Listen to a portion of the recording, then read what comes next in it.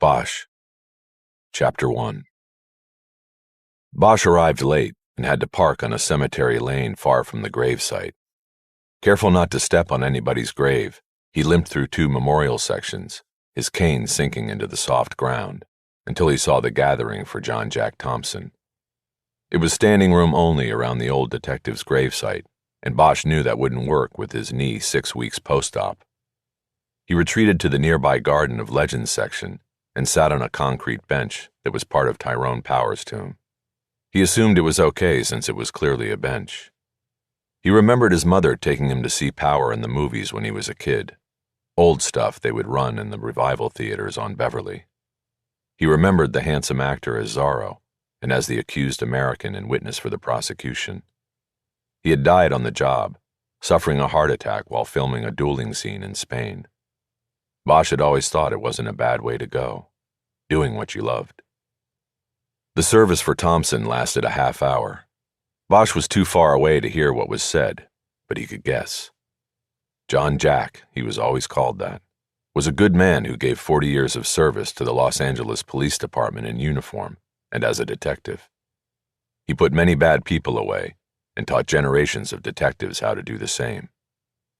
One of them was Bosch, paired with the legend as a newly minted homicide detective in Hollywood Division more than 3 decades earlier.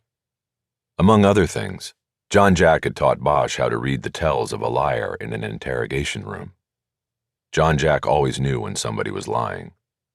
He once told Bosch it took a liar to know a liar, but never explained how he had come by that piece of wisdom.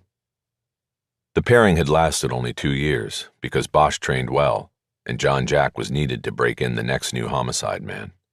But the mentor and student had stayed in touch through the years. Bosch spoke at Thompson's retirement party, recounting the time they were working a murder case, and John Jack pulled over a bakery delivery truck when he saw it turn right at a red light without first coming to a complete stop.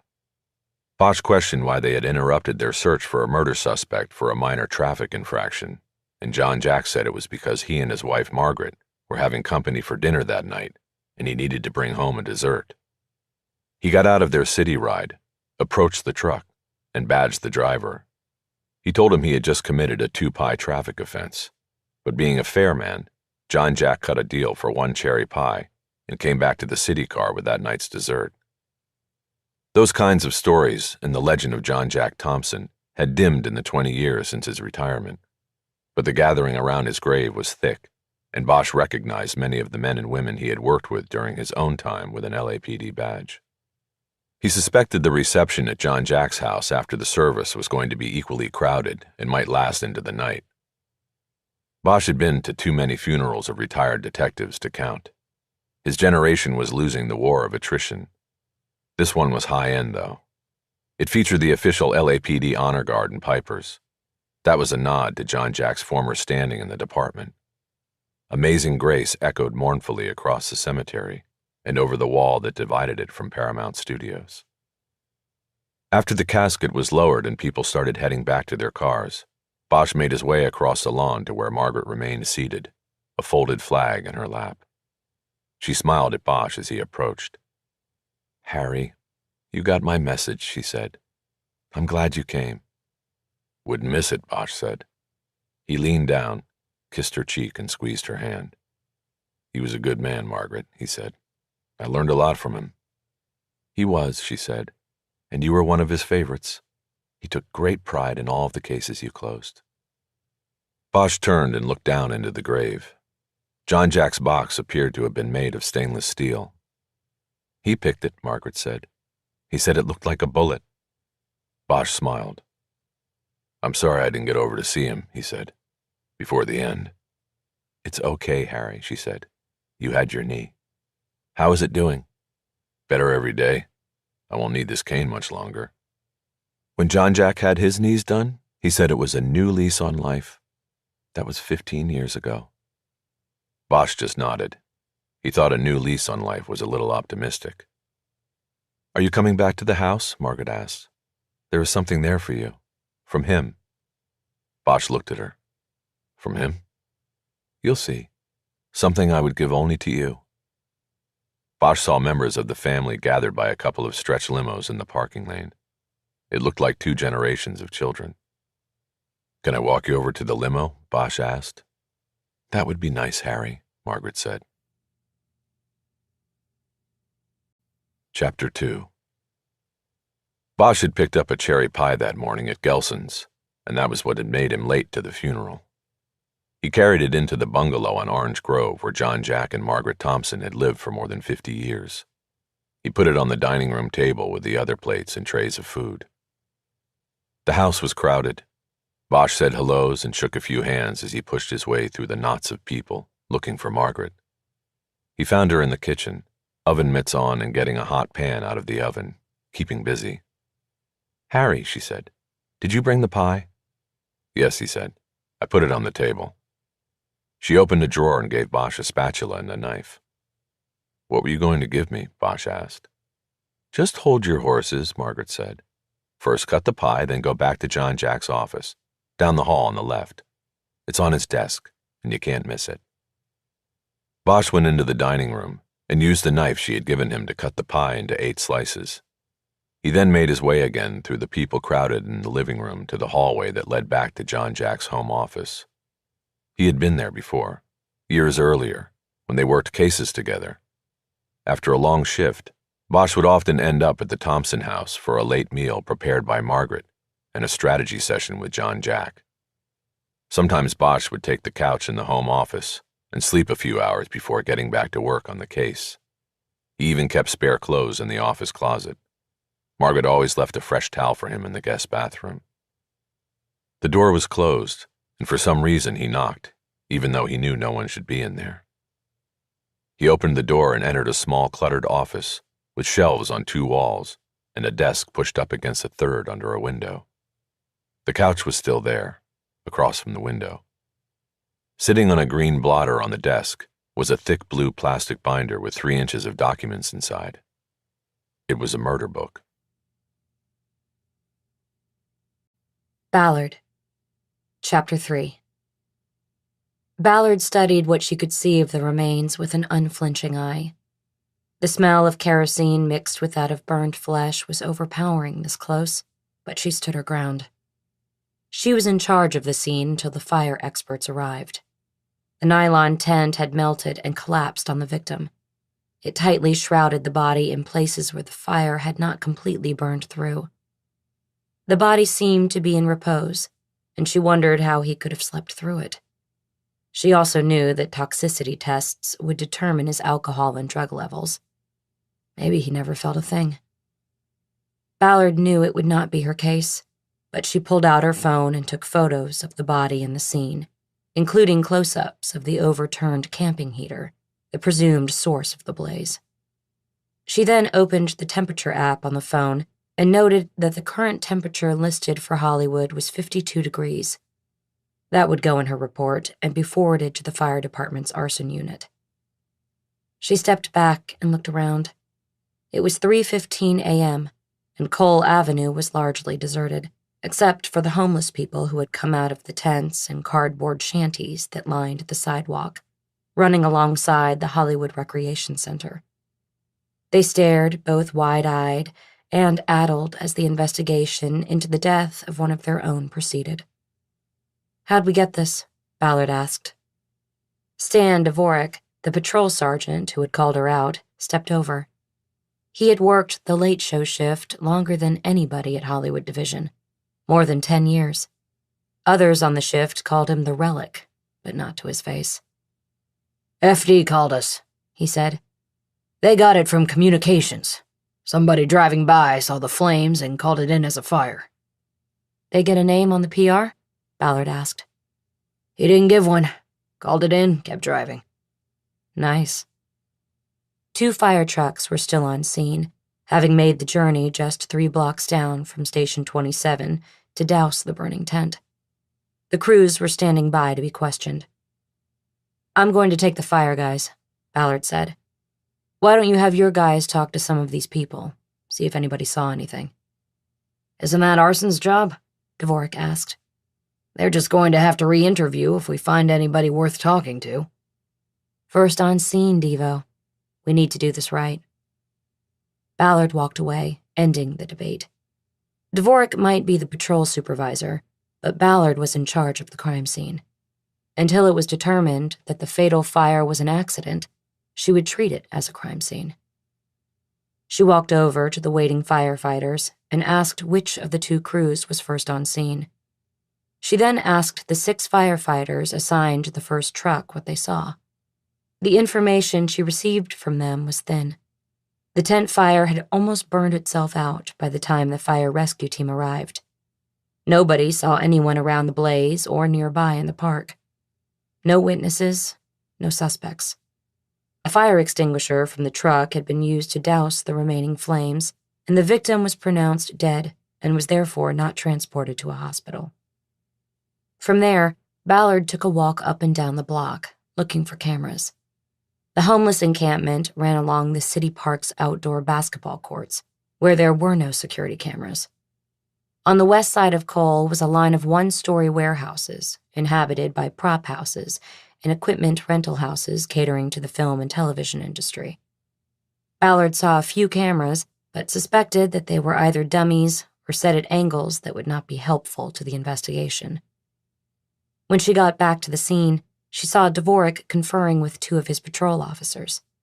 Ballard recognized them from the morning watch roll call at Hollywood Division. "Anything?" Ballard asked. "About what you'd expect," Dvorak said. "I didn't see nothing, I didn't hear nothing, I don't know nothing. Waste of time." Ballard nodded. "Had to be done," she said. "So where the fuck is Arson?" Dvorak asked. "I need to get my people back out." "Last I heard, in transit. They don't run 24 hours, so they had to roust a team from home." "Jesus. I'll be waiting out here all night. Did you roll the coroner out yet?" "On the way.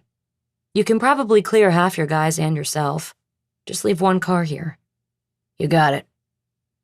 Dvorak went off to issue new orders to his officers. Ballard walked back to the immediate crime scene and looked at the tent that had melted over the dead man like a shroud. She was staring down at it when peripheral movement caught her eye. She looked up to see a woman and a girl climbing out of a shelter made of a blue plastic tarp tied to the fence that surrounded the basketball court. Ballard moved quickly to them and redirected them away from the body. "Honey, you don't want to go over there," she said. "Come this way." She walked them down the sidewalk to the end of the encampment. "What happened?" the woman asked. Ballard studied the girl as she answered. "Somebody got burned," she said. "Did you see anything? It happened about an hour ago." "We were sleeping," the woman said. "She's got school in the morning."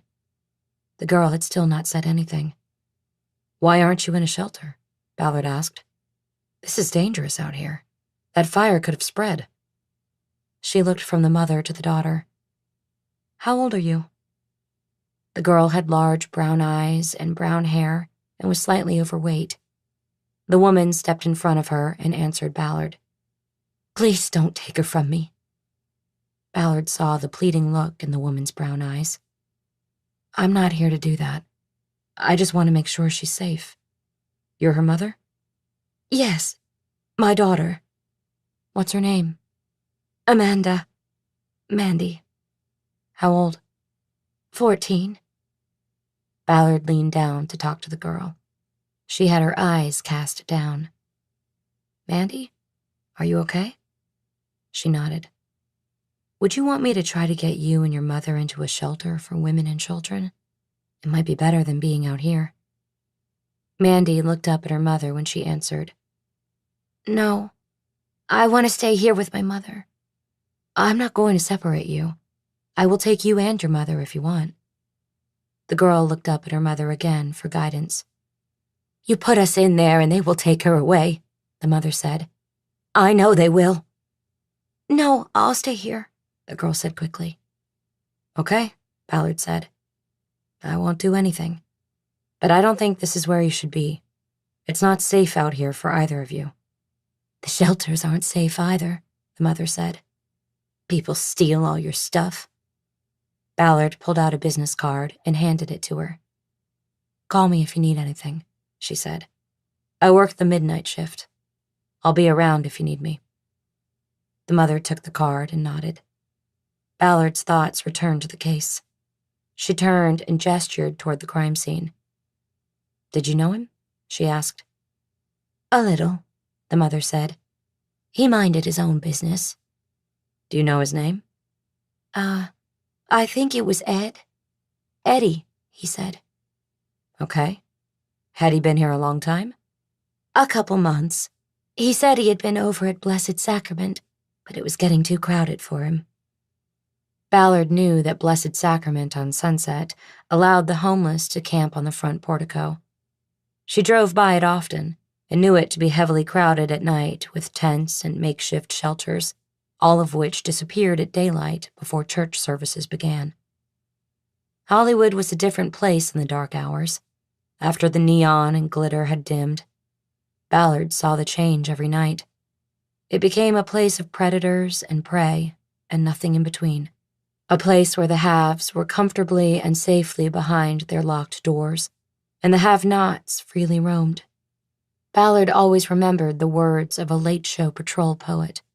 He called them human tumbleweeds, moving with the winds of fate.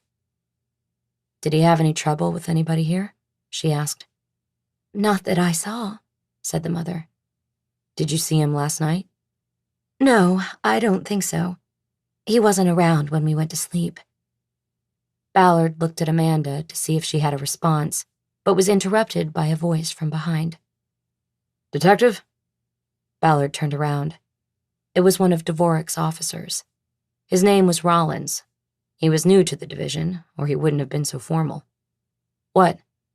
"The guys from Arson are here. Okay, I'll be right there." She turned back to the woman and her daughter. "Thank you," she said. "And remember, you can call me any time." As Ballard headed back toward the body and the men from Arson, she couldn't help remembering again that line about tumbleweeds.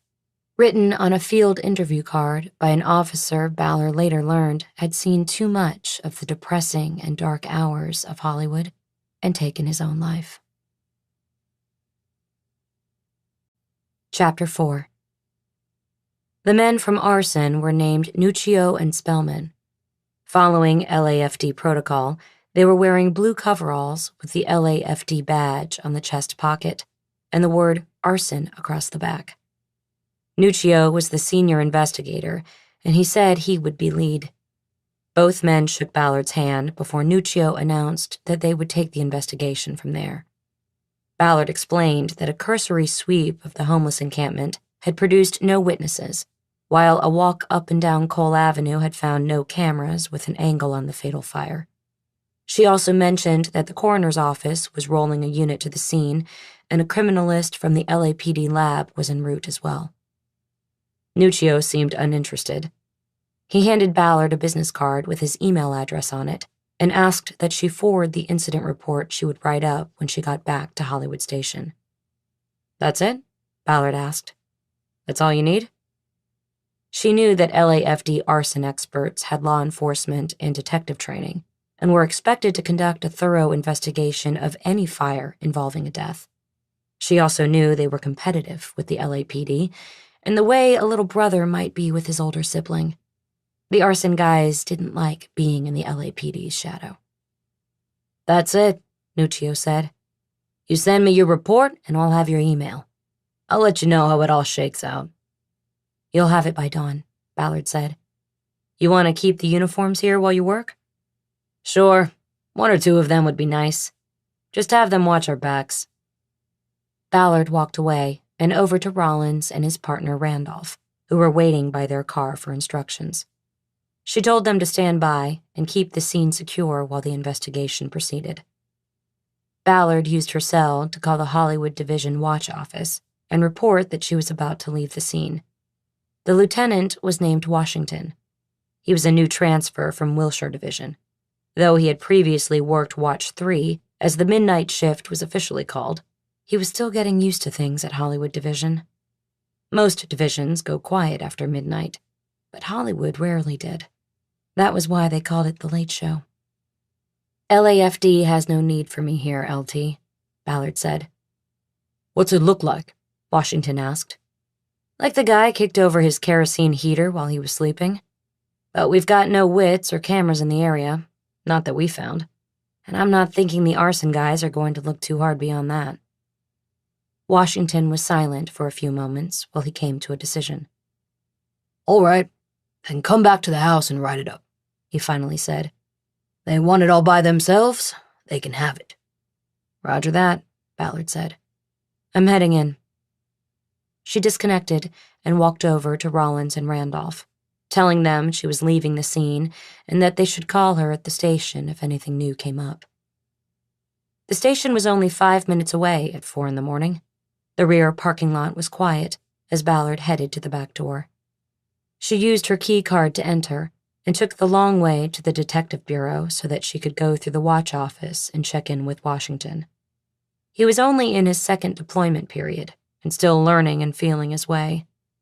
Ballard had been purposely wandering through the watch office 2 or 3 times a shift to make herself familiar to Washington. Technically, her boss was Terry McAdams, the division's detective lieutenant, but she almost never saw him because he worked days. In reality, Washington was her boots-on-the-ground boss, and she wanted to solidly establish the relationship. Washington was behind his desk, looking at his deployment screen, which showed the GPS locations of every police unit in the division. He was tall, African-American, with a shaved head. "How's it going?" Ballard asked. All quiet on the Western Front, Washington said. His eyes were squinted and holding on a particular point on the screen. Ballard pivoted around the side of his desk so she could see it too. "What is it?" she asked. I've got 3 units at Seward and Santa Monica, Washington said. I've got no call there. Ballard pointed. The division was divided into 35 geographic zones called reporting districts, and these were in turn covered by 7 basic car areas. At any given time, there was a patrol in each car area, with other cars belonging to supervisors like Sergeant Dvorak, who had division-wide patrol responsibilities. "You've got 3 basic car areas that are contiguous there," she said, "and that's where an all-night Morisco's truck parks. They can all code 7 there without leaving their zones." Got it, Washington said. Thanks, Ballard. Good to know. No problem. I'm going to go brew a fresh pot in the break room. You want a cup? Ballard, I might not know about that Morisco's truck out there, but I know about you. You don't need to be fetching coffee for me. I can get my own. Ballard was surprised by the answer and immediately wanted to ask what exactly Washington knew about her, but she didn't. "Got it," she said instead. She walked back down the main hall and then hooked a left down the hallway that led to the detective bureau. As expected, the squad room was deserted. Ballard checked the wall clock and saw that she had over 2 hours until the end of her shift. That gave her plenty of time to write up the incident report on the fire death. She headed to the cubicle she used in the back corner. It was a spot that gave her a full view of the room and anybody who came in. She had left her laptop open on the desk when she got the call out on the tent fire. She stood in front of the desk for a few moments before sitting down. Someone had changed the setting on the small radio she usually set up at her station. It had been changed from the KNX 1070 news station she usually had playing to KJazz 88.1. Someone had also moved her computer to the side, and a faded blue binder, a murder book, had been left front and center on the desk. She flipped it open, and there was a post-it on the table of contents. "Don't say I never gave you anything. B. P.S. Jazz is better for you than news." Ballard took the post-it off because it was covering the name of the victim. John Hilton. Date of birth, 1/17/66. Date of death, 8/3/90. She didn't need the table of contents to find the photo section of the book. She flipped several sections of reports over on the 3 steel loops and found the photos secured in plastic sleeves. The photos showed the body of the young man slumped across the front seat of a car, a bullet hole behind his right ear. She studied the photos for a moment, and then closed the binder. She pulled her phone, looked up a number, and called it, checking her watch as she waited. A man answered quickly and did not sound to Ballard as if he had been pulled from the depths of sleep. "It's Ballard. You were in here at the station tonight?" Yeah, I dropped by about an hour ago. You weren't there. "I was on a call. So where'd this murder book come from?" I guess you could say it's been missing in action. I went to a funeral yesterday, my first partner in homicide way back when. The guy who mentored me. He passed on and I went to the funeral, and then afterward at his house, his wife, his widow, gave me the book. She wanted me to return it, so that's what I did. I returned it to you. Ballard flipped the binder open again and read the basic case information above the table of contents. "George Hunter was your partner?" No, my partner was John Jack Thompson. This wasn't his case originally. "It wasn't his case, but when he retired, he stole the murder book." Well, I don't know if I'd say he stole it. "Then what would you say?" I'd say he took over the investigation of a case nobody was working. Read the chrono. You'll see it was gathering dust. The original case detective probably retired and nobody was doing anything with it. "When did Thompson retire?" January 2000. "Shit. And he had it all this time? Almost 20 years. That's the way it looks. That's really bullshit." Look, I'm not trying to defend John Jack, but the case probably got more attention from him than it ever would have in the open unsolved unit. They mainly work just DNA cases over there, and there's no DNA in this one. It would have been passed over and left to gather dust if John Jack hadn't taken it with him. "So you know there's no DNA? And you checked the chrono?" Yeah, I read through it. I started when I got home from the funeral, then took it to you as soon as I finished. "And why did you bring it here?" Because we had a deal. Remember? We work cases together. "So you want to work this together?" Well, sort of. What's that mean? I've got some stuff going on. Medical stuff, and I don't know how much. What medical stuff? I just got a new knee, and, I have rehab, and there might be a complication. So I'm not sure how much I can be involved. "You're dumping this case on me. You changed my radio station and dumped the case on me." No, I want to help, and I will help. John Jack mentored me. He taught me the rule, "What rule?" to take every case personally. "What?" Take every case personally, and you get angry. It builds a fire. It gives you the edge you need to go the distance every time out. Ballard thought about that. She understood what he was saying, but knew it was a dangerous way to live and work. He said every case? Every case. "So you just read this cover to cover?" Yes. Took me about 6 hours. I had a few interruptions. I need to walk and work my knee. "What's the part in it that made it personal for John Jack?" I don't know. I didn't see it. But I know he found a way to make every case personal.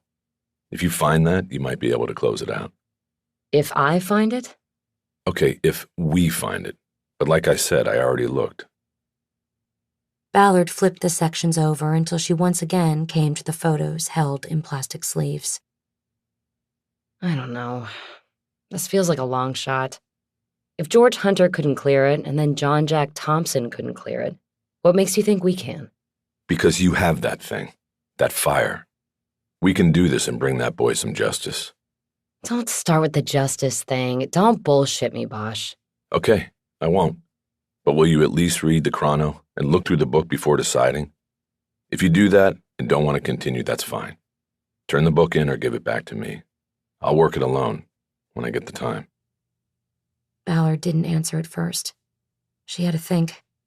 She knew that the proper procedure would be to turn the murder book into the open unsolved unit, explain how it had been found after Thompson's death, and leave it at that. But as Bosch had said, that move would probably result in the case being put on a shelf to gather dust. She looked at the photos again.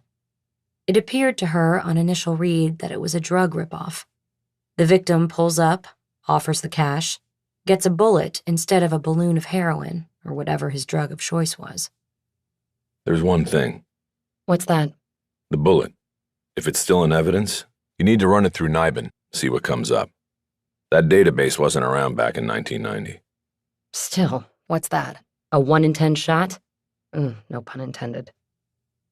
She knew the national database held the unique ballistic details of bullets and cartridge casings found at crime scenes, but it was far from a complete archive. Data on a bullet had to be entered for that bullet to become part of any comparison process, and most police departments, including the LAPD, were behind in the entering process. Still, the bullet archive had been around since the start of the century, and the data grew larger every year. It's better than no shot. Ballard didn't reply. She looked at the murder book and ran a fingernail up the side of the thick sheaf of documents it contained, creating a ripping sound. Okay, I'll read it. Good. Let me know what you think. Bosch. Chapter 5. Bosch quietly slipped into the back row of the Department 106 courtroom, drawing the attention of the judge only, who made a slight nod in recognition. It had been years, but Bosch had had several cases before Judge Paul Falcone in the past. He had also woken the judge up on more than one occasion while seeking approval for a search warrant in the middle of the night. Bosch saw his half-brother, Mickey Haller, at the lectern located to the side of the defense and prosecution tables. He was questioning his own witness.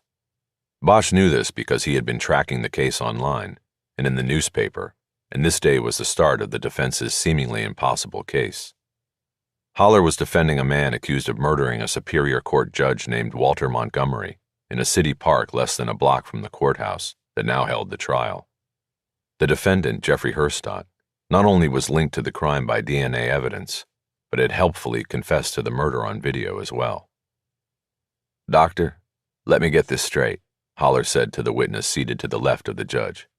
"Are you saying that Jeffrey's mental issues put him in a state of paranoia where he feared physical harm might come to him if he did not confess to this crime?" The man in the witness box was in his 60s and had white hair and a full beard that was oddly darker. Bosch had missed his swearing in and did not know his name. His physical appearance and professorial manner conjured the name Freud in Harry's mind. "That is what you get with schizoaffective disorder," Freud responded. "You have all the symptoms of schizophrenia, such as hallucinations, as well as of mood disorders like mania, depression, and paranoia.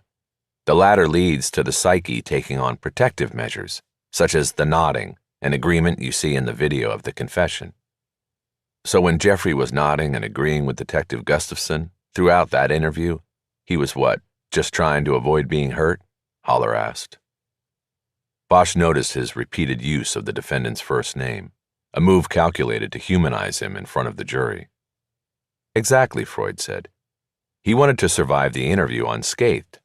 Detective Gustafson was an authority figure who held Jeffrey's well-being in his hands. Jeffrey knew this, and I could see his fear on the video.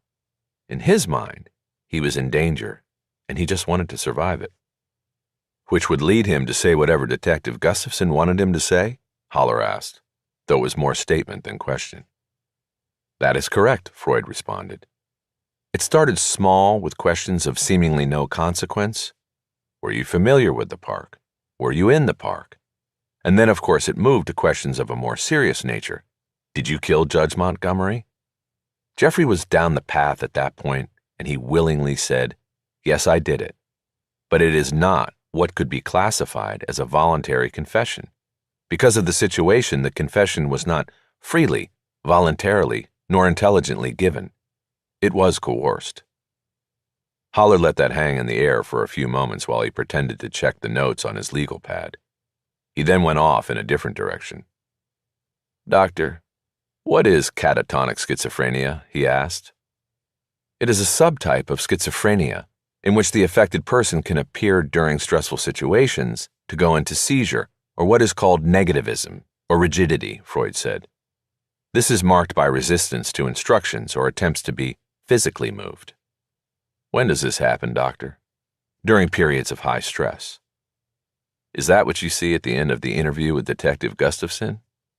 "Yes, it is my professional opinion that he went into seizure unbeknownst at first to the detective." Haller asked Judge Falcone if he could replay this part of the taped interview conducted with Hurstadt. Bosch had already seen the tape in its entirety because it had become public record after the prosecution introduced it in court, and it was subsequently posted on the internet. Haller played the part beginning at the 20-minute mark, where Herstadt seemed to shut down physically and mentally. He sat frozen, catatonic, staring down at the table. He didn't respond to multiple questions from Gustafson, and the detective soon realized that something was wrong. Gustafson called EMTs, who arrived quickly. They checked Herstadt's pulse, blood pressure, and blood oxygen levels and determined he was in seizure. He was transported to the County USC Medical Center, where he was treated and held in the jail ward. The interview was never continued. Gustafson already had what he needed, Herstadt on video saying, "I did it."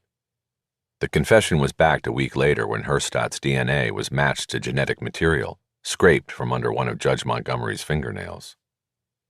Haller continued his questioning of his psychiatric expert after the video ended. "What did you see there, doctor?" "I saw a man in catatonic seizure." "Triggered by what?" "It's pretty clear it was triggered by stress. He was being questioned about a murder that he had admitted to, but in my opinion didn't commit. That would build stress in anyone, but acutely so in a paranoid schizophrenic." "And doctor, did you learn during your review of the case file that Jeffrey had suffered a seizure just hours before the murder of Judge Montgomery?" "I did. I reviewed the reports of an incident that occurred about 90 minutes before the murder, in which Jeffrey was treated for seizure at a coffee shop." "And do you know the details of that incident, doctor?" "Yes. Jeffrey apparently walked into a Starbucks and ordered a coffee drink and then had no money to pay for it. He had left his money and wallet at the group home. When confronted by the cashier about this, he became threatened and went into seizure. EMTs arrived and determined he was in seizure." "Was he taken to a hospital?" "No, he came out of seizure and refused further treatment. He walked away."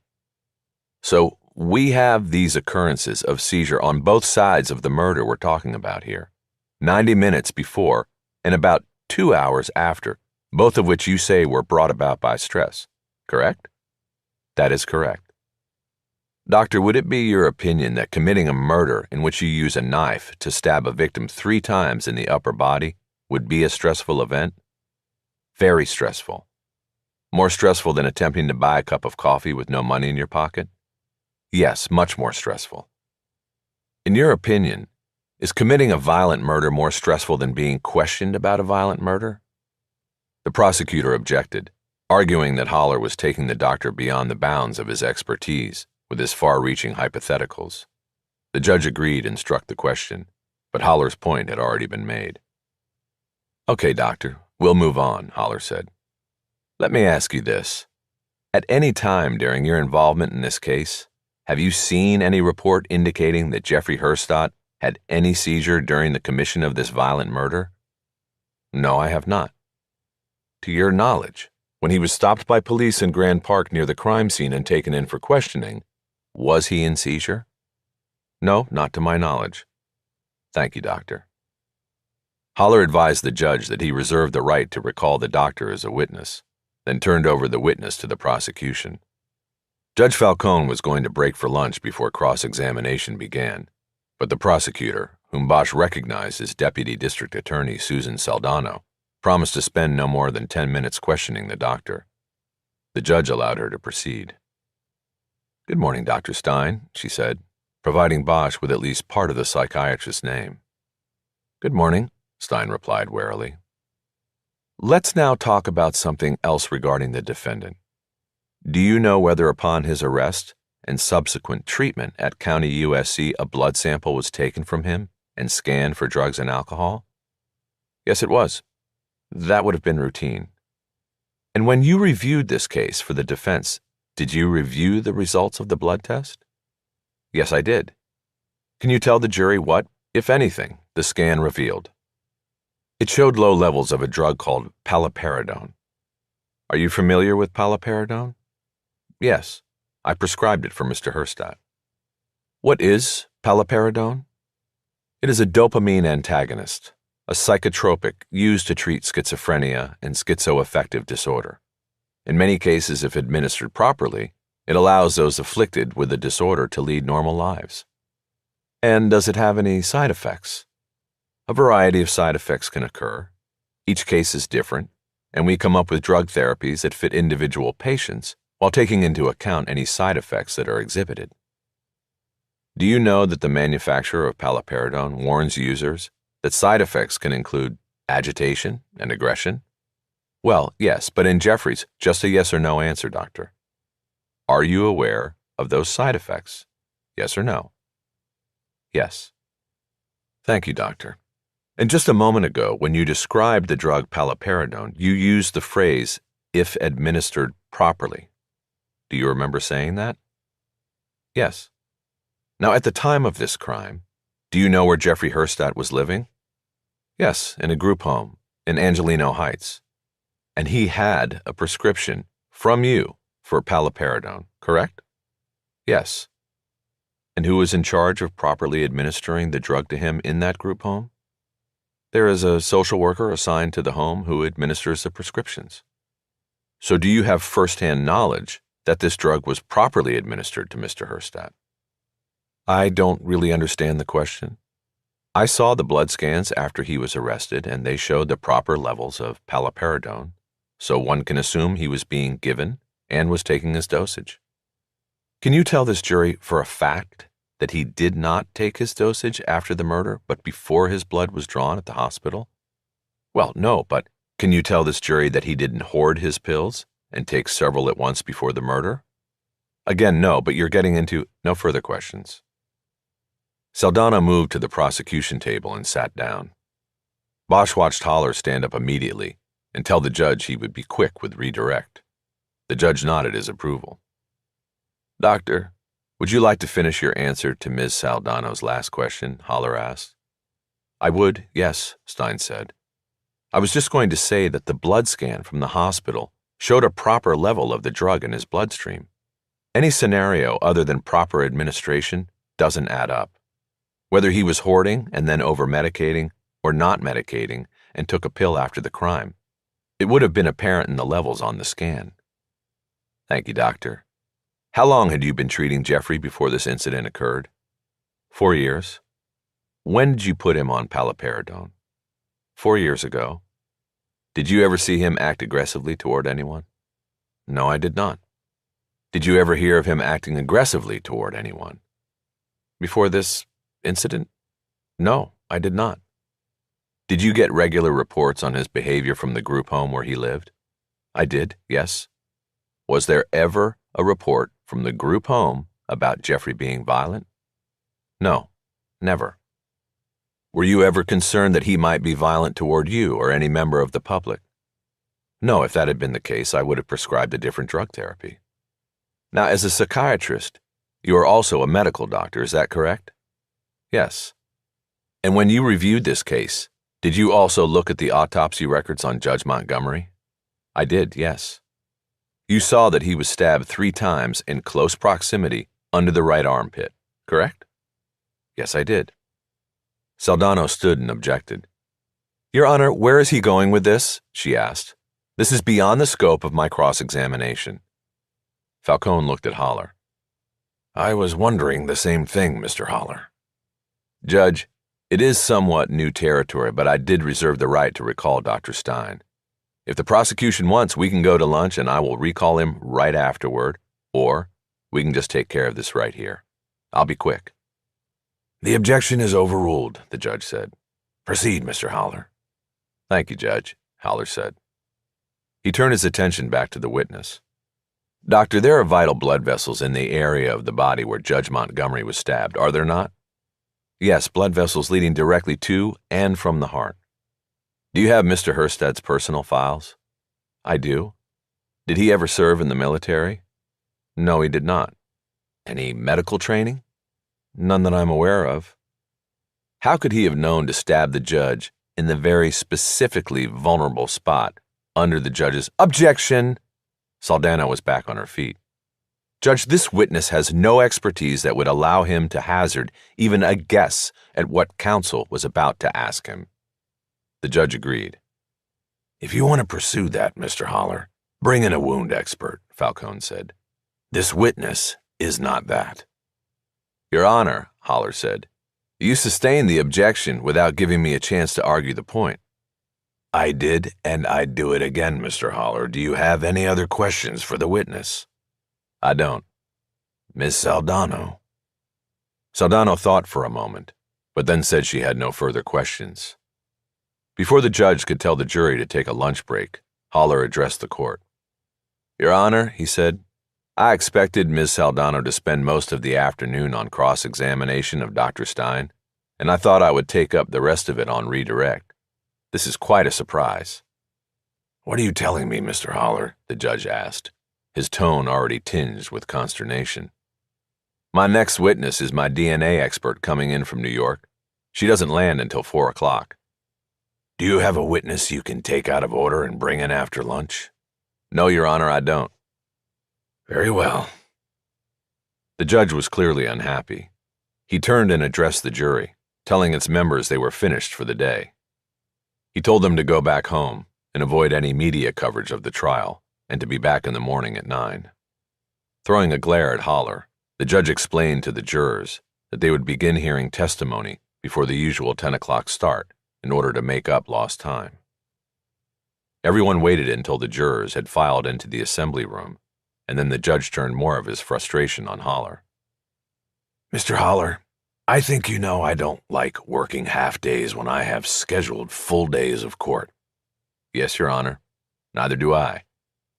You should have brought your witness in yesterday so that she would be available no matter how things progressed in the case. Yes, Your Honor, but that would have meant paying for another night in a hotel, and as the court knows, my client is indigent, and I was appointed to the case by the court at significantly reduced fees. My request to the court administrator to bring my expert in a day earlier was denied for financial reasons. Mr. Holler, that's all well and good, but there are highly qualified DNA experts right here in Los Angeles. Why is it necessary to fly your expert in from New York? That was the first question that had come to Bosch's mind as well. Well, Judge, I don't really think it would be fair for me to have to reveal defense strategy to the prosecution, Holler said. But I can say that my expert is at the top of the game in her specialty field of DNA analysis, and that this will become apparent when she testifies tomorrow. The judge studied Holler for a long moment, seemingly trying to decide whether to continue the argument. Finally, he relented. Very well, he said. Court is adjourned until 9 o'clock tomorrow. Have your witness ready at that time, Mr. Holler, or there will be consequences. Yes, Your Honor. The judge got up and left the bench. Chapter 6. Where do you want to go? They were in the back of Holler's Lincoln. Doesn't matter, Bosch said. Somewhere private. Quiet. You hear that tracks closed down? Holler asked. Really? I loved that place. Loved going to Union Station. I already miss it. It was my go-to place during trial. It was there 20 years. In this town, that says something. Holler leaned forward and spoke to his driver. Stace, take us over to Chinatown, he said. The little jewel. You got it, the driver said. Holler's driver was a woman, and Bosch had never seen that before. Holler had always used former clients to drive the Lincoln, men paying off their legal fees. He wondered what Stace was paying off. She was mid-40s, black, and looked like a schoolteacher, not someone drawn from the streets, as Holler's drivers usually were. So what did you think? Holler asked. About the trial, Bosch replied. You scored your points about the confession. Is your DNA expert going to be that good?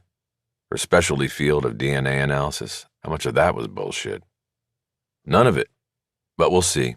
She's good, but I don't know if she's good enough. And she's really coming in from New York? I told you, none of it was bullshit. So what's she going to do? Attack the lab? Say they blew it? Bosch was tired of that defense. It may have worked for O.J. Simpson, but that was a long time ago, and there were so many other factors involved in that case. Big factors. The science of DNA was too good. A match was a match. If you wanted to knock it down, you needed something other than to attack the science. I don't know what she's going to say, Holler said. That's our deal. She'll never shill. She calls them like she sees them. Well, like I told you, I've been following the case, Bosch said. Knocking down the confession is one thing, but DNA's another. You need to do something. You have the case file with you? Most of it. All the trial prep. It's in the trunk. Why? I was thinking I could take a look at it for you. If you want, I mean. No promises. Just that something didn't seem right in there when I was watching. Something was poking at me. With the testimony? What?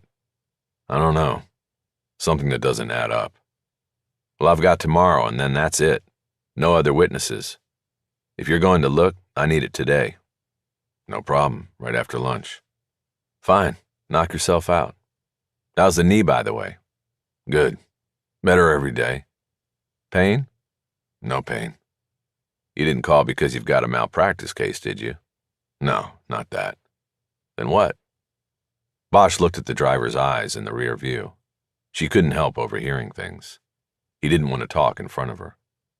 Wait till we sit down, he said. Sure, Holler said. The Little Jewel was in Chinatown, but it didn't serve Chinese food.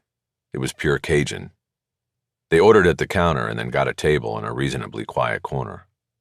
Bosch had gone with the shrimp po' boy sandwich. Holler had ordered the fried oyster po' boy and paid for both.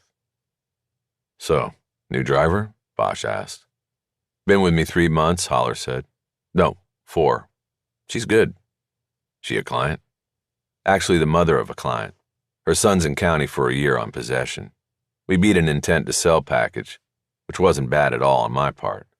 Mom said she'd work off the fees driving. You're all heart. Man's got to pay the bills. We're not all happy-go-lucky pensioners like you. Yeah, that's me, all right. Holler smiled. He had successfully represented Bosch a few years earlier when the city tried to pull his pension. In this case, Bosch said, Herstadt, how'd you end up being appointed? I thought you didn't handle murder cases anymore.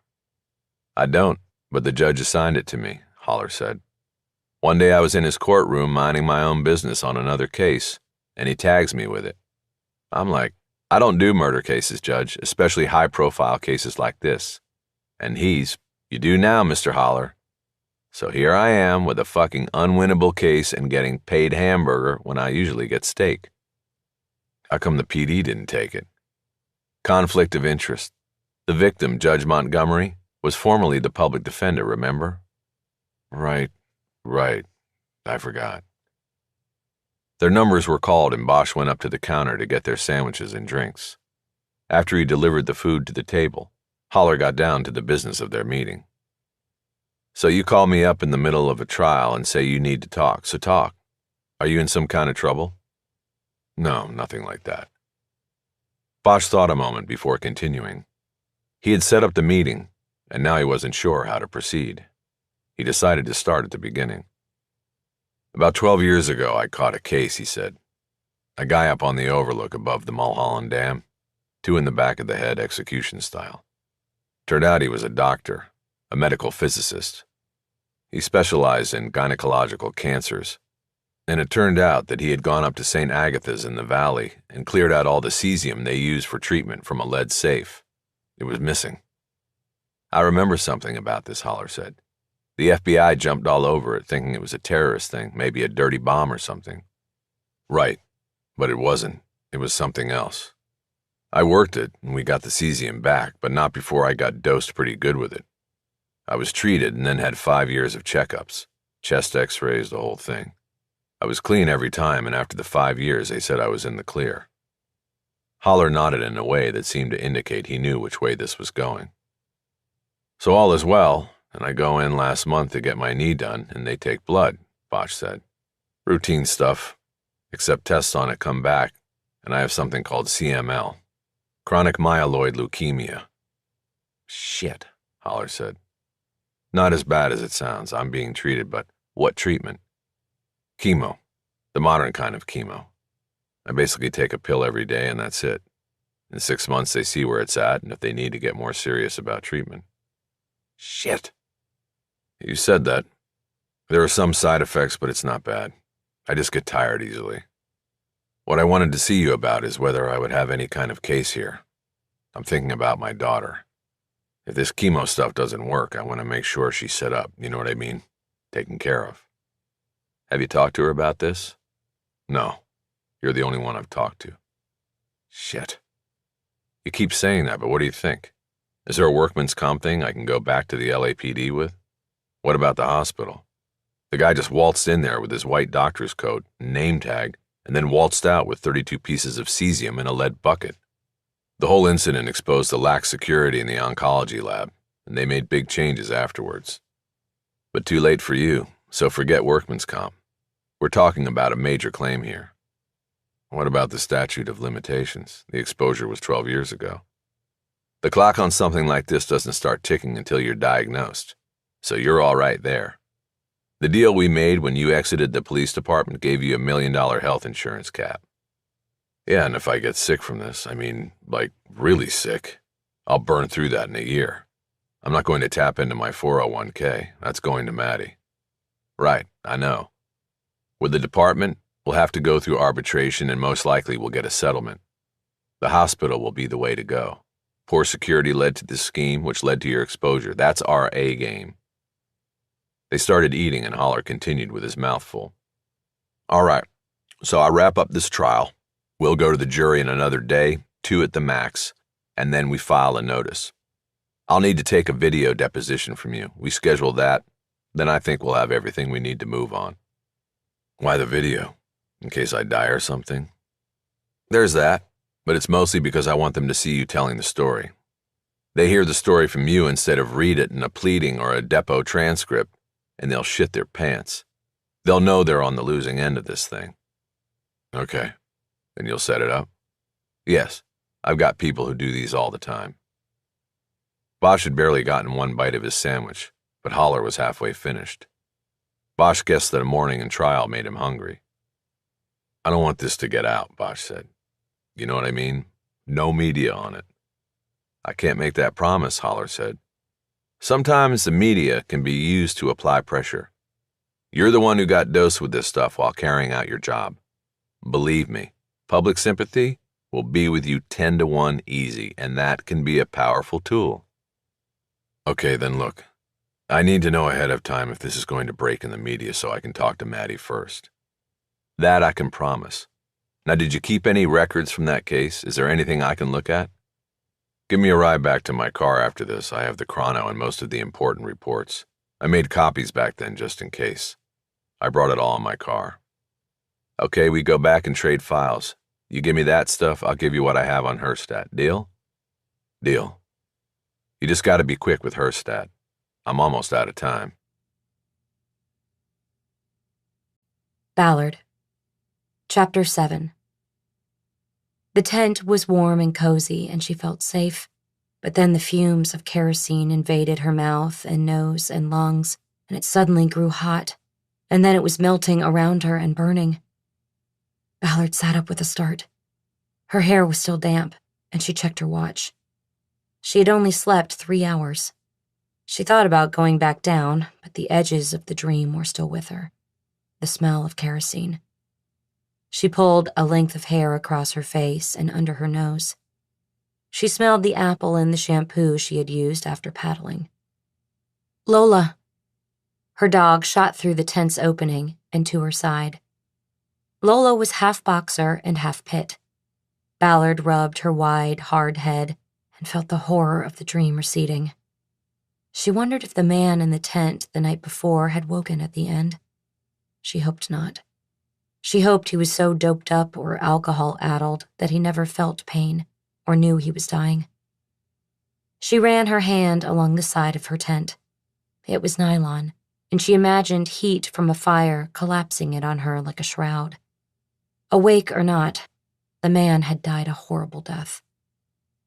She pulled her phone out of her backpack and checked for messages. No calls or texts, just an email from Nuccio, the arson investigator, saying he had received her report and he would send her his reports in turn when completed. He said that he and his partner had determined the death was accidental and that the victim remained unidentified because whatever ID he had with him in the tent had burned. Ballard put the phone away. Let's take a walk, girl. Ballard climbed out of the tent with her backpack and looked around. She was 30 yards from the Rose Avenue lifeguard stand, but it looked empty. There was nobody in the water. It was too cold for that. "Aaron?" she called. The lifeguard poked his curly-haired head up over the sill of the stand, and she wondered whether he had been up there sleeping on the bench. She pointed to her tent and the paddleboard on the sand next to it. "You watch my stuff? I'm going to get coffee." Aaron gave her the thumbs up. "You want anything?" Aaron turned his thumb down. Ballard pulled a leash out of one of the zippered pockets on the backpack and snapped it onto Lola's collar, then headed toward the line of restaurants and tourist stores that lined the beach walk, 100 yards from the ocean. She carried the backpack over one shoulder. She went to Groundwork on Westminster, got a latte, and grabbed a table in the back corner where she could work without drawing attention from other patrons. Lola slid under the table and found a comfortable spot to lie down. Ballard opened the backpack and pulled out her laptop and the murder book Bosch had left for her. This time, she decided not to jump around in the book. The first section was most important anyway. It was the chronological record. It was basically a case diary, where the detectives assigned the case described all their moves and the steps taken during the investigation. Before starting her read, she opened the laptop and ran the names George Hunter and his partner Maxwell Tallis through the LAPD personnel computer and determined that both detectives were long retired, Hunter in 1996 and Tallis the year after. It appeared that Hunter had since died, but Tallis was still receiving a pension. This was valuable information, because if she decided to do a thorough re-examination of the Hilton murder, she should try to talk to him about what he remembered of the case. She closed the laptop and opened up the murder book. She started reading the chrono from the first entry, the call-out. Hunter and Tallis were at their desks at Hollywood Detectives on a Friday morning when alerted that patrol officers had come upon a car parked in an alley behind a row of shops off Melrose Avenue and the 101 freeway overpass. The detectives responded along with teams from the crime scene unit and the coroner's office. The victim was a white male, tentatively identified as John Hilton, 24 years old, by the driver's license found in the wallet on the floor of the 1988 Toyota Corolla. The photo on the license appeared to match the face of the man lying on his right side across the front seats and center console of the car. A computer check of the name and birth date on the DL determined that this Hilton was not the scion of a hotel family, but an ex-con who had been released a year earlier from a state prison after serving 30 months for drug possession and burglary convictions. As lead detective, George Hunter had composed all of the early entries of the chrono, signing each one with his initials. These gave Ballard a good insight into how the investigation was initially focused. As she had surmised on her first quick overview of the book, the investigation took its cue from the victim's prior history of drug abuse and petty crime. Hunter and Tallis clearly believed that this had been a drug ripoff and that Hilton had been murdered for as little as the price of a single hit of heroin. Ballard now handled all calls for a detective on the midnight shift, but her previous posting had been as a homicide detective, working specialty cases out of the downtown police headquarters. While the department's look-the-other-way sexual politics and systemic misogyny had caused her transfer to the lesser assignment, her skills as a homicide investigator had not deteriorated. Bosch had recognized this and tapped into it when they had crossed paths on a case the previous year. They had agreed to work cases together in the future, even if off the record and below department radar. Bosch was retired and an outsider, no longer encumbered by LAPD rules and procedure. Ballard was not retired, but she was certainly out of sight and out of mind on the midnight shift. That made her both an insider and an outsider. All of her homicide skills now told her this was most likely an impossible case. An $80 drug ripoff that had ended with a bullet nearly 30 years before. There might have been something here that stuck in John Jack Thompson's craw and lit his fire, but whatever that was would be long gone now. She first began to suspect that Hilton was a snitch, perhaps a snitch for Thompson, which was why the detective took an active interest in the case, even though he was not assigned to it. She took a notebook out of her backpack. The first thing she wrote down was a question for Bosch. How many other murder books did JJT steal? It was an important question, because it went to the level of dedication to this case. Bosch was right. If she could figure out why Thompson took this particular murder book, she might be able to zero in on a motive and then a suspect. But as described in the early entries of the chronology, this was a pedestrian murder, if there was such a thing, that would have been nearly impossible to solve at the time, let alone 29 years later.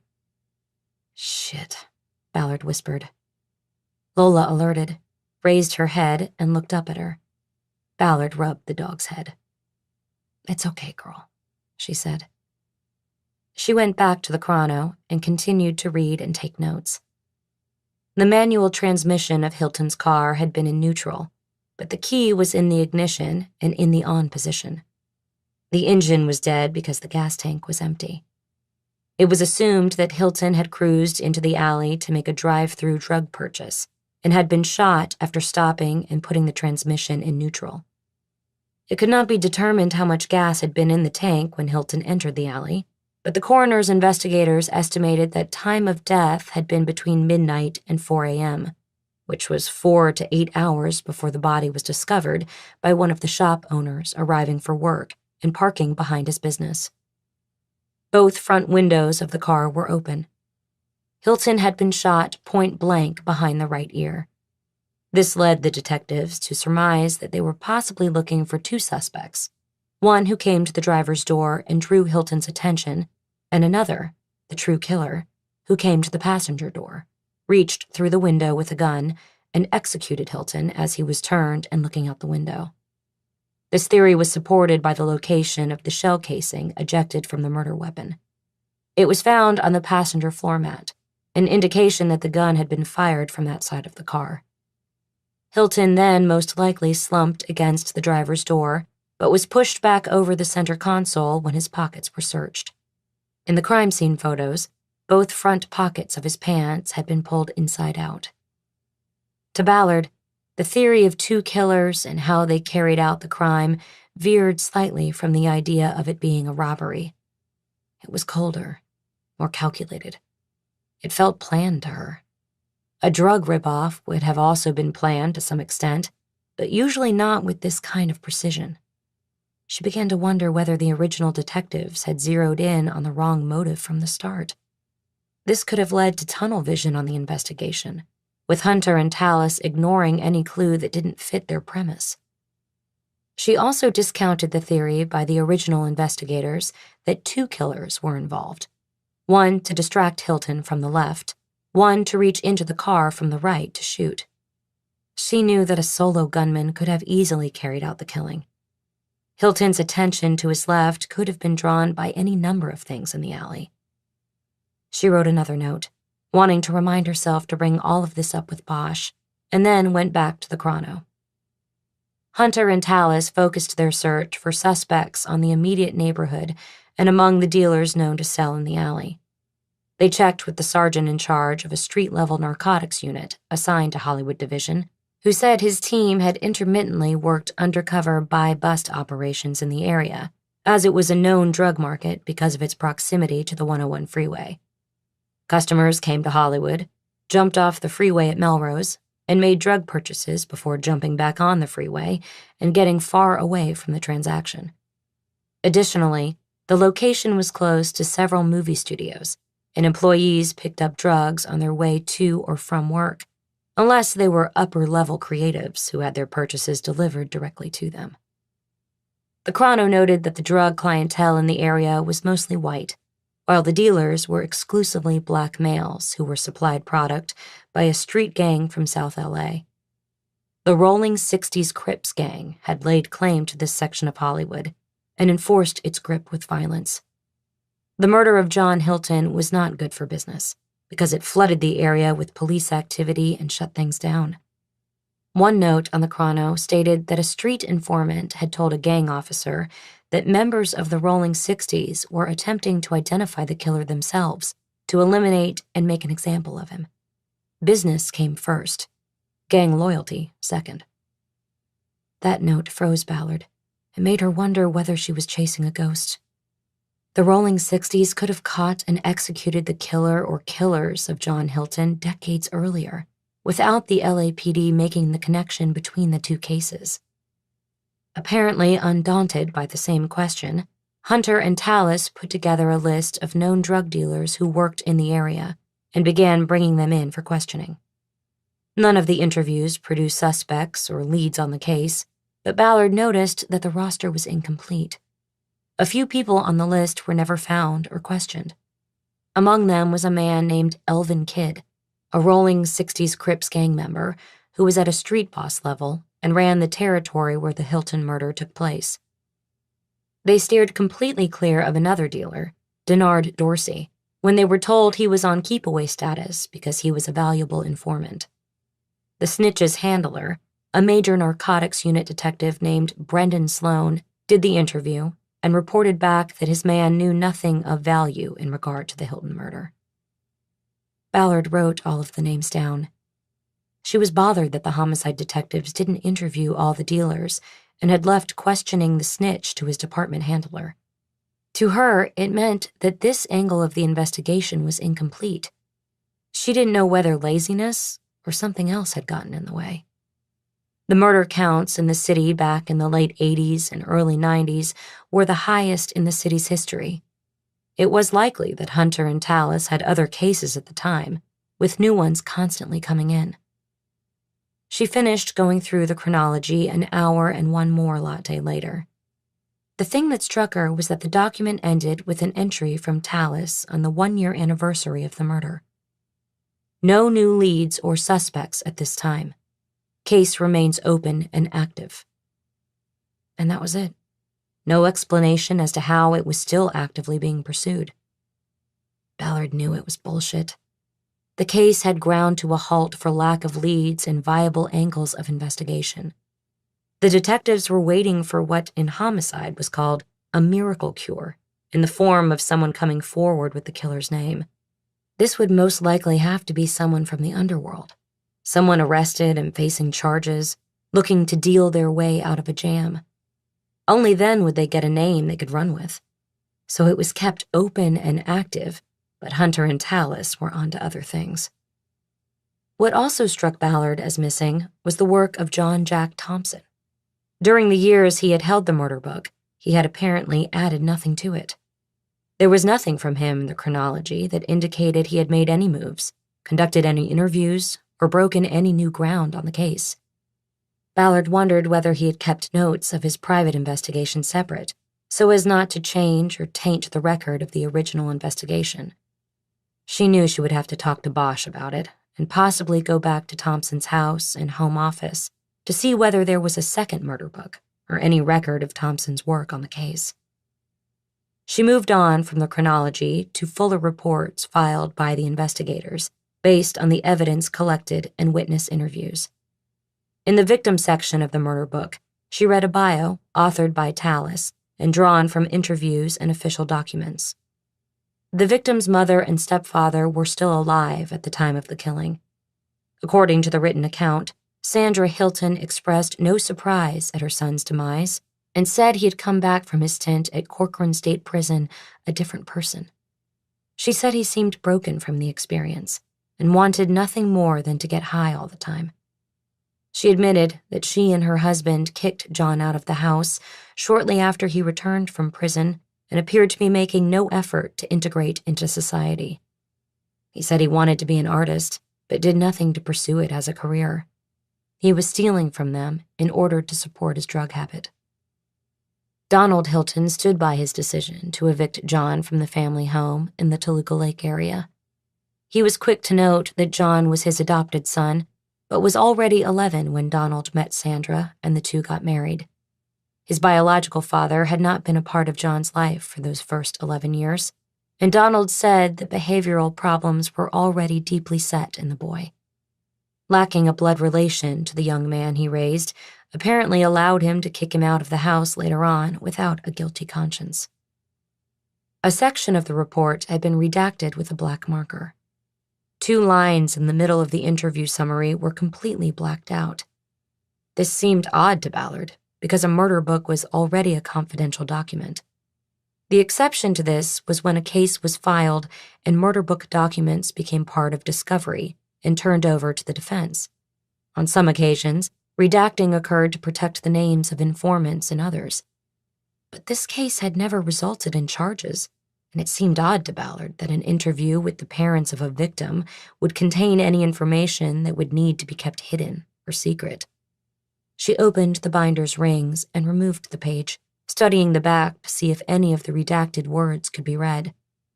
Unable to make anything out, she put the page at the front of the binder to remind herself of the anomaly every time she opened the book. What information had been redacted from the case file?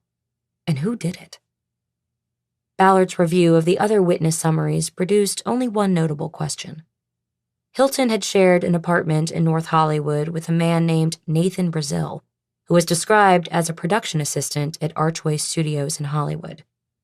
Ballard knew the studio was on Melrose Avenue near Paramount, and near where Hilton was murdered. Brazil told the investigators that he was working the night of the murder on a film production, and Hilton had dropped by the guarded entrance to the studio and asked for him. Brazil did not get the message until hours later, and by then, Hilton was gone. Presumably, he left the studio and proceeded down Melrose to the alley where he was shot and killed. Brazil told investigators that it was unusual for Hilton to come to his workplace. It had never happened before, and he didn't know why Hilton did so or what he wanted. It was another mystery within the mystery that Hunter and Tallis had not solved. Ballard looked at her notes. She had written down the names of several people she would have to run down and interview, if they were still alive. Maxwell Tallis, Donald Hilton, Sandra Hilton, Thompson widow, Vincent Pilkey, dealer, Denard Dorsey, dealer snitch, protected, Brendan Sloan, narcotics, Elvin Kidd, Nathan Brazil, roommate. Ballard knew that John Jack Thompson's widow was alive, as well as presumably Maxwell Tallis. Brendan Sloan was still around as well. Sloan, in fact, was well known to her. He had risen from narcotics detective to deputy chief in the 29 years since the Hilton murder. He was in charge of West Bureau. Ballard had never met him, but since Hollywood Division fell under West Bureau's command, Sloan was technically her boss. Ballard's back was stiffening. It was a combination of a tough morning paddle into strong headwinds, a lack of sleep, and the hard wooden chair she had been sitting on for 2 hours. She closed the murder book, deciding to leave the remaining pages and reports for later.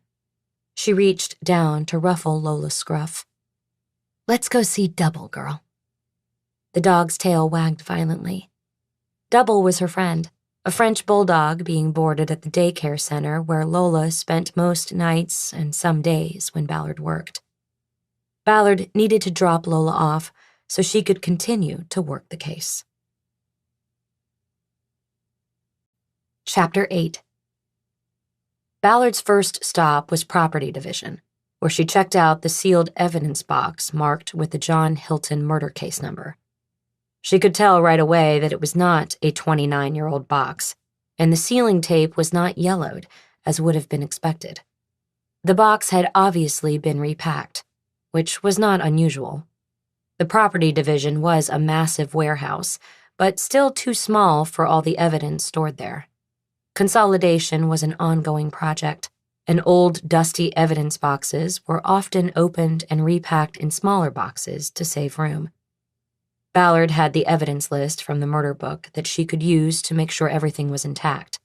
The victim's clothes, personal belongings, etc. She was primarily looking for 2 things: the expended bullet retrieved from Hilton's body during autopsy, and the casing retrieved from the floor of his car. She checked the sign-out sheet on the box and saw that, other than the repackaging that had taken place 6 years earlier, the box had apparently not been opened since it was placed in property by the original 2 detectives, Hunter and Tallis, nearly 3 decades before. This would generally not be unusual because no suspects had ever been developed, so there was no reason to analyze collected evidence in regard to a potential killer. Hunter and Tallis had collected the evidence and had a list of the box's contents in the murder book. They knew firsthand what they had. They had seen it and held it. However, what Ballard did find curious was that John Jack Thompson, when he took possession of the murder book and apparently started working the case, had never gone to property and pulled the box. He had never checked out the physical evidence. It was literally the first move Ballard had made. Yes, she had the property list from the murder book, but she still wanted to see the evidence. It was a visceral thing, like an extension of the crime scene photos. It brought her close to the case, closer to the victim, and she could not see pulling and working a case without this necessary step. Yet Thompson, the mentor to 2 generations of detectives, had apparently chosen not to. Ballard put the question aside and started going through the contents of the box, checking them off against the list from the murder book, and studying each piece of clothing and every item gathered from the Corolla.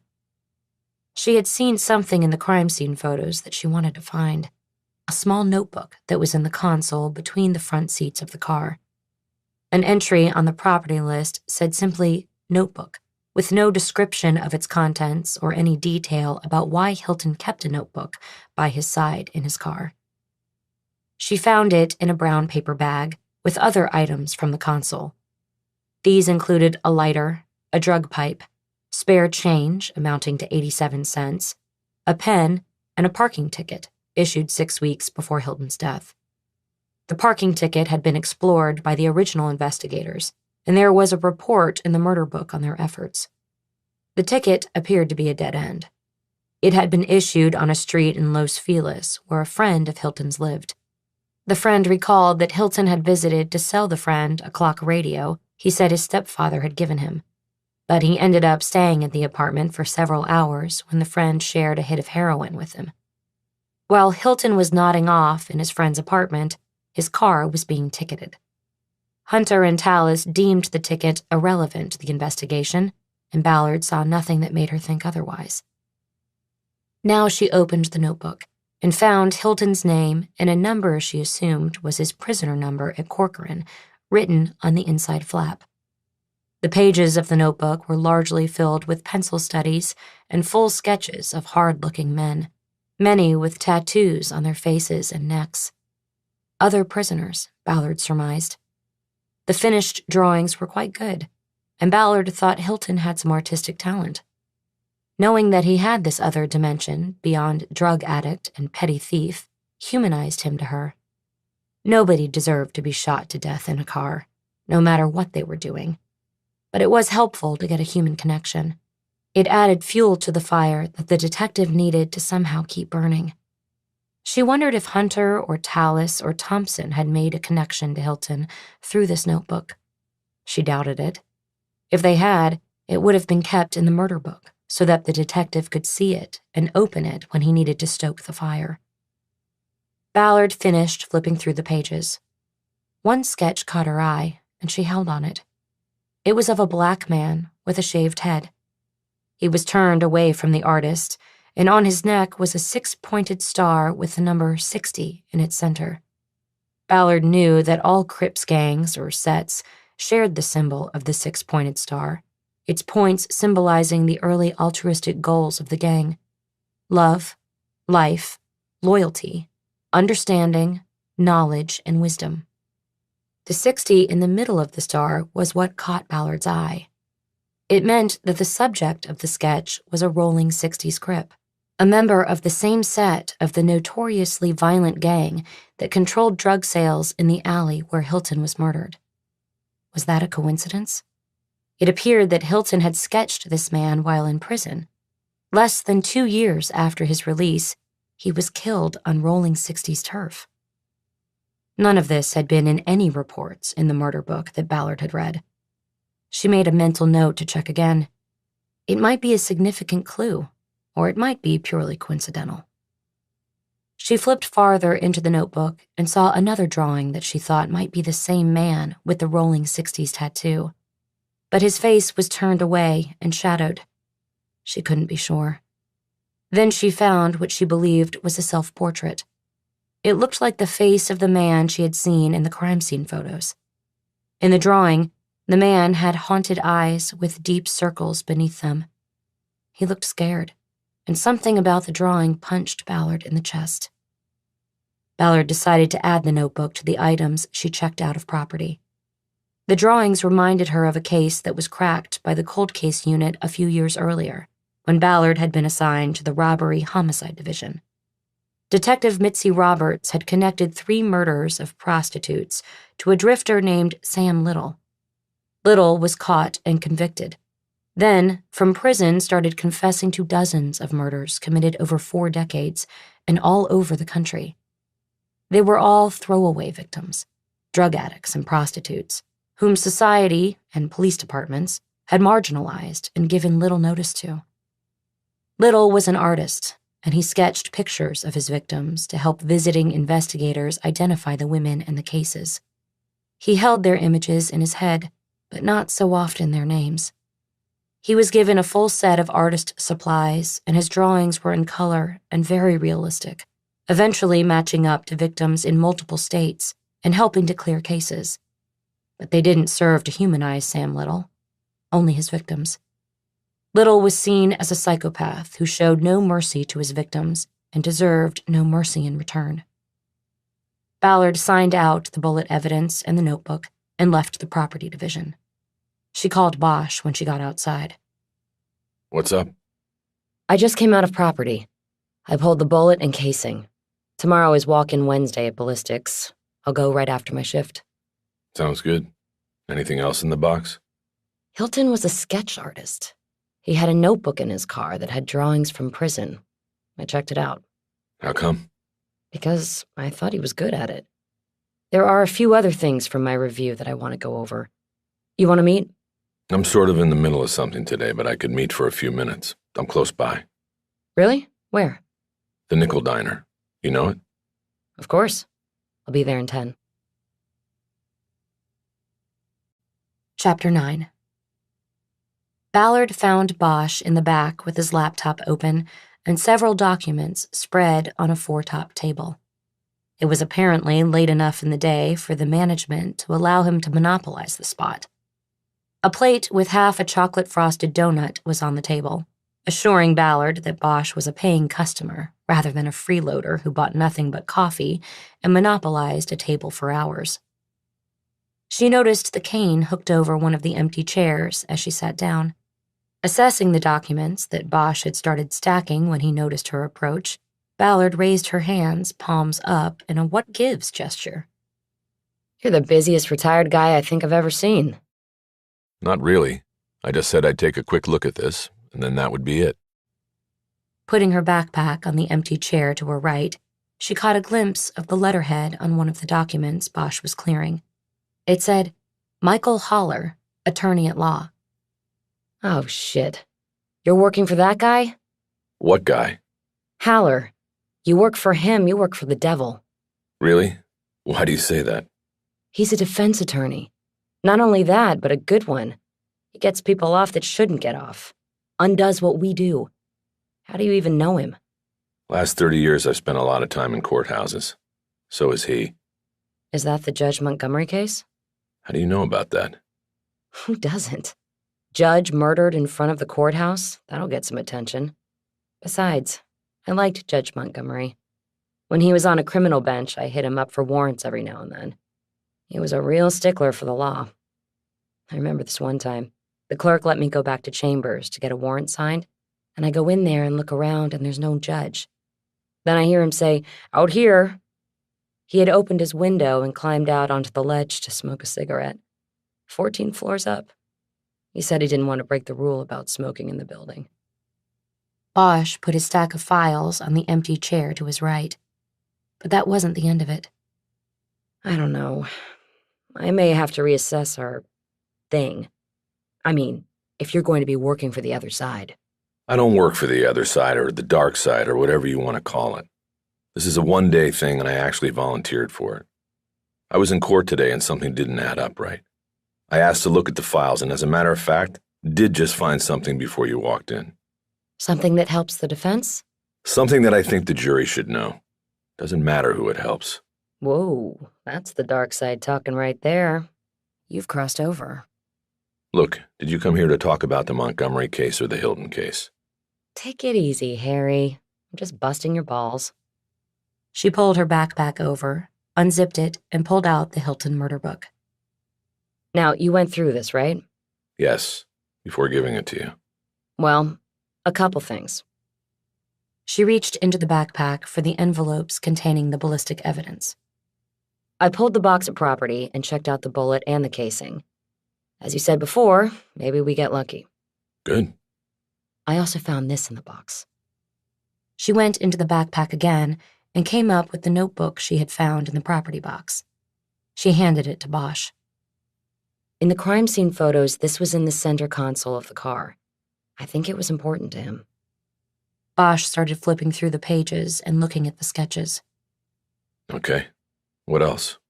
Well, that's it from property. But I think what I didn't find there is worth noting. And it's where you come into the picture. You want to explain that? John Jack Thompson never pulled the evidence in the case. She read Bosch's reaction as the same as hers. If Thompson was working the case, he would have pulled the box at property and seen what he had.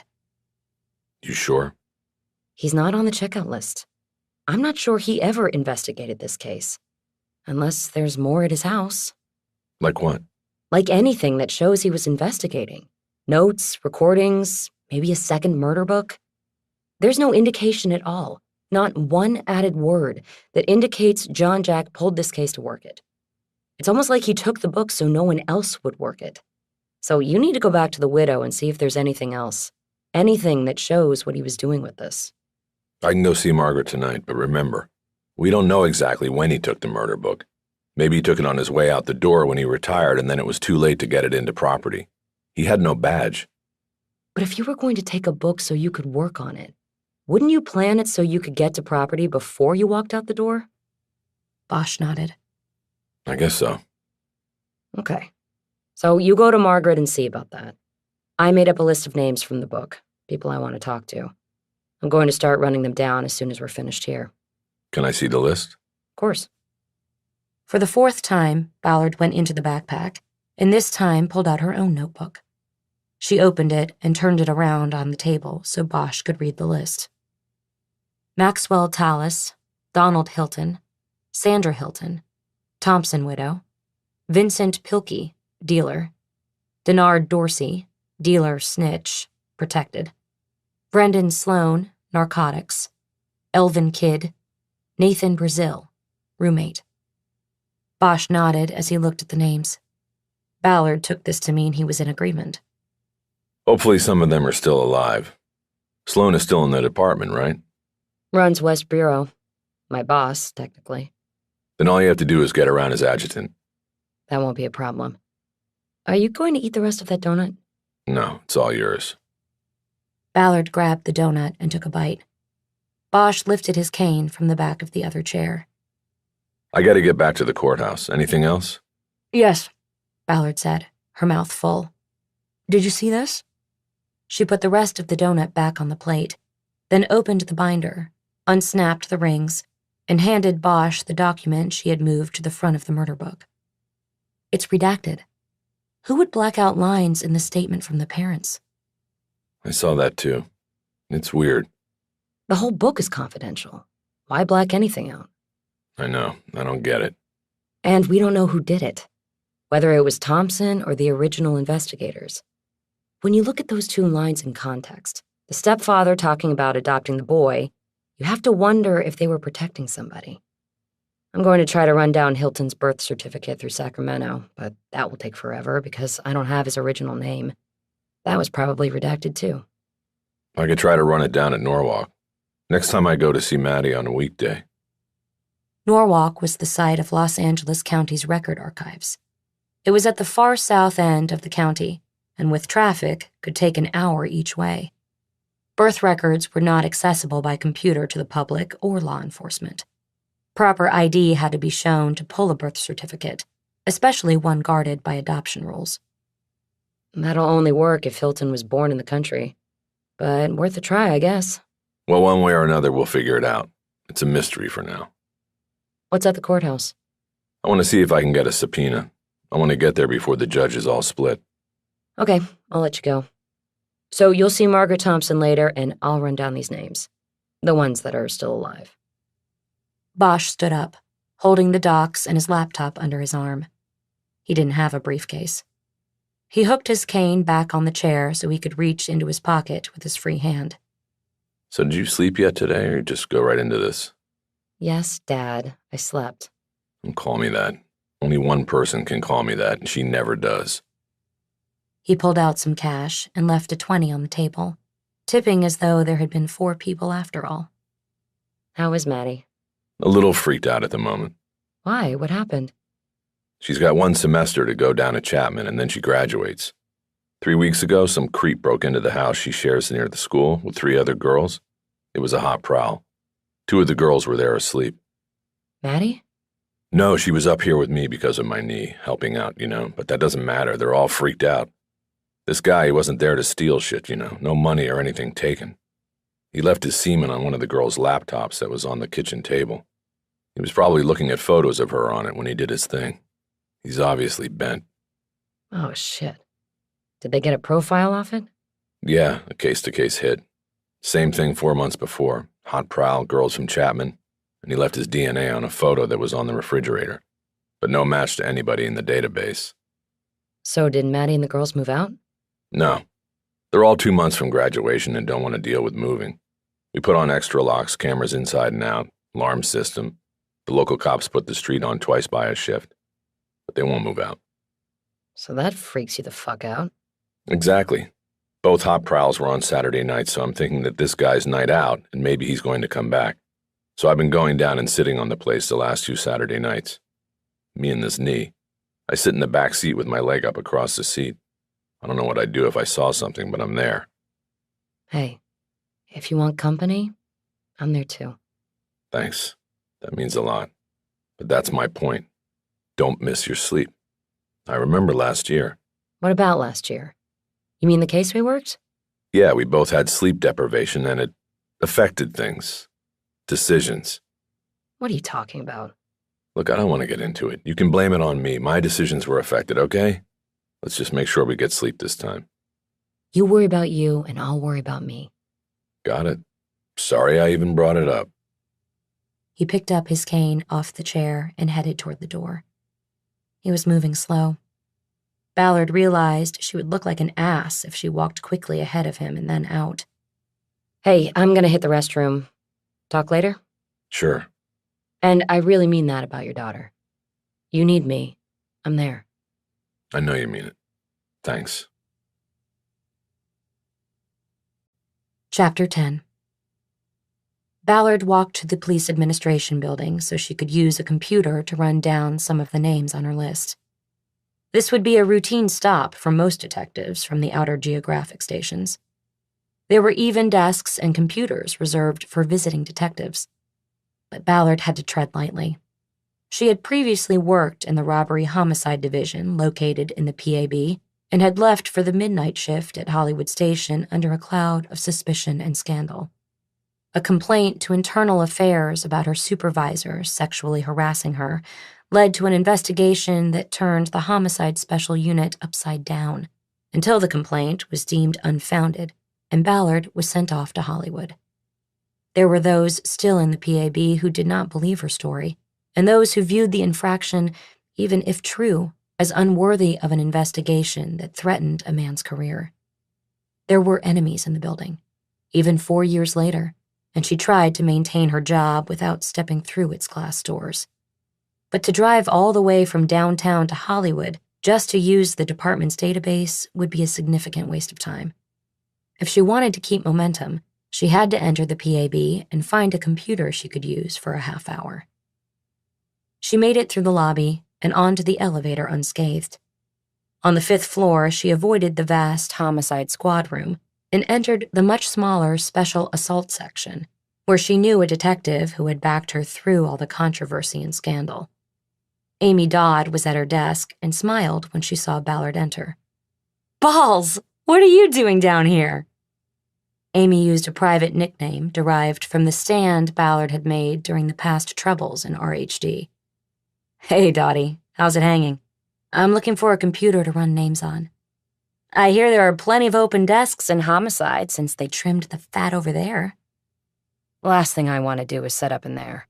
Might get stabbed in the back again." Amy pointed to the workstation next to hers. "That one's empty." Ballard hesitated, and Amy read her. "Don't worry, I won't talk your ear off. Do your work. I have court calls to make anyway." Ballard sat down and went to work, putting her password into the department database and then opening her notebook to the list of names from the Hilton case. She quickly located a driver's license for Maxwell Tallis in Coeur d'Alene, Idaho, which was not a welcome piece of information.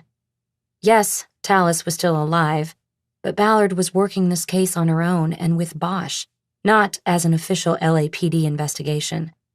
An out-of-town trip was not in the equation. It meant she would have to reach Tallis by phone. This was disappointing, because face-to-face interviews were always preferable.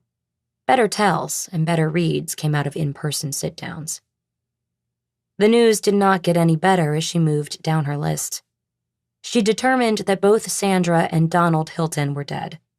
They had passed, Donald in 2007 and Sandra in 2016, without knowing who had killed their son or why, without any justice for his life and their loss. To Ballard, it didn't matter that John Hilton had been a drug addict and criminal. He had talent, and with that, he had to have had dreams. Dreams of a way out of the life he was trapped in. It made Ballard feel that if she didn't find justice for him, no one ever would. Next on the list was Margaret Thompson, and Bosch was handling that. Vincent Pilkey was the next name, and it was another dead end. Pilkey was one of the dealers whom Hunter and Tallis never connected with to interview, and now she never would either. Pilkey was listed as deceased in 2008. He was only 41 at the time, and Ballard assumed he met an untimely death by violence or overdose, but she could not determine it from the records she was accessing. Ballard's luck changed with the next name down. Denard Dorsey, the dealer Hunter and Tallis did not talk to because he was also a snitch for major narcotics.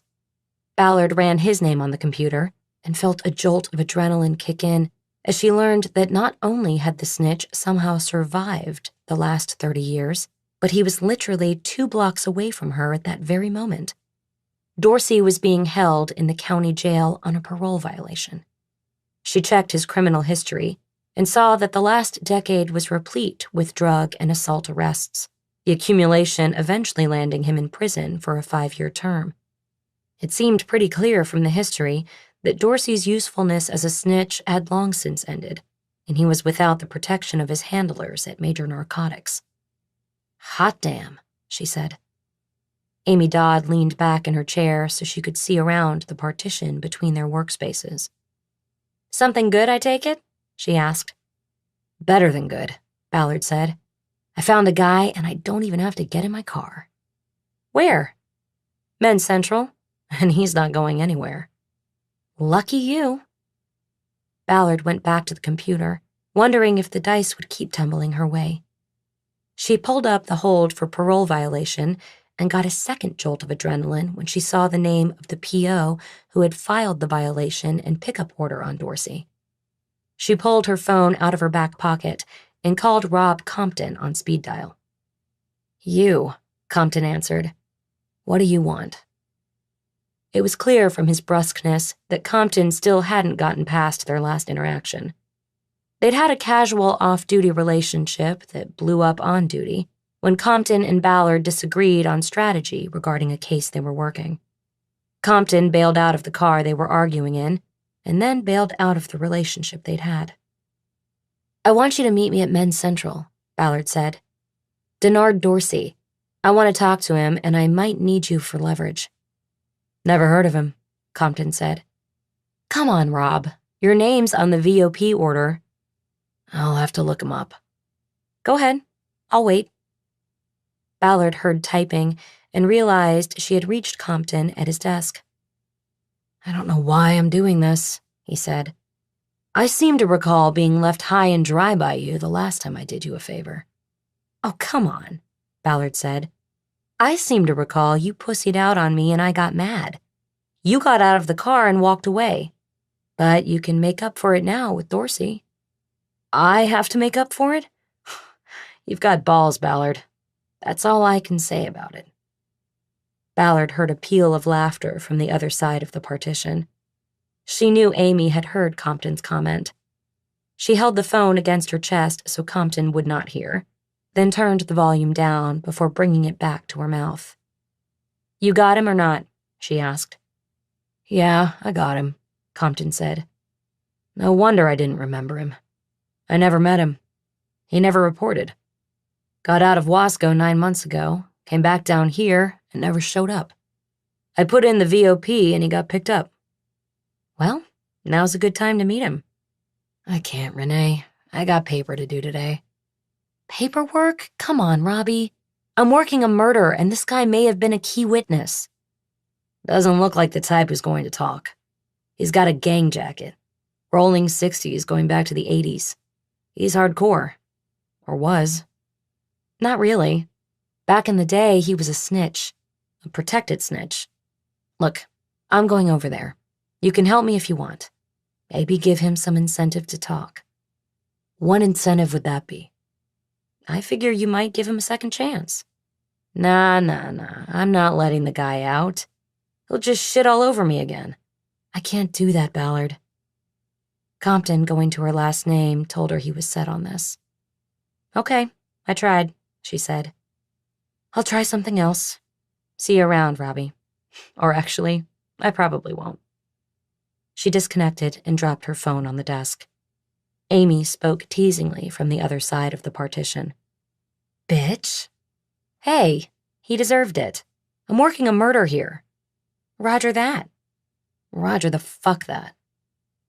Ballard's plan was to go over to Men's Central, but first she finished the rundown on the names on her list. After Brendan Sloan, whose whereabouts she already knew, came Elvin Kidd, the Rolling 60s street boss at the time of the murder, and Nathan Brazil, John Hilton's roommate. Both were still alive, and Ballard got addresses for them from the DMV computer. Kidd lived out in Rialto in San Bernardino County, and Brazil was in West Hollywood. Ballard was curious about Kidd. Now nearly 60 years old, he had moved far away from Rolling 60s Crips turf, and his interactions with the justice system seemed to have stopped almost 20 years before. There had been arrests and convictions and prison time, but then it appeared that Kidd either started to fly below the radar with his continuing illegal pursuits or found the straight and narrow life. The latter possibility would not have been all that unusual. There were not that many old gangsters on the street. Many never got out of their 20s alive. Many were incarcerated with life sentences, and many simply grew out of gang life after realizing only the first two alternatives awaited them. In checking Kidd's record, she came across a possible connection to Hilton. Both had spent time at Corcoran State Prison, with what looked like a 16-month overlap in the late 1980s when they were both there. Hilton was finishing his sentence while Kidd was starting his. His term ended 13 months after Hilton was released.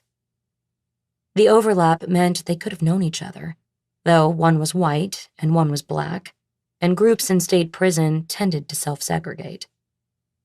Ballard went on to the California Department of Corrections database and downloaded photos of Kidd taken each year at the prisons where he was incarcerated. She was immediately hit with the charge of recognition when the photos from Corcoran came up.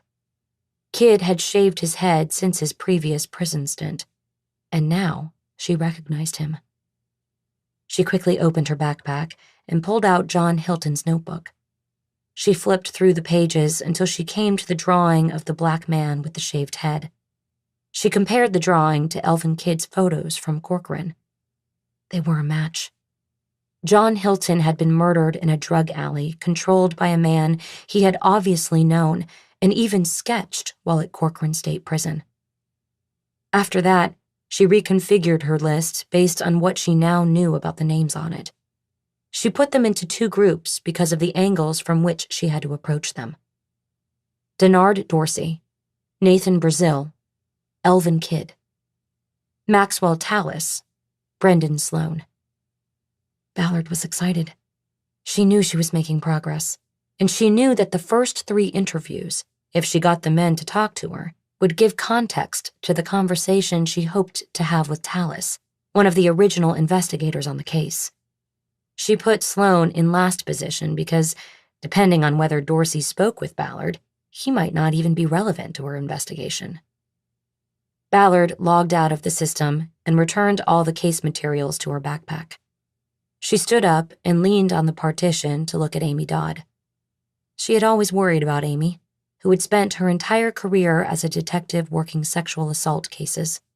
Ballard knew it could wear you down, leave you feeling hollow. "I'm going to go," Ballard said. "Good luck," Amy said. "Yeah, you too. You all right?" "I'm good." "Good. How are things around here?" "No controversies lately. Olivas seems to be lying low since he made captain. Plus, I heard he's only got a year left before he plans to cash in and retire. Probably wants things to go smoothly till he's out. Maybe they'll even send him out as a deputy chief." Olivas was the lieutenant, now captain, who had been in charge of Ballard's old unit, Homicide Special. He had been the one who drunkenly pushed her up against a wall at a unit holiday party and tried to stick his tongue down her throat. That one moment changed the trajectory of Ballard's career and barely left a bruise on his. Now he was captain and in charge of all the robbery homicide division squads. But she had made her peace with it. She had found new life on the late show beat. The department brass thought they were exiling her to the dark hours, but what they didn't know was that they were redeeming her. She had found her place. Still, knowing Olivas planned to cash out in a year was good intel. "The sooner the better," Ballard said. "Take care of yourself, Dottie. You too, Balls." Chapter 11. The men's central jail was on Beauchette Street, a 20-minute walk from the PAB. But Ballard changed her mind and decided to drive it so she could hit the road after speaking to Denard Dorsey and move on to the next interview. She waited in an interview room for 20 minutes before a sheriff's deputy named Valens brought Dorsey in and sat him at a table across from her. Dorsey had a casualness about himself that indicated he was comfortable in his surroundings. He was far from a wide-eyed first-timer in Men's Central. He was African-American, with skin so dark that the complete collar of tattoos on his neck was unreadable, and looked to Ballard like a set of old bruises. He had a full head of graying hair that was cornrowed and matched a goatee that was so long it too was braided. His wrists were cuffed behind his back, and he had to lean forward slightly in the chair. According to the records Ballard had pulled up on the computer, Dorsey had turned 50 in jail just a few days earlier, making him just 21 at the time of John Hilton's murder. But the man in front of her looked much older, easily into his 60s. The aging seemed so extreme that at first Ballard thought there had been a mistake, and Valens had brought the wrong man into the room. "You're Denard Dorsey?" she asked. "That's me," he said. "What you want?" "How old are you? Tell me your birth date." "March 10, 69. I'm 50. So what the fuck is this about?" The date matched, and Ballard was finally convinced. She pressed on. "It's about John Hilton." "Who the fuck is that?" "You remember. The guy got shot in the alley off Melrose where you used to sell drugs." "I don't know what the fuck you're talking about." "Yes, you do. You talked to your handler at the LAPD about it. Brendan Sloan, remember?" "Fuck Brendan Sloan. That motherfucker never did jack shit for me." "He kept homicide away from you and they wanted to talk to you about John Hilton." "Fuck homicide. I never killed nobody." Dorsey turned around to see if he could get a guard's attention through the glass door behind him. He was going to get up and go. "Stay in your seat, Denard," Ballard said. "You're not going anywhere." Not till we have a conversation." "Now, why would I have a conversation with you?" Dorsey asked. "I talk to anybody? I talk to my lawyer. That's it." "Because right now, I'm talking to you as a possible witness. You bring a lawyer into it, then I'll be talking to a suspect." "I told you, I never killed nobody ever." "Then I'll give you 2 reasons to talk to me. 1, I know your parole officer, the one you never showed up to meet after you got out of Wasco. We've worked cases together. You help me here, and I'll go talk to him. Maybe he lifts the VOP and you're back on the street." "What's the other reason?" Dorsey asked. Ballard was wearing a brown suit with chalk pinstripes. She reached into an inside pocket of her jacket for a folded document, a prop she had pulled out of the murder book in prep for the interview. She unfolded it and put it down on the table in front of Dorsey. He leaned farther forward and down to read it. "I can't read this," he finally said. "They don't give me glasses in here. What is it?" "It's a witness report from the John Hilton murder case from 1990, Ballard said. "The lead investigator says there that he can't talk to you because you're a high-value snitch for the narco unit." "That's bullshit. I ain't no snitch." "Maybe not now, but you were then. Says it right there, Denard. And you don't want that piece of paper getting into the wrong hands. You know what I mean? Deputy Valens told me they got you in the Rolling 60s module. How do you think the shot callers in there will react if they see a piece of paper like that floating around?" "You just messing with me. You can't do that." "You don't think so? You want to find out? I need you to tell me about that murder from 29 years ago. Tell me what you know and what you remember, and then that piece of paper disappears and you don't have to worry about it ever again." "Okay, look, I remember I talked to Sloan about it back then. I told him I wasn't there that day." And that's what he told the detectives on the case. But that wasn't the whole story, Denard. You know something. A killing like that doesn't go down without dealers on that street knowing something or hearing something before or after. Tell me what you know.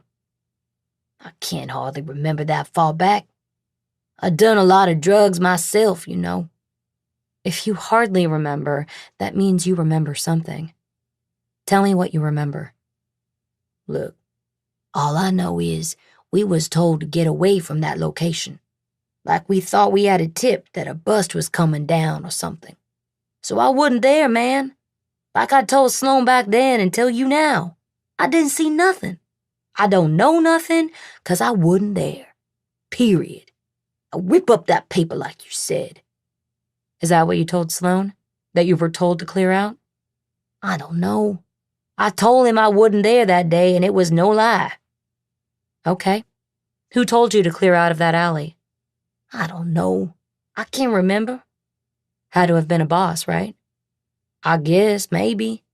It was a long time ago." Which boss, Denard? Work with me. We're almost there. "I ain't working with you. You get me out of here, then I'd tell you who it was."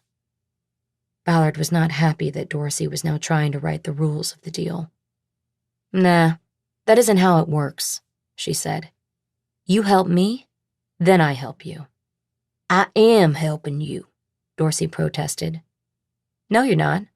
You're just bullshitting. Tell me who gave the clear-out order, and then I talk to your PO. That's the deal, Denard. You want it or not? I'm just about out of here. I hate being in jail." Dorsey sat quietly for a moment, then nodded his head as though he had convinced himself internally to make the deal. "I think he dead now anyway," he said. "Then giving him up won't be a problem, will it?" Ballard said. "Who was it?" "An OG named a Kid." "I want a real name." "That was his name." "What was his first name?" "Elvin. Almost like Elvis. Elvin Kid. He had that alley and he was the boss." "Did he tell you to clear out for the day or what?" "No, he just said, like, take the day off. We were already, like, out there, and he came up and said, you all scram out of here." "Who is we? You and who else were already out there?" Me and V-Dog. But that motherfucker dead too. He not going to help you. Okay, well, what was V-Dog's real name? Vincent, but I don't know his last name. Vincent Pilkey? I just told you I don't know. We just worked together back then. I don't know no names. Ballard nodded. Her mind was already going back to that alley 29 years ago. A picture was forming of Dorsey and Pilkey running dope in the alley, an Elvin Kid driving in and telling them to clear out. It made her think Elvin Kid knew what was going to happen in that alley to John Hilton before it happened. Okay, Denard, Ballard said. I'll call your P.O. Talk to him good. That's the plan. Bosch. Chapter 12. Bosch parked his Jeep Cherokee on the north side of Fremont, close enough to walk without his cane to Station 3 of the Los Angeles Fire Department.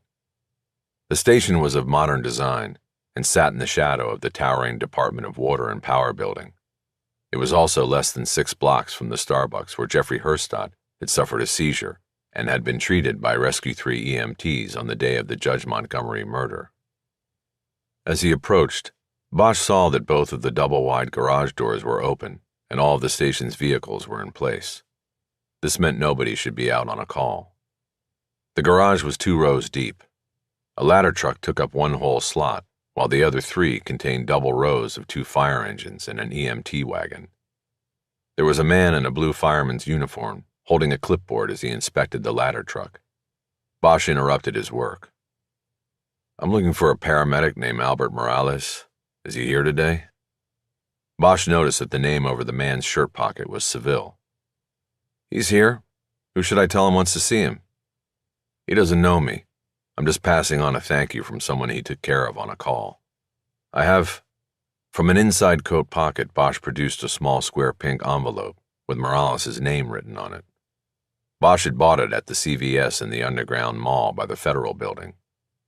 You want me to give it to him? Seville asked. No, it sort of comes with a story I need to tell him, Bosch said. Okay, let me see if I can find him. Thanks, I'll wait here. Seville disappeared around the front of the ladder truck and went into the station house. Bosch turned and looked out from the station. There was an embankment supporting the 110 freeway, and Bosch could hear the sound of traffic from above. He guessed that it was not moving very quickly up there. It was right in the middle of rush hour. He raised his foot and bent his knee a few times. It was feeling stiff. You wanted to see me? Bosch turned and saw a man in the blue LAFD uniform, the name Morales above his shirt pocket. Yes, sir, Bosch said. You're Albert Morales, Rescue 3? That's right, Morales said. What is? Then this is for you. Bosch reached into an inside pocket of his jacket and pulled out a folded piece of paper. He handed it to Morales. The paramedic opened and looked at it. He seemed confused. What the hell is this? He asked. Seville said it was a thank you note or something. That's a subpoena signed by a judge. You need to be in court tomorrow morning at 9 sharp. Jeffrey Hurstadt thanks you in advance. He offered the pink envelope to Morales, but he didn't take it. Wait, these are supposed to be served at headquarters across the street from City Hall, Morales said. Then they come to me, so take it over there. Morales held the subpoena out to Bosch. There was no time for that, Bosch said. Judge Falcone signed it today, and he wants you there first thing tomorrow. You don't show? He'll issue a warrant. This is bullshit, Morales said. I'm off tomorrow and going up to Arrowhead. I've got 3 days. I think you'll be in and out. You'll still get to Arrowhead. What case is this? You said Hurstadt? Jeffrey Hurstadt. You treated him for seizure at the Starbucks by Grand Park 4 months ago. That's the guy who killed the judge. Allegedly. Bosch pointed to the subpoena, still clutched in Morales' hand. It says you need to bring any documentation of the call you have, and your rescue kit. My kit? What the fuck for? I guess you'll find out tomorrow. Anyway, that's all I know. You've been served, and we'll see you at 9 a.m. tomorrow. Bosch turned and walked away, heading back toward his car and trying not to limp. Morales threw one more. This is bullshit! At his back. Bosch didn't turn around when he responded. See you tomorrow. Bosch got back in his car and immediately called Mickey Holler. "You get the subpoena?" Holler said. "Yep," Bosch replied. "In and out. Thanks for greasing it. Now tell me you served Morales." "Just did. He's not too happy about it, but I think he'll be there." "He better, or my ass will be in a sling with Falcone. You tell him the subpoena includes his kit?" "I did, and it's on the subpoena. Are you going to be able to get him on the stand?" "The prosecutor is going to carp about it, but I'm not counting on any pushback from the judge." Bosch unlocked the Jeep and got in. He decided not to attempt a freeway at this hour. He would turn on First and take it to Beverly and ride that all the way into Hollywood. "Your DNA lady get in?" he asked. "Just got the word," Holler said. "She says she's in the car with Stace and heading to the hotel. She'll be good to go tomorrow." "You talked to her about this? She knows the plan?" "Ran it all by her. We're good. It's funny. Today I was semi-bullshitting about her having a specialty, and it turns out this is her specialty. She's been doing transfer cases for 5 years. It's like the gods of guilt are smiling on me today." "That's great, but you've got nothing to smile about yet. Morales has to answer the way we think he'll answer. If he doesn't, we're cooked." "I've got a good feeling. This is going to be fun. Just remember, Morales has to go first, then your DNA lady." "Oh, I got it." Bosch turned on the Jeep's engine and pulled away from the curb. He turned right on First Street and headed under the freeway. He changed the subject matter slightly. "You told me that when you were prepping the case, you had Cisco look into third-party culpability," Bosch said. Cisco Wojciechowski was Holler's investigator. He had helped prep the Herstadt case, but had to stop when he had an emergency appendectomy. He wasn't due back on the job until the following week. Third-party culpability was a standard defense strategy. Someone else did it. "We took a look at it," Holler said. "But to get it into court for the defense, you need proof, and we didn't have any proof. You know that." "You focus on one subject?" Bosch asked. "Shit, no.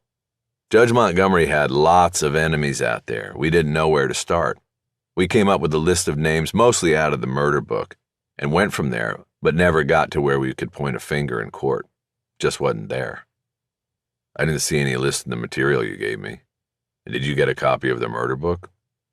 "Cisco had the copy we got in discovery, but if this thing goes down the way we think it will tomorrow, we don't need to prove third-party culpability. We won't even need it. We'll have big-time reasonable doubt already." "You might not need it, but I will.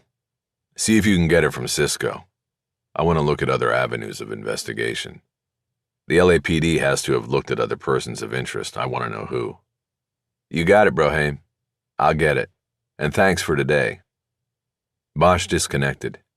He felt uncomfortable being thanked for a ploy that might set an accused murderer free.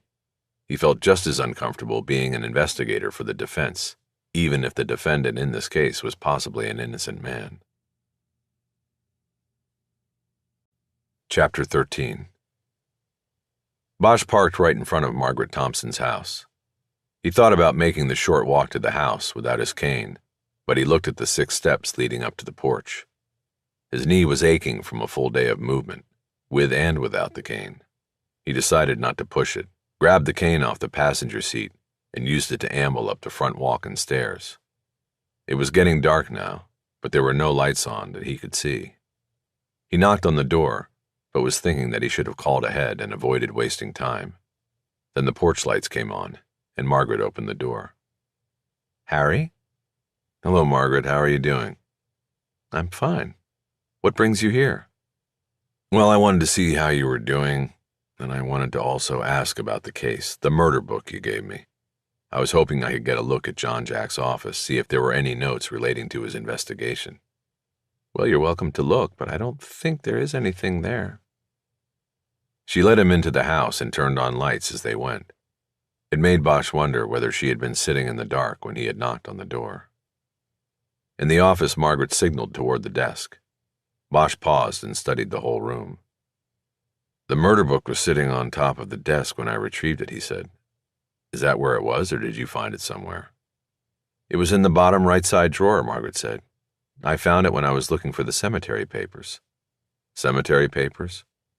"He bought that plot at Hollywood Forever many years ago. He liked the name of it." Bosch moved around the desk and sat down. He opened the bottom right drawer. It was now empty. Did you clean this out? No, I haven't looked in there since the day I found the book. So there was nothing else in the drawer, just the murder book? That was all. Did John Jack spend a lot of time in here? A day or two a week, when he did the bills and the taxes, things like that. Did he have a computer or a laptop? No, he never got one. He said he hated using computers when he worked. Bosch nodded. He opened another drawer while talking. Had you seen the murder book before you found it in the drawer? No, Harry, I hadn't. What's going on with it? The drawer had 2 checkbooks and rubber-banded stacks of envelopes from DWP and the Dish Network. It was all household billing records. Well, I gave it to a detective and she started checking into it. She said there was nothing added to it by John Jack, so we thought maybe he kept notes separate from it. He opened the top drawer and found it full of pens, paper clips, and Post-it pads. There was a pair of scissors, a roll of packing tape, a mini light, and a magnifying glass with a bone handle with an inscription carved in it. To my Sherlock, love Margaret. It's like he took the book with him when he retired but never worked it. From the desk, Bosch saw a door on the opposite wall. You mind if I look in the closet? No, go ahead. Bosch got up and walked over. The closet was for long-term storage of clothes. There was a set of golf clubs that looked like they had been barely used, and Bosch remembered that they had been presented to John Jack at his retirement party. On the shelf above the hanging bar, Bosch saw a cardboard file box next to a stack of old LPs and a Bobby's helmet that had probably been given to John Jack by a visiting police officer from England. What's in the file box? I don't know. This was his room, Harry. Mind if I look? Go ahead. Bosch pulled the box down. It was heavy, and it was sealed. He carried it over to the desk and used the scissors from the drawer to cut the tape stretched across the top of the box. The box was filled with police documents, but they were not contained in files or murder books. At first glance, they appeared to be haphazardly stored from multiple cases. Bosch started taking out thick sheaves of documents and putting them on the desk. This might take a while, he said. I need to look through these to see what they are and if they're connected to the murder book. I'll leave you here so you can work, Margaret said. Would you like me to make some coffee, Harry? No, but a glass of water would be good. My knee is swelling and I have to take a pill. Did you overwork it? Maybe. It's been a long day. I'll go get your water. Bosch finished taking the documents out of the box and started going through them from what would have been at the bottom. It quickly became clear that they had nothing to do with the John Hilton case. What Bosch had in front of him were copies of partial case records and arrest reports, as well as state parole board notifications. John Jack Thompson had been keeping tabs on the people he had sent to prison as a detective, writing letters of opposition to the parole board and keeping track of when prisoners were released. Margaret came back into the room with a glass of water. Bosch thanked her and reached into his pocket for a prescription bottle. I hope that's not that oxycodone that's in the paper all the time, Margaret said. No, nothing that strong, Bosch said. Just to help with the swelling. Are you finding anything? In this? Not really. It looks like old records of the people he put in prison. Did he ever say he was afraid that one of them might come looking for him? No, he never said that.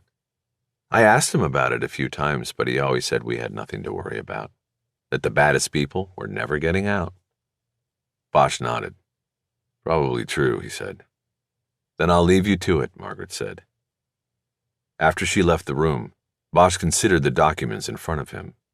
He decided he wasn't going to spend 2 hours looking at every piece of paper from the box. He was confident that the contents were unrelated to Hilton. He started checking through a final sampling of papers, just to make sure, and came across a copy of a 60-day summary report on a murder case that he recognized. The victim was a 19-year-old student at Los Angeles City College named Sarah Freelander. She was found raped and stabbed to death in the fall of 1982. She had disappeared somewhere between the school on the east side of the 101 freeway and her apartment on Sierra Vista on the west side of the freeway after attending a night class. Her apartment was 13 blocks from the school, and she commuted by bike. Her roommate reported her missing, but she was young, and there was no indication of foul play. The report was not taken seriously. Thompson and Bosch were called in when her body and bike were found beneath a stand of trees that lined the elevated freeway beyond the outfield fence of a ball field at the Lemon Grove Recreation Center.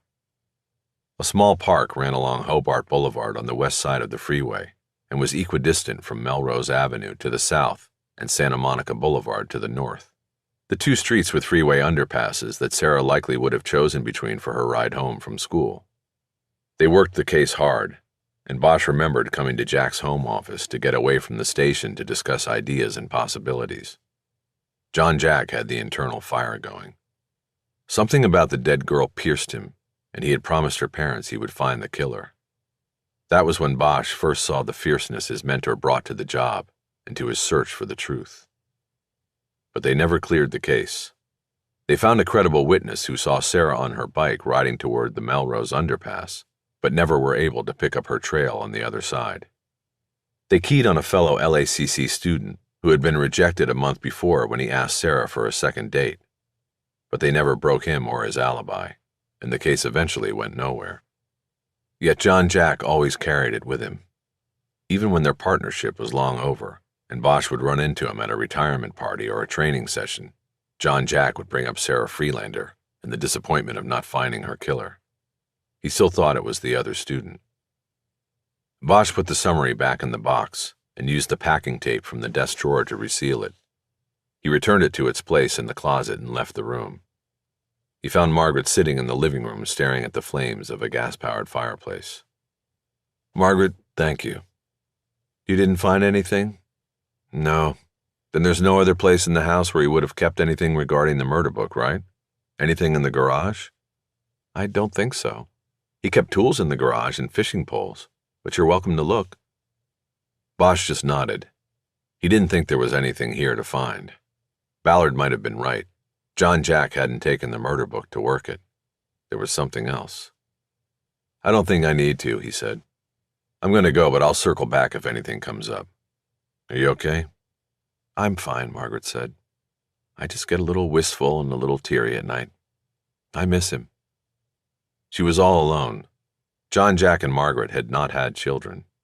John Jack had once told Bosch he could not bring a child into the world he saw as a law officer. "Of course," Bosch said. "I understand. If you don't mind, I'll check in on you from time to time, see if you need anything." "That's nice, Harry. In a way, you're the closest we got to having a son. John Jack didn't want us to have our own. Now I'm left alone." Bosch didn't know what to say to that. "Well, if you need anything, you call me," he mumbled. "Day or night, I'll let myself out and lock the door."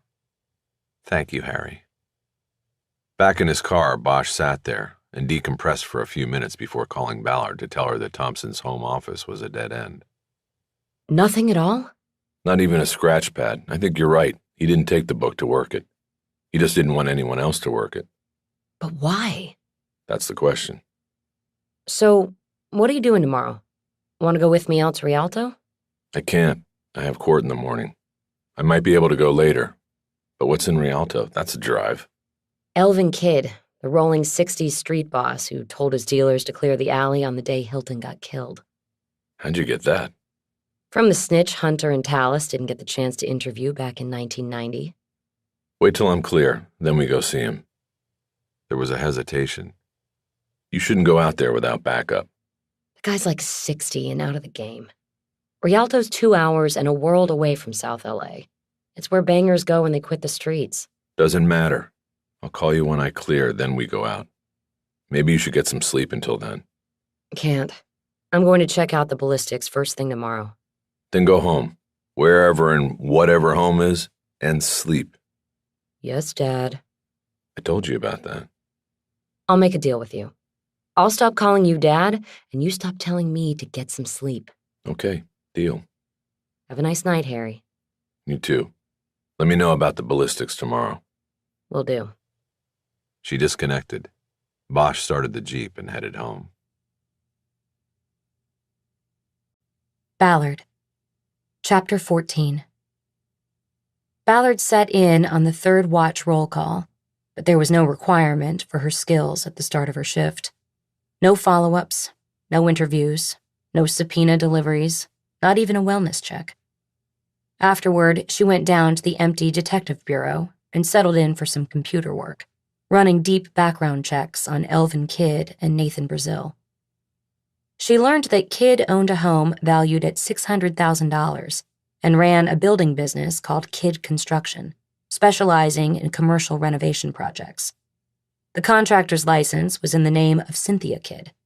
Ballard guessed this was his wife, whose name was used to get around the fact that he had a criminal record. It looked to Ballard, at least on the surface of things, that at some point Kidd had broken away from gang life and had chosen the straight life. Kidd Construction was first licensed by the state in 2002, 12 years after the murder of John Hilton. Ballard pulled up a photo of Kidd's home on Google Maps and studied it for a few moments. It looked like the ideal picture of suburban life. Gray with white trim, two-car garage. The only thing missing was a white picket fence out front. She noticed a pickup in the driveway with an equipment trailer hooked to it. The name of a business was painted on the side of the trailer, but it had been blurred out by Google. Ballard had no doubt that it said Kidd Construction. This made her pull up the address on the contractor's license, and she determined that it was a single-bay storage unit. So maybe Kidd ran his business out of his home, and his business wasn't killing it financially. But he still had the house that has single mortgage on it, and the pickup truck looked like it was only a year or two old. It wasn't bad for a guy who had spent 2 stints in state prison before he was 30 years old. Now, 62, he was one of the lucky few who had made it out alive. Nathan Brazil was another story. Ballard found 2 bankruptcies on his record and a string of eviction actions taken against him over the prior 25 years. She also found a rental application online that listed him as working in the food service industry, which she took to mean he was most likely a waiter, a bartender, or maybe a chef. A reference on the application, which was from 2012, was the general manager of a Tex-Mex restaurant in West Hollywood called Merrick's. Ballard had dined there frequently when, years earlier, she had lived in the area. It was the place to go for margaritas and fajitas. She wondered if she had ever been served by Brazil, even though she did not recognize him in the driver's license photo she had pulled up. The Google Maps photo Ballard found for what she believed was Brazil's current address was of a 50s postmodern apartment house on Sweetser. A single level of apartments over an open parking garage. The place looked worn and long out of style, its facade blemished by tenant-only parking signs slapped on the yellowed plaster. As she was printing out screenshots of her search, Ballard's cell phone buzzed. The screen said, "Unknown caller." She took the call. "This is Max Tallis. You left me a message?" Ballard checked the wall clock and was surprised. She had left the message for Tallis 4 hours earlier. She wasn't sure if there was a time difference between LA and Idaho, but his calling back after midnight seemed strange for a retired man. "Yes, Detective. Thank you for calling me back." "Let me guess. This is about Biggie?" "Biggie? No, it's not. That's what I get called about most of the time. I only had the case 20 minutes and then the big boys took over. But I still get calls because I'm in the files." Ballard assumed he was talking about Biggie Smalls, the rapper whose murder in the 90s was still officially unsolved, but had been the subject of countless media reports, documentaries, and based-on-a-true-story movies. It was one of a long line of LA murders that captured the public imagination, when in reality, it had been a street killing, not that much different from the killing of John Hilton. A man shot to death in the front seat of his car. In her message, Ballard had not mentioned the case she wanted to talk to Tallis about, because it might have given him a reason not to call. "Actually, I want to talk to you about John Hilton," she said now. There was a pause before Tallis replied. "John Hilton," he said. "You need to help me out with that one." Ballard gave the date of the murder. White male, 24, shot once in his Toyota Corolla in a drug alley off of Melrose, she added. One behind the ear. You and Hunter caught it. I just inherited it. Wow, yeah, Hilton, like the hotel. I remember now, we got that ID and thought, I hope this guy isn't related, you know? Then we'd have a media firestorm on our hands. So you remember the case? I don't remember everything, but I remember that we never got anywhere with it. Just a street robbery gone bad, you know? Drug-related, gang-related, hard to clear. There are aspects of it that make it look different to me. Are you okay to talk now? I know it's late. Yeah, I'm at work. I got plenty of time. Really? What do you do? You said on the message you work the midnight shift. We used to call that the late show. Anyway, I'm the same. Night watchman. The late show. Really? What kind of place is it? It's just a truck stop. I got bored, you know? So I'm out here 3 nights a week, keeping the peace. And keeping the peace, if you know what I mean. He was an armed security guard. To Ballard, it seemed like a steep fall from LAPD homicide detective. Well, I hope you stay safe, she said. Can I ask you about the Hilton case? You can ask, Tallis said, but I'm not sure I'm going to remember anything. Let's see. My first question is about the murder book. The summary report with the victim's parents has a couple lines blacked out. I'm wondering why that happened and what was blacked out. You mean like on the page? Somebody blacked it out? That's right. It wasn't you or Hunter? No. Why would we do that? You mean redacted, like the feds did with the Russia thing? Yes, redacted. It's only 2 lines, but it stood out, you know? I'd never seen that before. I could read you the page, or maybe fax it to you. Maybe it would help you. No, that won't help. If I can't remember, I can't remember. Ballard detected a tonal change in Tallis's voice. She thought maybe he had just recalled something about the case and he was shutting down. Let me pull the book and read it to you, she said. No, honey, I just told you, Tallis said. I don't remember the case, and I'm kind of busy here. Okay. Let me ask you this. Do you remember John Jack Thompson? Sure. Everybody knew John Jack. What's he got? Did you ever discuss this case with him? Why would we do that? I don't know. That's why I'm asking. He ended up with the murder book on this. When he retired, he took it home with him. He stole it, and I'm trying to figure out why. You gotta ask him about that, then. I can't. He died last week, and his wife turned in the murder book. Now I have it, and I'm trying to figure out why he took it. I'm sorry to hear John Jack is gone, but I can't help you. I have no idea why he had the book. Maybe he talked to my partner about it, but he never talked to me. Ballard instinctively knew that Tallis was dissembling. He knew something, but wasn't sharing it. She took one last try at digging it out. Detective Tallis, are you sure you can't help me? She asked. It sounds to me like you do remember this case. Are you protecting somebody or some secret? You don't need— Hold it right there, girl, Tallis said, his voice angry. You're saying I'm protecting somebody? Keeping secrets? Then this is where I say fuck you. Nobody talks to me like that. I gave the department and that city— Detective, I'm not trying to insult you. 25 years of my life, and I was putting people in jail when you were giving boys blowjobs under the bleachers. You insult me and you insult everything I ever did down there. Goodbye, Detective Ballard. Tallis disconnected. Ballard sat there, her face turning red with anger and embarrassment. Then fuck you, she said to the empty room. She was saved from the moment when she heard her name come from the ceiling speaker. It was Lieutenant Washington requesting her presence in the watch office. She got up to go. Chapter 15. Some calls come with a deep feeling of dread that hits long before any crime scene is viewed or question asked. This was one of those.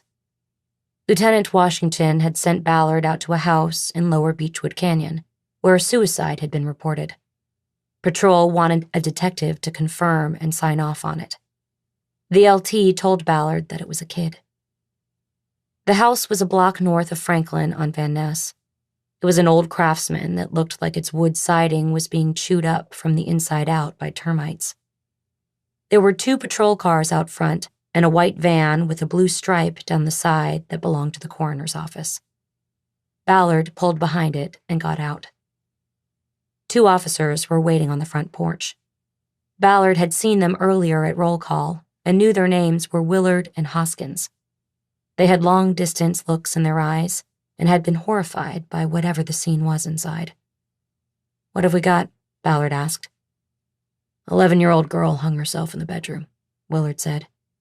"It's a bad scene." "Her mother found her when she came home from work around 11, Hoskins added. "Anybody else in the house?" Ballard asked. "Where's the father?" "Not here," Hoskins said.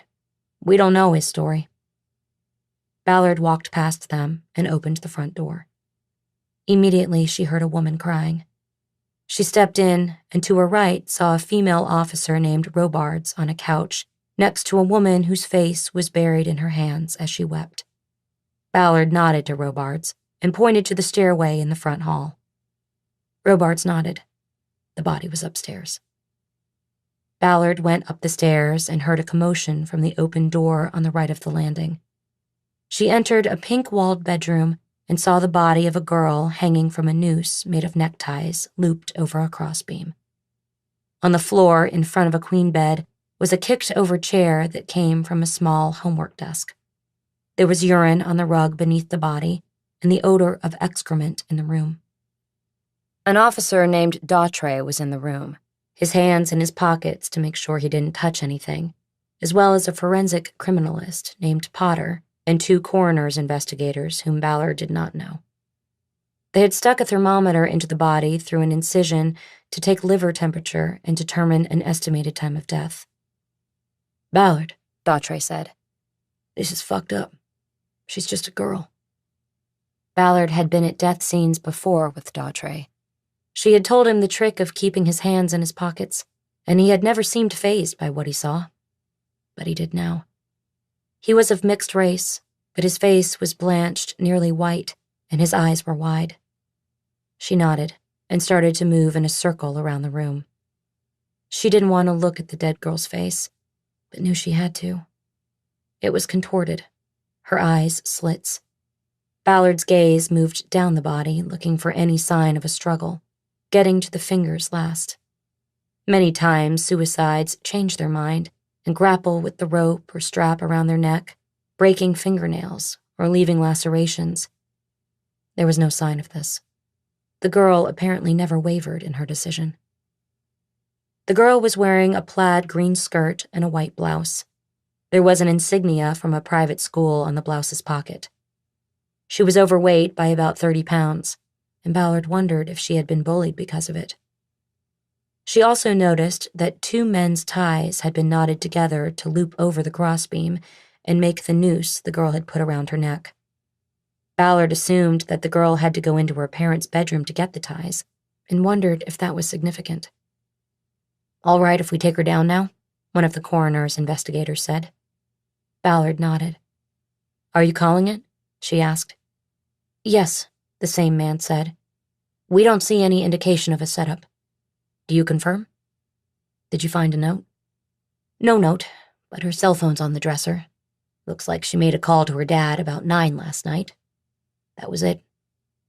I want a full tox screen, fingernail scrapings, and a rape kit, just to cover the bases." "I'll put it in." "You confirming suicide?" Ballard paused. Her hesitation was that the mother didn't cut her down. She found her daughter hanging and didn't hold her up and cut her down just in case. "I confirm. For now. Send me those reports, okay? Detective Ballard, Hollywood 3rd Watch. And nobody talks to the mother and father about that." "You got it." Ballard and Daughtray stepped back as one of the coroner's men opened a stepladder, while the other unfolded a body wrap on the floor. Then one man climbed up to cut the upper tie at the beam, so as to have the entire ligature in one piece. The other man stood behind the body, spread his feet to brace himself, then wrapped his arms around the dead girl. The ligature was cut, and the man on the floor held the body until his partner came off the ladder and helped lower it onto the body wrap. They did the burrito wrap and then moved the body into a yellow bag that was zipped up around the package. Because of the unwieldiness of the house's stairs, they had not brought in a stretcher. The two men lifted the yellow bag at either end and took it out of the room. Ballard stepped over to the dresser and searched for a note. She gloved up and started opening drawers and a jewelry box. No note. "You need me here, Renée?" Dautray asked. "You can go downstairs," Ballard said. "But don't clear the scene just yet. Tell Willard and Hoskins they're clear." "Roger that." That left Ballard and Potter in the room. "You want the full workup?" Potter asked. "I think so," Ballard said. "Just in case." "You see something?" "No, not yet." Ballard spent another 20 minutes in the room looking for a note or anything else that would explain why the 11-year-old girl would take her life. She checked the girl's phone, which was not password protected, probably a parental rule, and found nothing of note in it other than the record of a 12-minute call to a contact labeled Dad. She finally went downstairs and entered the living room. Robards stood up immediately, obviously eager to pass this nightmare call onto Ballard. "This is Mrs. Winter," she said. Robards stepped around a coffee table to get out of the way so Ballard could move in and sit on the couch in her stead. "Mrs. Winter, I'm very sorry for your loss," Ballard began. "Can you tell us where your husband is right now? Have you tried to reach him?" "He's in Chicago on business. I haven't tried to talk to him.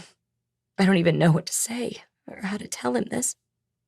"Do you have any family in the area? Someplace you can stay tonight?" "No, I don't want to leave. I want to be close." "I think it's better for you to leave. I can call out a counselor to help you too. Our department has a crisis." "No, I don't want any of that. I just want to be left alone. I'm staying here." Ballard had seen the child's name on the jewelry box and school books she had looked through upstairs. "Tell me about Cecilia. Was she having trouble at school or in the neighborhood?" "No, she was fine. She was good. She would have told me if there was a problem." "Do you have any other children, Mrs. Winter?" "No, only her." This brought a fresh burst of tears and a wrenching moan. Ballard let her slide into it while addressing Robards. "You have any pamphlets on counseling we could give her? Numbers to call to talk to somebody?" "Yes, in the car. I'll be right back." Ballard turned her attention back to Mrs. Winter. She noticed that she was barefoot, but the bottom edges of the one exposed foot were dirty. "Are you sure your daughter didn't leave a note or send a text about what she was planning to do?" "Of course not. I would have stopped it. What kind of horrible mother do you think I am? This is the nightmare of my life." "I'm sorry, ma'am. I didn't mean to imply that. I'll be right back." Ballard got up and signaled Dautray to follow her. They went through the front door and stopped on the porch, just as Robards was coming up the steps with a pamphlet. Ballard spoke in a low voice. "Look around the neighborhood and check the trash cans for a note.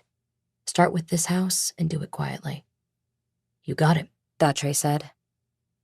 The two cops headed down the porch steps together, and Ballard went back inside and returned to the couch. Mrs. Winter spoke before she could sit down. "I don't think she killed herself." The statement didn't surprise Ballard. Denial was part of the mourning process. "Why is that?" "She wouldn't have killed herself. I think it was an accident.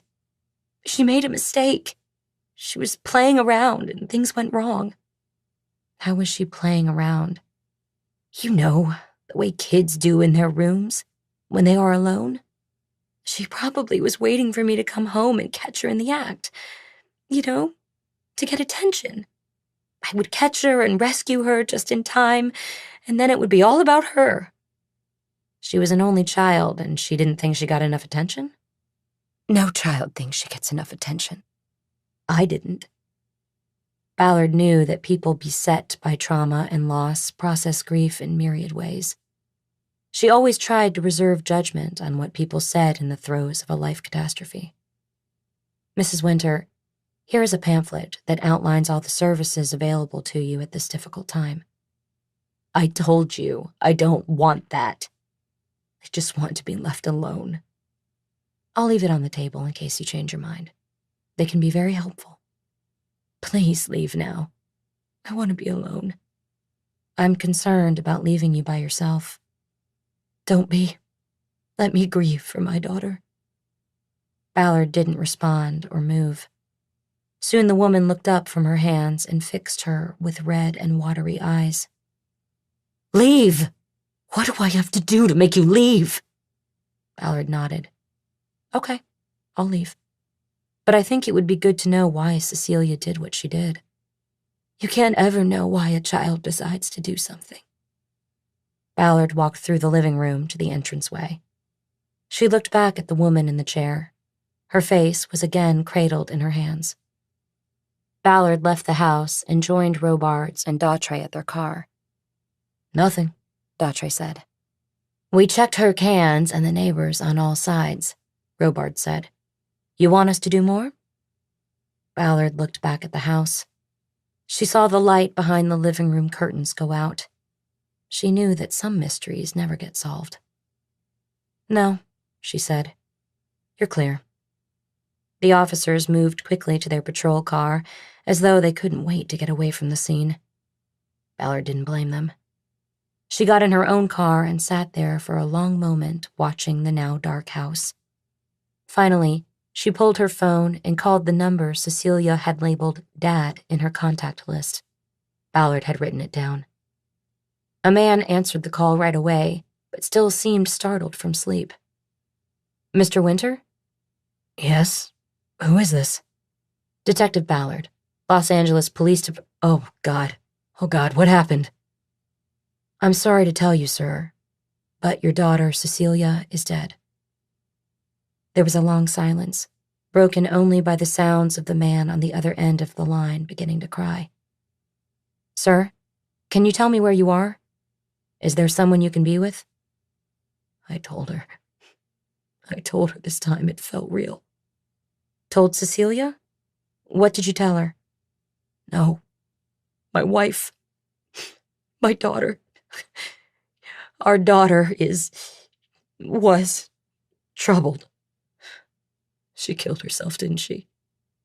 Oh my God, I just can't. Yes, I'm afraid she did. You spoke to her earlier tonight? She called me. She said she was going to do it.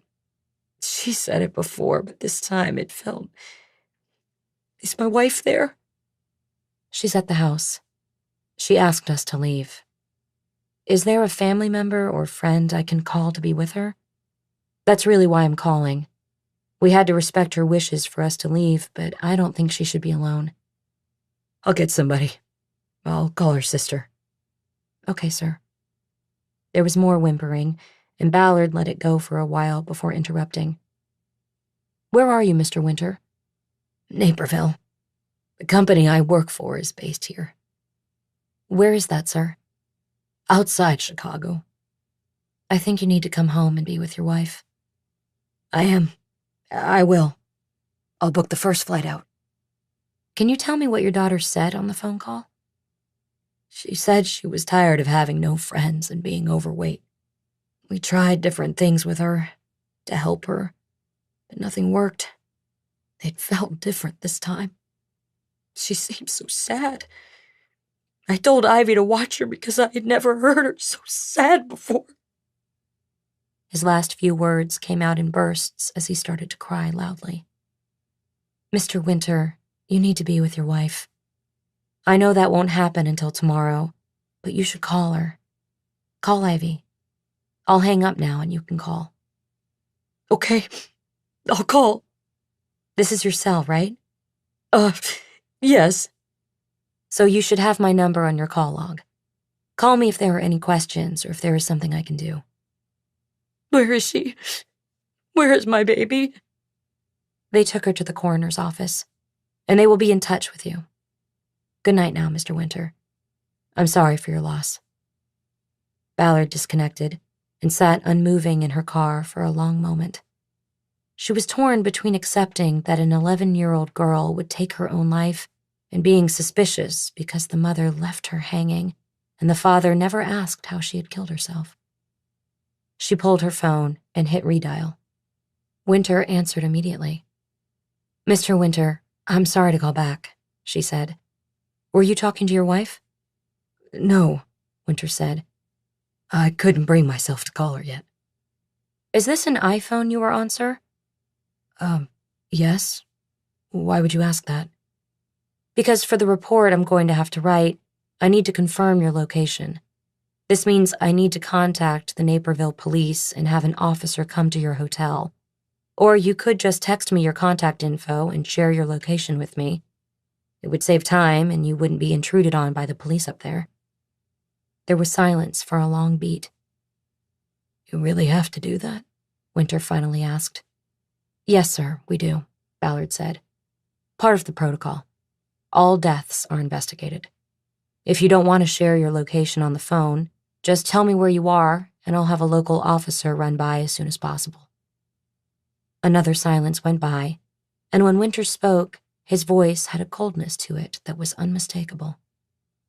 "I'll text my contact info and share my location with you," he said. "Are we done now?" "Yes, sir," Ballard said. "Thank you once again for your cooperation, and I'm sorry for your loss." Chapter 16. On the way back to the station, Ballard detoured down Cahuenga and then over to Cole. She drove slowly by the line of tents, lean-to, tarped constructions, and occupied sleeping bags that ran the fence line of the public park.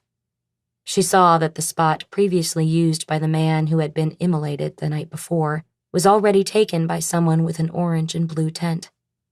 She stopped in the street. There was no traffic to worry about impeding, and looked at the blue tarp where she knew the girl named Mandy slept. All seemed quiet.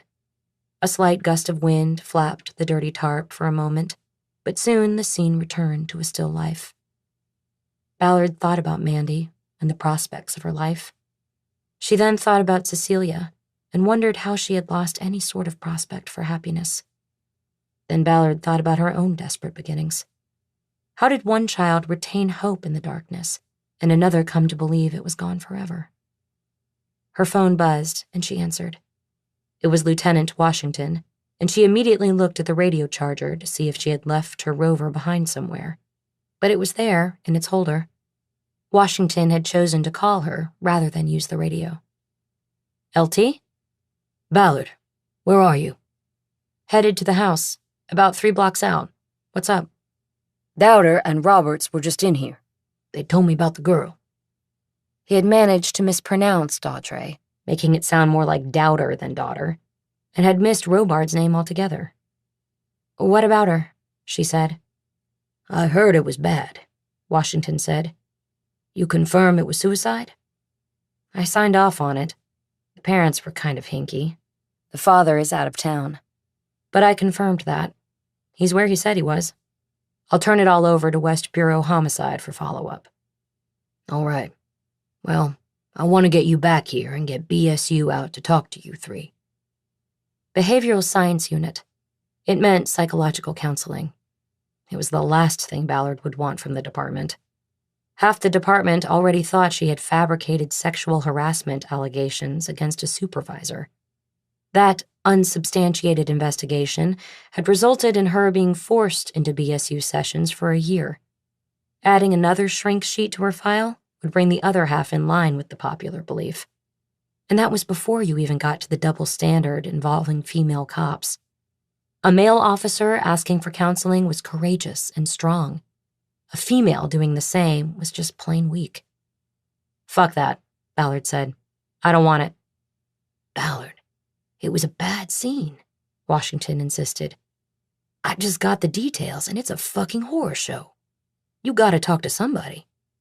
"LT, I don't want to talk to anybody. I don't need to talk to anybody. I've seen worse, okay? And I've work to do." The tone of her voice gave Washington pause. There was silence for several seconds. Ballard watched a man crawl out of a single tent, walk to the curb, and openly start to urinate in the gutter. He hadn't noticed her or heard her idling car. "All right, Ballard, but I made the offer," Washington said. "Yes, you did, LT," Ballard responded in a gentler tone, "and I appreciate it. I'm going to go back to the bureau and write this up. Then I'll be done for the day. I'll hit the beach and all will be beautiful again. Salt water cures everything." "That's a Roger, Ballard." "Thank you." But Ballard knew she wouldn't be going west to the beach at the end of her shift. It was walk-in Wednesday at the ballistics unit, and she planned to be first in line. Bosch, Chapter 17. It was 9:05 a.m. in Department 106, and there was no sign of EMT Albert Morales. Bosch stood in the back of the courtroom so that he could step out and search the hallway, as he had been doing every 5 minutes. Haller was at the defense table, busying himself with paperwork and files to make it appear he was prepping for the day of court. "Mr. Haller," the clerk said, "the judge is ready." The clerk's voice conveyed the impatience the judge had most likely imparted to her on the phone from his chambers. "Yes, I know," Haller said. "I'm just looking for a witness sheet, and then I'll be good to go." "Can we bring in your client?" the clerk said. Haller turned and glanced back at Bosch, giving him a "you fucked me" stare. Not quite yet," he said. "Let me confer with my investigator a moment."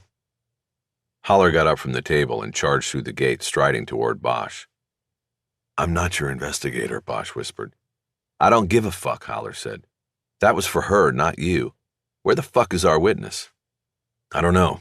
The subpoena said 9, and I told him 9, and he's not here. I have no way to contact him other than calling the firehouse, and I know he's not there because he's off today." "Jesus Christ." "See if the judge will give you an hour.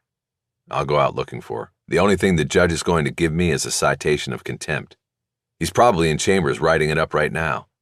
I can keep my finger in the dike maybe 5 more minutes. After that, I'll have to bring in my DNA witness and do this in reverse." He stopped when the door opened. Bosch recognized Morales in street clothes, looking as put out as Haller. His forehead was peppered with sweat. He was carrying his medkit, which looked like a large fishing tackle box. "That's him. Well, it's about fucking time." Bosch left Haller and went to Morales. "The subpoena said 9, he said. "I couldn't find parking," Morales said, "so I parked at the fire station and walked over carrying this thing. It's 30 pounds. Then the fucking elevators take forever." "All right, go back out in the hallway and take a seat on a bench. Don't talk to anyone. Just cool down and don't move till I come out and get you. I'm sweating, man. I have to hit the head and towel off or something. It's down the hall past the elevators. Do what you have to do, but do it quick and get back here. You want me to watch your kit?" "Don't do me any favors, man. I don't want to be here." Morales left the courtroom and Bosch walked back to Haller. "He'll be good to go in 5 minutes. He walked over from the station and is sweating. Wants to clean up a little." "He's got the gizmo in his box?" "He should. I didn't ask." "He'd fucking better." Haller turned and headed back through the gate. He waved to the clerk. "You can bring my client out and you can get the judge," he announced. "The defense is ready to proceed." Bosch noticed Saldana, the prosecutor, eyeing Haller suspiciously. She had no idea what was going on. 10 minutes later, court was in session, with Herstadt seated next to Haller. Judge Falcone was on the bench, but the jury box was empty. Bosch was standing from the back row of the gallery near the courtroom door. The judge was angry. He had told the jurors to come in early, and they had done so, but now they sat in the assembly room while the lawyers argued over the inclusion of the unexpected witness. Morales was not on the witness list provided by the defense to the court and the prosecution at the start of the trial. Saldana had now blindly objected to him testifying on principle without even knowing who he was or what he would say. It all made for a bad start to the day. "Mr. Haller, in granting you the subpoena late yesterday, I was not guaranteeing you that this witness would testify," the judge said. "I was anticipating the objection from the state, and that you would supply solid grounds for his inclusion at this late moment in the trial." "Your Honor," Haller said, "the court has granted the defense wide latitude, and it is certainly appreciated. But as you told the jurors at the start of these proceedings, this trial is a search for truth. My investigator located a witness yesterday evening who could change the course of this search for truth. It is unfair not only to my client but to the people of California to not let him be heard by the jury." Falcone glanced out at the gallery and his eyes found Bosch. For a split second, Bosch thought he saw disappointment, and once again he wished Haller would stop calling him his investigator. "But you see, Mr. Haller, you have created a circumstance with your investigator and this witness that is patently unfair to the prosecution," the judge said. "Ms. Saldana has had no time to prepare for this testimony, to have her investigator vet and background this witness, or to question him on her own." "Well, welcome to my world, Your Honor," Haller replied. "I have never met or spoken to this witness myself. As I said before, his importance was discovered late yesterday. I believe you signed the subpoena at 5:15. He is now here to testify. We will all learn what he has to say as he says it." "And what exactly will you be asking him?" "I will ask him about the events he was involved in on the day of the murder.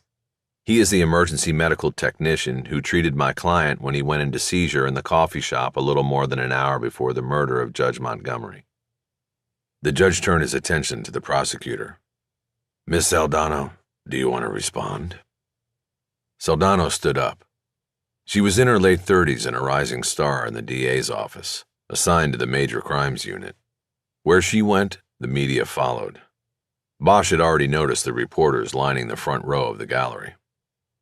"Thank you, Your Honor," she said. "The state could simply object on the basis the court has already outlined: lack of notice, lack of inclusion of this witness on the defense's witness list, lack of discovery in regard to his testimony. But since Mr. Haller has decided to throw the old search for the truth trope into his plea for special dispensation, the state would argue that this witness has nothing to add to the testimony in this case that will in any way get us closer to the truth. We have already had testimony from Mr. Haller's own expert witness on the seizure his client allegedly had in the coffee shop. The state did not object to that testimony. This new witness can only provide the same information." She paused for a breath before wrapping her argument up. "So clearly, Your Honor, this is some kind of a stall," she said. "A waste of the court's time, more smoke and mirrors from a courtroom magician who has nothing left in his bag of tricks." Bosch smiled and saw that Haller, who was leaning back in his chair and turned toward the prosecution's table, had to hold back a smile himself. As Saldana sat down, Haller stood up. "Your Honor, may I?" he asked. "Please make it brief, Mr. Haller," Falcone said. "The jury has been waiting since 9. "Smoke and mirrors? Your Honor? A bag of tricks? A man's life is at stake here, and I object to the characterizations by the Deputy District Attorney. It goes to—" "Oh, come on now, Mr. Haller, I have heard you called worse in this courtroom alone. And let's not kid ourselves. We both know Miss Saldana has just given you the next slogan for the ads you place on buses and bus benches all over this city. I can just see them now. 'A courtroom magician,' says the district attorney's office."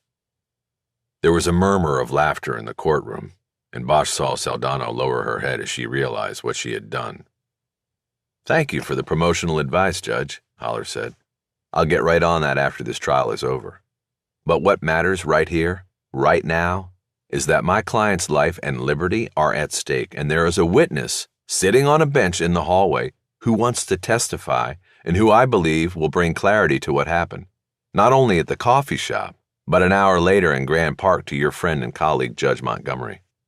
The evidence the witness is expected to give is relevant and material to the central issue of whether the prosecution's evidence is reliable. And finally, I would add that the existence of this witness and his testimony was or should have been known to the prosecution. My investigator got his name from the state's own discovery materials. I ask the court's indulgence in allowing me to bring this new witness into the courtroom to testify."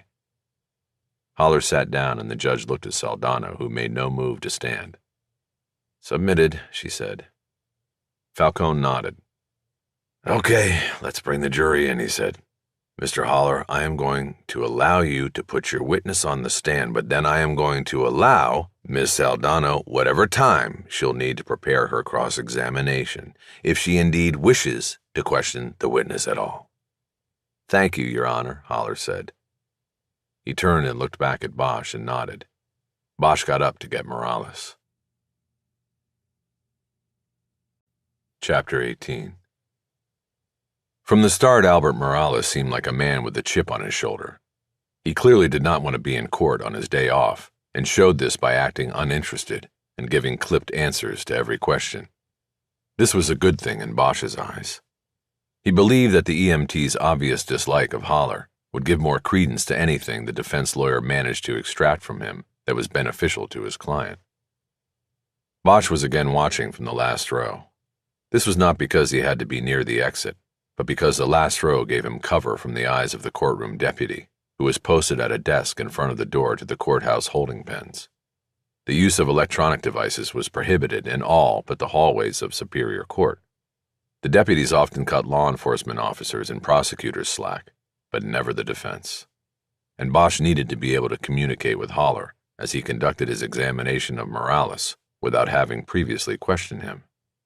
It was a high-wire act without a net, and Haller wanted all the help he could get. He wore an electronic watch that received texts from his phone. As long as Bosch kept his messages short, Haller would be able to get them on the watch and check them as though he was checking the time. After the preliminaries of name, occupation, and experience were out of the way, Haller got down to business, asking Morales if he had received a call regarding a man down at the Starbucks on 1st Street on the day of the Judge Montgomery murder. "I did," Morales said. "And did you have a partner with you?" Haller asked. "I did." "Who was that?" "Gerard Cantor." "And you two treated the man who was on the floor of the Starbucks?" "We did." "Do you recognize that man in the courtroom today?" "Recognize? No." "But you know he is in the courtroom?" "Yes." "And how is that?" "It's been all over the news. I know what this trial's about."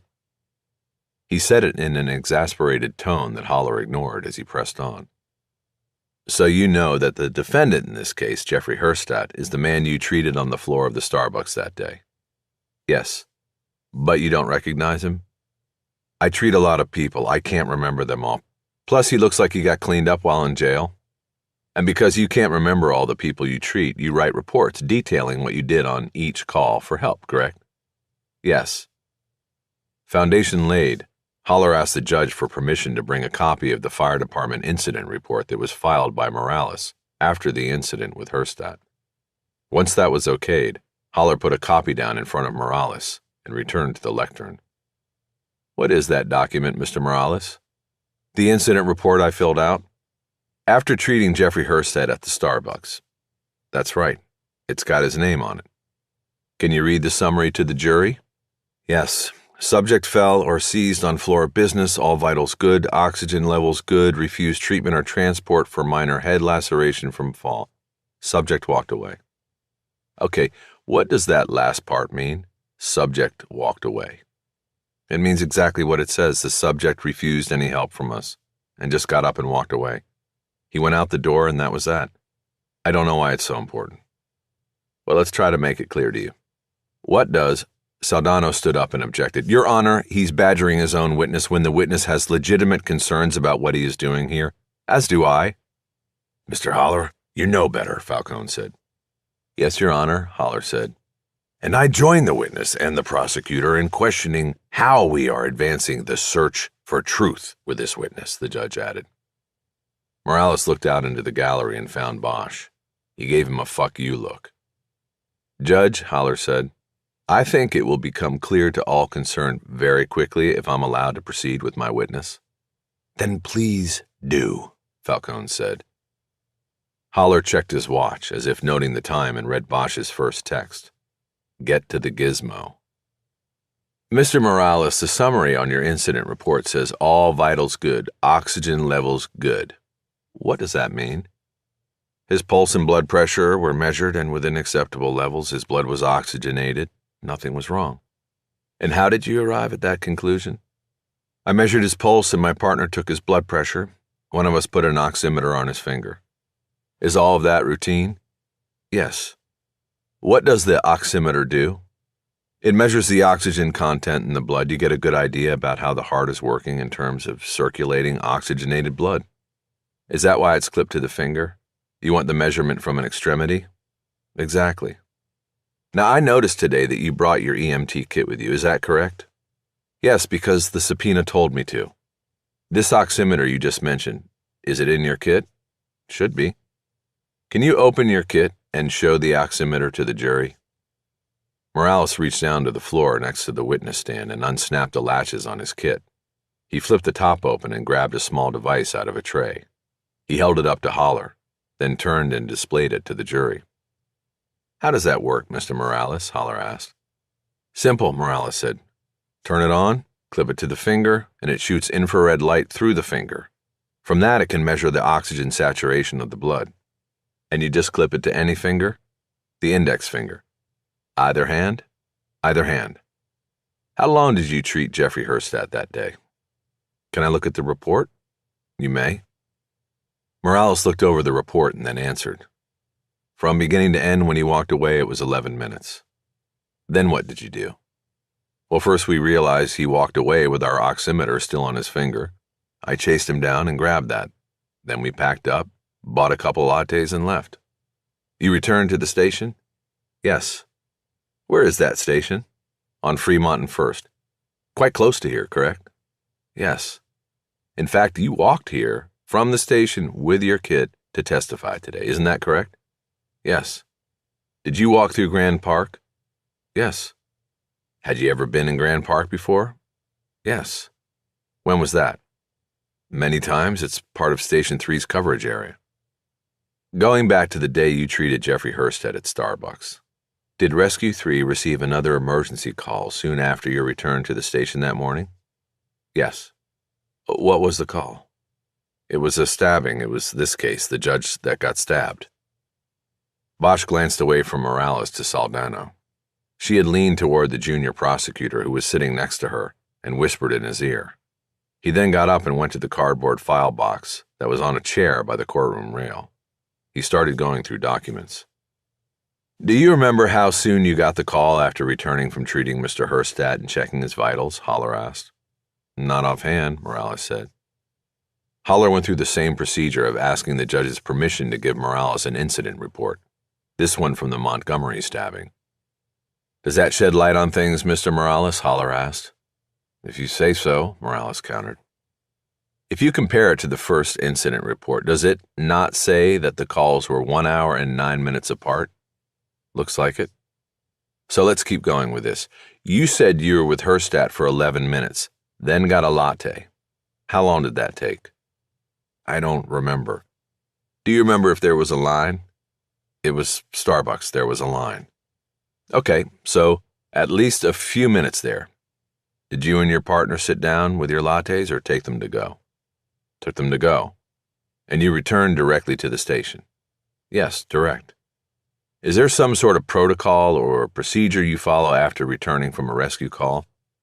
We replenish supplies, write the reports. Finish your latte first? I don't remember. But then you got this call, a stabbing in Grand Park, correct? Yes. And you roll on it? Yes. How long did it take you and your partner to get there? Morales looked at the incident report. 4 minutes, he said. Was the victim, Judge Montgomery, alive when you got there? Holler asked. He was circling the drain. What does that mean? He was dying. He'd lost too much blood and was unresponsive, no pulse. There was nothing we could really do for him. You just said no pulse. So you checked his vitals despite the fact that, as you say, he was circling the drain. There it was. Bosch knew. The trial came down to this question. We did its protocol. No matter what, you do that. With the oximeter? Morales didn't answer. It looked to Bosch like he had finally tumbled to the importance of his testimony and realized that everything could shift on his answer. With the oximeter? Holler asked again. Yes, Morales finally said. Part of the protocol. Was that the same oximeter used less than an hour earlier to check the vitals of Jeffrey Hurstadt? It would have been. Is that a yes? Yes. A moment, Your Honor. Holler let that last answer hang out there in front of the jury. Bosch knew that he was trying to make a decision about the next question. He fired off a quick text. Ask the question mark. He saw Holler check his watch and read it. Mr. Holler? Falcone prompted. Your Honor, Holler said. May I have another moment to confer with my investigator? Make it fast, Falcone said. Bosch got up, slid his phone into his pocket, and walked up the aisle to the rail. Holler came over and they whispered. This is it, Holler said. I think I'll leave it here. I thought you were rolling the dice, Bosch said. I am. I did. But I go too far and I blow the whole thing.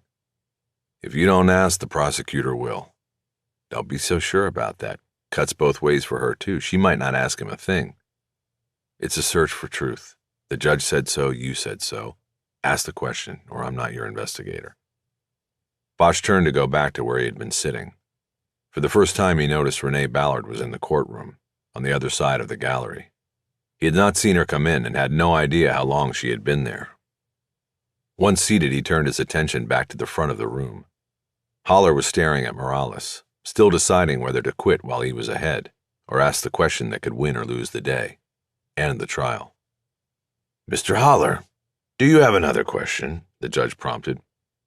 Yes, Your Honor, I do, Holler said. Then ask it. Yes, Your Honor. Mr. Morales, between the 2 rescue calls you went out on, where was the oximeter? In my kit? Bosch saw Holler ball his hand into a fist and bounce it lightly on the lectern like he was spiking a ball after a touchdown. You didn't take it out? No. You didn't clean or disinfect it? No. You didn't sterilize it? No. Mr. Morales, do you know what DNA transfer is? Saldano jumped to her feet and objected. She argued that Morales was not a DNA expert and should not be allowed to give testimony regarding the transfer of DNA. Before the judge could respond, Holler did. I withdraw the question, he said. It was clear Holler knew the objection would come. He just wanted to get the phrase DNA transfer into the record and the jury thinking about it. Holler's next witness would close the deal on that. Then do you have another question, Mr. Holler? The judge asked. No, Your Honor, Holler said. I have nothing further. Holler returned to the defense table, glancing back at Bosch and giving a nod as he went. Bosch checked the row of reporters. They seemed frozen. There was a stillness to the courtroom that underlined what Holler had just done with his questioning of Morales. Miss Saldano, do you wish to cross-examine the witness or take some prep time? The judge asked.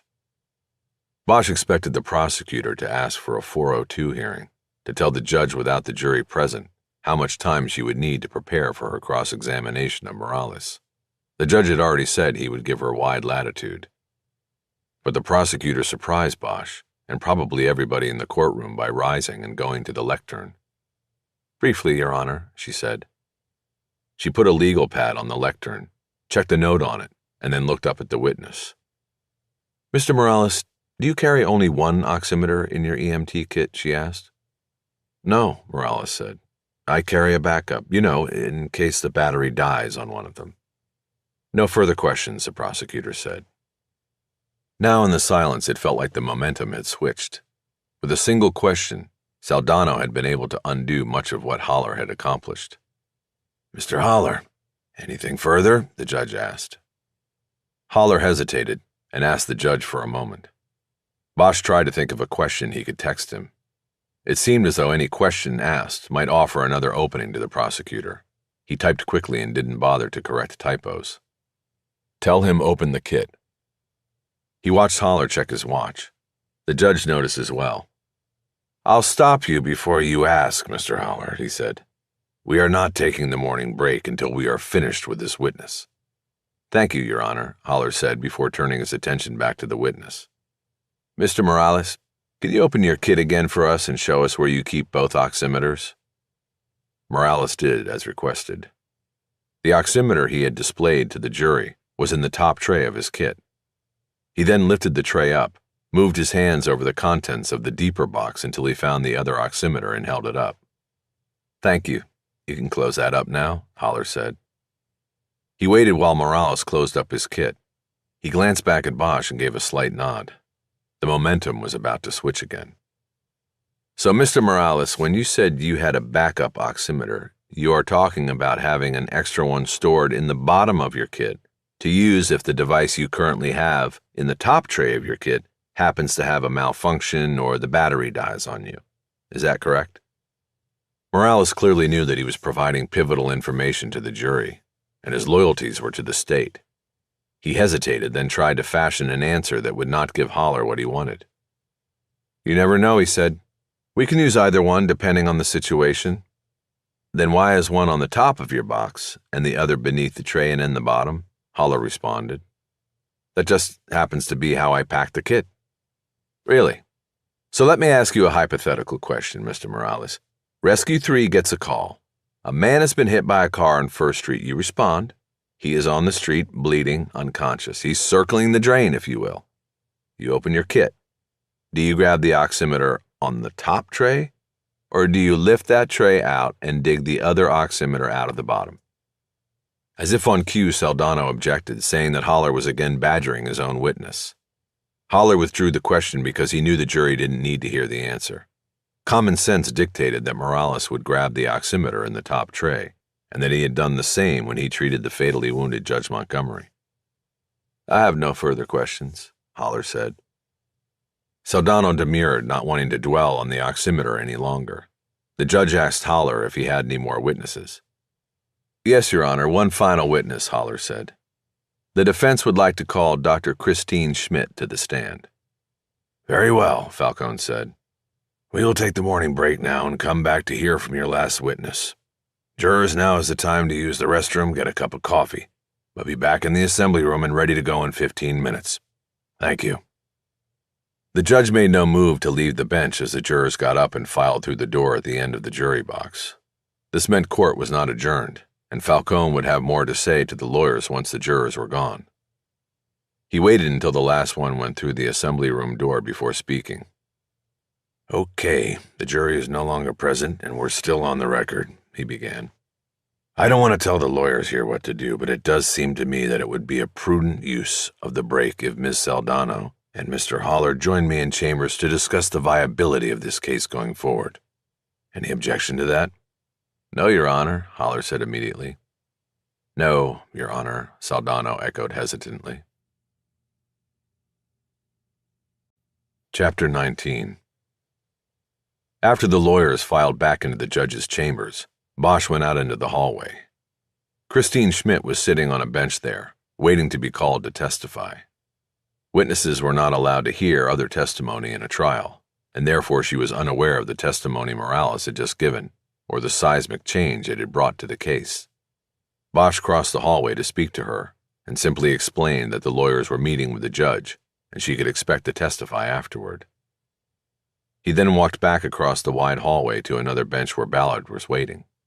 He sat down, and she put her backpack between them. "So what just happened in there?" "I think Holler just got a directed verdict of acquittal. At least that's what I bet they're talking about in chambers." "That testimony. He knocked down the DNA?" "More like he set up a way to explain how the defendant's DNA got under the judge's fingernail. It was transferred." He nodded across the hall to the bench where Dr. Schmidt sat. "That's his DNA expert. She comes in next to talk about touch DNA transfer. Herstat's DNA was found under Judge Montgomery's fingernail. One fingernail. The oximeter could have transferred it. It's reasonable doubt right there. It will hang up the jury if not get the outright acquittal." But wait, what about the guy's confession? He admitted to the crime. "Holler blew that up yesterday. Herstat's schizophrenic. His doctor was on the stand saying he's got the kind of psychosis that would lead him to agree to anything while under stress, say yes to anything, including murdering a judge in the park. I think Holler's got this one. I think the judge thinks so too. That's got to be what they're in chambers talking about." And you gave him all of this? She said it in a tone that Bosch heard as distrustful, as if what he had done was part of a contrived scheme by the defense. It offended him. "I gave him facts. No tricks. I think what he laid out in there is what happened. Herstat didn't do it." Sorry, I didn't mean to suggest. I liked Judge Montgomery. I told you that. "I liked him too. I just want to make sure the right guy goes down for killing him, that's all." Of course. We all do. Bosch didn't respond further. He still felt the heat of being unjustly accused of something. He turned and looked down the hallway at people going in and out of courtrooms, waiting on benches, wandering aimlessly in the halls of justice. He saw some of the jurors from the Montgomery case coming back from the restrooms, So why are you here? You get something at ballistics this morning? Actually, no. Her tone had shifted. Bosch thought she was probably happy to change the subject after stepping into the shit with him on the trial. There was nothing in the databank that matched the projectile or shell from Hilton. But at least it's in there now, should anything come up down the line. Too bad. But we knew it was a long shot. What's next? Rialto? The more I find out about Elvin Kidd, the more I think the answer is out there. What did you find now? Ballard pulled her backpack over and removed her laptop.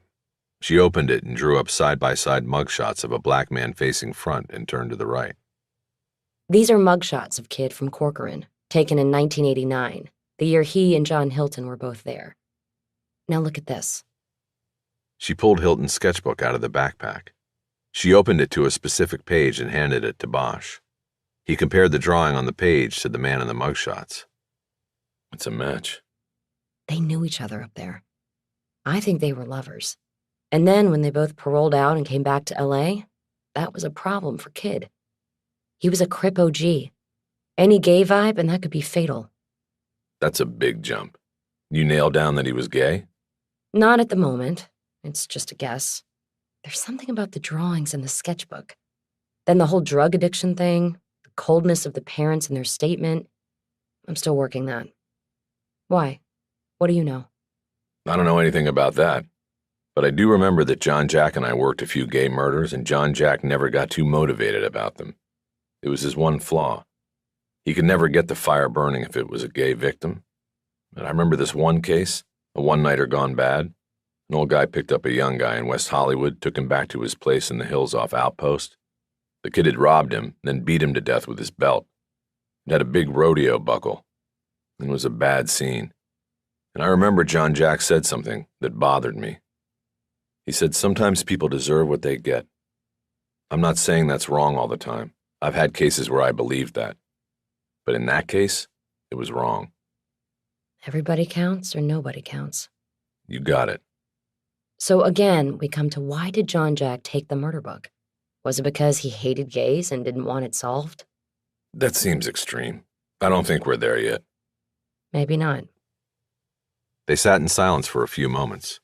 More jurors were returning to the assembly room. Bosch knew he had to get back into the courtroom. More out of curiosity about what was happening than any duty to be in there. Doesn't matter what Thompson did or didn't do with the case, or Hunter and Tallis. We're still going to solve it. Bosch nodded. We are. He stood up and looked down at Ballard. I need to get back in there. Are you going to Rialto? No, West Hollywood. To see Hilton's old roommate. See if I can confirm some of this. Let me know how it goes. Chapter 20.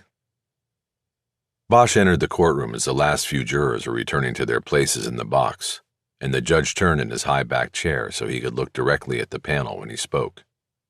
Bosch slipped into his familiar spot in the last row of the gallery. He saw that both Haller and Saldana were in their seats and looking directly ahead, so Harry got no read from them on what was happening.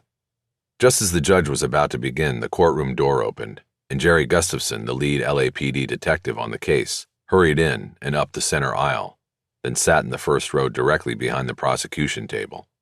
Gustafson had been in and out of the courtroom during the days Bosch had attended trial sessions. "Ladies and gentlemen," Falcone said, "first of all, I want to thank you for your public service on this case. Jury duty can be time-consuming, difficult, and sometimes even traumatic. You all have been troopers these past 10 days, and I and the state of California commend you and thank you. However, there has been a change, and this case has come to an end. The district attorney's office has elected to drop all charges against Mr. Herstadt and not proceed further with the case at this time." There was the required buzz of whispers in the courtroom as a scattering of observers and the row of reporters reacted to the news. Bosch watched Haller's back. He did not move and made no motion toward his client to clap him on the arm or shoulder, no visual indication of victory. Bosch did see Gustafson, who was leaning forward, arms on the courtroom rail, drop his head like a man kneeling in church, beseeching his God for a miracle. But what confused Bosch was the judge's last three words, "at this time." What did that mean? He knew as assuredly as the judge did that to drop all charges at this point was tantamount to an acquittal. There were no comebacks. In California, a trial is considered engaged the moment a jury is selected. To go after Herstadt again after this would invoke his double jeopardy protections. Bosch had no doubt. The case against Jeffrey Herstadt was over. Following his unclear explanation, the judge thanked the jurors one more time and asked them to return to the assembly room and wait. He said the prosecution team wanted to talk to them. Bosch guessed that Saldana wanted to survey them to see where they stood on a verdict. The conversation might tell her whether she had made a critical mistake in dropping the case. It could also confirm that she had made the right decision. Falcone adjourned court and left the bench. Haller stood for the exit and finally looked around to see Bosch in the last row. He smiled and shot a finger at him, then blew on his finger as though it was the imaginary barrel of a gun. Finally, he reached down and squeezed his seated client's shoulder. He bent down and started whispering in his ear. Saldana and her second got up from the prosecution table and started making their way toward the jury assembly room door. Gustafson stood up and headed back down the aisle toward the courtroom exit. He stopped to look at Bosch. Years back they had worked together in the massive robbery-homicide division squad room, but did not know each other well. "Happy, Bosch? What exactly happened?" Saldana dropped the case to keep her perfect record clean. "Herstadt walks, and whatever happens, that's on you, asshole. I know you teed this up for Haller." "You still think he did it?" "Fuck you, man. I know he did it, and so do you." "What about the other 5, Gustafson?" "What 5?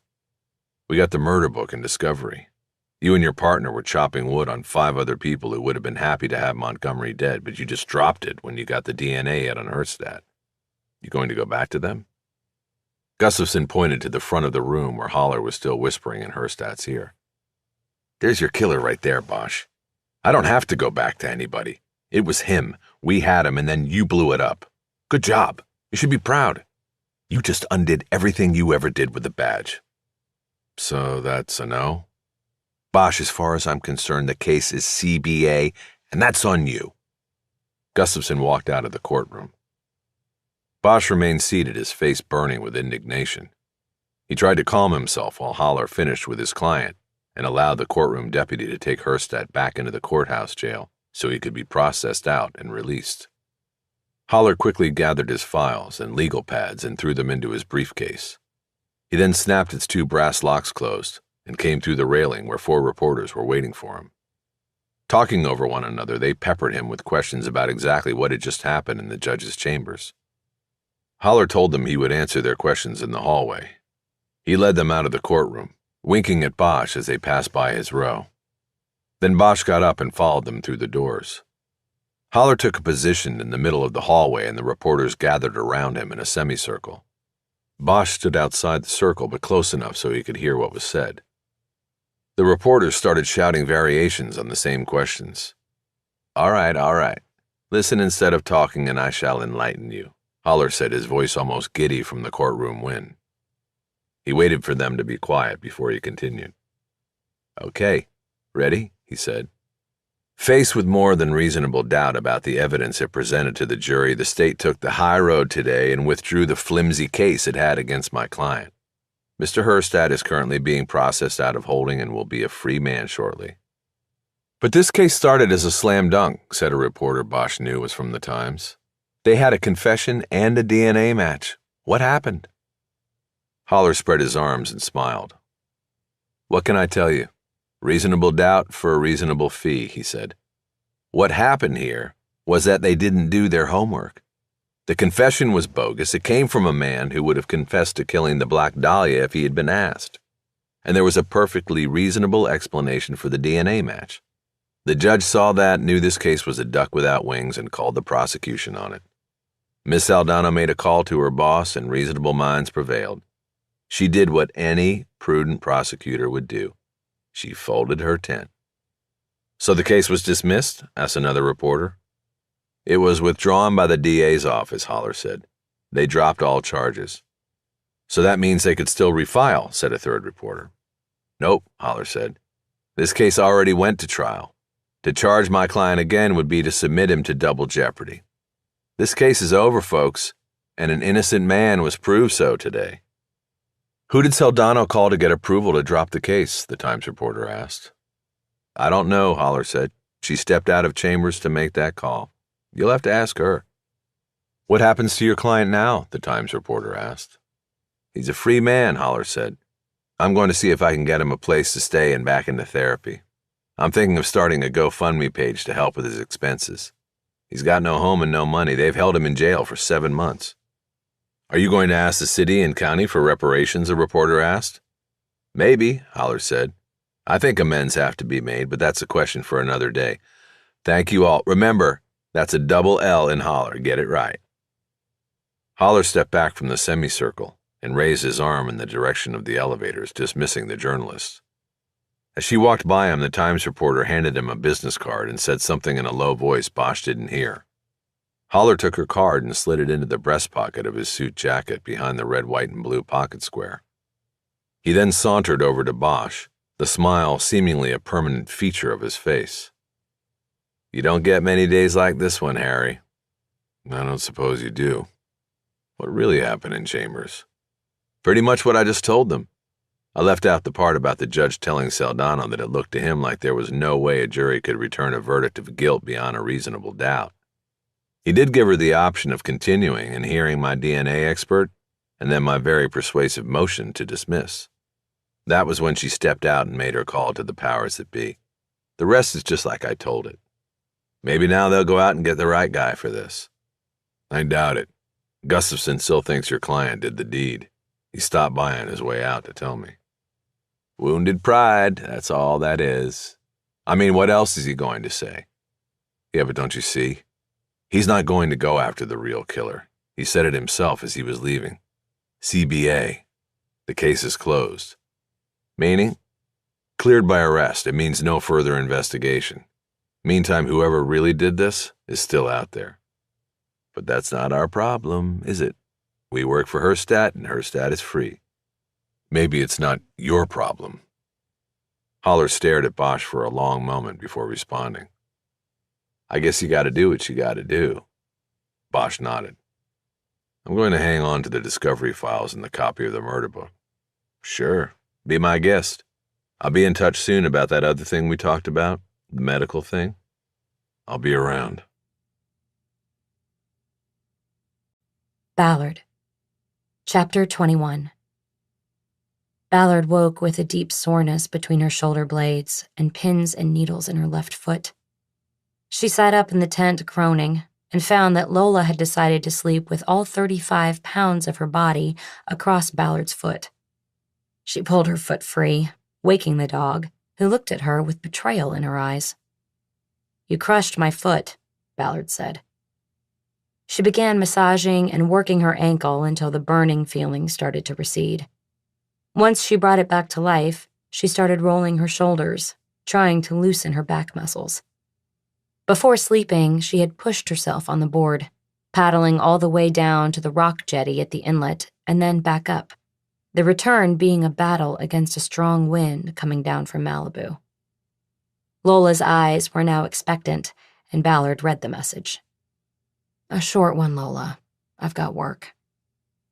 Ballard crawled out of the tent on her knees and looked around. The beach was deserted. Aaron was in the lifeguard stand, slouched so low only the top of his head was visible. Ballard picked the leash up off the sand, and Lola heard its metal clip jingle. She shot out of the tent, pushed through Ballard's legs, and took a seated position in front of her. She looked back over her shoulder at Ballard, ready for the leash to be clipped to her collar. Don't be so pushy. It's only a short one. Ballard put her feet in the sandals she had left outside the tent, and they went up toward the boardwalk, where Lola liked to walk and observe the world. Ballard decided to walk north, since she had paddled south earlier.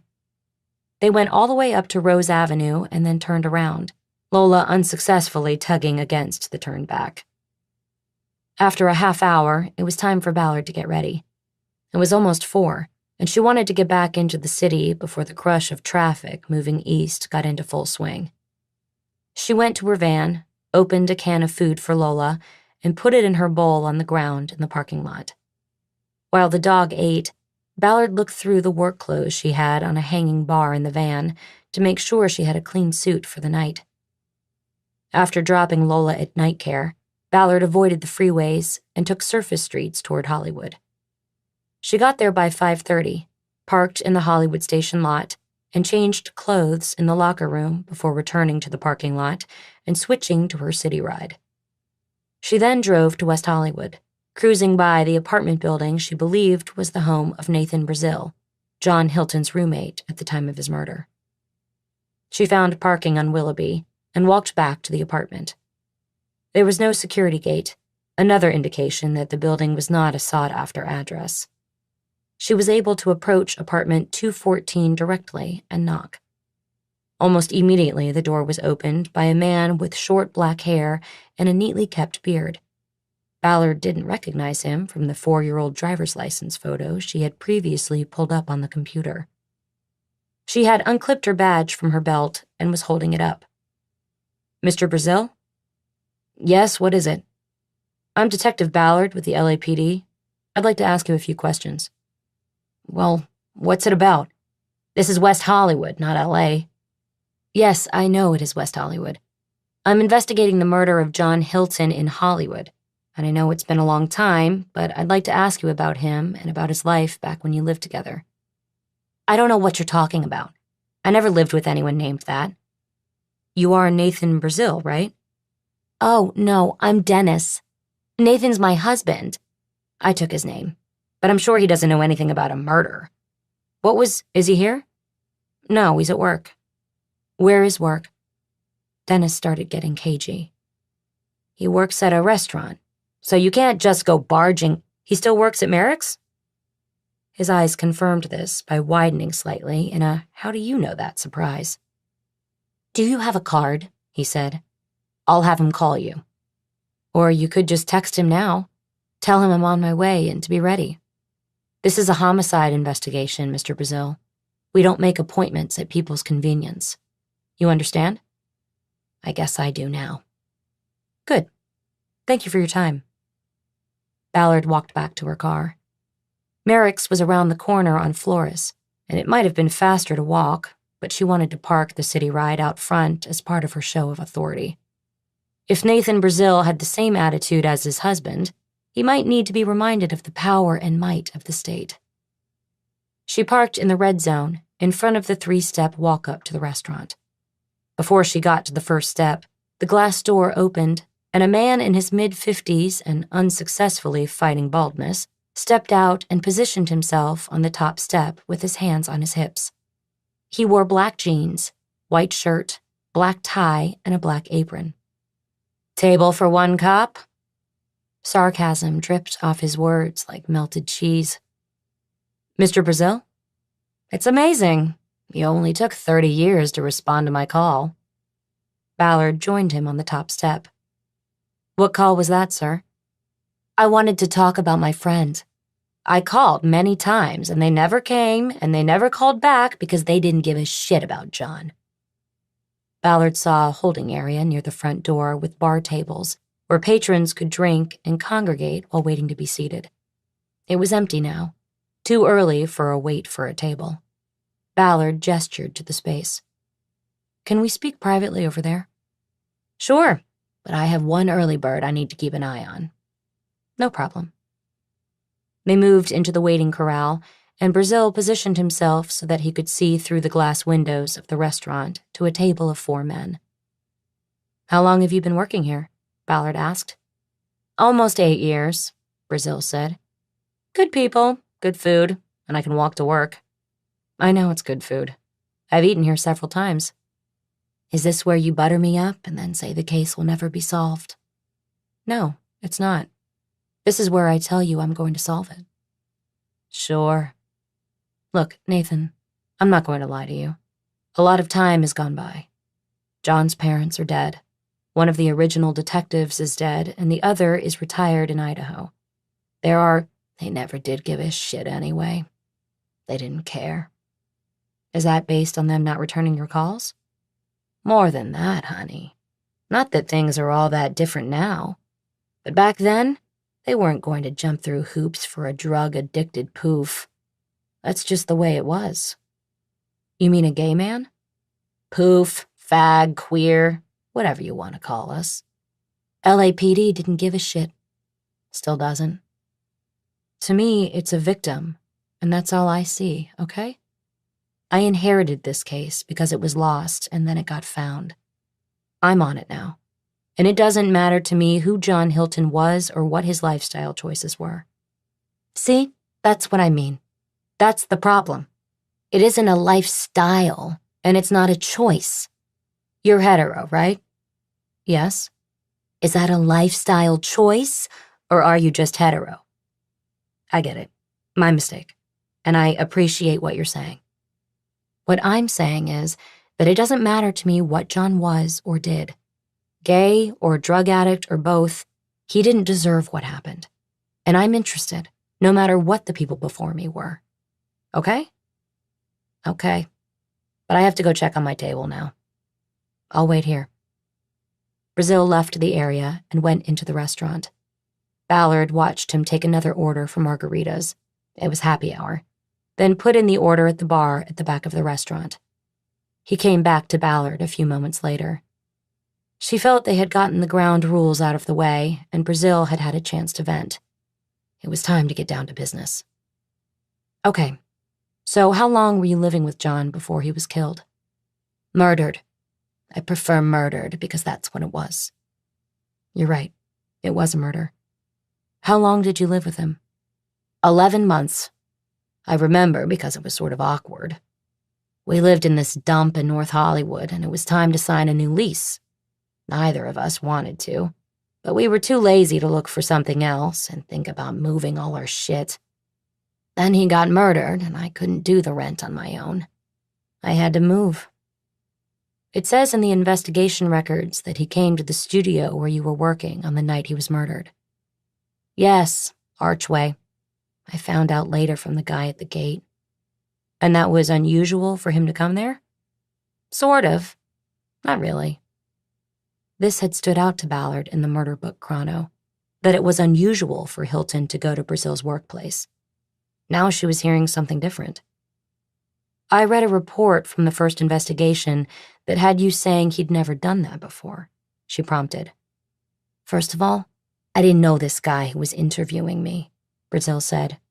I called him Detective Vitalis. You remember that stuff in the green bottles? And for a while, until they confirmed my alibi, I thought they were going to try to blame me and make it a fag-on-fag crime. So I told him what I told him. Which was a lie? No, not a lie. But it wasn't everything, you know? I worked for a company that did craft services. You know, bought all the food and snacks and stuff for whatever production we were on. Sometimes we were at the studio, and sometimes we were out filming on location, like on the street somewhere. And I always told John where we would be, and he'd come by and I'd sneak him some food, you know? And that's why he came to the studio that day. He was hungry. He must have had no money and wanted something to eat. But giving my name at the guard shack at Archway wouldn't have worked. It was our first time on that lot, and they didn't know me from Adam. Ballard nodded. It was always good to get the fuller story. But sometimes the more you knew, the more you saw conflicts with other information. So if he had no money for food and tried to come to you, how did he have money to go down to that alley to buy drugs? She asked. I don't know, Brazil said. Maybe he had something to trade. Maybe he stole something. He did that sort of thing, you know? Ballard nodded. It was possible. All I know is that if he came to find me, it was because he had no money, Brazil said. I need to go to the bar. While he was gone, Ballard decided to take the interview in other directions when he got back. This time she had to wait a while as Brazil delivered drinks to his one table, then took their food orders and went back to the kitchen. You know, I like you, he said when he returned. You are not like Detective Vitalis was at all. I assume you mean Detective Tallis? Ballard said. I had a hard time with him too. No, it wasn't that. It wasn't because of his name. He had his hair hard parted on the side, and then very slick and in place. I could smell the Vitalis because that's what my father always used. Was his name Hunter? Yeah, That's it, Hunter. I remember because there was a bar on the boulevard back then called The Hunter. Their slogan was, "Where the hunter meets the hunted." Anyway, he was a jerk. He's dead. Well, he seemed old even back then. Were you and John lovers or just roommates? Oh, so we're getting personal. Part of the job, sorry. We were both, you could say. Nothing serious, but sometimes things would happen. Did he have anybody else? Oh, yeah. He had his unattainable fantasy. We all do. Who was his? John went to prison, you know. His parents wouldn't get him a good lawyer, and he ended up with a 3-year sentence. He fell in love with somebody there who protected him. But that was only there. There are guys who do what they need to do in prison, and then on the outside, it's a different story. They go from gay love to gay hate. You see it all the time. It's self-denial. Did he ever tell you this guy's name? No. I mean, I don't remember if he did. It didn't matter because it was over. His lover got out and went back to straight life. But John hung on to the fantasy. Yeah, the dream. He sat around drawing pictures of the guy. Pictures. The guy posed for him or something in prison, and Johnny was a pretty good artist. It was the one thing he could do well. He was drawing all the time. On napkins, loose papers, anything. He kept a notebook of drawings from when he was in prison. Did you ever tell any of this to Detective Vitalis? No. He never called me back after that first interview. When I wasn't useful to him as a suspect, I wasn't useful.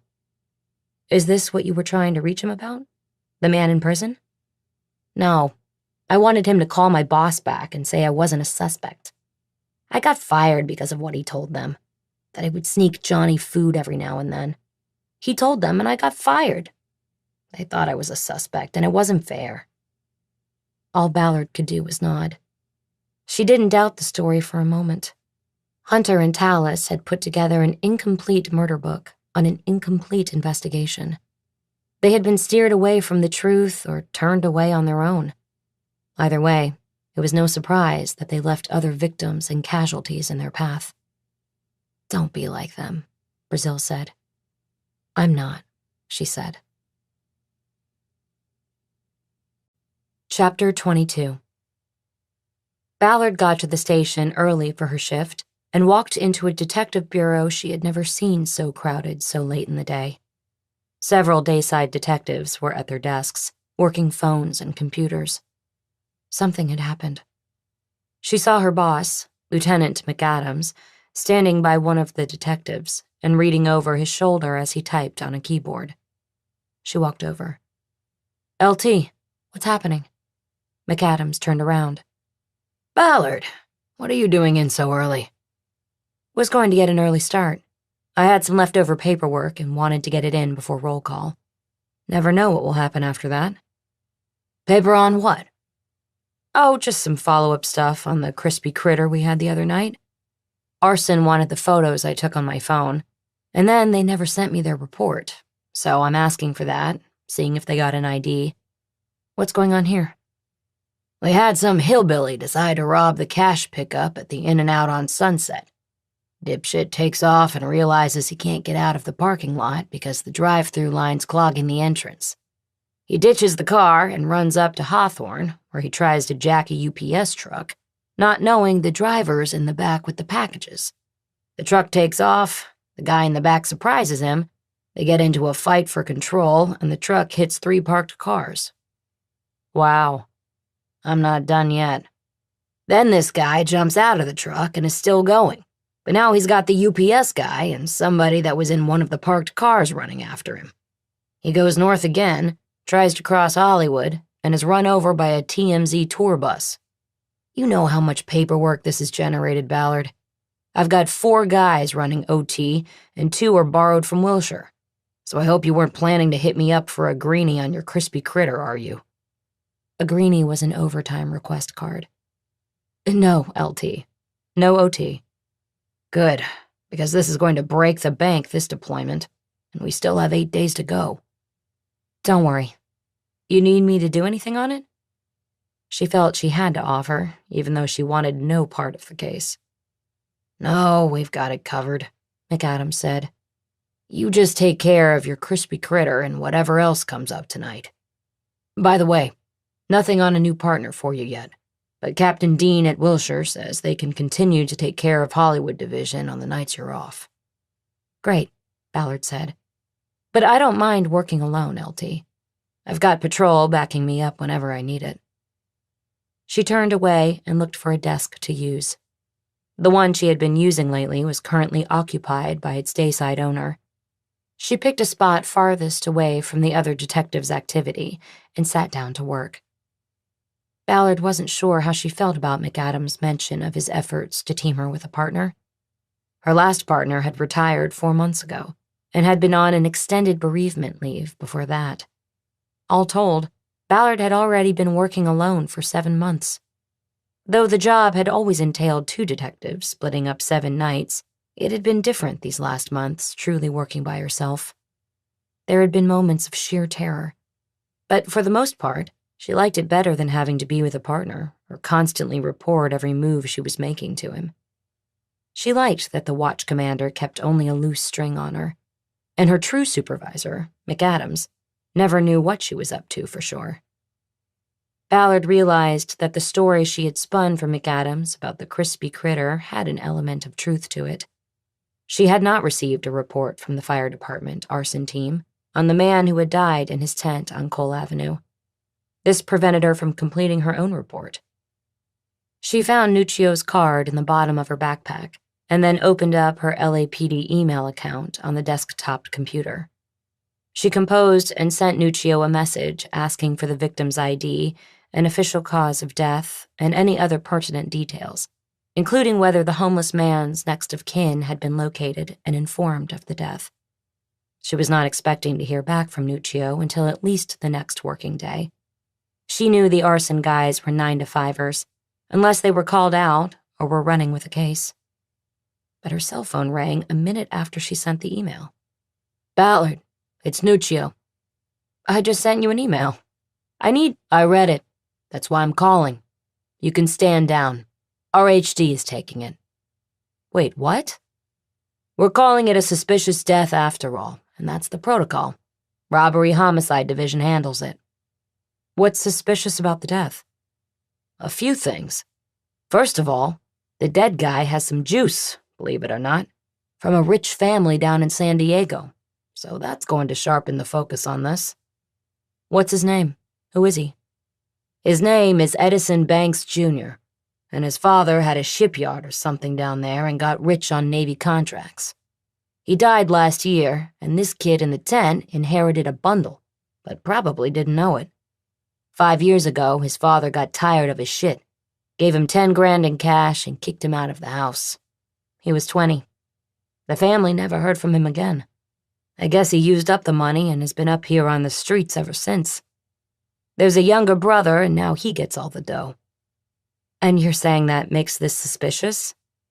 No, I'm saying that makes us want to check all the boxes on this. And in doing that, it got suspicious. How? 2 things. One is the autopsy. The blood alcohol screen was off the chart.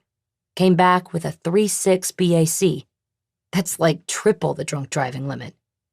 More like quadruple. But he wasn't driving, Nuccio. I know that. But this kid is 5'8", 140 pounds, according to the autopsy. That much booze and he wouldn't be driving or anything else. He'd be down for the count. Ballard didn't bother schooling Nuccio on how blood alcohol content was not skewed by body size or weight. Doesn't matter how drunk he was. He still could have kicked the heater over in his sleep, she said. Maybe, Nuccio said. Except we examined the heater too. It's got a float valve that cuts off fuel supply to the flame if the device is more than 45 degrees off level. It's a safety feature, so kicking it over actually puts the flame out. It doesn't start a fire. And you tested it? Several times. And it doesn't leak. Only way to spill the fuel is to unscrew the cap and turn it on its side. But the cap was screwed on, So, it's suspicious. This guy's in the tent, passed out. Somebody, for whatever reason, crawls into the tent, unscrews the cap, and dumps out the heating oil, screws it back on, and gets the hell out. Then, lights a match, throws it in, and whoosh! Poor guy never knew what hit him. That's the only way it would work, and that adds up to suspicious. RHD is taking it by protocol. Ballard was silent as she considered what Nuccio had described. She saw it like a movie in her mind. Who has it at RHD? She finally said. I don't know, Nuccio said. I talked to Captain Olivas about it, and there's a big powwow tomorrow at 8. I'll find out who he assigned it to then. Of course it was Olivas. RHD teams took the big cases. Ballard had been on one of those teams once, until defending herself against Olivas cost her the job. Okay, Nuccio, I'll see you there tomorrow, she said. What? Nuccio said. No, this was informational only. It's not your case, Ballard. RHD has it, and besides, you don't even know where the meeting is. I know that you go to RHD. RHD never comes to you. I'll see you there. She disconnected the call. She wasn't sure she would go to the meeting. It was her goal in life to never be in the same room with Olivas again. But she needed Nuccio to think she was coming. That would rattle him, and it would rattle Olivas when he was told. That's what Ballard wanted. Chapter 23. Ballard spent the first hour after roll call trying to get a line on Edison Banks Jr. He had no criminal record, and his driver's license had expired 3 years earlier and had not been renewed. Ballard pulled up the DMV photo and estimated it was taken 7 years earlier, when the license was issued. It showed a blonde-haired surfer type with thin lips and green eyes. Ballard printed it, even though she knew that it would probably be useless in terms of showing it to people who might have known Banks in recent years. Next, she started working the phone, calling shelters, soup kitchens, and homeless outreach centers in the Hollywood area. There weren't many of them, and not all of them operated 24 hours. She was looking for any sort of connection to Banks that she could have in her back pocket if she crashed the RHD meeting in the morning. She didn't expect to be allowed to stay on the case. That was a given with Olivas, the captain in charge. But if she could come up with information that kick-started the investigation or gave it a direction, then her actions on the night of the body's discovery might not be judged so harshly. She knew that Olivas would take any opportunity to second-guess her decisions, and she was vulnerable to criticism on this one. She had passed off what might have been determined to be a homicide to the LAFD arson squad, and that shouldn't have happened. She should have been the one to inform RHD, not the fire department. At the end of an hour, she had nothing. Banks had apparently steered clear of places where names and photos are taken in exchange for a bed, a hot meal, or a bar of soap. Or he was using an alias. Either way, he had successfully stayed off the grid. It clearly suggested that Banks had been hiding his trail and didn't want his family to find him. She grabbed the DMV photo off the printer and a rover from the charging station before heading down the hallway to the watch office. She told Lieutenant Washington that she was going out to conduct a second-level canvass of the area, now that the death had been ruled suspicious. Arson deaths go to RHD, Washington said. I know, Ballard replied. There's a meet tomorrow at 8. I just want to finish my report and pass it on. There's a few people out there we missed the other night, and now's the time to get them. They scatter at sunup.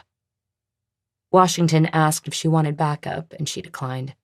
The presence of uniformed officers would not be conducive to getting information from the denizens of the Hollywood night. She first cruised around the city park and slowly along Cole to check things out. She saw no activity, except for a few inhabitants of the encampment who were still awake and sitting on the curb or on folding chairs and smoking and drinking by themselves. At the north end of the park, Ballard saw a group of men sitting under a streetlight. She parked her car across the street from them in front of a prop house and used the rover to call her location in to the watch office. It was a routine practice. As she got out, she slipped off her suit jacket so the badge on her belt would be readily recognized when she approached the men. Crossing the street, she counted 4 men sitting together in a small clearing between 2 tents and a blue tarp lean-to, attached to the park's perimeter fence. One of the men spoke up in a raspy, whiskey and cigarette-cured voice before she got to them. "Why, that's the prettiest police officer I think I ever seen." The other men laughed, and Ballard could tell they weren't feeling any pain at the moment. "Evening, fellas," she said. "Thanks for the compliment. What's going on tonight?" "Nothing," Raspy said.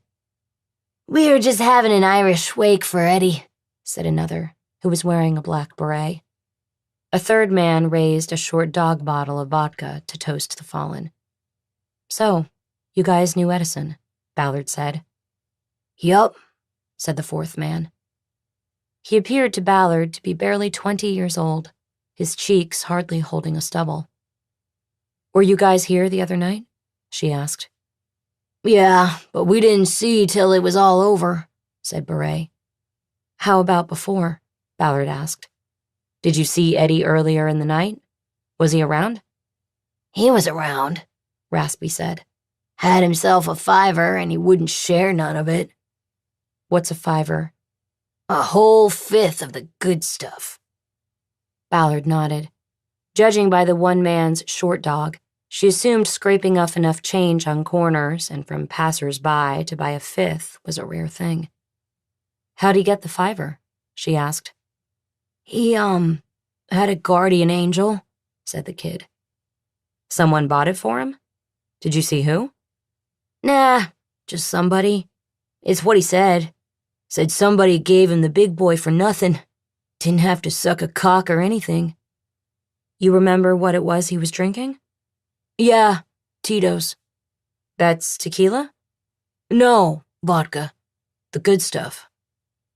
Ballard pointed to the short dog in the other man's hand. "Where you guys buy your bottles?"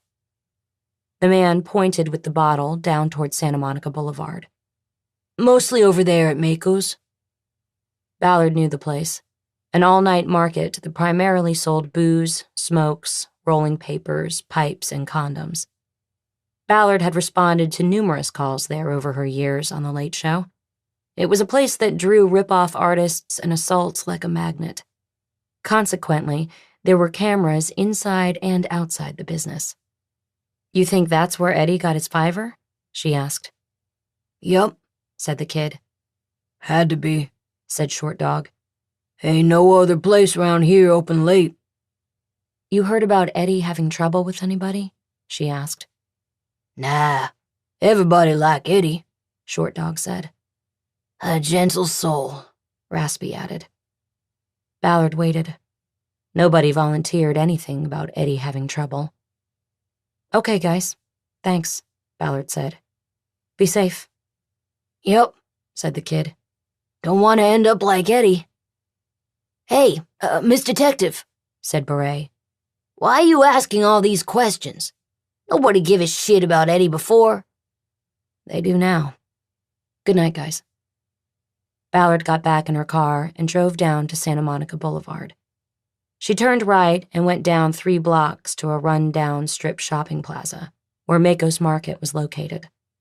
The market anchored one end of the plaza, and a 24-hour donut shop held down the other end. In between, there were 2 empty businesses, a Subway franchise, and a storefront business that offered one-stop shopping for notary needs, photocopying, and losing weight, or quitting cigarettes through hypnosis.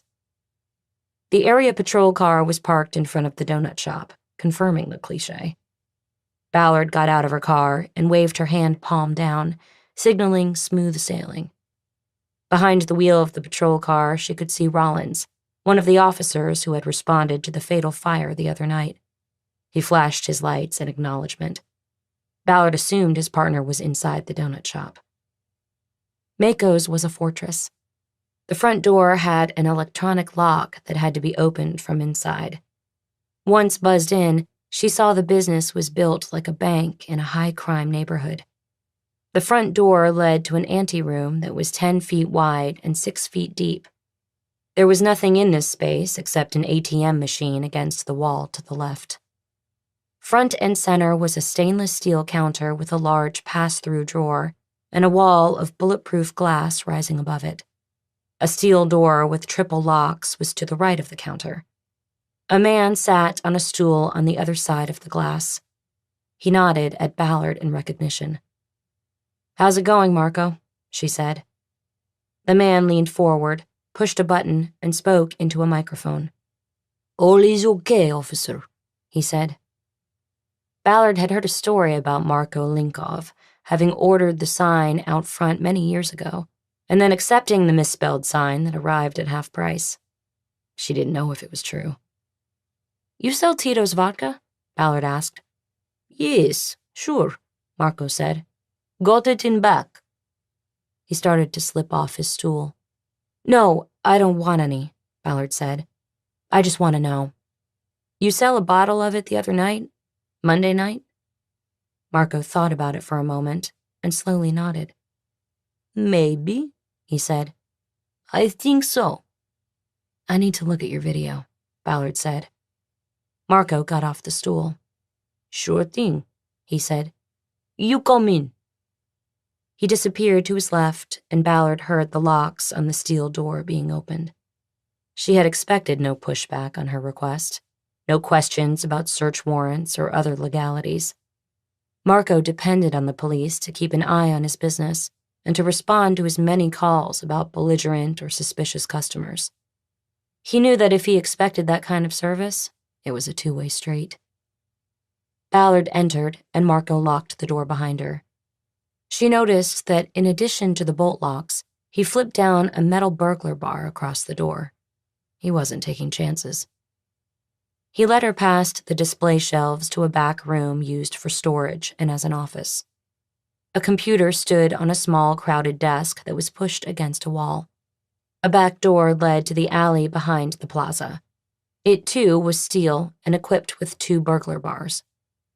"Okay, so," Marco said. He didn't finish. He just opened up a screen that was quartered into 4 camera views, 2 outside the front, showing the parking lot and the other front door of the shop, a 3rd in the alley showing the back door, and the 4th a camera over the ATM in the front room.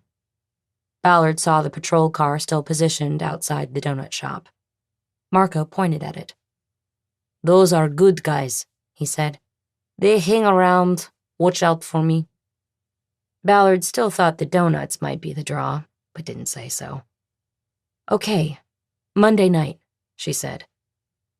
Ballard had no idea when Edison Banks Jr. received the bottle of Tito's his fellow encampment inhabitant saw him with, or how long it would have taken him to consume it. So she asked Marco to start running the playback first, beginning at dusk on Monday. Every time a customer entered the store, he would slow the video to normal speed until Ballard determined that the customer was not purchasing what she was looking for. 20 minutes into the playback, they got a hit on Tito's vodka, but it wasn't what Ballard expected. A Mercedes-Benz coupe pulled into the lot and parked in front of Mako's. A woman with long black hair and stiletto heels and all-black leather pants and jacket got out and entered the store. Inside, she bought a bottle of Tito's after first withdrawing cash from the ATM. Mako's was a cash-only business. "Is she a regular?" Ballard asked. "Her? No," Marco said. "Never seen her. She don't look like a working girl, you know? They different." "Yeah, they don't drive Mercedes." Ballard watched as the woman returned to the car, got in, and drove out of the plaza's lot, heading west on Santa Monica, the direction away from the city park where Edison Banks Jr. would burn to death about 4 hours later. Ballard committed the car's license plate number to memory, which was easy because it was a California vanity plate. 14 U2 for me. "What is that?" Marco said. "1 for you, 2 for me," Ballard said. "Oh, that's good." "Whose ATM is that?" "It's mine," Marco said. "I mean, It's a company that has them, but they pay me to have it there. I get a cut, you know? It makes me good money because people need the cash when they come in here. Right. Can you get records? What records? Of the withdrawals. Like, if I wanted to know who she was? I don't know. You might have to have the legal people for that. Not my company, you see? A search warrant. Okay. I mean, if it was up to me, I'd give you, you know? I always help police. But this guy might not be the same. I understand. I have her plate number. I can get it with that. Okay. Keep going? He pointed to the computer screen. Yes, keep going, Ballard said. We're not even halfway through the night. A few minutes later in real time, and an hour later on the video playback, Ballard saw something that caught her eye. A man in ragged clothes pushed a shopping cart full of bottles and cans up to Mako's, parked it on the sidewalk, and then buzzed to be allowed entrance. He came in and dumped enough change and crumpled bills into the pass-through drawer to purchase a 40-ounce bottle of Old English malt liquor. He then left the store and returned to his cart, securing the full bottle among the bottles and cans he had collected, and started pushing his way out of the lot. He headed east on Santa Monica, and Ballard thought she recognized him as one of the onlookers from Monday night after the fire. It gave her a new idea. She decided to go find the man who collected the bottles. Chapter 24. Ballard caught a call just before end of shift that pulled her away from finishing her report for the RHD meeting on banks and pushed her into unpaid overtime. It was a he said case on Citrus, just south of Fountain. Patrol called her out to referee a violent domestic dispute between two men who shared a one-bedroom, one-bath apartment and had fought over who got to use the shower first before work. They had been drinking and drugging most of the night, and the fight began when one of the men took the last clean towel and locked himself in the bathroom. The second man objected and kicked the door open, hitting the first in the face and breaking his nose. The fight then ranged through the small apartment and woke other residents in the building. By the time the police arrived after multiple 911 calls, both men were showing injuries from the altercation, and neither was going to work. The two patrol officers who responded wanted to pass the decision-making off to a detective so they would avoid any future blowback from the case. Ballard arrived and talked to the officers, then to both parties involved. She guessed that the fight wasn't really about a clean towel or the shower, but it was symptomatic of problems in the men's relationship, whatever that was. Nevertheless, she chose to bag them both, out of protection for them and herself. Domestic disputes were tricky. Calming anger, settling nerves, and then simply backing away might seem to be the most judicious path. But if an hour or a week or a year later, the same relationship ends in a killing, the neighbors talk to the news cameras and say the police came out before and did nothing. Better safe now than sorry later. That was the rule, and that was why the patrol officers wanted no part of the decision. Ballard arrested both men and had them transported separately to Hollywood Division Jail, where they would be held in adjoining cells. The paperwork involved in booking the two, plus Ballard's need to prepare other documents, pushed her past 7 a.m. and the end of shift. After filing the necessary arrest reports, Ballard took her city car downtown and parked on 1st Street in front of the PAB. There was no parking there, but she was late, and her hope was that any traffic officer would recognize the vehicle as a detective ride and leave it unticketed. Besides, she didn't expect to be inside long. She hooked her backpack over one shoulder and carried a brown paper evidence bag with her.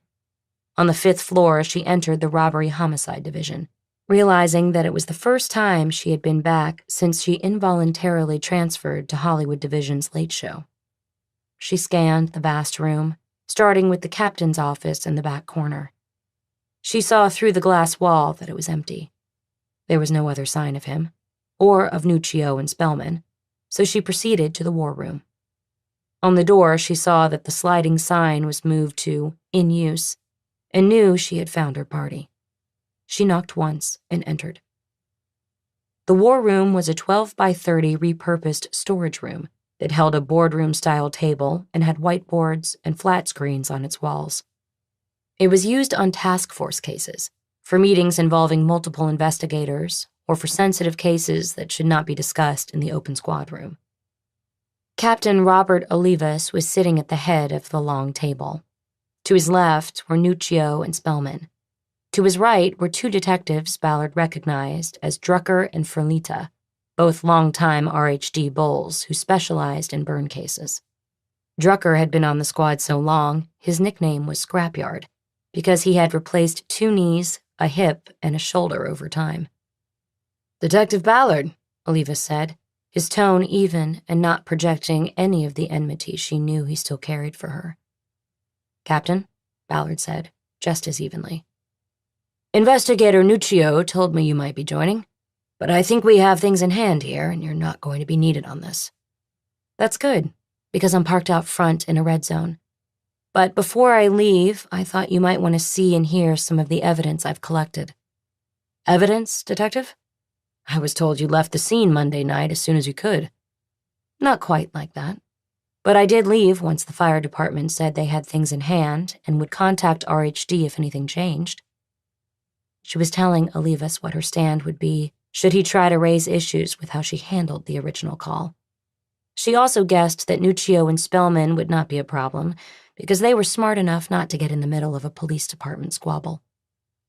Olivas, a taciturn man with a wide girth, seemed to decide that this one wasn't worth it. It was part of that smooth sailing Amy Dodd had mentioned. Olivas wanted no waves in his final year. Ballard knew this would play well with her real plan for the meeting. "What have you got?" Olivas asked. "We're not even sure we have a homicide here."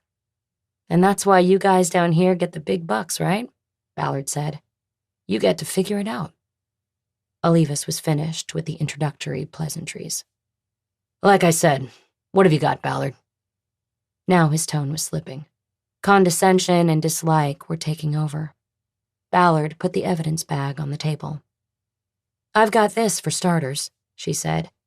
"An empty 5th of Tito's vodka." "And how does that fit into this?" Olivas asked. Ballard pointed to Nuccio. "Inspector Nuccio told me yesterday that the victim's blood alcohol content was measured at 3.6 at the coroner's. That takes a lot of alcohol. I spoke to some of the homeless men who knew the victim, and they said that on Monday night Banks was drinking a 5th of Tito's that he wasn't sharing. They said somebody, a guardian angel, gave it to him. I recovered the bottle from another homeless man who camps on the same sidewalk and collects bottles and cans for recycling. Chain of custody is for shit, but he felt pretty sure he picked up the bottle after Banks chugged the vodka. I figure you might want to take it to latent prints. If you get prints from Banks, it confirms the story. But you might also get the prints of the guardian angel, and that's somebody you want to talk to. That is, if somebody helped get him drunk so they could light him on fire." Olivas digested that for a few moments before responding. "Did anybody see this guardian angel?" he asked. "Are we talking man, woman, what?" "Not the guys I talked to," Ballard said. "But I went down the street to Mako's, and they have video of a woman in a Mercedes pulling up and buying a bottle of Tito's about 4 hours before Banks got burned. That may just be a coincidence, but I'll leave that to you guys to figure out." Olivas looked at his men. "It's thin," he said. "The whole thing is thin. You men take the bottle and anything else Ballard has. We need to pick up the heater and do our own testing on that. We're going to withhold determination of death until we know what's what. Ballard, you can go. You're off duty now anyway, right?" "I am," Ballard said. "And I'm out of here. You guys let me know if you need me to go back to the scene for anything tonight." "That won't be necessary," Olivas said. "We'll handle it from here." "I just need you to sign off on a summary report on the recovery of the bottle," Ballard said. "So there's a record of chain of custody and no confusion down the line should the bottle of Tito's be significant." "And to make sure you get the credit," Olivas said. It was not a question, and Ballard was pleased with how Olivas took it. We all want proper credit for what we do, don't we? She said. Whatever, Olivas said. You write it up and I'll sign it. Ballard unzipped her backpack and removed a file containing 2 copies of a 2-page document. The front page was taken up by a detailed summary of the bottle's origin, and the second was the signing page, bearing only Olivas's name and rank below a signature line. She placed the documents on the table. "One for you and one for me," she said. Olivas signed both documents. Ballard took one and left the other on the table. She put her copy back in its folder and returned it to her backpack. Ballard threw a mock salute at Olivas, then turned and left the room. On her way out of RHD, she tried to calm herself and control her emotions. It was difficult. Olivas would always be able to get to her. She knew that. He had taken something from her, as other men had in the past. But the others had paid in one way or another. Comeuppance, revenge, justice, whatever the term. But not Olivas. Not so far. At best, he had been left with a temporary blemish on his reputation that was gone soon enough. Ballard knew she could outwit and outinvestigate him all she wanted, but he would still always have that unnameable thing he had taken from her. Chapter 25. After leaving RHD, Ballard went down the hall to the special assault section again. This time, Amy Dodd was not in her cubicle, but the station next to it still seemed to be unused. Ballard sat down and logged into the department's computer. She blew out a deep breath and tried to relax now that she was away from her tormentor. She was actually finished for the day, but anxiety was seizing her because of Olivas and what seeing him brought up in her. She had just given up one case and wanted to get back to the other, to keep things moving forward. She opened her notebook next to the computer and found the page where she had written down the intel she had gathered on Elvin Kidd. She had both the cell number and the landline associated with his business. Connecting to Nexus Lexus, she ran a search on the numbers and got the service providers, a requirement for a wiretap search warrant. Once she had that, she opened a template for a search warrant application requesting approval of audio surveillance on both phone numbers. Seeking a wiretap approval was a complicated and difficult process because listening in on personal phone calls starkly conflicted with Fourth Amendment protections against unlawful search and seizure. The probable cause for such an intrusion had to be complete, airtight, and desperate. Complete and airtight because the writer had to lay out in the probable cause statement that the threshold of criminal activity by the target of the surveillance had been easily passed. Desperate because the investigator must also make a convincing argument for the wiretap, being the only alternative for advancing the case against the intended target. A wiretap was supposed to be a last resort measure, and so required a detective to get the written approval of the department. It had to be signed off on by a high-ranking supervisor, like a captain or higher. It took Ballard an hour to write a 7-page probable cause document that was half boilerplate legalese and half an outline of the case against Kidd. It leaned heavily on information from an LAPD-certified informant named Denard Dorsey and stated that the wiretap was a last resort measure because the case was 29 years old and witnesses had died, had faded memories, or could not be located. The document did not mention that Dorsey had not been an active informant in more than a decade, or that Kidd had not been active in the rolling 60s Crips gang for even longer. As Ballard was proofing the statement on the screen, Amy Dodd arrived at her cubicle. "Well, this is getting to be a regular thing," she said. Ballard looked up at her. Dodd looked tired, as though she'd worked a long night on a case. Ballard once again was hit with concern. "Just in time," she said. "What's the printer code for this unit?" Dodd said she had to look it up. She sat down at her desk, logged in, then read the unit's printer ID off her screen. Ballard sent the probable cause document to be printed. "So what's up?" Dodd said from the other side of the partition. "You moving in over there?" "Writing a search warrant. Ballard said. I have to take it over to Judge Thornton before he starts court. Wiretap? Yeah, 2 lines. Judge Billy Thornton was the Superior Court's wiretap judge, meaning all search warrants for phone surveillance went through him for approval. He also ran a very busy courtroom that usually convened by 10 each morning. Following instructions from Dodd, Ballard went to a break area at the rear of the squad room to fish her document out of the printer. She then came back to her borrowed desk and pulled from her backpack the same file folder she had produced during the war room meeting with Olivas. She attached signature page from the chain of custody document to the back of the search warrant application and was ready to go. I'm out of here, she announced. You ever want to get together after work? I'm here, Amy. At least until the late show starts. Thanks, Dodd said, seeming to pick up on Ballard's worry. I might take you up on that. Ballard took the elevator down and then crossed the front plaza toward her car. She checked the windshield and saw no ticket. She decided to double down on her luck and leave the car there. The courthouse was only a block away on Temple. If she was fast and Judge Thornton had not convened court, she could be back to the car in less than a half hour. She quickened her pace. Judge Billy Thornton was a well-regarded mainstay in the local criminal justice system.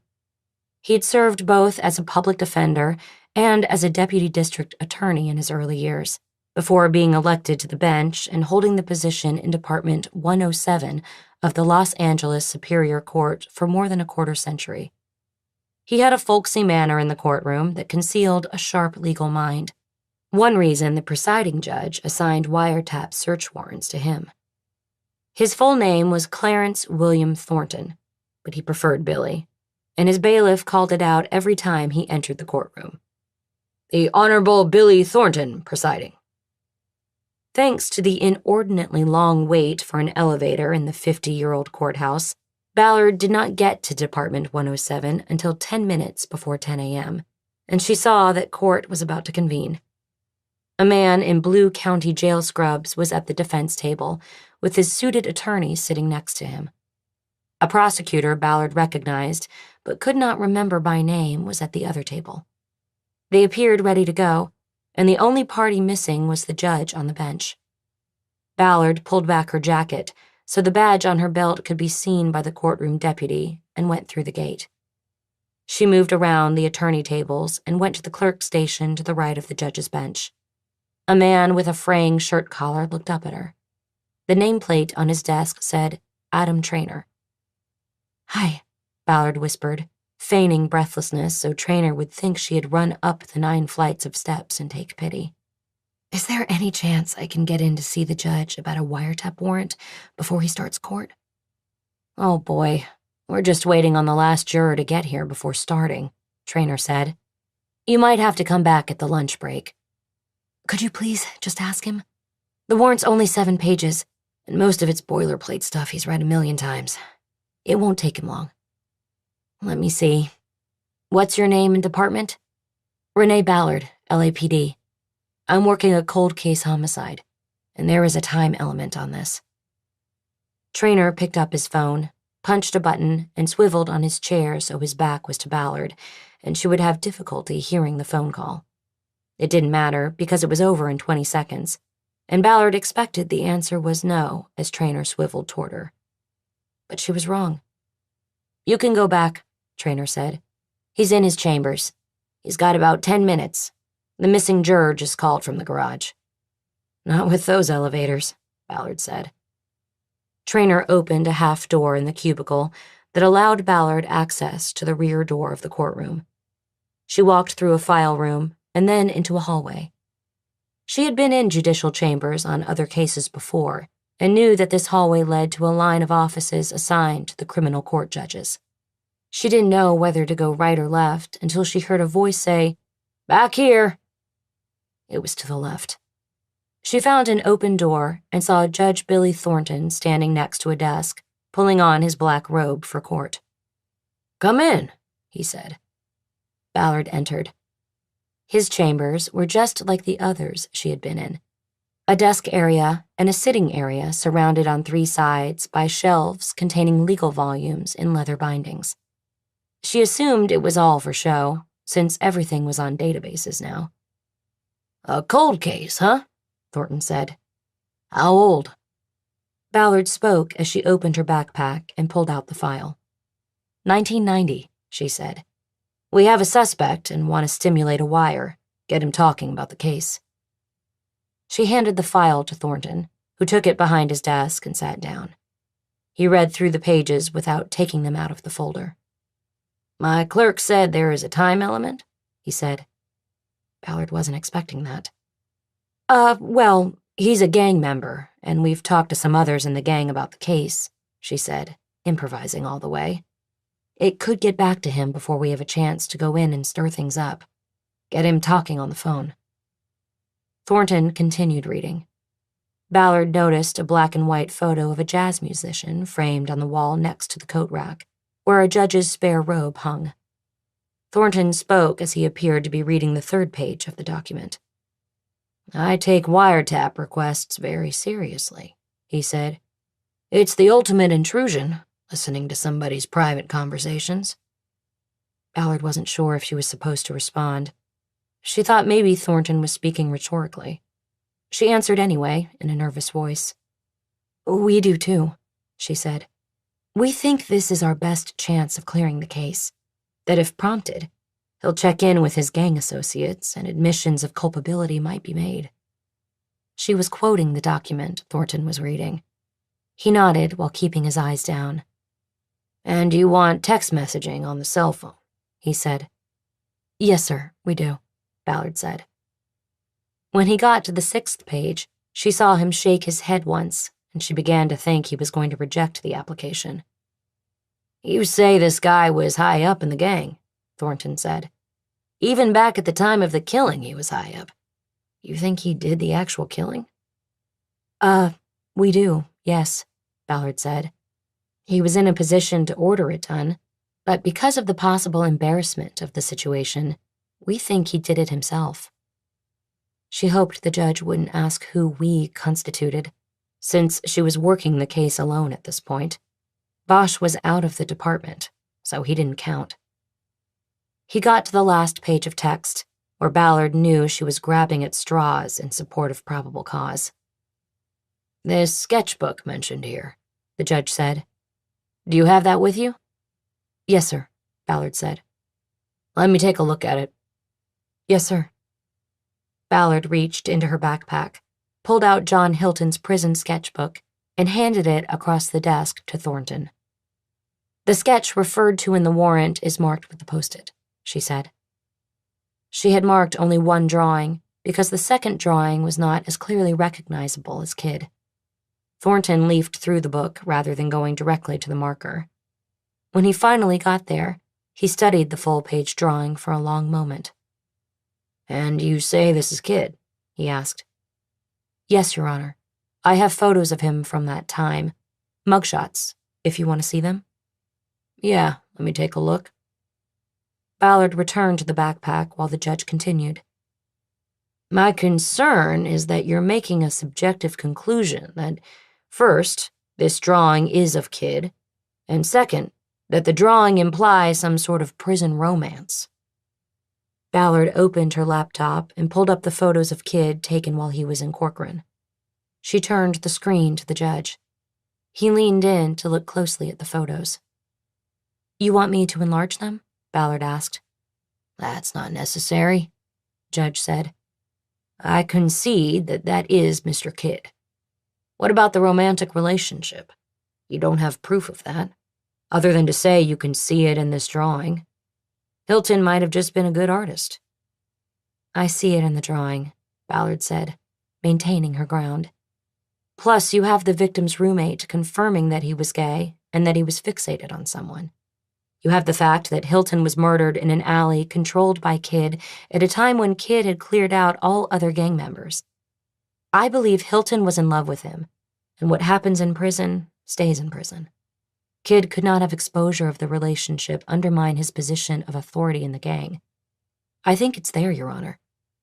I decide that, don't I? Thornton said. Yes, Your Honor. Well, your theory is there, Thornton said. Some of it is supported by probable cause, but as I say, some is assumption, even conjecture. Ballard didn't respond. She felt like a student being chewed out after school by her teacher. She knew she was going down in flames.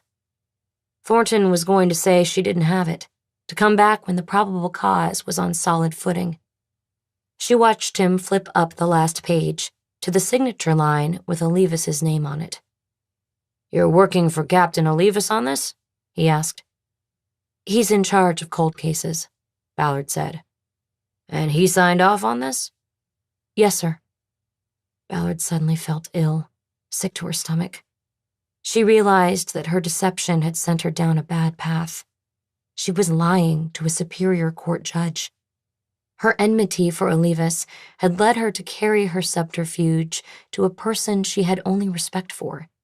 She now regretted ever taking the murder book from Bosch. Well, Thornton said, I have to assume he knows what he's doing. I worked cases with him as a prosecutor 25 years ago. He knew what he was doing then. Yes, sir, Ballard said. But I've heard rumors about him. Call it his management style. Ballard said nothing, and Thornton must have realized she wasn't biting on the bait he had thrown into the water. He moved on. You're asking for a 7-day wire here, he said. I'm going to give you 72 hours. If you don't have anything by then, I want you off the lines. Shut it down. You understand, Detective?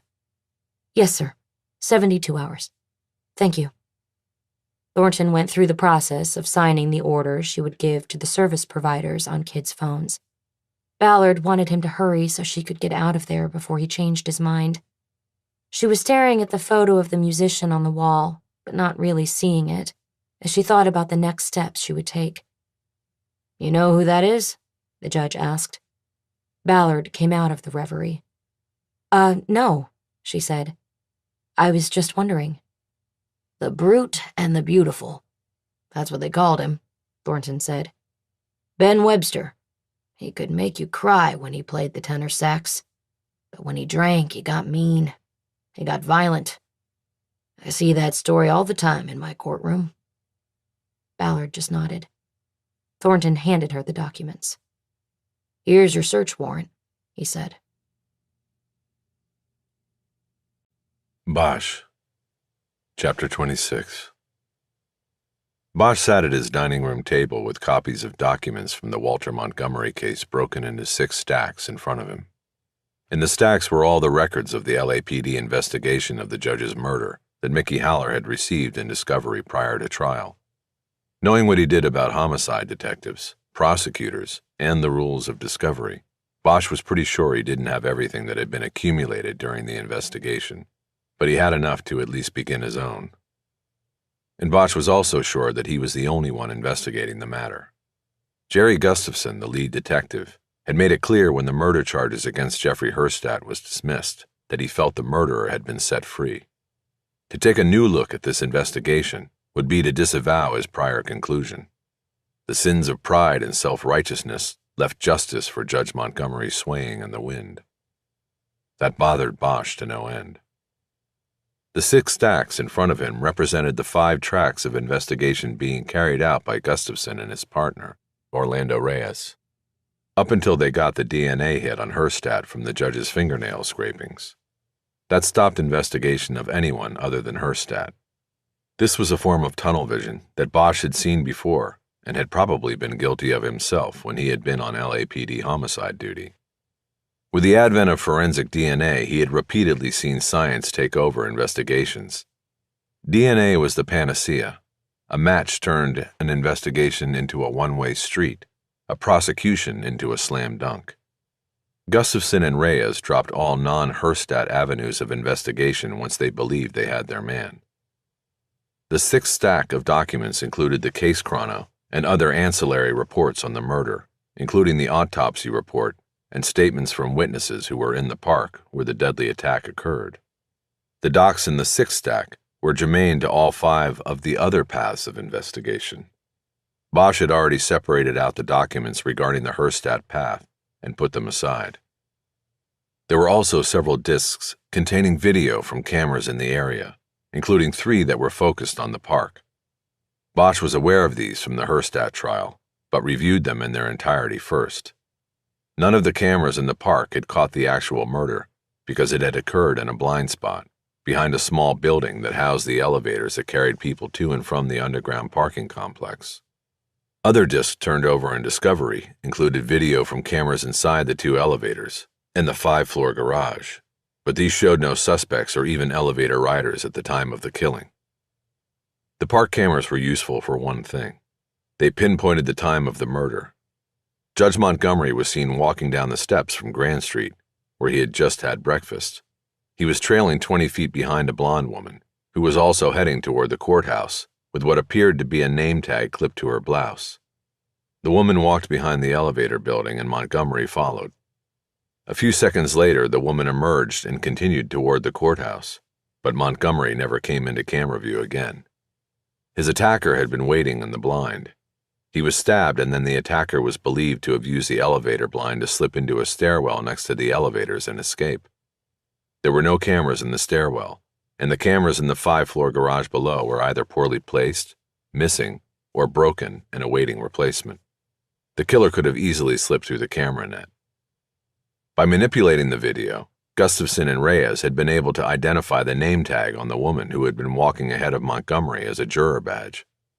On the afternoon of the murder, Reyes went to the jury pool room at the courthouse and found her waiting to be called. He took her to the courthouse cafeteria and interviewed her. She was Lori Lee Wells, a 33-year-old actress from Sherman Oaks. But her statement, which Bosch read, provided no clues to the murder. She had been wearing Bluetooth earbuds and listening to music on her walk from the parking structure to the courthouse. She did not hear anything occur behind her when she passed by the elevators. The detectives dismissed her value as a witness. Bosch's starting point was the other tracks of the investigation that Gustafson and Reyes had been on prior to getting the DNA hit on Herstatt. He needed to see if they had been on the right path before the DNA led them astray. The 5 tracks involved in 2 cases that were currently on Montgomery's civil docket, 1 he had recently ruled on, and 2 from his days in criminal court. The criminal cases entailed convicted defendants who had threatened the judge. The civil cases had large money stakes riding on the judge's ruling or impending ruling. It had been Bosch's experience that threats made by criminals heading off to prison were mostly hollow. They were the last gasps of people crushed by the system and who had nothing left but the ability to throw empty promises of revenge at those they perceived as their tormentors. Bosch had been threatened many times over his years as a police officer and detective, and not once had the person who issued the remark acted on it. And so he took up the 2 tracks involving threats from Montgomery's days on the criminal bench first, not because he believed them to be the best shot, but because he wanted to get through them quickly in order to concentrate on the cases involving large sums of money. Money was always the better motive. He put a live recording of Charles Mingus at Carnegie Hall on the turntable, chosen for the 24-minute version of Sea Jam Blues on side 1. The 1974 concert was up-tempo, high-energy, and largely improvisational, and just what Bosch needed for wading through case reports.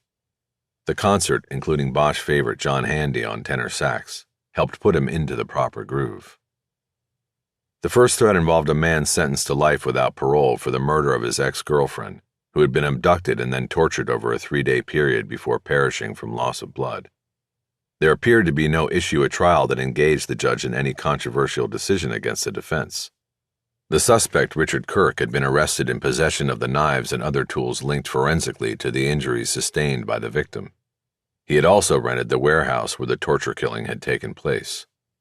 A month after Kirk was sentenced to prison, the judge received an anonymous letter claiming that he would be eviscerated with a 6-inch blade and would bleed out like a slaughtered pig. It was unsigned, but had the hallmarks of Richard Kirk, who had committed much of his torture with a 6-inch blade.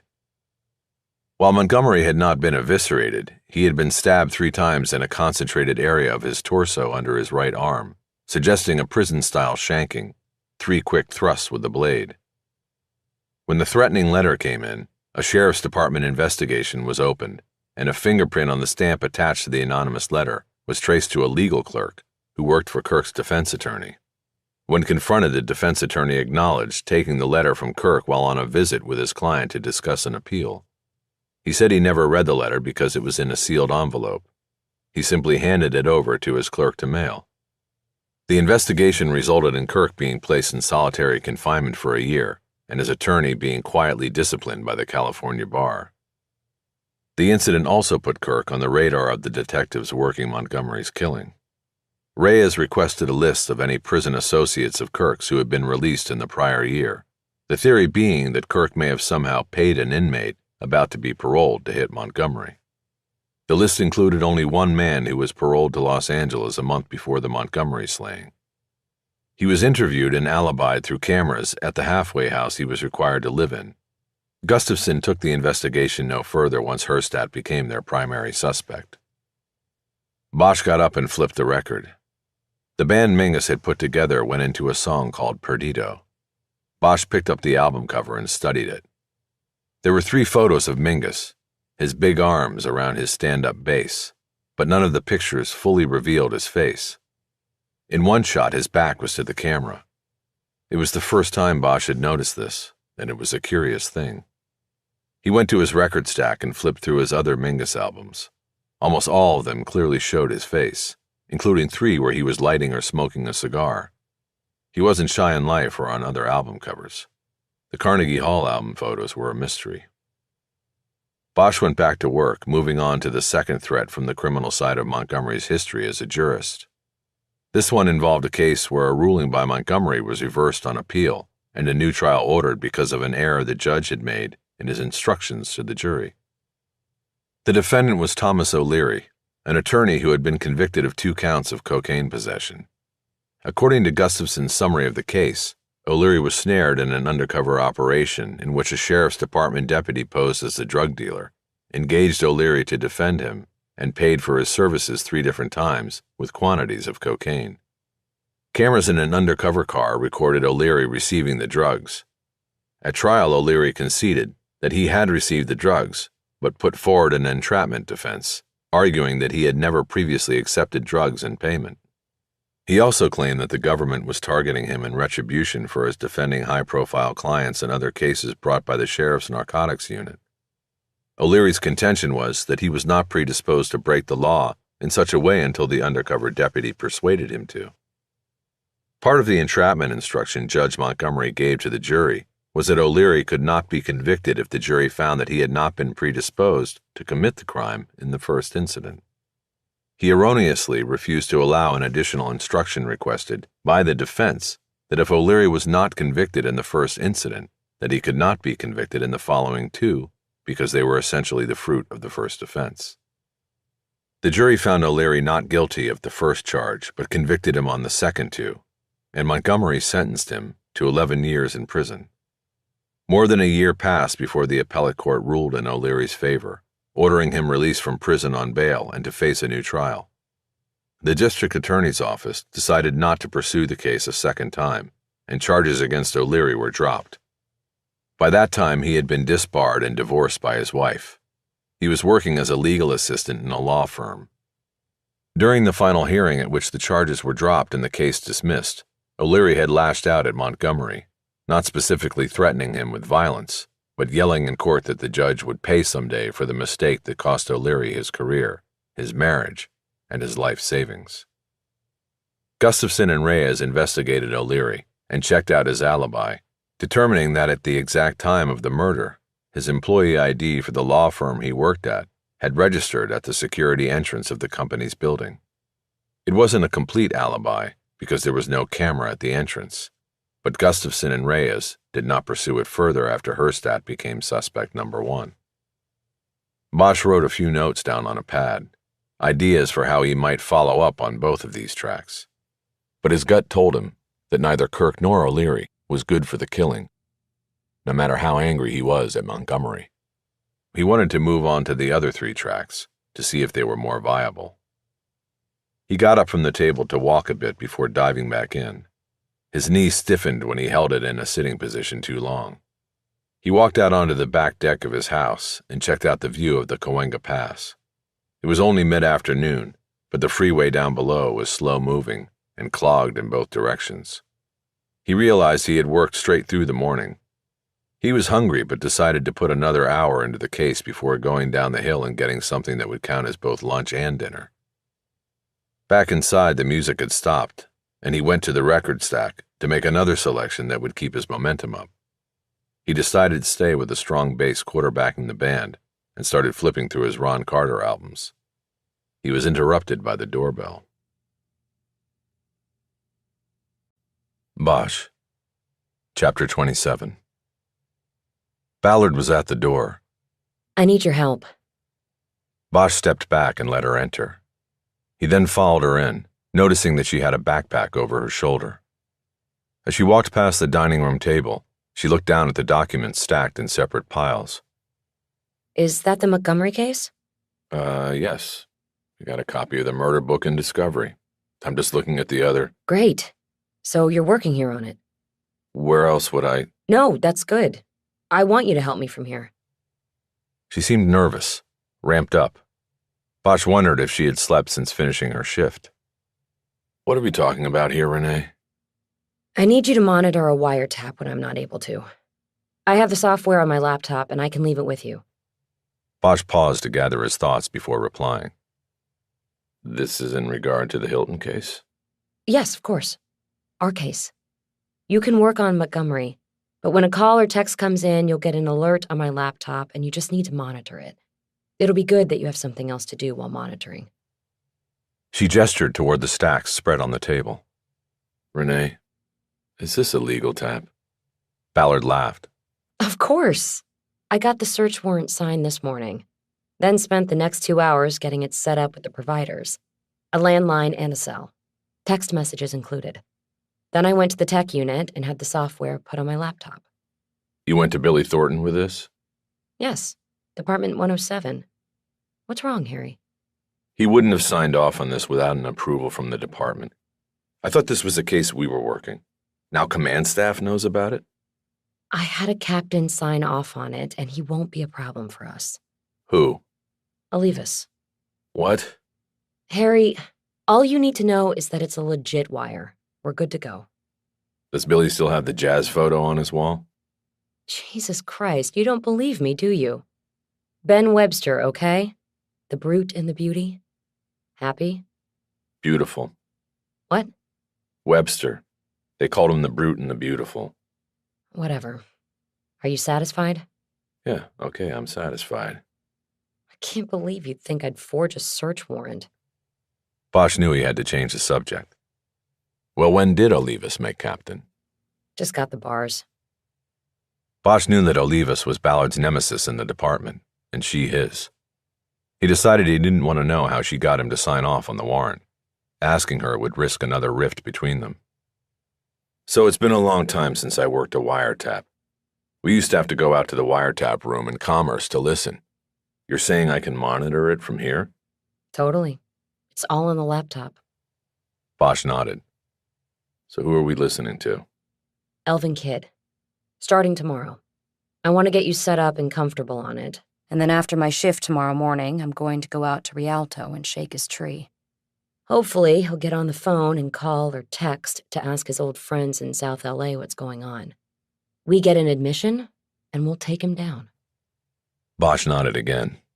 You hungry? Starving. Good. Let's get something to eat and talk this through. When was the last time you slept? I don't remember. But we had a deal, remember? Right. Bosch drove. They went down the hill, crossed the freeway on Barham, and over to the smokehouse by the Warner Brothers studio. Ballard reported that she had not eaten anything since a meal break on her last shift. She ordered a steak, a baked potato, and garlic toast to share. Bosch ordered a salad with grilled chicken. Ballard had brought her backpack into the restaurant, and while they waited for their food, she updated Bosch on her investigation, detailing her interview with Hilton's former roommate, Nathan Brazil, which confirmed that Hilton was gay and in love with an unattainable man. It all leads to Kidd. He owned that alley and he cleared everybody out, set up the meeting with Hilton, and then executed him. And the motive? Pride. He couldn't have this infatuated kid threatening his reputation. Did you look at the phone records in the murder book when you had it? Yes, but just in a cursory way. There were several calls from Hilton's apartment line to a payphone number in South Central. It was in a shopping plaza at Slauson and Crenshaw, the heart of Rolling 60s turf. The original investigators didn't do anything with it, thought it was a dealer connection. But I think Hilton was calling Kid there, or trying to reach him, and it was becoming a problem for him. Bosch sat back and considered her theory as their food arrived. Once the waiter was gone, he summarized. Forbidden love. Lover's in prison, but outside that was the threat to Kid's position and power. Could get him ousted, maybe even killed. Ballard nodded. 1990? That wasn't going to go over on the gang streets. That wouldn't go over now. I heard about this case a few years before I quit where guys on a no-knock search warrant hit a stash house and caught a guy from Grape Street in bed with another guy. They used it to turn him into an inside man in 5 minutes flat. That was more leverage than holding a 5-year sentence over his head. They know they can do the time if necessary, come out and be an operator. But nobody wants a gay rap in the gang. They get that, and they're done. They started to eat, both so hungry that they stopped talking. Bosch ran everything through his filters while silent and spoke when his hunger had been pushed back into its cage. So, tomorrow, how are you going to push his buttons? For one, I hope to catch him at home, Ballard answered, her mouth still full with the last bite of her steak. He's married now, and his business is in his wife's name. When I start mentioning Hilton and their prior relationship, I hope he panics. I doubt the wife knows about his gay relationships. I have the sketchbook. I start showing the drawings, and he'll shit a brick. But how does that get him on the phone? You're making it between him and her. What do you suggest, then? I'm not sure yet, but you have to tie it back to the gang. I thought about that. But then I put the risk on Denard Dorsey. He's in the Rolling 60s module at Men's Central. If Kid gets the word to somebody in there, Dorsey's toast. We need to scheme it some other way. Don't use Dorsey. There was another guy in the murder book who worked the street with Dorsey, Vincent Pilkey, but he died a few years back. That was after Kid left South Central, right? Think he'd know that Pilkey's dead? Ballard shrugged and attacked the garlic toast. Hard to say. It could be risky using his name. Kid might see through the scam. He might, Bosch conceded. He watched her eat the toast. She looked worn down, like a homeless person who had found a pizza crust in a trash can. I assume you're going out there without backup. There is none. This is you and me, and I need you on the phones. What if I'm nearby, someplace with Wi-Fi? There's got to be a Starbucks near whatever place you're going. Or you can show me how to make my phone a hotspot. Maddie does that. It's too risky. You lose signal, and you lose any calls that get made. I'll be fine. It's an in-and-out operation. I go in, light the fire, I get out. He, hopefully, starts making calls. Maybe texts. We still need to figure out how you light the fire. I think I'd just tell him I work cold cases. Was assigned this one and saw that he was never interviewed back in the day. I let it drop that back then there was a witness who described a shooter that looked a lot like him. He'll deny. I'll leave. My bet is he gets on the phone to try to find out who this witness is. Bosch thought about that and decided it could work. Okay. Good.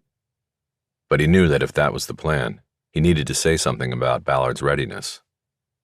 Look, I know we made a deal and all that, but we're talking about a high-risk move here, and you need to be ready. So I have to say it. You look tired, and you can't be tired when you do this. I think you should put it off until you're ready. I am ready, and I can't put it off. It's a 72-hour tap. That's all the judge would give me. It starts as soon as the service providers begin sending the signal, which is supposed to be end of day today. So we have 3 days to get this going. We can't put it off. Okay. Then you take a sick day tonight so you can sleep. I'm not doing that either. I'm needed on the late show, and I'm not going to leave them high and dry. Okay. Then we go back to my house. I have a spare room you can use. You sleep on a bed, not sand, until it's time to go to work tonight. No, I have too much to do. Then that's too bad. You think this guy is safe because he's supposedly not in the gang anymore? Well, he's not safe. He's dangerous. And I'm not going to monitor anything if I think there's something wrong with the setup. Harry, you're overreacting. No, I'm not. And right now, the thing I think is wrong is you. Sleep deprivation leads to mistakes, sometimes deadly mistakes, and I'm not going to be part of that. Look, I appreciate what you're saying, but I'm not your daughter. I know you're not, and that has nothing to do with this, but what I said holds. You use the guest room, or you can get Olivas to monitor the tap for you. Fine, I'll sleep. But I want to take this garlic toast to go. Not a problem. Bosch looked around for the waiter so he could get the check. Chapter 28. While Ballard slept, Bosch went back to the Montgomery case. He kept the music off so as not to disturb her. Not knowing when she might get up, he decided to dive into the shortest stack of documents relating to the 3 remaining cases he needed to review. These emanated from Judge Montgomery's service in civil court during the last 2 years of his life. The shortest stack was actually a hybrid case. It involved the judge in both criminal and civil courts. It started with a murder case in which a man named John Proctor was convicted in an intentional hit and run of a woman who had been struck while walking to her car after leaving a Burbank bar, where she had rejected several efforts by Proctor to buy her drinks and start a conversation. Proctor was represented at trial by an attorney named Clayton Manley. Proctor fired him after the conviction and hired an attorney named George Grayson to handle his appeal. Prior to Proctor's sentencing, Grayson filed a motion for a new trial based on ineffective assistance of counsel. It is a routine gambit to request a new trial based on poor lawyering, though it is rarely successful. But in this case, the argument had merit. The motion described several things Manley failed to do in prepping for trial, including exploring a third-party culpability defense based on the fact that the victim was in the midst of a bitter divorce at the time of her death and that her estranged husband had been arrested twice for domestic abuse. The appeal also included several instances at trial when Manley did not ask pertinent questions of prosecution witnesses or had to be prompted by the judge to object to the prosecutor's witness questioning. Twice during the trial, while the jury was not in the courtroom, Judge Montgomery hammered Manley for his poor performance, one time directly asking him if he was on any medication that could explain his lack of focus on the case. Manley worked for the downtown law firm of Michelson and Mitchell, which had taken on the case and then assigned it to Manley to handle. Though he had handled other criminal matters for the firm, it was his first murder case. In a 1-in-100 decision, Montgomery ordered a new trial, revealing his decision at Proctor's scheduled sentencing. In open court, he agreed with Grayson's contention that Manley had blown the case with his inattentiveness and inaction. In canceling the sentencing and ordering a new trial, Montgomery went on record with his view of Manley's performance, castigating the lawyer for his many failures and banning him from handling any future cases in his court. A reporter from the Los Angeles Times was in the courtroom there to report on the sentencing in a case that had drawn significant media attention because of the nature of the crime. Instead, he left with a story about Manley, which when published the next day included many of Judge Montgomery's harshest quotes. Manley quickly became a courthouse whipping boy, the butt of many lawyer jokes traded in courthouse hallways. He even soon garnered the nickname Unmanly. At the new trial, the jury found John Proctor not guilty. No one else was ever charged in the killing. Montgomery then was shifted by the chief judge to civil court and soon enough became embroiled in one himself. Clayton Manley sued the judge for defamation, seeking damages for the unjust and untrue statements Montgomery had made in court that were then disseminated by the media. Manley claimed in the filing that Montgomery had turned him into a courthouse pariah and destroyed his career. Manley said he still worked for Michelson and Mitchell, but was no longer assigned criminal cases and had not appeared in court in any capacity since the Proctor case. The lawsuit was quickly dismissed on the grounds that a judge's rulings and statements in court were not only protected by the First Amendment right to free speech, but sacrosanct for the unbiased and unfettered administration of justice in court. Manley appealed the ruling, but higher courts similarly rejected it twice before he dropped the matter. That was the end of it, but when Montgomery was murdered a year later, his clerk gave the name Clayton Manley to detectives asking who the judge's enemies might be. Gustafson and Reyes thought enough of it to investigate and started by reviewing all matters regarding the Proctor case. They saw there was enough to proceed to the next level. Reyes interviewed Manley at his office with his own attorney, William Michelson, present. Manley provided a solid alibi for the morning of the murder. He was in Hawaii on vacation with his wife at a resort on Lanai. Manley gave the detective copies of his boarding passes, hotel, and restaurant receipts, and even photos from his iPhone of him on a fishing charter taken the day Montgomery was murdered. He also provided copies of emails from friends and associates, including Michelson, who reported the murder to him because they knew he was thousands of miles away in Hawaii. The interview with Manley had occurred a week before the DNA testing came back with the match to Herstadt. It explained why the Manley stack was the shortest. The detectives apparently accepted Manley's denial of involvement in his alibi. Still, something about the Manley angle bothered Bosch. There was no mention in the chronological record of the interview with Manley having been set up in advance. In fact, that would have been poor form. Investigators routinely approach subjects without warning. It is better to get extemporaneous answers to questions rather than prepared statements. It's a basic rule of homicide work. Don't let them see you coming.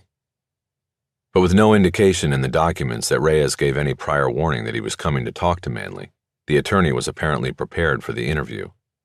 He had his own attorney present, and alibi documentation ready to be turned over. Bosch wondered if that bothered Reyes or Gustafson, because it bothered him. True, Manley had had a protracted dispute with Montgomery, so we could probably assume the police would want to talk to him. That wasn't suspicious to Bosch. Even having a lawyer present didn't raise an eyebrow. It was a law firm after all. But the detail of the alibi was what bothered Bosch the most. It appeared to be bulletproof, right down to his providing the digital timestamp with the Hawaii photo taken just a few minutes before Montgomery was bladed in L.A. It had been Bosch's experience that an alibi, even a legitimate one, was seldom bulletproof. This one felt to Bosch like a setup, like maybe Manley knew precisely when he would need an alibi. Gustafson and Reyes apparently didn't feel the same way. A week later, they dropped Manley from consideration when the DNA report landed. Bosch didn't think he would have done so, even with a direct DNA match to another suspect. He wrote a note on his pad. It was just one word: Manley. Bosch was comfortable dropping the first two avenues of investigation he had reviewed, but he felt Manley warranted further follow-up. Bosch got up from the table and worked the stiffness out of his knee. He grabbed the cane he had leaned into a corner next to the front door and went out for a short walk, up the hill for a block, and then back down. The knee got loose and felt pretty strong. He looked forward to retiring the cane completely in a few more days. When he got back inside the house, he found Ballard sitting at the table where he had been working. Who's Manley? Just a guy, maybe a suspect. I thought you were going to sleep longer than a couple hours. Didn't need to. I feel refreshed. 2 hours on a bed is worth 5 on the sand. When are you going to stop doing that? I don't know. I like being by the water. My father used to say that salt water cures everything. There are other ways to accomplish that. You might be refreshed now, but by tomorrow morning you're going to be dragging ass when you go off to confront Kid. I'll be fine. I do this all the time. That's not reassuring. We have to work out some kind of signal so I can get you back up if you need it. You going in by yourself is crazy. I work every night by myself. This is nothing new. Bosch shook his head. He still wasn't happy. Look, what I want to do now is show you the software on my laptop so you can monitor everything after I go out there and stir up his shit. I'm going to come by in the morning and leave my laptop with you before going out there. You can't just transfer it to my computer? Not possible. It's proprietary. But it will only take a few minutes to bring you up to date on everything. I know you're old school and never did it this way. Just show me. Bosch cleared space on the table so she could sit next to him. She opened the monitoring program. Oh, good. We're up. The tap is in place. So the 72-hour clock is already ticking. Right. But of course, nothing said today is going to be worth a shit, since he doesn't even know he's being investigated. Ballard showed him how to run the software. She set separate alarm tones for Elvin Kid's cell and landline, which would sound on the computer anytime a call came in or went out. There was a third tone for text messages coming in or going out. She reiterated the rules of listening in. By law, the police were forbidden from listening to personal calls. If a call was not specifically about the crime documented in the probable cause statement in the search warrant, the listener had to turn off the speaker, but was allowed to check in briefly every 30 seconds to confirm the ongoing phone conversation was personal in nature. The software recorded only what was live monitored. Calls not listened to were not recorded. This was why a wiretap required around-the-clock monitoring. It had been at least 10 years since Bosch had been involved in a wiretap case. The software was all new, but the rules had not changed. He told Ballard that he understood all of that. What about the fact that I'm not a cop anymore? What if something good comes in after you shake his tree, and I'm sitting here by myself? You're still a reserve with the San Fernando PD, aren't you? After leaving the LAPD, Bosch had signed on as a reserve at the tiny city in the Valley's police department to work cold cases. But his tenure there had ended almost a year before, when he was accused of cutting too many corners on cases. Well, sort of. They haven't gotten around to taking my badge because there's still a couple cases I worked on that haven't gotten to court.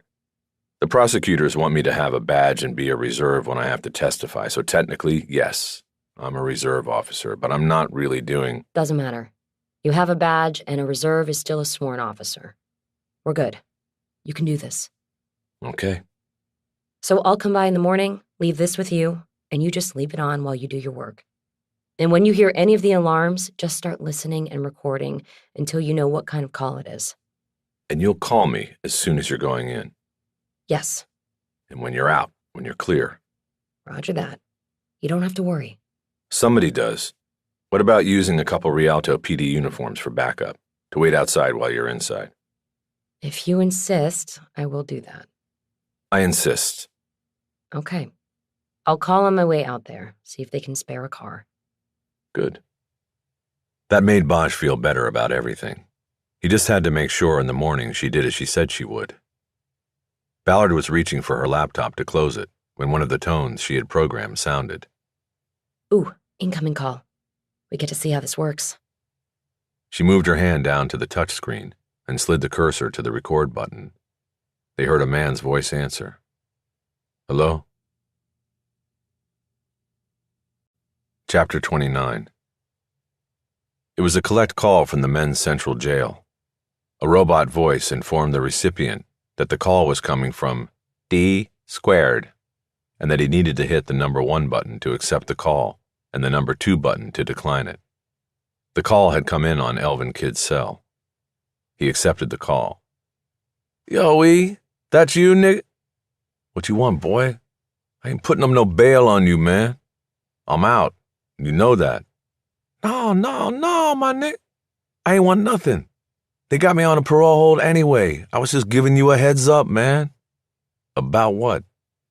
Ballard grabbed the pad Bosch had written the name Manley on, scribbled a note, and slid it in front of Bosch. D squared equals Denard Dorsey. Talked to him yesterday. Bosch nodded. He understood now who was calling Kidd. Kidd and Dorsey couldn't hear them if Ballard and Bosch talked, but they maintained silence because they wanted not to miss anything. It's about that thing in the alley way back when, man. Some cop come in here asking all about that thing that happened with that white boy. Asking what? Like I was there and what was going on. What'd you tell him? I didn't say shit. I wasn't even there. But I thought, I should tell you they still interested. You know what I mean? Keep your head down, Nick. When was this? She came up in here Tuesday. They put me in a room with her. She? A lady cop. Kind I'd like to see on my bone, too. She got a name? Something like Ballard or something. I didn't properly catch it at the start because I was like, what you want with me, motherfucker? But she knew some shit, man. She knew me and V-Dog worked that alley back in the day. You remember him? He died up in Folsom or some shit. It's like one of them cold case things, you know? Who told her about me? I don't know. She just got up in my shit and asked about you. How'd you get this number? I ain't had no number. I had to call a couple OGs to get it. Which OG? Marcel. He had a number for— Okay, dog. Don't call me no more. I'm out of the game. I know that, but I still thought you'd— The call was disconnected by Kidd. Ballard immediately got up from her seat and started pacing. Holy shit. Dorsey just did what I was going to drive out there and do tomorrow. But Kidd didn't give anything up. He was careful. True, but he asked a lot of questions. We got the right guy. It's him, and we're fucking lucky the wire got set up already. But now what? Do I still go out there tomorrow? No way. He'll be ready for you, and you don't want that. Ballard nodded while she paced the living room. Can you play it again? Ballard came back to the table and replayed the call. Bosch listened closely for anything that might sound like a code passed between the two old gangbangers, but he concluded the kid had taken the call out of the blue, and there had been no secret message or code imparted. As Dorsey had said, he was simply passing on a warning about a potentially threatening situation. What do you think? Bosch thought a moment. I think we wait and see if Kid makes a move. But now that he knows about the investigation, he may go offline. He'll go buy a burner. I would if I were him. I could go out and watch him tonight. I'm going with you. That won't work. It's 2 hours out there easy with rush hour, and you have your shift you said you can't miss. You'd have to turn around almost as soon as we got there. I'll go and you monitor the wire just in case he's stupid. The text message tone sounded from Ballard's laptop. Speaking of which... She pulled up the message. It was outgoing from Kid's phone. Need to meet. Doolin's at 1 tomorrow. Important. They both stared at the screen, waiting for a reply. You think it's the Marcel that Dorsey mentioned? I don't know. Probably. A short reply came through. I'll be there. Bosch got up from the table to loosen his knee again. I guess if we figure out who Doolin is, we could set up on him tomorrow. Doolin's is a soul food kitchen. Good stuff. But there's at least 3 of them that I know of in South LA. Bosch nodded, impressed by her knowledge. Any of them in rolling 60s turf? There's one on Crenshaw in the 50s. That's probably it. You eat there? Will we stand out if we're in there? You will. But I can pass for high yellow. It was true. Ballard was mixed race, part Polynesian for sure, though Bosch had never asked about her ancestry. So you inside and me outside. Not sure I like that. They're not going to make a move in a crowded restaurant. At 1 o'clock, that place will be hopping. Then how would you even get close to them to hear anything? I'll figure it out. You gotta dress down. What? Why? Because of what D-Squared told him on the call, that you were a looker. Not exactly what he said, but I take the point. I'll go get a couple hours on the beach after work, and I'll come dressed down. Don't worry. Maybe we should call in the troops. Go to your lieutenant, tell him what you've been doing, get more bodies on this. I go in with a homicide, and it will be taken off me faster than a pickpocket takes a wallet on the Venice boardwalk. Bosch nodded. He knew she was right. He pointed to her laptop. At work tonight, can you trace that number he texted to, find out who it is? I can try, but it's probably a burner. I don't know. Kid's been out of the game. He used his own cell to text. That was a mistake. Out of the game might mean he's got no burner. And people still in the game have burners and change them all the time. But this is a number Kid had, that he knew. It might be a legit phone. Ballard nodded. Maybe. I'll see if I can run it down. Bosch moved to the sliding door and opened it, then stepped out onto the deck. Ballard followed him. Amazing view. I like it best at night. The lights and everything. Even makes the freeway look pretty. Ballard laughed. You know, we still don't know why John Jack had this murder book or why he sat on it for 20 years. Ballard came up to the deck railing next to him. Doesn't matter. We have a bead on the doer, and we have opportunity and motive. It matters to me. I want to know. I think we'll get there. We'll figure it out. Bosch just nodded, but he was doubtful. They, Ballard mostly, had accomplished in a week what John Jack had not been able to do in 2 decades. Bosch was beginning to subscribe to Ballard's theory that there was something sinister about it, that John Jack Thompson took the murder book because he didn't want the case solved. And that created a whole new mystery to think about, and a painful one at that. Ballard. Chapter 30. Ballard started her shift at the Watch 3 roll call. Nothing had been left in her inbox by day watch detectives, so she went upstairs to roll call to get a take on what was happening out on the street. Lieutenant Washington was holding forth at the podium, another sign that it was shaping up as a slow night. He usually had a sergeant handle roll call while he remained in the watch office, monitoring what was happening outside. Washington called out the teams and their assigned reporting districts. Meyer, Schulman, 6A15. Doucette and Torborg, 6A45. Travis and Marshall, you've got 49 tonight. And so on. He announced that State Farm was continuing its stolen car program, awarding uniform pins to officers who recovered 5 stolen cars or more during the month-long campaign. He mentioned that some of the officers in roll call had reached 5 already, and some were stalled at 3 or 4. He wanted shift-wide compliance. Otherwise, there was not much out there to talk about. Roll call ended with a warning from the watch commander. I know these nights have been slow out there, but it will pick up. It always does, Washington said. I don't want anybody submarining. Remember, this isn't like the old days. I've got your GPS markers on my screen. I see anybody circling the fort, they're going to get the 3-1 for next EP.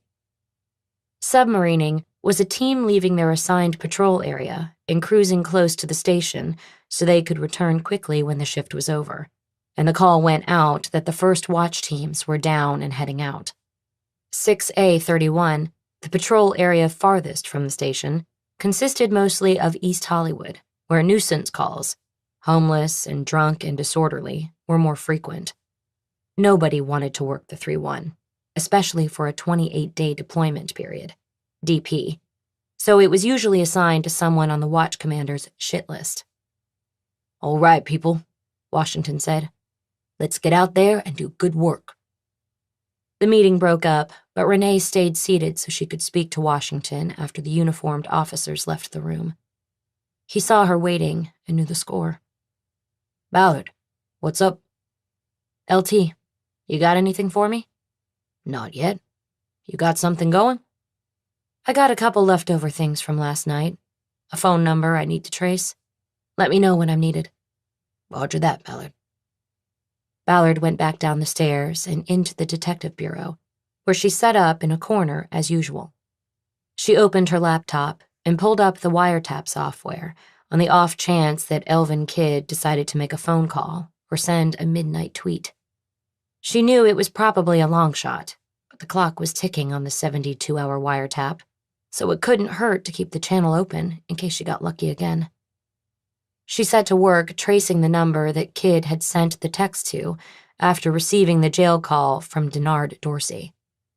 Her first step was just to run it through a Google database containing a reverse phone directory. That produced nothing. A search on LexisNexis was also fruitless, indicating the number was unlisted. She next signed into the department database and ran a search to see if the number had ever been entered into a crime report or other document collected by the department. This time, she got lucky. The number had turned up on a field interview card 4 years earlier. It had been digitized in the department-wide database, and she was able to call it up on the workstation's computer screen. The field interview was conducted by a South Bureau gang intel team that had stopped to talk to a man loitering outside a closed restaurant at Slauson and Kenniston Avenues. Ballard pegged this location as just on the border between Los Angeles and Inglewood, and firmly in rolling 60s territory. The man's name was Marcel Dupree. He was 51 years old and, though he denied membership in a gang, had a tattoo of the Crips' 6-pointed star on the back of his left hand. According to the FI card, Dupree told the officers who stopped him that he was waiting to be picked up by a girlfriend because he'd had too much to drink. Seeing that no crime had been committed, they filled in an FI card, including cell phone number, home address, birth date, and other details, and left the man where they had found him. Ballard next entered Marcel Dupree's name into the crime index computer and pulled up a record of numerous arrests and at least 2 convictions dating back 33 years. Dupree had served 2 prison terms, one for armed robbery and the other for discharging a firearm into an occupied dwelling. What was more important than all of that was that there was a felony warrant out for Dupree for not paying child support. It wasn't much, but Ballard now had something she could try to squeeze him with if necessary. She spent the next hour pulling up individual arrest reports, and more than once found descriptions of Dupree that called him a shot caller in the rolling 60s Crips. The child support beef had gone to a felony warrant because Dupree owed more than $100,000 in child support to 2 different women going back 3 years. Ballard was excited. She had just connected 2 of the dots in the kid investigation, and she had something on Dupree she might be able to use to further the investigation. She felt like telling Bosch, but she guessed he might be asleep. She downloaded the most recent DMV shot of Dupree, which was 4 years old, along with his last mugshot, which was a decade older. In both, he had a perfectly round head and bushy, unkempt hair. Ballard included both photos in a text to Bosch. She wanted him to know what Dupree looked like before they set up their surveillance operation the next day. She didn't know whether Bosch had a text chime set on his phone, but there was no reply after 5 minutes. She picked up the rover she had taken from a charger at the start of shift and radioed Lieutenant Washington that she was taking a Code 7, a meal break, but would have her rover with her as usual. She walked through the station's deserted backlot to her city car and headed out. There was an all-night taco truck in a parking lot at Sunset and Western. Ballard ate there often and knew Digoberto Rojas, the man who operated it. She liked to practice her Spanish on him, more often than not confusing him with her mix of Spanish and English. This night he was working alone, and Ballard asked him in halting Spanish where his son was. The young man had worked with his father most nights until recently. The last 2 or 3 times Ballard had gone to the truck, Digoberto was working alone. This concerned her because it made him a more vulnerable target. They spoke through the truck's counter window as Digoberto made her a pair of shrimp tacos. "He lazy," Digoberto said. "He want to hang out all day with his vatos. Then he say you too tired to come to work." "You want me to come talk to him?" Ballard said, dropping the Spanish. "I will." "No, it's okay." "Digoberto, I don't like you working out here at night by yourself. It's dangerous working alone." "What about you? You alone?" "It's different." She lifted the flap on her jacket to show the gun holstered on her hip. Then she held up the rover. "I call? My friends come running," she said. "The police. They protect me," Digoberto said. "Like you." "We can't be here all the time. I don't want to get a call and find out you got robbed or hurt. If your son won't help you, then find somebody who will. You really need to." Okay. Here you are." He handed her a paper plate through the counter window. Ballard's tacos were on it, wrapped in foil. She handed a 10 through the window, and Digoberto held his hands up like he was under arrest. No, for you," he said. "I like you. You bring other police here." "No, but you need to make a living. That's not fair." She put the bill down on the counter and refused to take it back. She carried her plate over to a folding table where there were a variety of hot sauces and napkins. She grabbed napkins and a bottle of the mild sauce and went to the communal picnic table that was empty at the moment. Ballard ate facing Sunset Boulevard and with her back to the taco truck. The tacos were delicious, and she didn't bother with the sauce on the second one. Before she was finished, Digoberto came out of the truck through the back door of the kitchen and brought her another taco. "Mariscos," he said. "You try." "You're going to make me El Gordo," she said. "Pero gracias." She took a bite of the fish taco and found it to be just as good as the shrimp, but it was milder, and she put on hot sauce. Her next bite was better, but she never got a third. Her rover squawked, and Washington sent her to a traffic stop on Cahuenga beneath the 101 freeway overpass. It was no more than 5 minutes away. Ballard asked Washington why a detective was needed, and he simply said, "You'll see." Since she had heard no call earlier from patrol or dispatch concerning that location, Ballard knew that whatever it was, they were keeping it off the radio. Plenty of media gypsies in the city listened to police frequencies and responded to anything that might produce a sellable video. Ballard waved her thanks to Digoberto, who was back in his truck, tossed her plates into a trash can, and got in her car. She took Sunset to Cahuenga and headed north toward the 101. She saw a single patrol car with its roof lights flashing behind an old van that advertised 24-hour rug cleaning on its side panels. Ballard didn't have time to wonder about who would need rug cleaning in the middle of the night. One of the patrol officers who had stopped the van came toward her car, flashlight in hand. It was Rich Meyer, whom she had seen earlier at roll call. Ballard killed the engine and exited the car. "Rich, what do you got?" "This guy in the van, he must have gotten off the freeway and pulled under here so that the women he had in the back could take care of business. Me and Shu come passing through, and there's 4 women squatting on the sidewalk." "Squatting?" "Urinating. It looks like human trafficking, but nobody's got ID and nobody's speaking English." Ballard started toward the van, where Meyer's partner, Schumann, was standing with a man and 4 women, all of them with hands bound behind their backs with zip ties. The women wore short dresses and appeared disheveled. They all had dark hair and were clearly Latina. None looked older than 20. Ballard pulled her mini light off her belt and first pointed the beam through the open rear doors of the van. There was a mattress and some ragged blankets strewn across it. A couple of plastic bags were filled with clothes. The van smelled of body odor and desperation. She moved the light forward and saw a phone in a dashboard cradle. It had a GPS map glowing on it. Moving around the van to the driver's door, she opened it, leaned in, and pulled the phone out of its holder. By tapping the screen, she was able to determine the van's intended destination, an address on Etowanda Street in the valley. She put the phone in her pocket and went over to where Meyer and Schumann were standing with the detainees. "Who do we have working tonight that has Spanish?" Ballard asked. Perez is on. She's in the U-boat," Meyer said. "And Basinger is fluent." Ballard now remembered seeing both officers at roll call. She knew Perez pretty well, plus she thought a woman would be better for interviewing the 4 females. If she was working the U-boat, which is what they called a single-officer car that only took reports on minor crimes, calling her would not pull her off active patrol.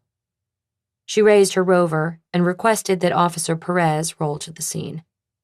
Perez came back with a Roger and an ETA of 8 minutes. "We should just call ICE and be done with this," Schumann said. Ballard shook her head. "No, we're not doing that," she said. "That's the protocol," Schumann insisted. "They're obviously illegals. We call ICE." Ballard saw that Schumann had 1 bar on his uniform sleeve. 5 years on the job. She looked at Meyer, who had 4 bars on his sleeve. He was standing slightly behind Schumann. He rolled his eyes so only Ballard would see. It was a sign that he wasn't going to cause Ballard any grief on this. "I'm the detective," Ballard said. "I have control of this investigation. We're not calling ICE.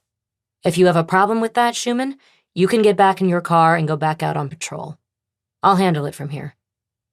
Schumann averted his eyes and shook his head. "We call ICE, they get sent back, and then they do it again," Ballard said. "They go through all the rape and horrors they went through getting here the first time." "That's not our concern," Schumann said. "Maybe it should be," Ballard said. "Hey, Shu," Meyer said. "I got this here. Why don't you go back to the shop and start the incident report?" The shop was the patrol car. Schumann walked off without another word and got in the passenger side of the patrol car. Ballard saw him roughly swing the MDT on its swivel toward him so he could start to type in his incident report. "I hope he spells my name right," Ballard said. "I'm sure he will," Meyer said. Perez got there 2 minutes early. With her translating, Ballard first questioned the driver, who claimed to know only that he was paid to take the 4 young women to a party. He said he did not remember where he picked them up or who had paid him. Ballard had Meyer put him in the back of his patrol car and transport him to the Hollywood Station jail, where she would later file paperwork arresting him for human trafficking. The 4 women found their voices after the driver was gone from the scene. Through Perez, They one by one told stories that were sad and horrible, yet typical of such journeys made by desperate people. They had traveled from Oaxaca, Mexico, and were smuggled across the border in an avocado truck with a secret compartment, each forced to pay for the trip by having sex with several of the men involved. Once across in Calexico, they were placed in the van, told they owed thousands of dollars more for the remaining trip, and driven north to Los Angeles. They did not know what awaited them at the address on Etiwanda in the valley, but Ballard did. Sexual servitude in gang-operated brothels, where they would never break even and would never be missed should they stop earning, and their masters decide to bury them in the desert. After calling for a police tow for the van, Ballard made a call to a battered women's clinic in North Hollywood, where she had delivered women before. She spoke to her contact and explained the situation. The woman agreed to take in the 4 Mexican women and see that they were medically treated and given beds and fresh clothes. In the morning, they would be counseled on their options: returning home voluntarily or seeking asylum based on the threat that the group that procured them would seek to harm them should they go back to Mexico. Neither choice was good. Ballard knew that many hardships awaited the women.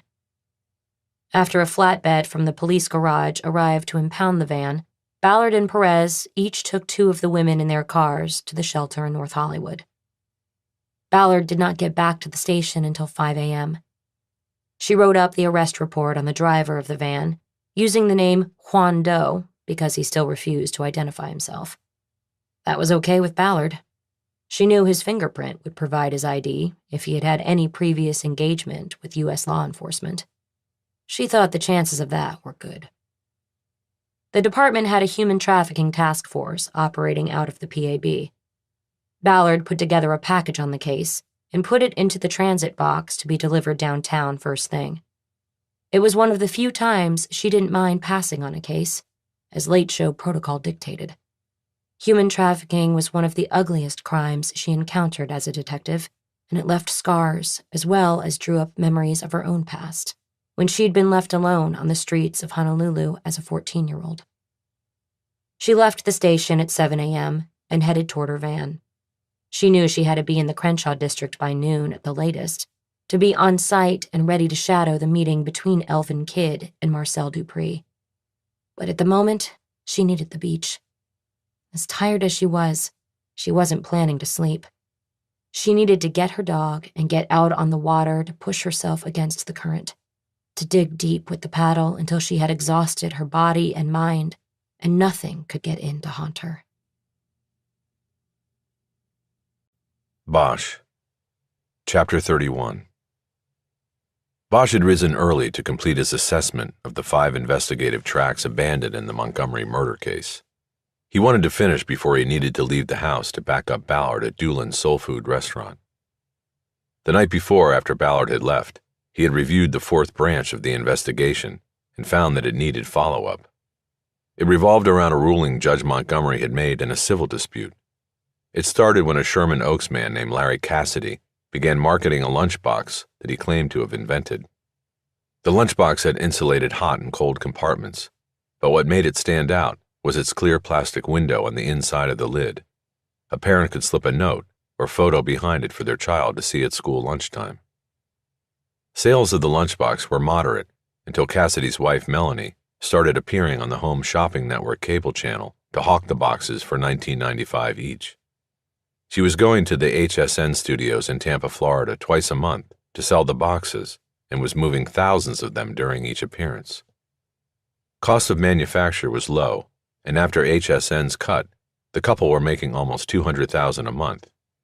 That's when Cassidy's ex-wife, Maura Frederick, demanded a share for being the one who designed the box while still married to Cassidy and raising their son Larry Jr. Cassidy refused to share even a small percentage of the income generated by the so-called love for lunchbox, and Frederick sued him. He countersued, claiming her suit was a malicious money grab for something she had no right to. At an evidentiary hearing, Judge Montgomery had both sides proffer their stories on the inspiration for the product's invention.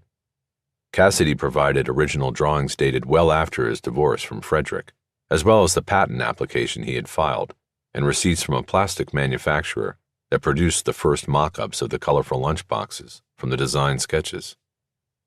Frederick produced only a notarized statement from her son, Larry Jr., now 17 years old, in which he said he remembered finding notes and cards and drawings from his mother in the Star Wars lunchbox he carried to school as a young boy.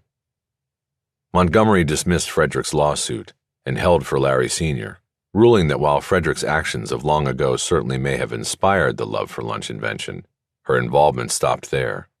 She took on none of the risks or creative aspects in the manufacture and sales of the product. He likened it to someone who used to prop their phone against a book or other object for viewing the screen, suing the manufacturer of phone attachments that prop the devices for viewing. Frederick could not be the only parent who ever put a note in a lunchbox for their child. It all seemed cut and dried, and Bosch initially wondered why the case was included as a potential avenue of investigation in the Montgomery murder.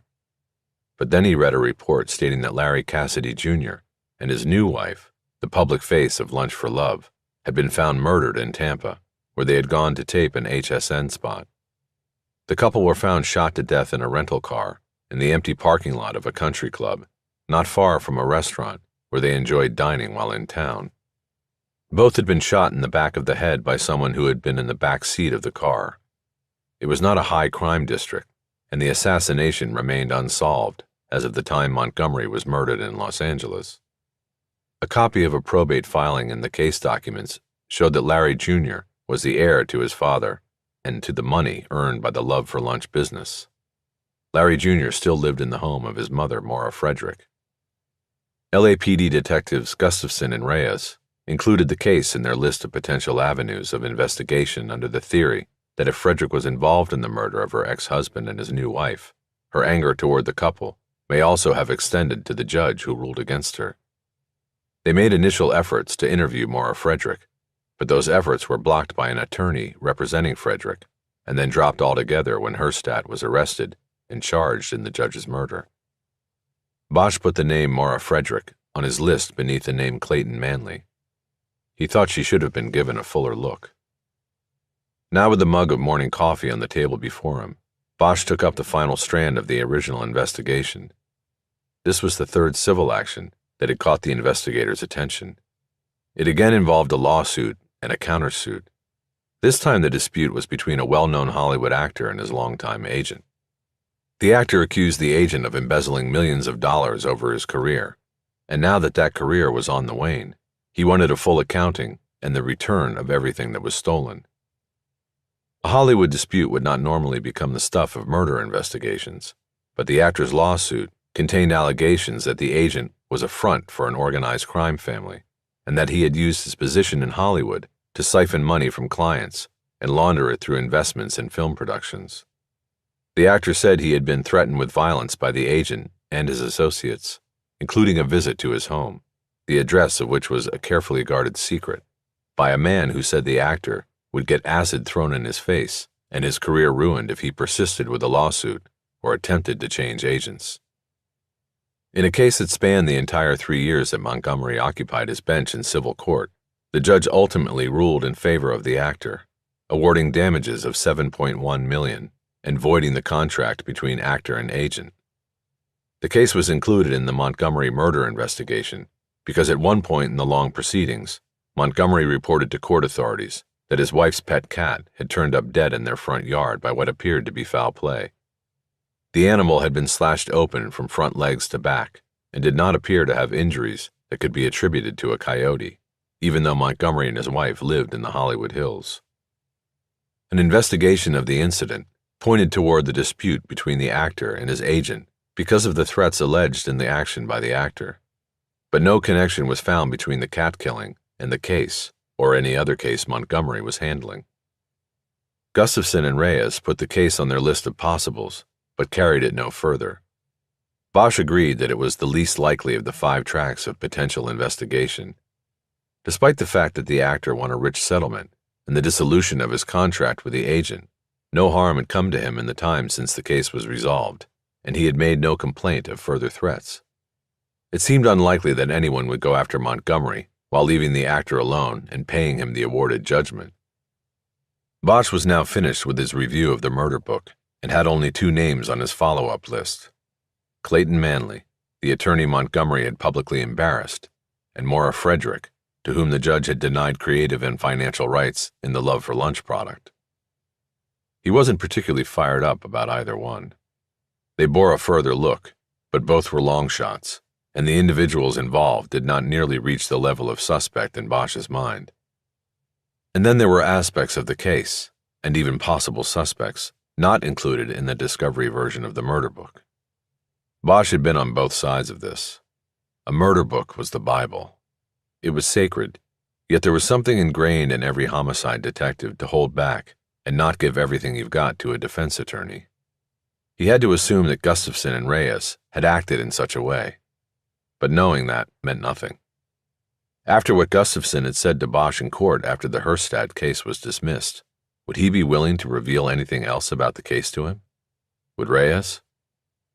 Bosch was pretty sure the answer was a resounding no, but he had to make the call, or he would never know for sure. He still remembered the main number at Robbery Homicide Division by heart. He expected that he always would. He punched it in on his cell phone, and when the call went through to the secretary, he asked for Detective Lucia Soto. He was immediately connected. "Lucky Lucy," he said. "It's Bosch." "Harry," she said, with a smile he could hear in her voice. A voice from the past. "Come on. It hasn't been that long, has it?" "Seems like it." Soto was Bosch's last partner in the LAPD. It had been more than 3 years since he had retired, but they had crossed paths several times since. "So I should be whispering," Soto said. "You're sort of persona non grata around here these days." "Is that because of the Montgomery case?" Bosch asked. "You guessed that right." "That's the reason I'm calling. I've got to make a run at Gustafson and Reyes. They might have dropped the case because they think they had the right guy. But me, not so much. I'm still working at it, and I don't know either one of them. Which one of them do you think would be more receptive to a call from me?" There was a short silence before Soto responded. She said, "That's a good question. I think the answer would be neither one of them. But if my life depended on it, I would try Orlando. He's more even, and he wasn't lead. Gussie was, and he's taken what happened pretty hard. If he had a dartboard at his desk, he'd have your photo on it." "Okay," Bosch said. "Good to know. Do you see Reyes in the squad right now?" Yes, he's at his desk." "What about Gustafson?" "Nope, no sign of him." "You wouldn't have a direct line for Reyes handy, would you?" "There's always a catch with you, Harry, isn't there?" "What catch? I'm just looking for a phone number, no big deal." Soto gave him the number and followed it with a question. "So what's it like working for the other side?" "I'm not working for the other side. I'm doing this thing right now for myself. That's it." His tone must have been too strident. Soto backed off with the small talk and asked in a perfunctory tone if there was anything else Bosch needed. "No," Bosch said, "but I appreciate your help. Who are you working with these days?" "I'm with Robbie Robbins. You know him?" "Yeah, he's a good man. Sound detective, reliable. You like him?" "Yeah, Robbie's okay. I like his style, and we've cracked a couple good ones." "Still working cold cases?" "As long as they let us. Word is the new chief wants to close down cold case, put more people on the street." "That would be a shame. Tell me about it." "Well, good luck, Lucia, and thanks." "Anytime." They disconnected, and Bosch looked at the phone number he had just written down for Detective Orlando Reyes. He didn't think Soto would give him a heads up about Bosch calling, but he decided to call right away. "Robbery Homicide Division, Detective Reyes, how can I help you?" "You can start by not hanging up. This is Harry Bosch." "Bosch, I should hang up. You want my partner, not me." "I talked to your partner. I want to talk to you now." "I got nothing to say to you, man." "You and Gustafson, you still think you had the right guy?" "We know we did." "So you're not working it any longer?" "Case is closed. We didn't get the result we wanted, thanks to you, but the case is CBA." "So then where's the harm in talking to me?" "Bosch, I got here after you left, but I heard about you. I know you fought the good fight and did some good work, but that's in the past now. You're history, and I gotta go." "Answer one question." "What?" "What did you hold back?" What are you talking about? In Discovery. I got the murder book you two turned over, but you held something back. It always happens. What was it? Goodbye, Bosch. You know Clayton Manley's alibi was cooked, right? There was a pause, and Bosch was no longer worried about Reyes hanging up. What are you talking about? He knew Montgomery was going to get hit, so he goes to Hawaii and keeps receipts for every penny he spent. Lots of selfies, including one pre-dawn on the charter boat, within an hour of the judge getting hit. That didn't strike you guys as bullshit? Bosch, I'm not talking about the case with you. You want to go after Clayton Manley? Have fun. But don't expect us to back you on it. You're on your own. What about Maura Frederick? Pretty little wife number 2 selling Maura's invention and making millions. If that isn't motive, I don't know what is. Bosch heard Reyes laughing over the phone. Bosch had been trying to get a rise out of him with his provocative statements, but he wasn't expecting laughter. You think it's funny, Bosch said? You're letting her get away with murder. I guess this is what happens when you don't have a badge no more, Reyes said. Check your computer, Bosch. Google it. Tampa PD cleared that murder a month ago and Maura Frederick had nothing to do with it. You owe me, man. I just saved you some big-time embarrassment. Bosch seethed with humiliation. He should have checked the Florida case for an update before throwing it in Reyes's face. He managed to gather himself and throw back something else. No, Reyes, you still owe me, Bosch said. I saved you from convicting an innocent man. Bullshit, Bosch, Reyes said.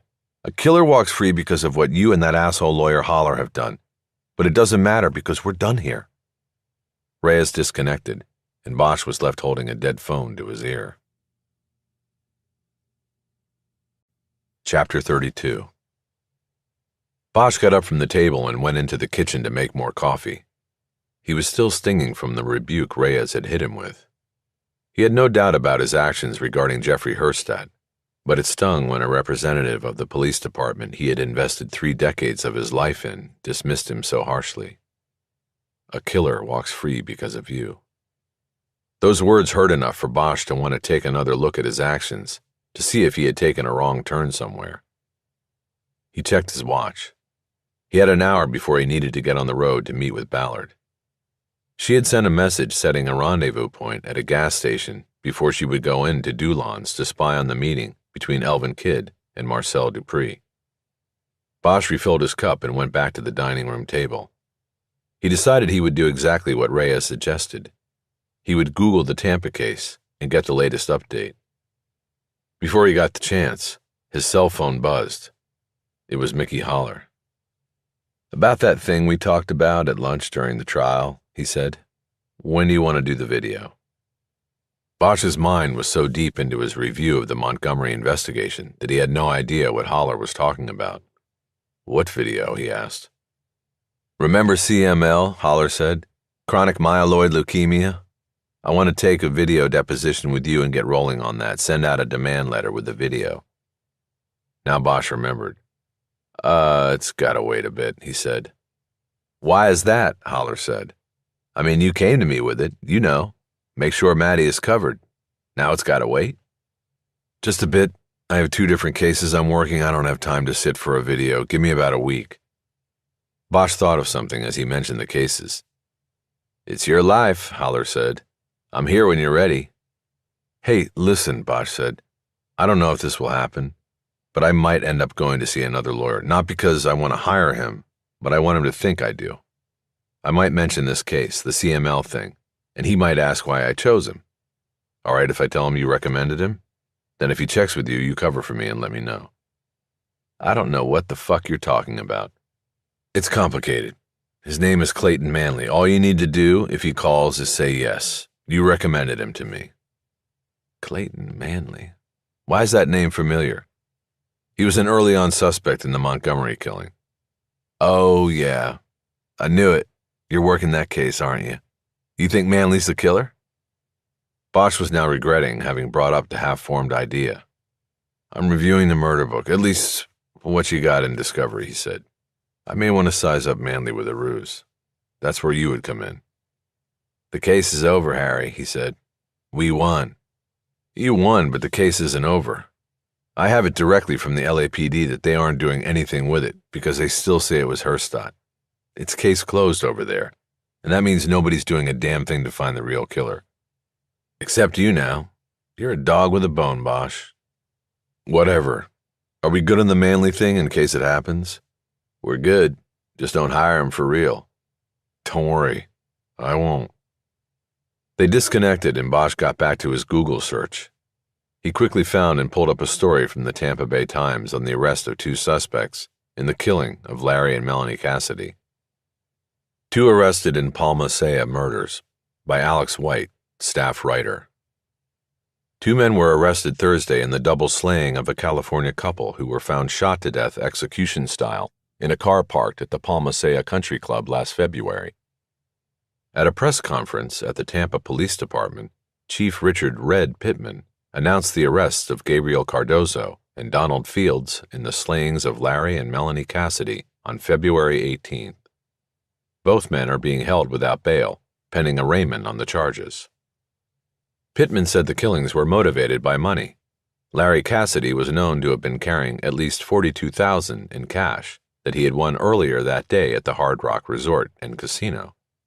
Pittman said the suspects abducted the couple in their own car and had them drive to a darkened corner of the empty parking lot of the Palma Seca Country Club, which is closed on Mondays. They forced Larry Cassidy to turn over the cash he was carrying, as well as jewelry both victims were wearing. It was believed that Cardozo then executed the couple with shots to the back of the head. It was cold-blooded, Pittman said. They got what they wanted, the money and jewelry, but then they killed them anyway. It was heartless. The indications from the crime scene are that the victims put up no resistance. Pittman said Cardozo was believed to have been the shooter. The police chief praised the work of detectives Julio Muñoz and George Campagnoni in bringing the case to closure. According to Pittman, the 2 detectives solved the case by painstakingly backtracing the movements of the doomed couple throughout the days before the murders. Muñoz and Campagnoni learned that the Cassidy couple had arrived from Los Angeles on Sunday, February 17th, for an appearance by Melanie Cassidy on the Home Shopping Network, scheduled for the following Tuesday afternoon. Melanie Cassidy regularly hosted a sales segment regarding a unique student lunchbox that she and her husband had created. The 2 had been to Tampa on several prior occasions and routinely stayed at the Hard Rock because they enjoyed the casino. They were also regulars at Burn's Steakhouse. Pittman stated that the Hard Rock security team was fully cooperative with the investigation. Muñoz and Campagnoni were able to use casino surveillance cameras to trace the couple's movements during the day of the killings. They were seen gambling and winning a jackpot on one of the progressive play tables, meaning that a community pot continually grows in value as gamblers from all connected tables play. Certain winning hands draw a percentage of winnings from the progressive pot. Larry Cassidy won a $42,000 jackpot and cashed in the casino check he received after the win. Pittman said they also observed 2 men in the casino watching the couple's movements after the jackpot win. The 2 men, later identified as Cardozo and Fields, were traced by the detectives as well. It is believed, according to the investigators, that they followed the Cassidy couple when they left the casino to celebrate their winnings during a dinner at Burn's. In an earlier report, the Times spoke with James Braswell, who served the couple. He said the couple were regulars, but that Monday night they were more celebratory than usual, buying a bottle of expensive champagne and even sharing it with a couple at a nearby table. Pittman said that after dinner, the couple left the restaurant and drove toward Bayshore Boulevard on their way back to their hotel.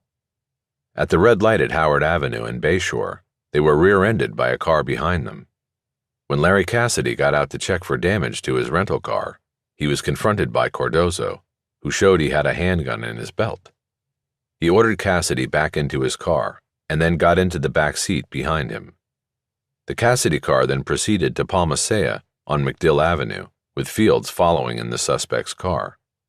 The killings occurred shortly after the car was parked. Cardozo and Fields were identified through a facial recognition program used to analyze the Hard Rock surveillance videos. The process took more than 2 weeks and was conducted by the Florida Department of Law Enforcement. The suspects were then traced to separate apartments in Tampa Heights, where they were living under false names and paying cash for rent. A team of officers, directed by Lieutenant Greg Stout of the Special Operations Unit, made simultaneous raids on the apartments early Thursday, and both men were arrested without incident. Stout said at the press conference that a gun believed to have been the murder weapon was found hidden in Cardozo's apartment. "We have no doubt that these are the right guys," Stout said. Muniz and Campagnoli appeared at the press conference but did not address the media. When contacted by phone later, Campagnoli said, "This guy Cardozo is a piece of expletive, and that's all I have to say." The suspects are scheduled to be arraigned tomorrow at the Hillsborough County Courthouse. Bosch read through the story a second time and came away as convinced as the Tampa police apparently were. Reading between the lines, he guessed that Fields had flipped and was hoping to avoid a murder charge by laying the killing squarely on his partner Cardozo. It seemed obvious that someone was talking, or they would not have had the details about the fender bender and the abduction at the traffic light. Other stories followed in the weeks after the arrest story, but Bosch didn't need to read them. What he knew already scratched Maura Frederick off his list. But Clayton Manley was still on it, and Reyes had not said anything about him when he rejected talking to Bosch earlier. Bosch grabbed his phone and hit redial. This time he decided on a different tack with Reyes. The unsuspecting detective answered promptly. "Robbery Homicide Division, Detective Reyes, how can I help you?"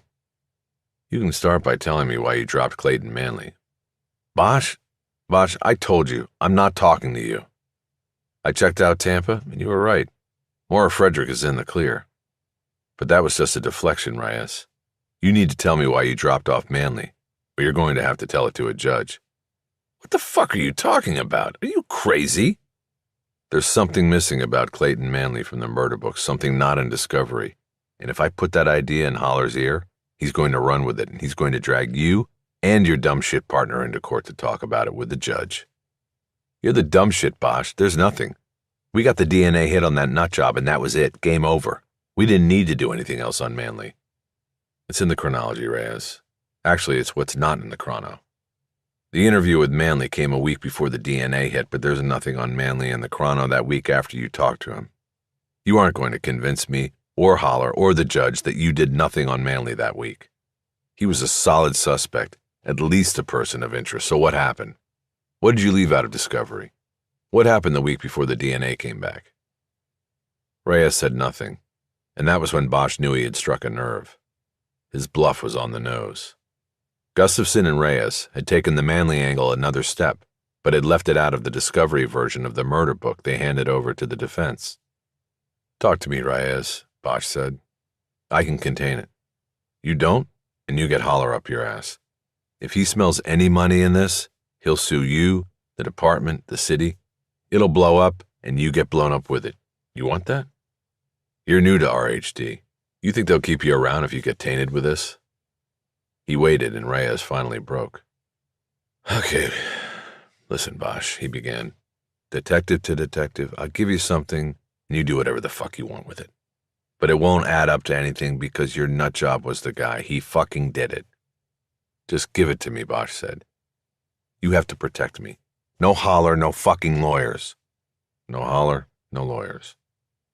"Okay, the only thing we left out of discovery was that we started out with Manley by running down every lawyer in that firm. Michelson and Mitchell." "Right. Every lawyer. We wanted to see who we were dealing with, what other clients they were representing. It's a big, powerful law firm, and we had to step carefully. We put all the lawyer names in the county court's computer and got all their cases in the last 10 years. It was a lot. But we got one hit of interest." "Which was?"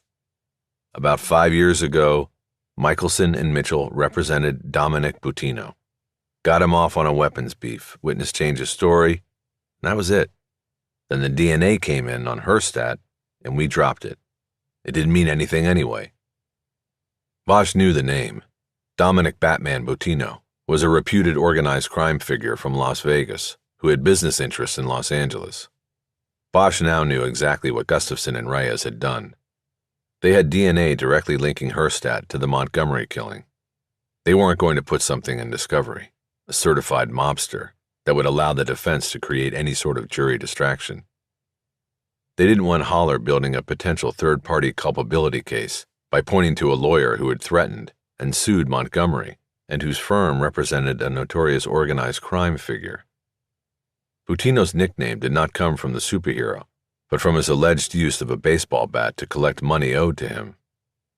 It was a classic anti-discovery move by the cops, and it may have inadvertently hidden the real killer. "Which lawyer?" Bosch asked. "What?" Reyes said. "Which lawyer in the firm represented Boutino?" "William Michelson, a founding partner." Bosch wrote it down. "So you never talked to Manley about this?" he asked. "Didn't need to," Reyes said. "Did he ever know he was being looked at? That he was a suspect?"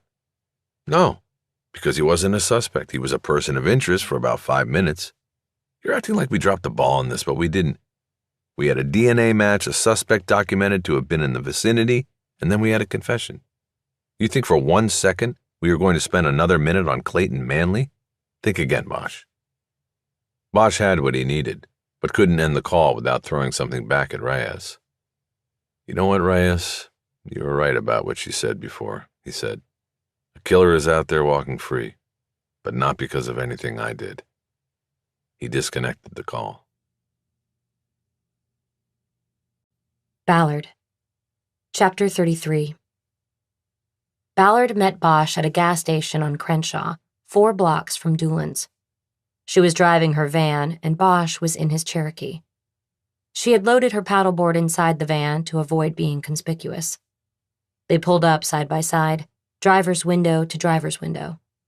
Bosch had dressed as a detective, right down to his sport coat and tie. Ballard had dressed down and was wearing a Dodgers cap and a sweatshirt and jeans.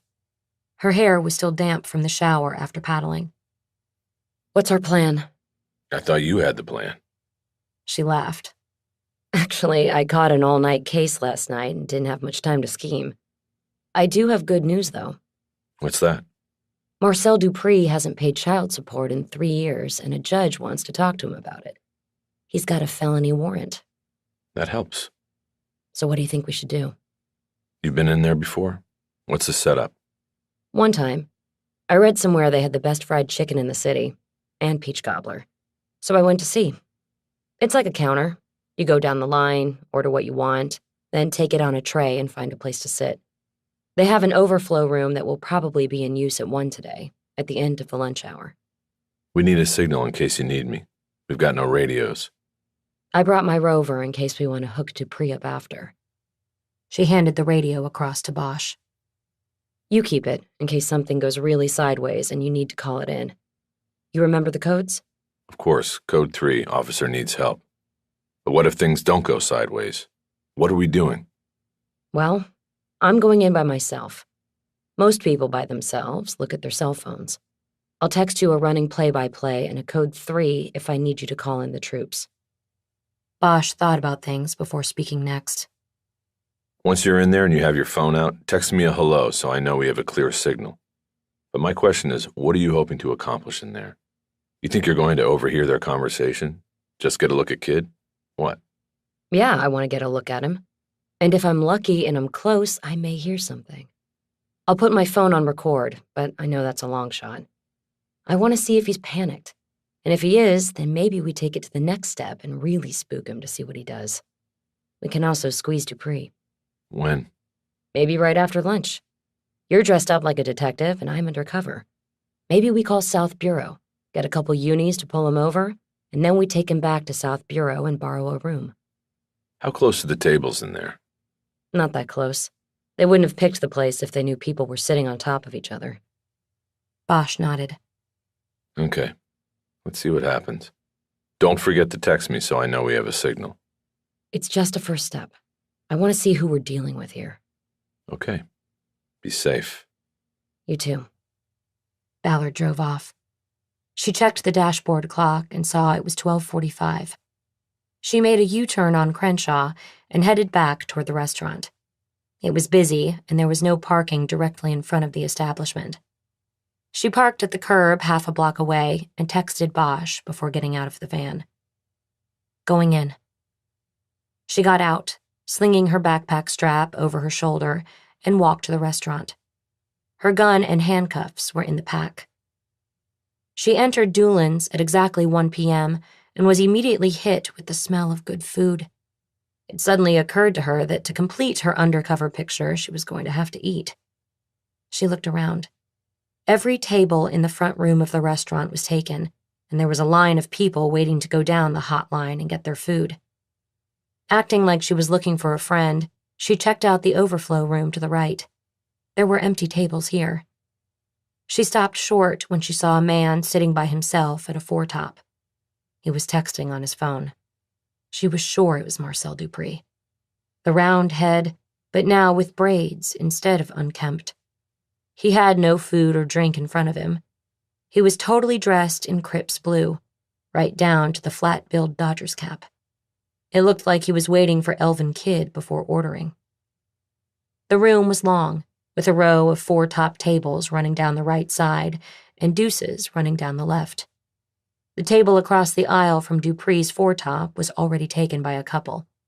The next deuce down was taken as well, but the third was open. Ballard realized that by sitting there she could have a full view of whoever sat across the table from Dupree. She walked down the aisle, passing Dupree, and to the open table. Hanging her backpack over the back of the chair, she dropped her van keys on the table and turned to the foretop across the aisle where 3 young women sat. "Excuse me, do you mind watching my stuff while I go get food?" she asked. "I won't be long. The line isn't bad." "Sure, no problem," one of the women said. "Take your time." "I'll be quick." "No worries."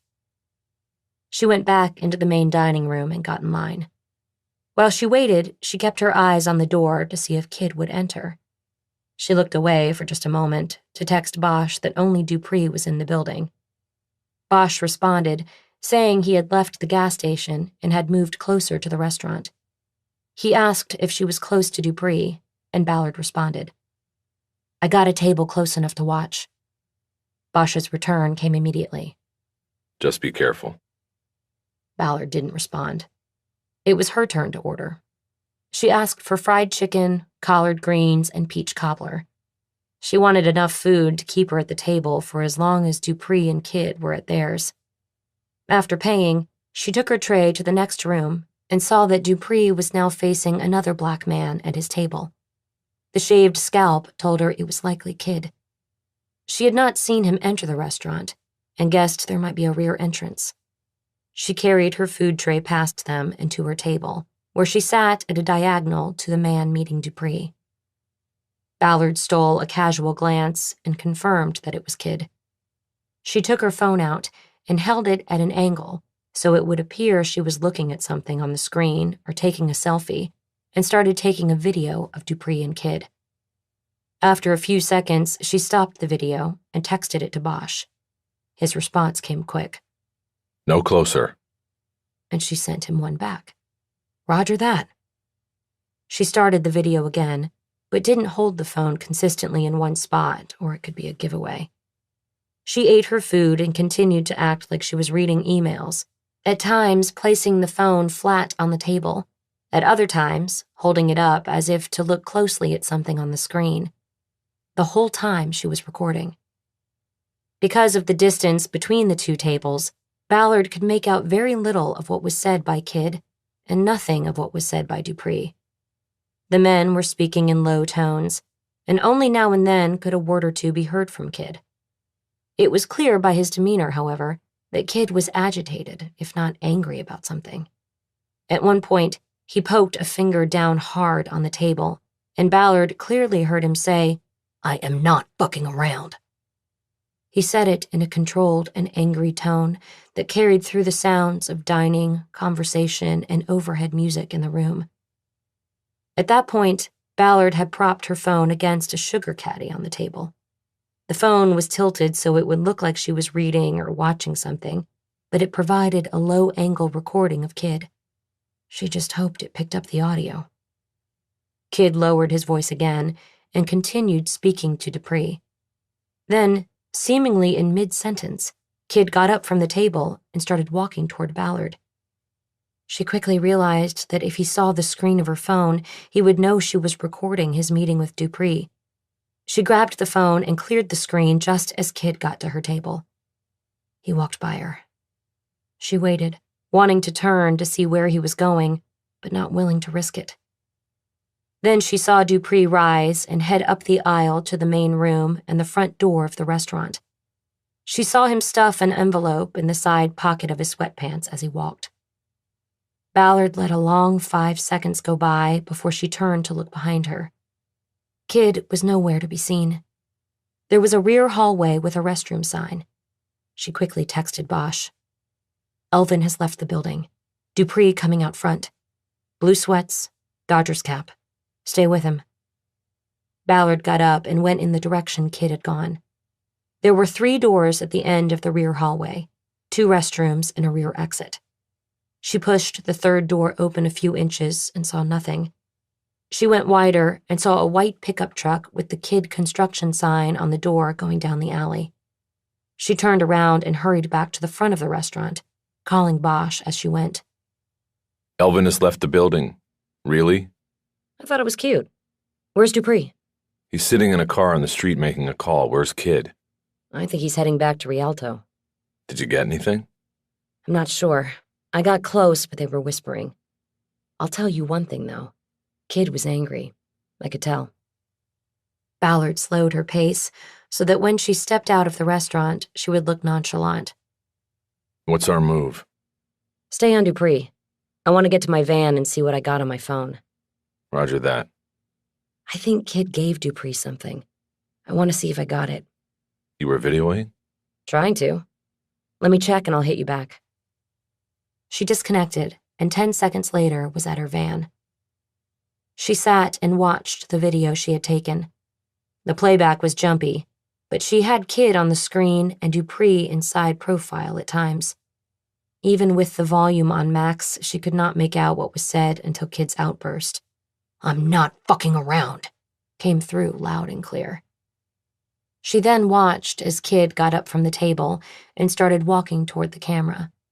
His body partially obscured the angle, and the frame jostled as Ballard grabbed the phone to kill the camera. A split second before the recording ended, Kid cleared enough of the frame to reveal the table he had just left. A white envelope was lying on the red and white checked tablecloth at the spot he had vacated. It looked like a folded napkin for a place setting. The video ended, but Ballard knew that Dupree had then picked the envelope up. She called Bosch back. I think Kid gave Dupree some money. He left an envelope on the table and Dupree took it. Money for what? Let's ask him. Chapter 34. Ballard called the detective commander at South Bureau, explained who she was, and asked whether there was a free interview room she could borrow to talk to a local. The lieutenant said that all interview rooms were free at the moment, and she was welcome to take her pick. She called Bosch back and said they were all set. Only one problem. What's that? I'm not a cop. They're not going to let me waltz in there with you into custody. Come on, Harry. If anybody says cop, it's you. But can you leave your cane in the car? I didn't even bring it. Good. Then we're in business. Where are you? I want my Rover so I can call in a traffic stop on Dupree. I see your van. I'll meet you there. Dupree still not moving? Still on the phone. And I can see it's a flip. A burner. Perfect. I wonder what he's up to. We should have someone on the wire. But we don't. And besides, I doubt he's talking to Kid. He just left him. They already talked. Roger that. Ballard waited, and soon enough, Bosch pulled up beside her and handed her the Rover through the window. She called for a patrol unit to meet her at the corner where Dupree was still parked.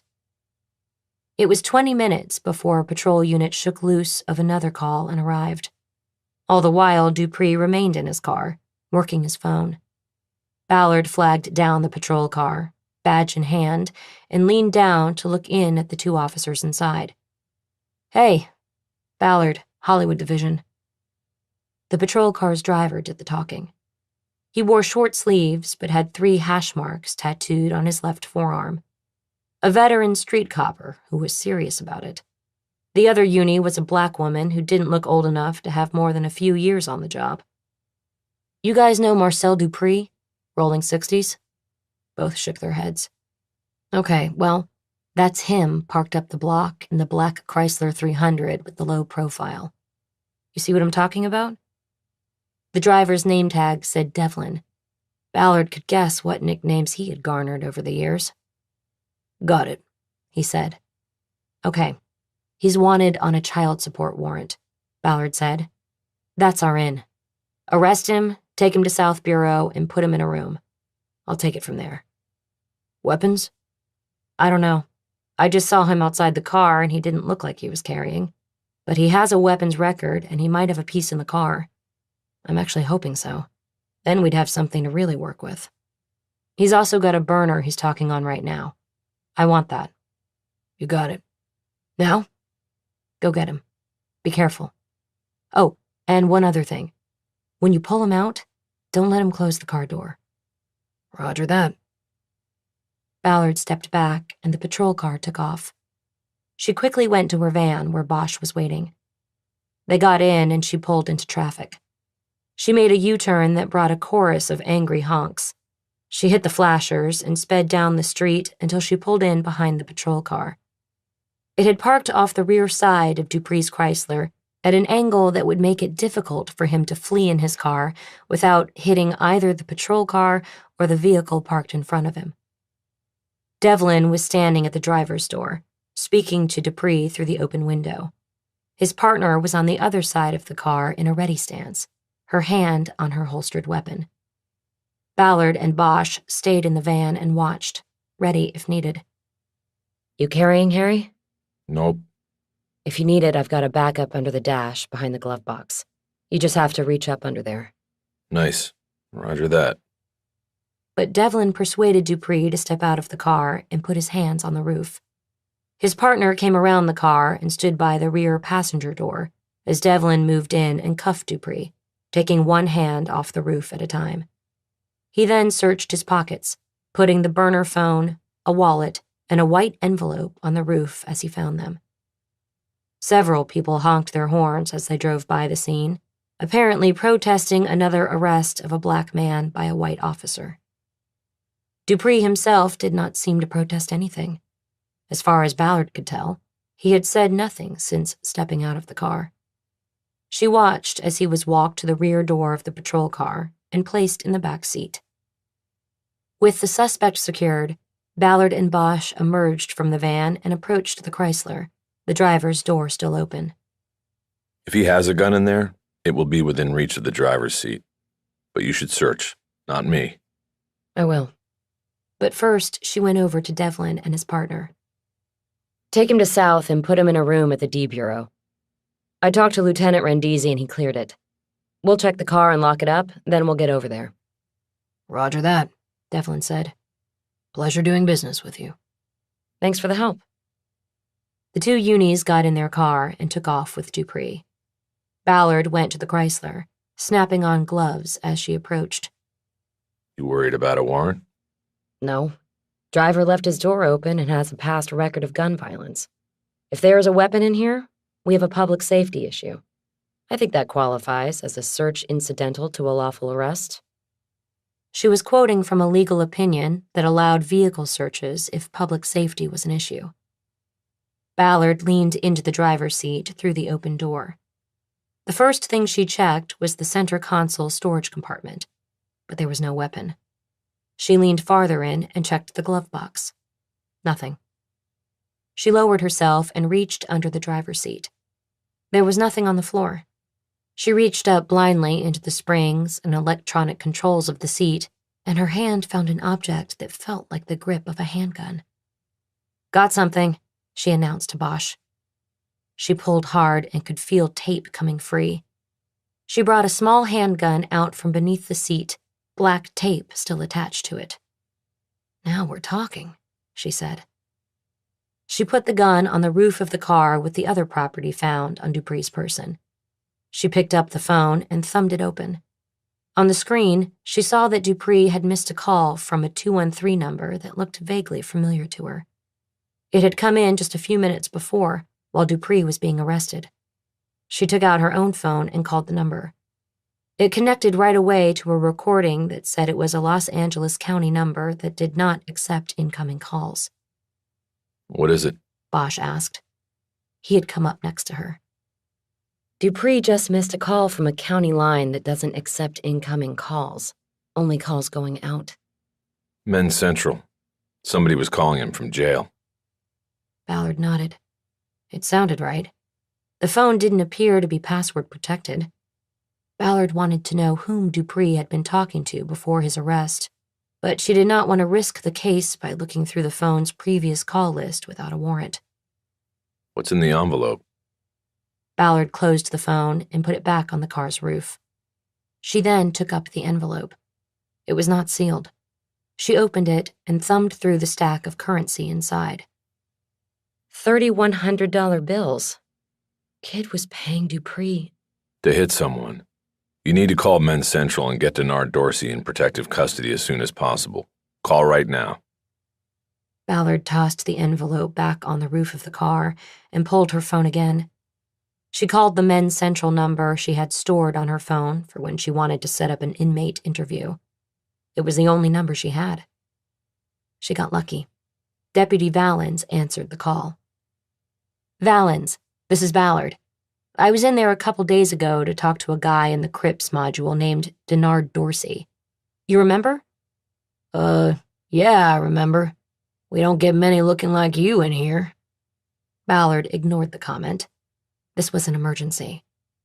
Listen to me, she said. That conversation sparked something, and you need to grab Dorsey and put him in protective custody. Nobody can get near him. You got that? Well, yes, but I need an order from command for that. I can't just— Valens, you're not listening. This is about to go down now. A hit was put on Dorsey, and it could happen any minute. I don't care what you need to do. Just get him out of that module, or he's going to get whacked. Okay. Let me see what I can do. Maybe I'll move him into the visiting room and tell him you're coming back. Meantime, I'll work on a transfer. Good. Do it. I'll call you back when I know more. Ballard disconnected and looked at Bosch. They're going to secure him, one way or another, she said. I'll call back in a bit to make sure. Good. Now let's see what Dupree has to say about it.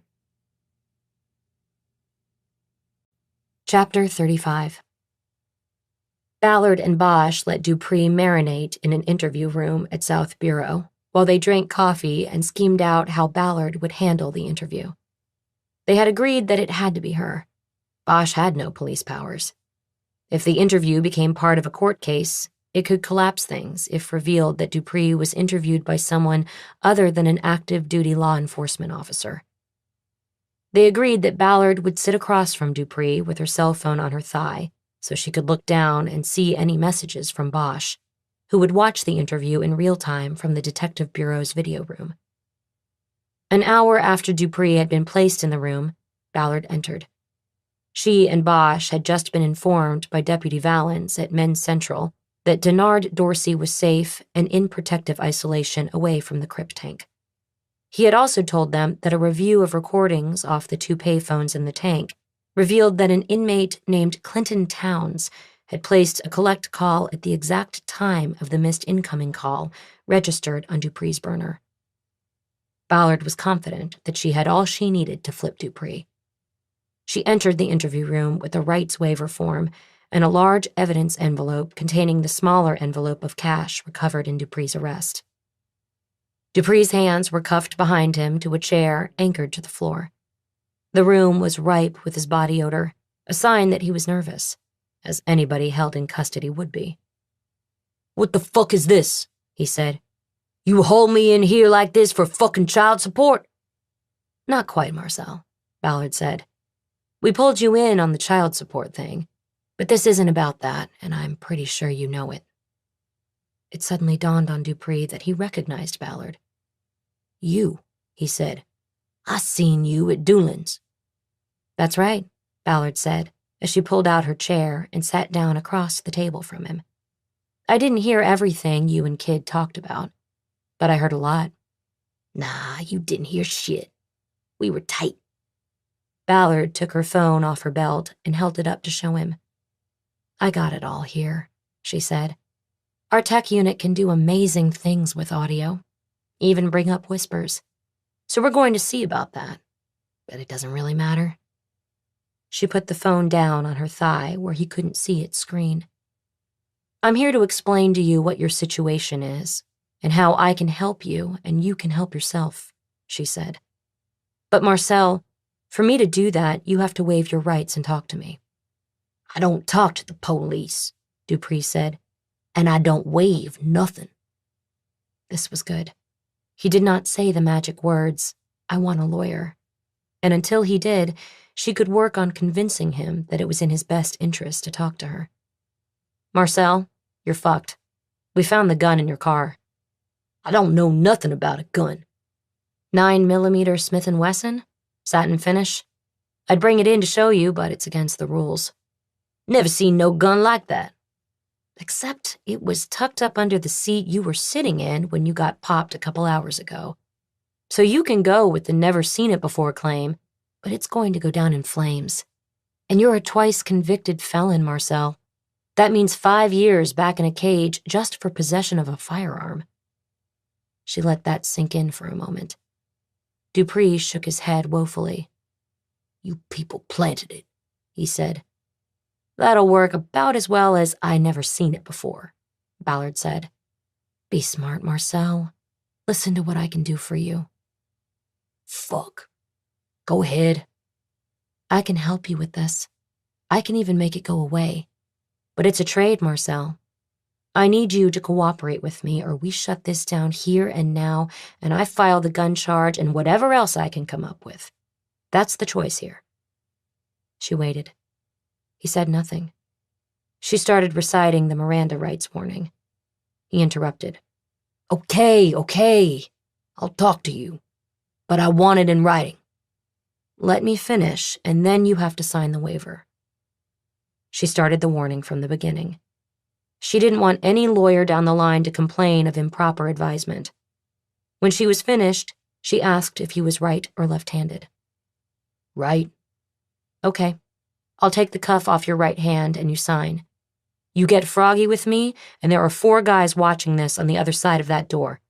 You try to hurt me, and they will definitely hurt you in a way you'll never recover from. Do you understand? Yeah, I get it. Come on, let's just do this. Let me sign the motherfucking paper. Ballard set the waiver form and a pen down in front of Dupree. She then got up and moved behind him, uncuffed his right wrist, and snapped the open cuff closed around the middle bar of the chair's backrest. She stayed behind him.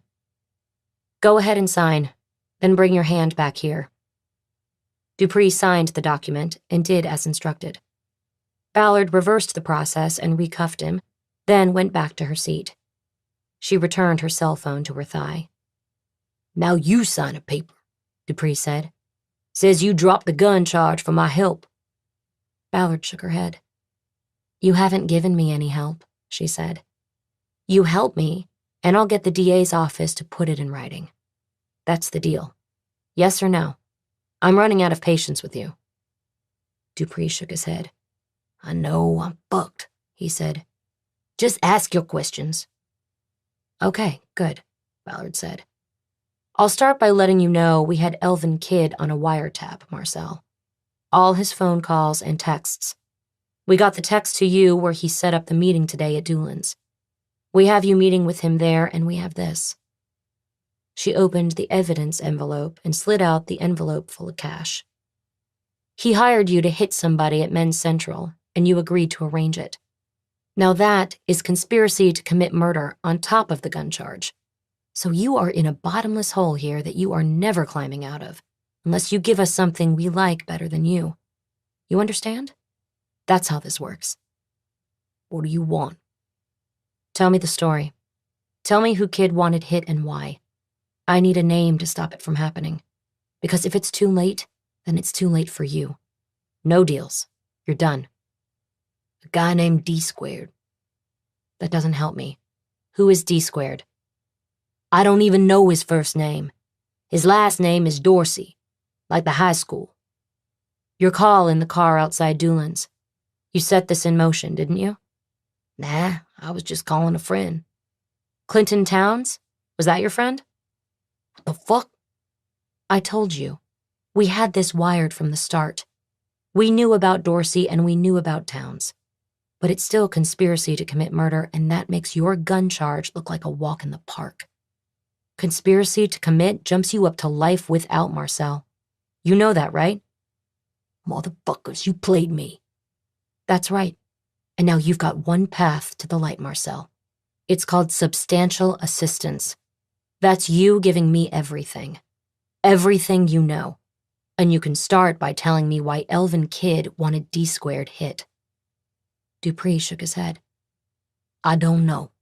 He didn't say, he said. He just said he wanted him taken care of. Ballard leaned across the table. Elvin Kidd is retired, she said. He's out of the game. He's running a fucking construction company in Rialto. You don't run a hit on one of your own in Men's Central for $3,000 without a damn good reason. So if you want to help yourself here, you'll answer the question. What did he tell you? Dupree's eyes were cast down at the table. The dread he was feeling was almost palpable. Ballard was looking at a man, realizing that life as he had known it was gone. He was now a 51-year-old snitch and would forever be an outcast in the world he knew. He was a violent criminal, but Ballard felt empathy for him. He had been born into a dog-eat-dog world, and now he was the meal. He say this guy crossed him from way back. Now he's causing problems, Dupree said. That's all. Look, I'd tell you if I knew. I'm cooperating, but I don't know. He wanted him hit. He paid the money, and with an OG like Kidd, I don't ask no questions.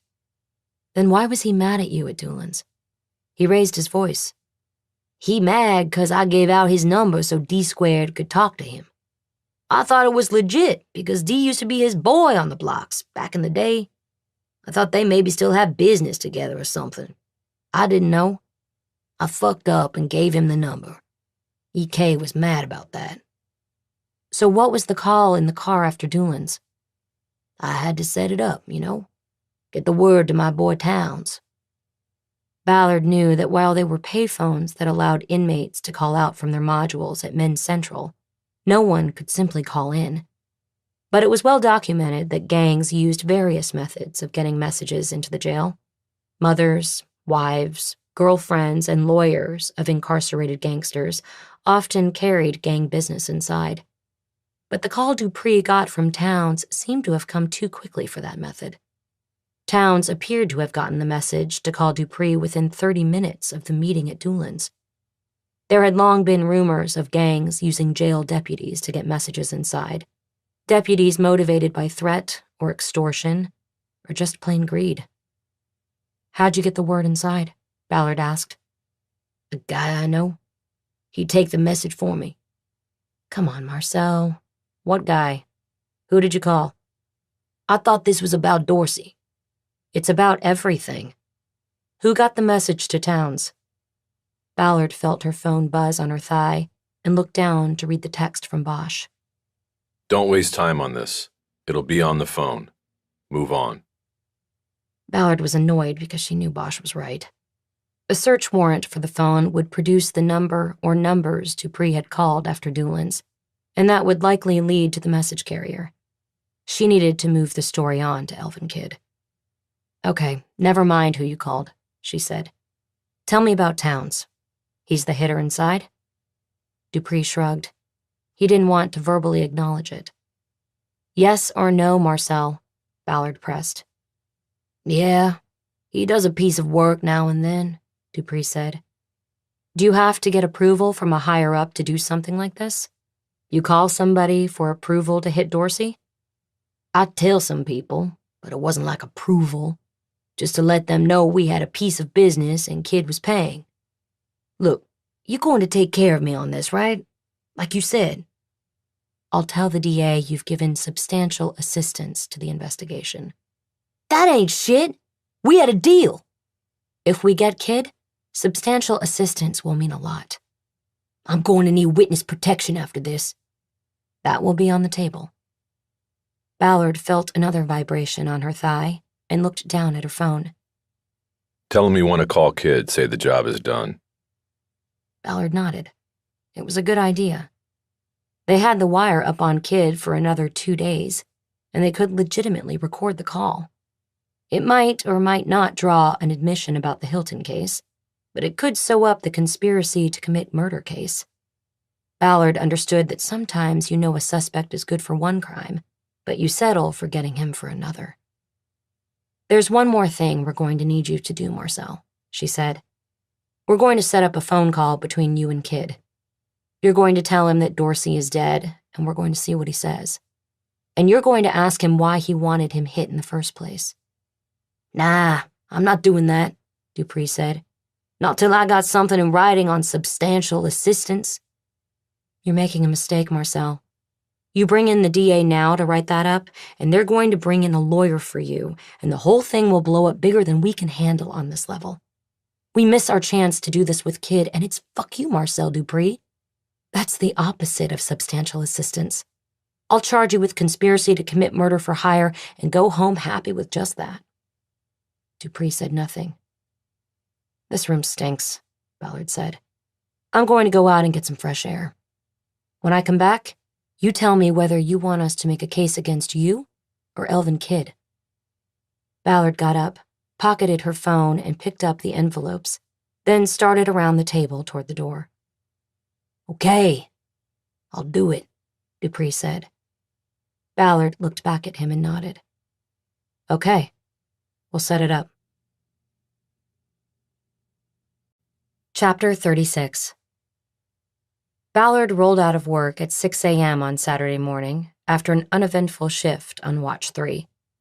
She had spent most of the night writing a detailed summary of the events that took place the day before on the Hilton investigation. This was a report she wasn't turning in to anyone yet. She was operating completely off the reservation on the Hilton case, with the hope that it would be easier to ask for forgiveness than permission, especially if she bagged Elvin Kidd. In that case, the summary report might be needed at a moment's notice. After leaving the station, she drove out to Venice and did a short paddle through the morning mist, with Lola sitting on the board's nose like the figurehead on the prow of an old ship. After getting cleaned up, she waited until 8:30 to make a call, hoping she would not be waking anybody up. When Ballard had worked at RHD, everybody had a go-to in every part of the casework. A go-to forensic tech, a go-to judge for warrants, a go-to prosecutor for advice and for filing charges on the wobblers, the cases that took some fortitude and imagination to pursue in court. Ballard's go-to at the district attorney's office had always been Selma Robinson, a solid and fearless deputy DA in the major crimes unit who preferred the challenge cases over the gimmies. Because the nature of the midnight beat was to turn cases over to other detectives in the morning, Ballard had gone to the DA's office few times in the 3 years she had been assigned to the late show. In fact, she was not sure the cell number she was calling for Selma Robinson was still good. But it was. Robinson answered in a sharp, alert voice, and it was clear she had kept Ballard's cell on her contacts list. Renee, wow. Are you okay? Yes, I'm fine. I didn't wake you? No, I've been up for a while. What's up? It's good to hear your voice, girl. You too. I've got a case. I want to talk to you about it if you have some time. I'm living in Venice now. I could come your way, maybe buy you breakfast. I know this is straight out of the blue, but no, it's fine. I was just about to get something. Where do you want to meet? Ballard knew Robinson lived in Santa Monica, on one of the college streets. How about Little Ruby's? She asked. The restaurant was just off Ocean Boulevard in Santa Monica, and just about equidistant for both of them. It was also dog-friendly. I'll be there by 9, Robinson said. Bring your earbuds, Ballard said. There's some wiretap material. Will do. You're bringing Lola, I hope. I think she'd love to see you. Ballard got to the restaurant first and found a spot in a corner that would give them some privacy to review the case.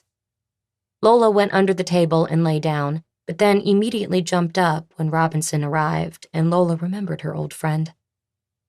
Robinson was tall and thin, and Ballard had never known her to keep her hair in anything but a short afro that was stylish and saved her time every morning while getting ready for battle in the courts. She was at least a decade older than Ballard, and her first name had a deep history, her parents having met during the historic Civil Rights March from Selma to Montgomery, Alabama. Ballard and Robinson hugged briefly, but the prosecutor fawned over Lola for a full minute before sitting and getting down to the business of breakfast and crime. "So, like I said on the phone, I'm working on a case," Ballard began, "and I want to know if I have it or not." "Well, then let's hear it," Robinson said. "Pretend I'm in my office and you've come over to file. Convince me."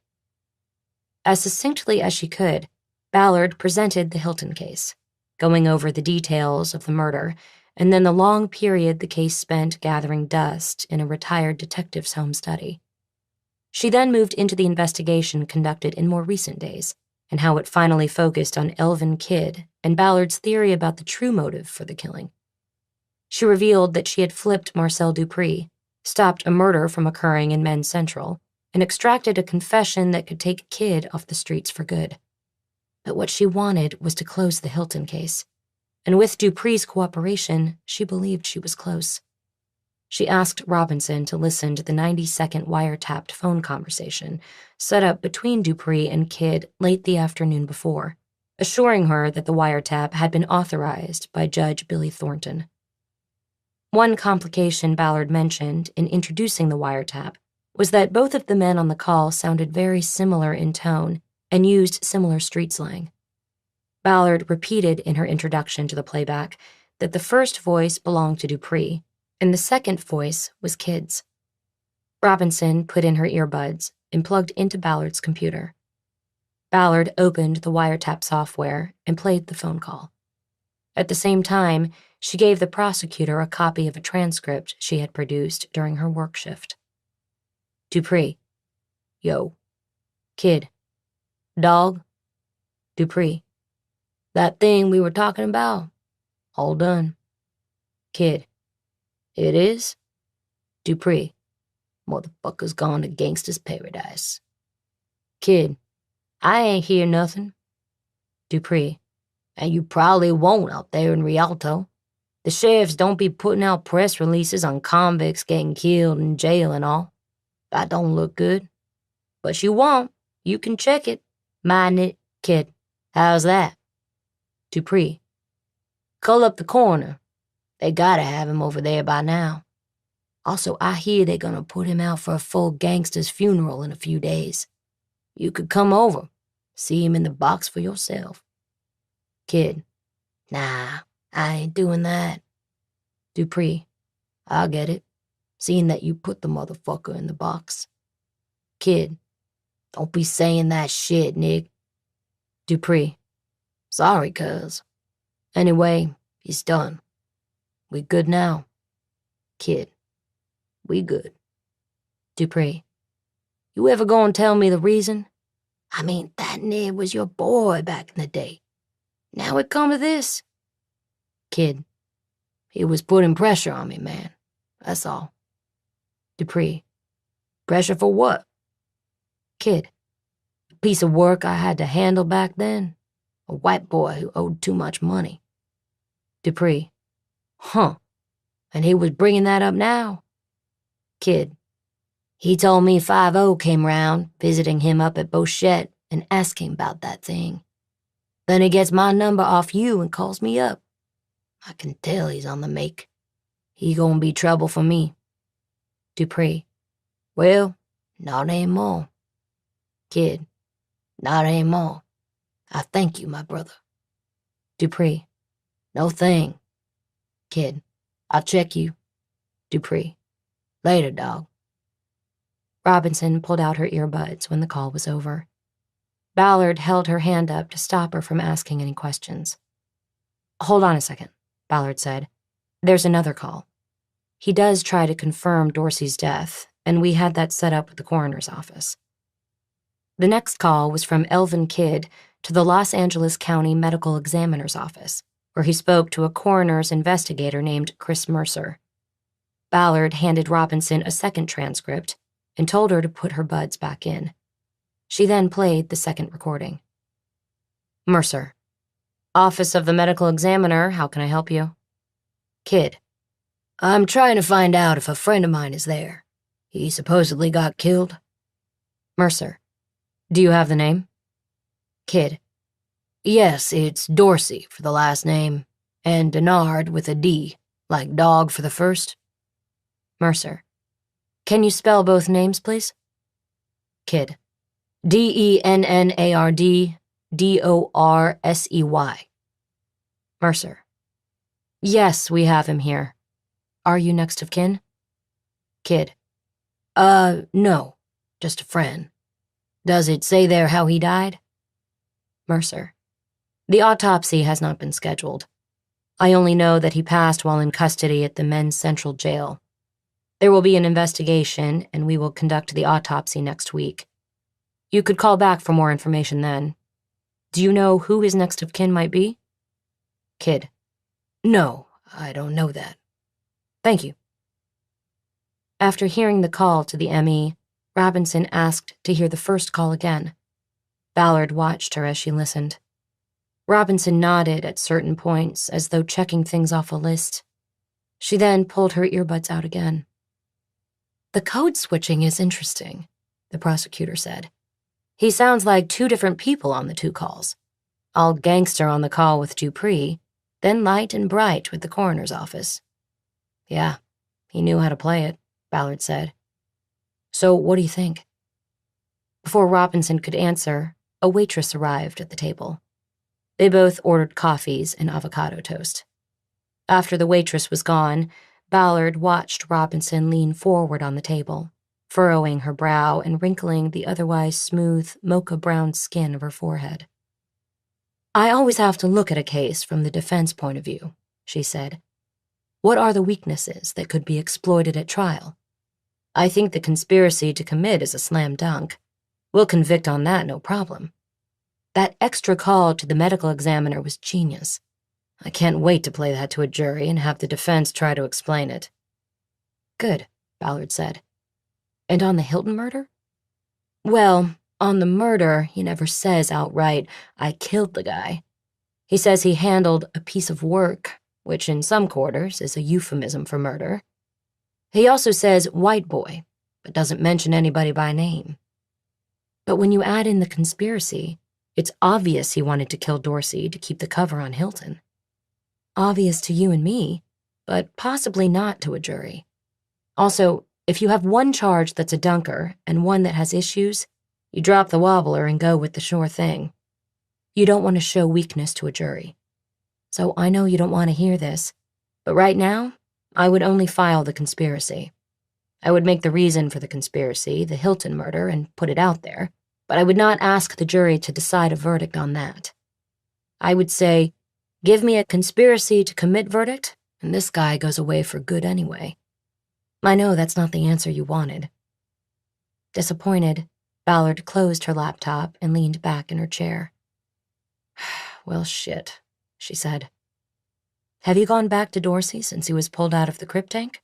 Robinson asked. No. Should I? You said he wasn't helpful before, but maybe if he knows that his old boss kid put a hit out on him, he might change his tune. And maybe he knows something he's held back. Ballard nodded. She realized she should have thought of that. Good idea, she said. What is Dupree's status? Robinson asked. Right now, he's in holding at South Bureau. He's looking for a substantial assistance deal. We have till Monday morning to charge him. You'd better take good care of him. If Kid finds out Dorsey's alive, he'll know he's been set up. I know. We have him on keep-away status. By the way, who's we? My regular partner's out on leave. This whole thing was actually brought to me by a retired homicide guy named Bosch. He got the Hilton murder book from John Jack Thompson's widow after his funeral. Harry Bosch. I remember him. I didn't know he retired. Yeah, But he's got reserve powers through San Fernando PD. Be careful with that. That could be an issue if he has to testify to anything you can't be a witness to. We talked about that. We know. What about Kid? Are you going to bring him in for a conversation? We were thinking that was our last move. Robinson nodded thoughtfully. Well, when you're ready, bring this back to me, she finally said. I'd love to try this case. On Monday, come see me and I'll file the case on Dupree and work out the cooperation agreement. Does he have a lawyer? Not yet, Ballard said. Once he lawyers up, I'll make the deal. Okay. And good luck with Dorsey. As soon as we finish breakfast, I'm going downtown to see him again. As if on cue, the waitress came and put down their coffees and plates of avocado toast. She also had a dog biscuit for Lola. Chapter 37. They brought Dorsey to see her in the same interview room at Men's Central. He had to be pushed into the room by Deputy Valens when he saw it was Ballard waiting for him. You set me up, bitch, he said. I ain't talking to you. Ballard waited until Valens finished cuffing him to his chair and left the interview room. I set you up? She said then. How's that? All I know is you dragged me in here. Next thing I know, I'm in solitary with a snitch jacket, Dorsey said. Now people out to kill me. Well, people are out to kill you, but it isn't because of me. That's some bullshit right there. I was doing fine till you come see me.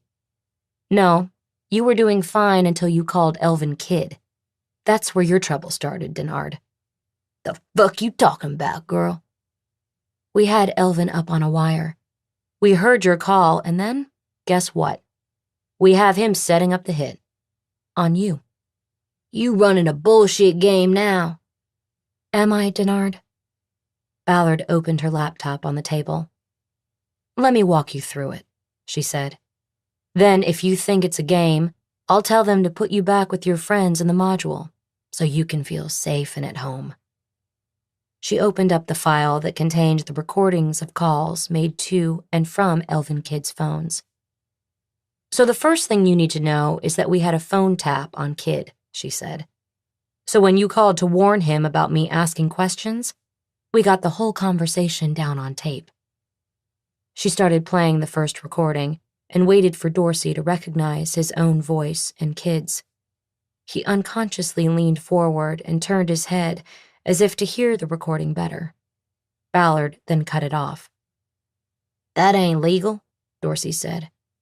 Yes, it is, Ballard said. Approved by a superior court judge. Now, let me just jump ahead to the important part for you to hear. She moved the recording forward a minute to the part where Kid asked Dorsey who gave him his number, and Dorsey revealed that it had been Marcel Dupree. She turned the playback off again. So you tell Kid that Marcel Dupree gave you his number, and what does Kid do? He hangs up on you and then sends a text to Marcel saying he wants a meet. Ballard now held up her phone and showed Dorsey a freeze frame that clearly depicted Kid, with Dupree in profile, sitting at the table at Doolin's. I took this picture yesterday when they met at Doolin's, Ballard said. You know, the place down on Crenshaw? At that meeting, Kid gave Marcel $3,000. What do you think that was for, Denard? I suppose you gon' tell me, Dorsey said. It was to set you up for a hit in Men's Central, to have you whacked by one of your fellow Crips. You know Clinton Towns, right? Dorsey shook his head, as if he was trying to keep the information Ballard was laying on him from getting inside his ears. You're just spinning stories here, he said. That's why we had you pulled out of the tank, Denard, Ballard said. To save your life. Then we picked up Marcel and flipped him as easy as a pancake. Got him to call Kid back and tell him it was all taken care of and you weren't going to be a problem. Take a listen. Ballard queued up the scripted call between Dupree and Kid and played it in its entirety. She sat back and watched Dorsey's face as he came to realize his own people had turned against him. Ballard knew how he felt, having once been betrayed by her partner, her boss, and the department itself. And wait, I've got one more, she said after. Kid even called the medical examiner's office to make sure your cold, dead body was there, waiting to be cut up in autopsy. She played the last recording. Dorsey closed his eyes and shook his head. "Motherfucker," he said. Ballard closed the laptop, but kept her phone on the table. It was recording the conversation. She stared at Dorsey, who was now staring down at the table, his eyes filling with hate. "So," she said, "Elvin Kid wanted you dead, and now thinks you are dead. You want him to get away with that? Or do you want to tell me what you really know about what happened in that alley where that white boy got murdered?" Dorsey looked up at her silently. She knew he was an inch away from breaking. "You help me, I can help you," she said. "I just came from talking to a prosecutor. She wants Kid for the murder. She'll talk to your parole officer, see about getting your violation lifted." "You were supposed to do that," Dorsey said. "I was going to, but having a prosecutor do it is money. But that doesn't happen unless you help me out here." "Like I told you before, he told us to stay out of the alley that day. Next thing I know, there was a murder back in there and police shut down our operations. We found a different location on the other side of the freeway." "And that was that? You never spoke to Kid about it? Never asked any questions again?" "I don't believe that." "I did ask him. He told me some shit." "What shit, Denard? This is the moment where you either help or hurt yourself. What did Elvin Kid say?" "He said he had to take care of this white kid he knew from when he was away." "Away? What does that mean?" "Prison. They were up there in Corcoran together, and he said the kid owed him money from up there for protection." "Did he mention the kid's name?" "Nope. He just said he wouldn't pay what he owed, so he arranged the meet and cleared us all out. Then the kid got shot." "And you assumed Elvin Kid shot him?" "Yeah, why not? It was his alley. He controlled everything. Nobody got shot there without his okay, or him doing it his own self." Ballard nodded.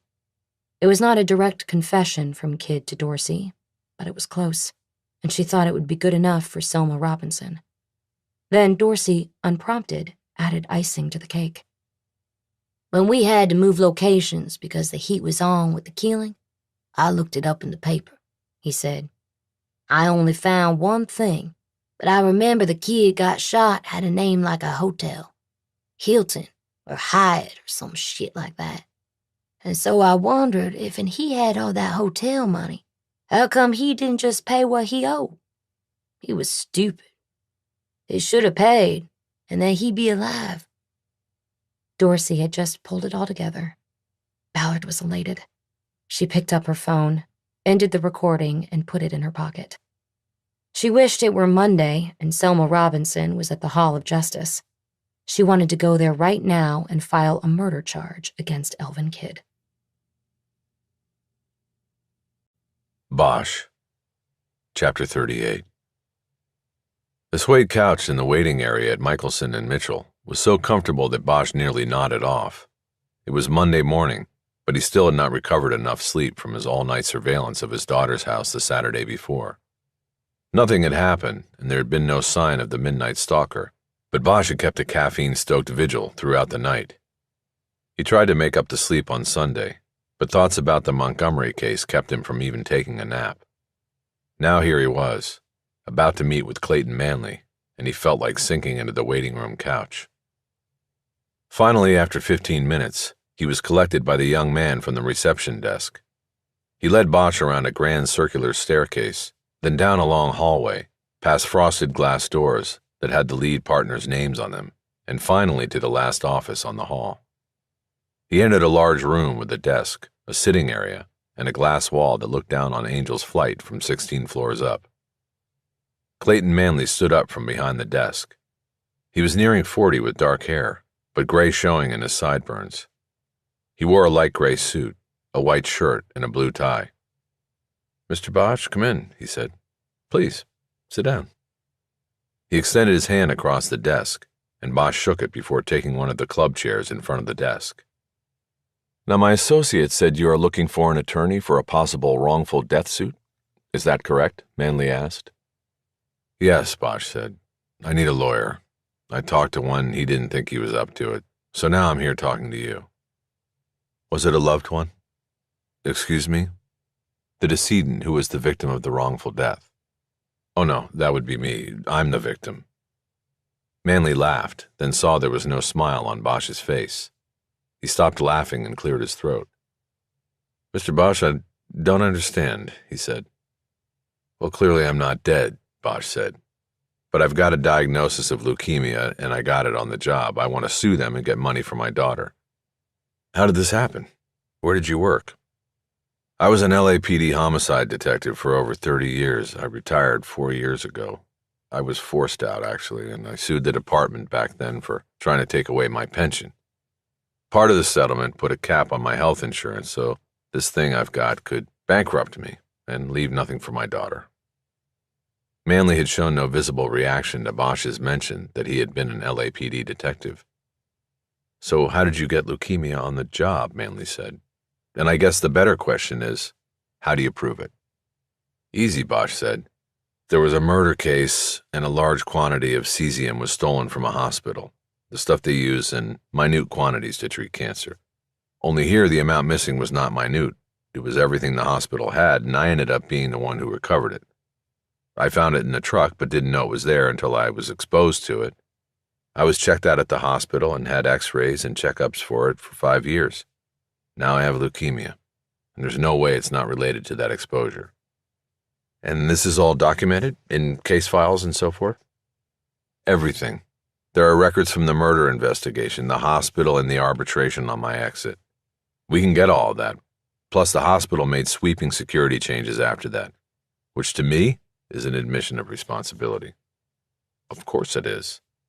Now, I hate to ask this, but you said this was a wrongful death case. What exactly is your diagnosis and prognosis?" "I just got the diagnosis. I was tired all the time and just not feeling right, so I went in and they did some tests, and I was told I have it. I'm about to start chemo, but you never know. It's going to get me in the end." "But they didn't give you a time estimate or anything like that?" "No, not yet. But I want to get this going because, like I said, you never know." "I understand. Mr. Manley, these are tough people. The lawyers the city's got, I've fought them before. I went back to that attorney for this, and he didn't seem real motivated because of the fight it would involve. So I need to know if this is something you can do, if you want to do it."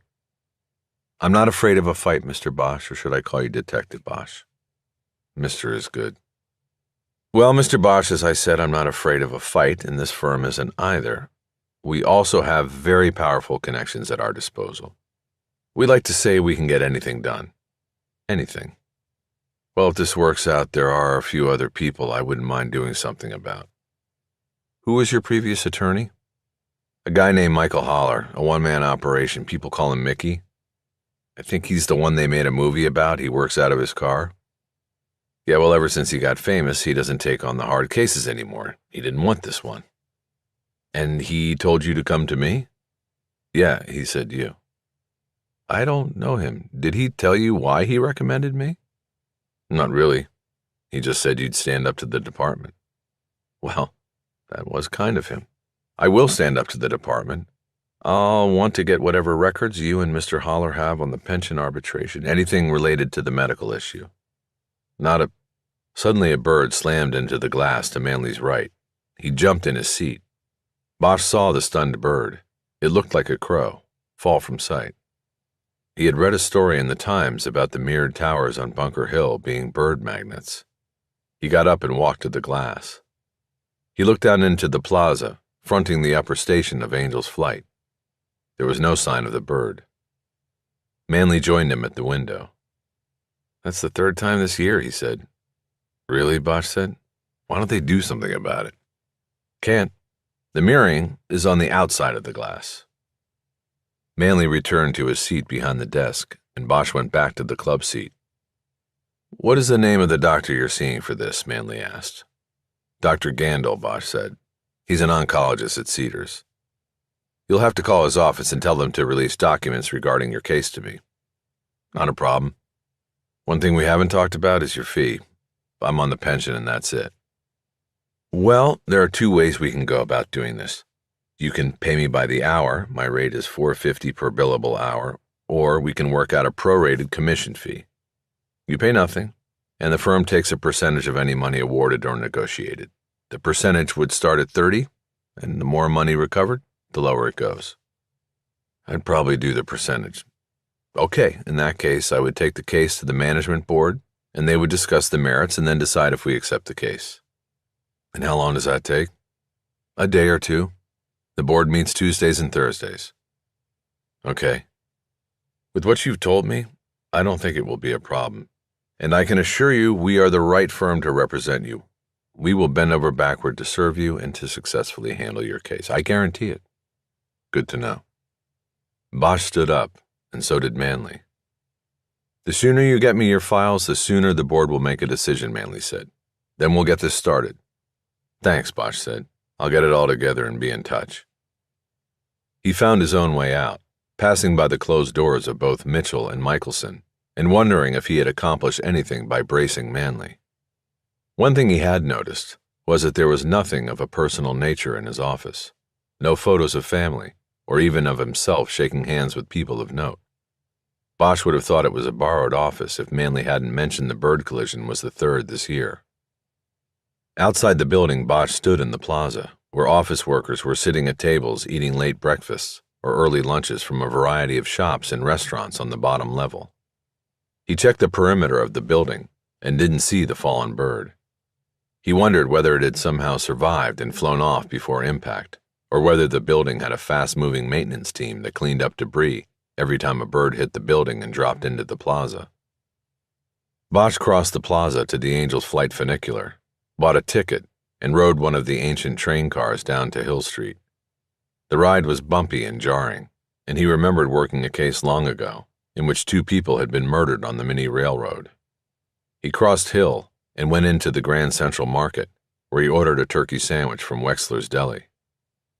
He took the sandwich and a bottle of water to the communal seating area and found a table.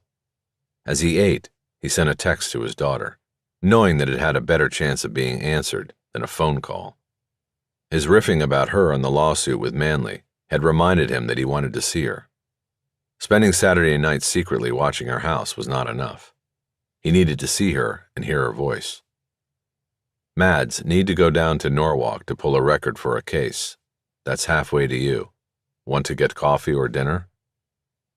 Ballard had called Bosch on Sunday from Ventura, where she was visiting the grandmother who had raised her during most of her teenage years. The update on the Hilton case was that Ballard had gone to see a prosecutor who was ready to file on Elvin Kidd. There was a list of things Selma Robinson wanted covered on the case to shore it up on all sides. Among those was Hilton's birth certificate. Robinson wanted no surprises and no missing pieces of the puzzle when she took the case to court. Bosch didn't expect that his text to his daughter would be answered quickly. She was almost never prompt in her replies, even though she was inseparable from her phone and therefore got his messages in a timely fashion. Even if she was in class, she always seemed to deliberate at length over his communications before responding. But this time he was wrong.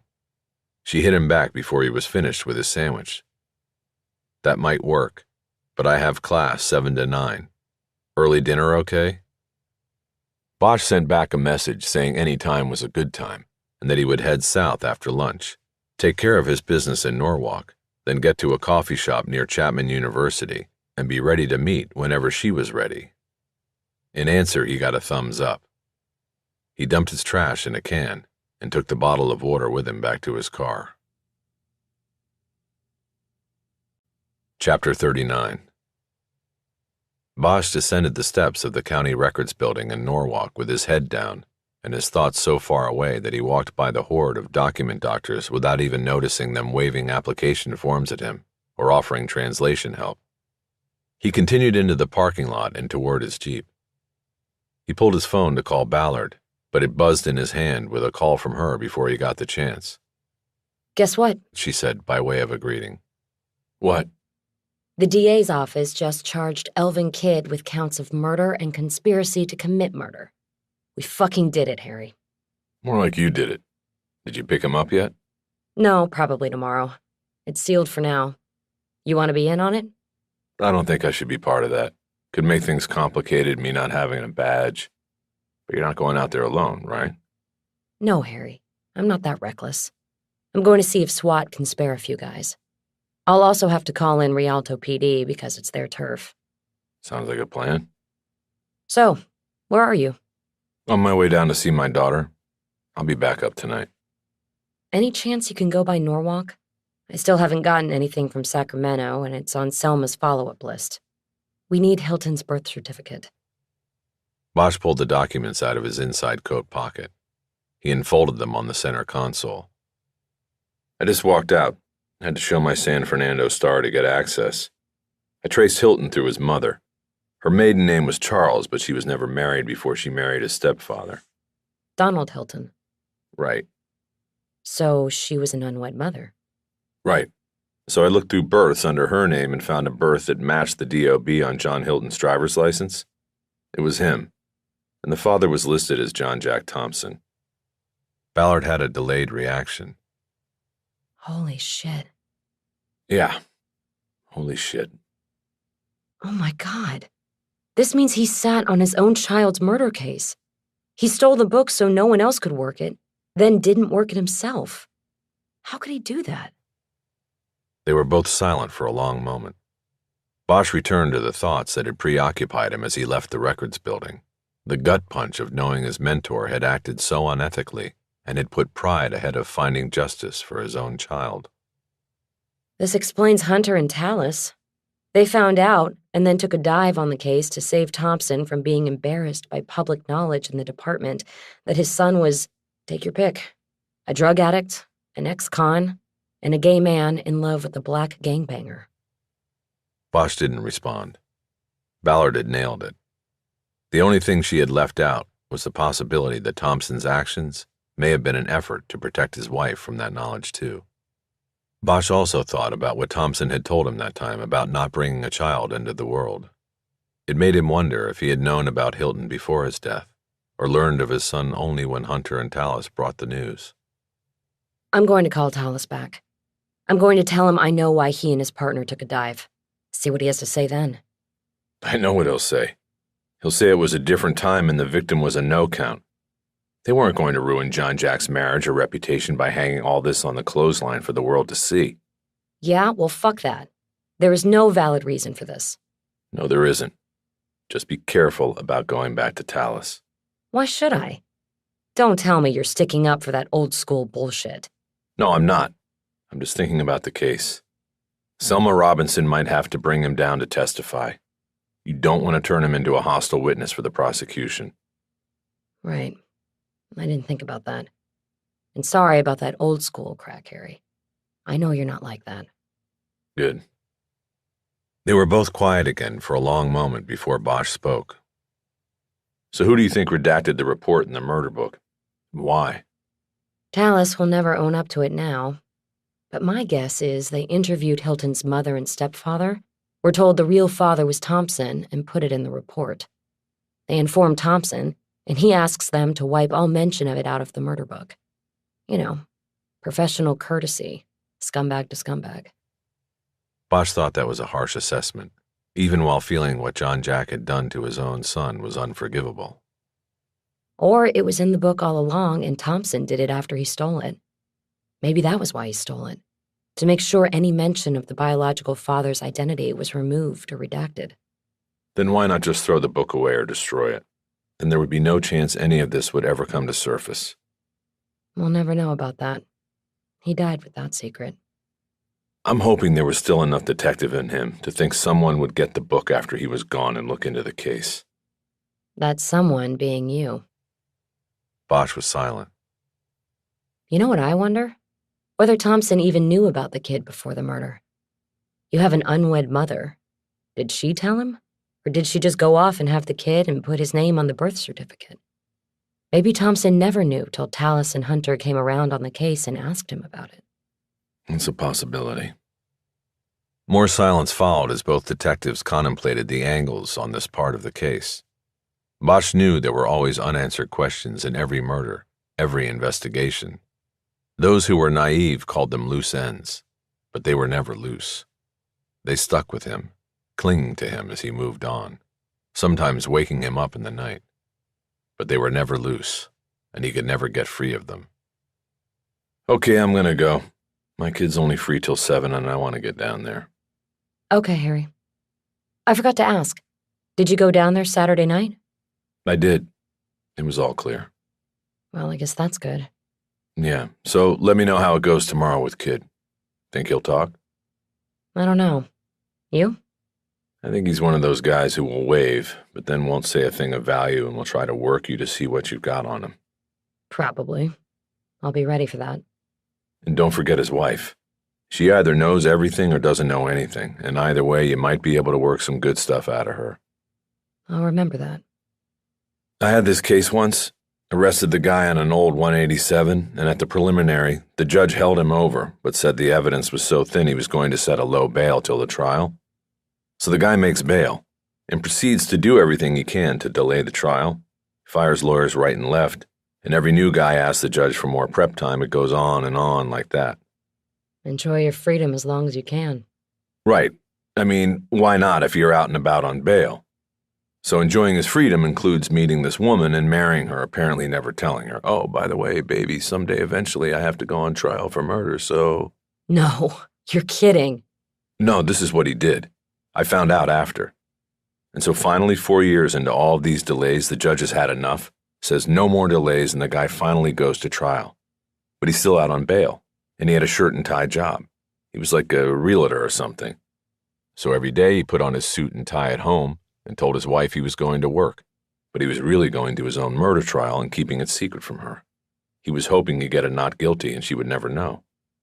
What happened? Guilty. Bail revoked on the spot and he's taken away to jail. Can you imagine that? You get a collect call from your husband at the county jail and he says, honey, I won't be home for dinner. I just got convicted of murder. Ballard started laughing again. Men are devious. No, everybody's devious. But I always wish I'd known the wife had been kept in the dark because I could have used that, talked to her, enlightened her, maybe gotten her on my side, and who knows what would have come out. It's a funny story, but I always thought I should have known. Okay, Harry. I'll remember that. Safe travels and tell your daughter hello. Will do. Happy hunting tomorrow. Bosch got back over to the 5 freeway and continued south. The amusement of the story he had told Ballard wore off, and soon he was thinking about John Jack Thompson, what he had done, and his possible motives. It felt like such a betrayal to Bosch. The man who mentored him, who instilled in him the belief that every case deserved his best, that everybody counted, or nobody counted. That man had submarined a case involving his own blood. The only saving grace of the moment was that he was going to see his own daughter. Whether he got 5 minutes with her or 50, he knew that she would pull him out of the darkness, and he would be renewed and able to move on. Bosch got to Old Town in the city of Orange at 4:15 p.m. and drove around the circle twice before finding a parking spot. He went into the Earth Cafe and ordered a coffee. He texted Maddie his location and said they could meet there or anywhere else she wanted. She texted back that she would let him know as soon as she was free from the meeting she was having with other students regarding a joint psychology project. Bosch had brought his laptop in with him, as well as a file containing all the reports from the Montgomery murder book that referenced the short-lived Clayton Manley tangent. He tried to escape thoughts of John Jack Thompson by piggybacking on the coffee shop's Wi-Fi and calling up stories on the case involving Dominic Buttino.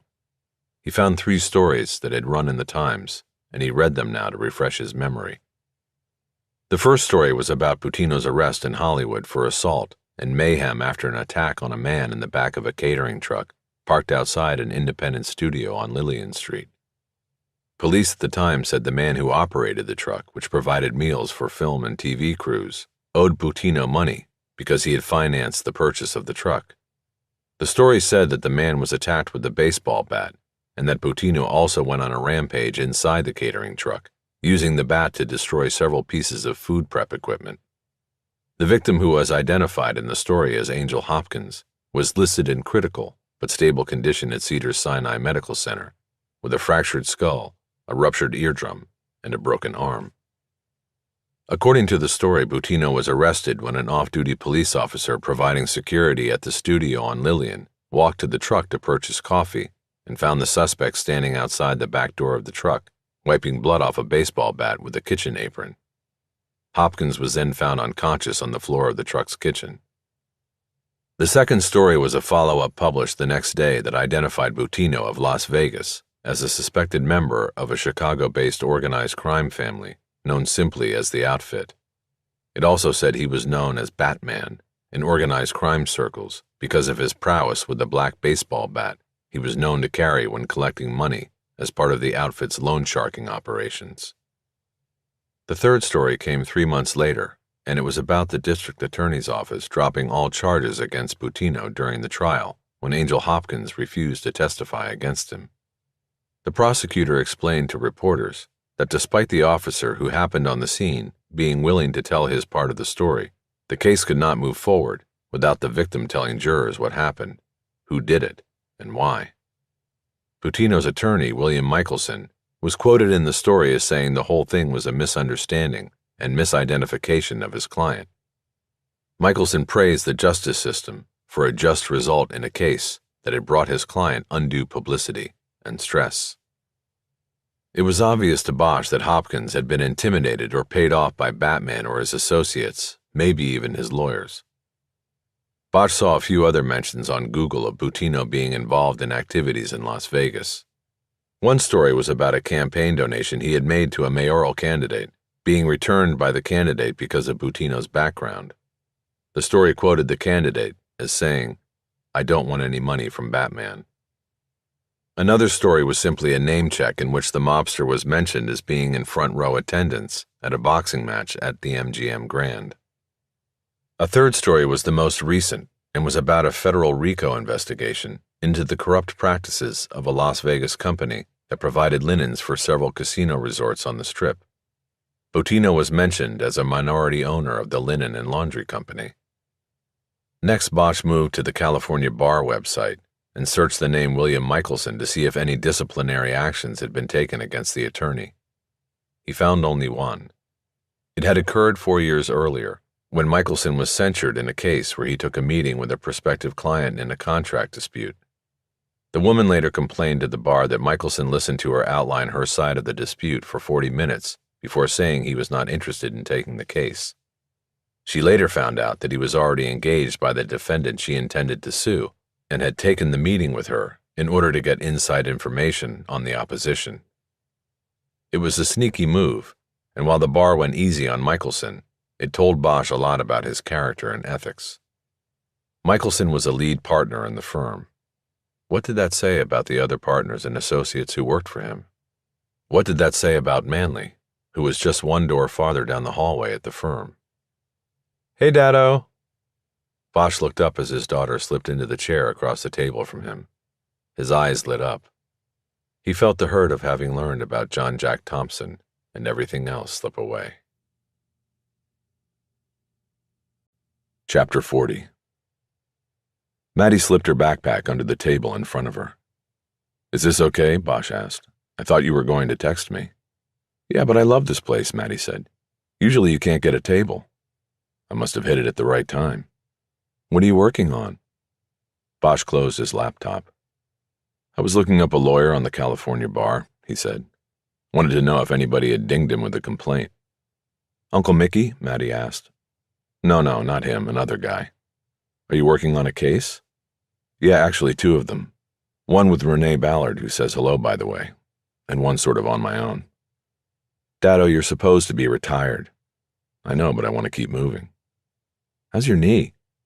"It's pretty good. Today I went out without the cane. All day." "Is that okay with the doctor?" "He didn't want me to use it at all. He's a hardliner." "So how's school?" "Boring. But did you hear the big news? They caught that guy Saturday night." "You mean the creeper?" "Yeah. He broke into the wrong house. It's on the Orange County Register website. Same thing. A house of girls, he snuck in, only he didn't know one of the girls had her boyfriend staying over. The boyfriend catches him in the house, beats the crap out of him, then calls the cops. And he's good for the other two? The police haven't called us, but they told the register they would be doing the DNA stuff, seeing if he was connected.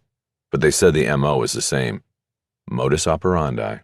I love saying those words. Bosch nodded. Do you know where the house was? He asked. Was it near yours? No, it was in the neighborhood on the other side of school. Well, great. I'm glad they caught the guy. You and your roommate should be able to sleep better now. Yeah, we will. Bosch intended to call his contact at the Orange Police Department on his drive back up to L.A. to find out more about the arrest. But he was elated by the news. He was acting reserved because he didn't want his daughter to know how truly unnerving the situation had been for him. He decided to move on to other subject matter with her.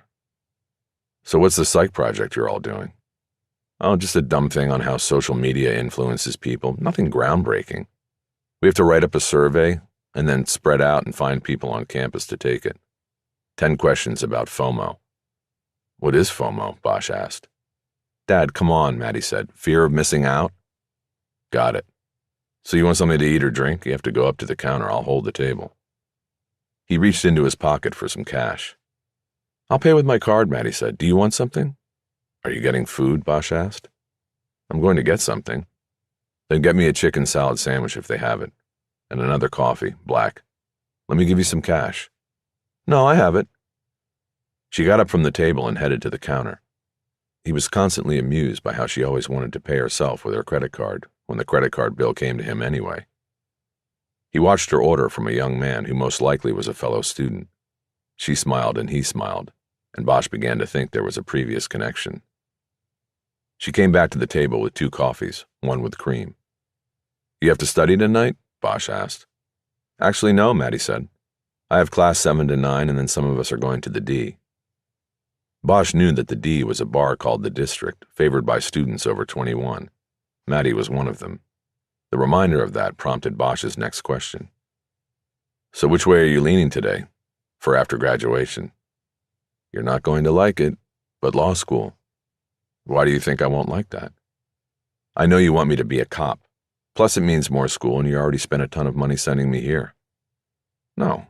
How many times have we had this talk? I want you to do what you want to do. In fact, the law is safer, and you'd make more money. Law school is great, and don't worry about the cost. I have it covered. And I didn't spend a ton of money sending you here. Your scholarships covered most of it, so it's the other way around. You saved me money. But what if I end up like Uncle Mickey, defending the damned, as you like to say? Bosch drank some of his fresh coffee as a delaying tactic. That would be your choice, he said, after putting the cup down. But I hope you'd at least look at the other side of it. I could set you up if you wanted to talk to some people in the DA's office. Maybe someday you and I could be a team. You hook 'em and I cook 'em. That sounds like fishing. Speaking of fishing, is that what you came down to ask me about? Bosch drank more coffee before answering. He caught a further break when the handsome lad from the counter delivered their food, and Maddie overthanked him. Bosch looked at her plate. It seemed like everybody was eating avocado toast lately. It looked awful to him. Is that dinner? He asked. A snack, Maddie said. I'll eat at the D. The guy with the grill outside has the best veggie dogs. It's probably the thing I'll miss most about this place. So if it's law school, not here? I want to get back to L.A. Uncle Mickey went to Southwestern up there. I think I could get in. It's a good feeder school for the public defender's office. Before Bosch could react to that, the handsome server came back to the table and asked Maddie if she liked her toast. Maddie enthusiastically approved, and he went back behind the counter. He hadn't bothered to ask Bosch how his sandwich was. So that guy, you know him? Bosch asked. We had a class together last year, Maddie said. He's cute. I think he thinks you're cute. And I think you're changing the subject. Can't I just come down and hang with my daughter a little bit, drink coffee, eat a sandwich, and learn a few words like FOMO? It's an acronym, not a word. FOMO. What's really going on, Dad? Okay. I wanted to tell you something. It's not a big deal, but you always get mad when you think I intentionally don't tell you things. I think it's called FOLO, fear of being left out. That doesn't make sense, plus FOLO is already taken. That's fear of losing out. So what's the news? Are you getting married or something? No, I'm not getting married. Then what? You remember how I used to have to get chest x-rays because of the case I had where radioactive material was found? Yes, and then you stopped when they said you had a clean bill of health. The concern was growing in her eyes. Bosch loved her for that.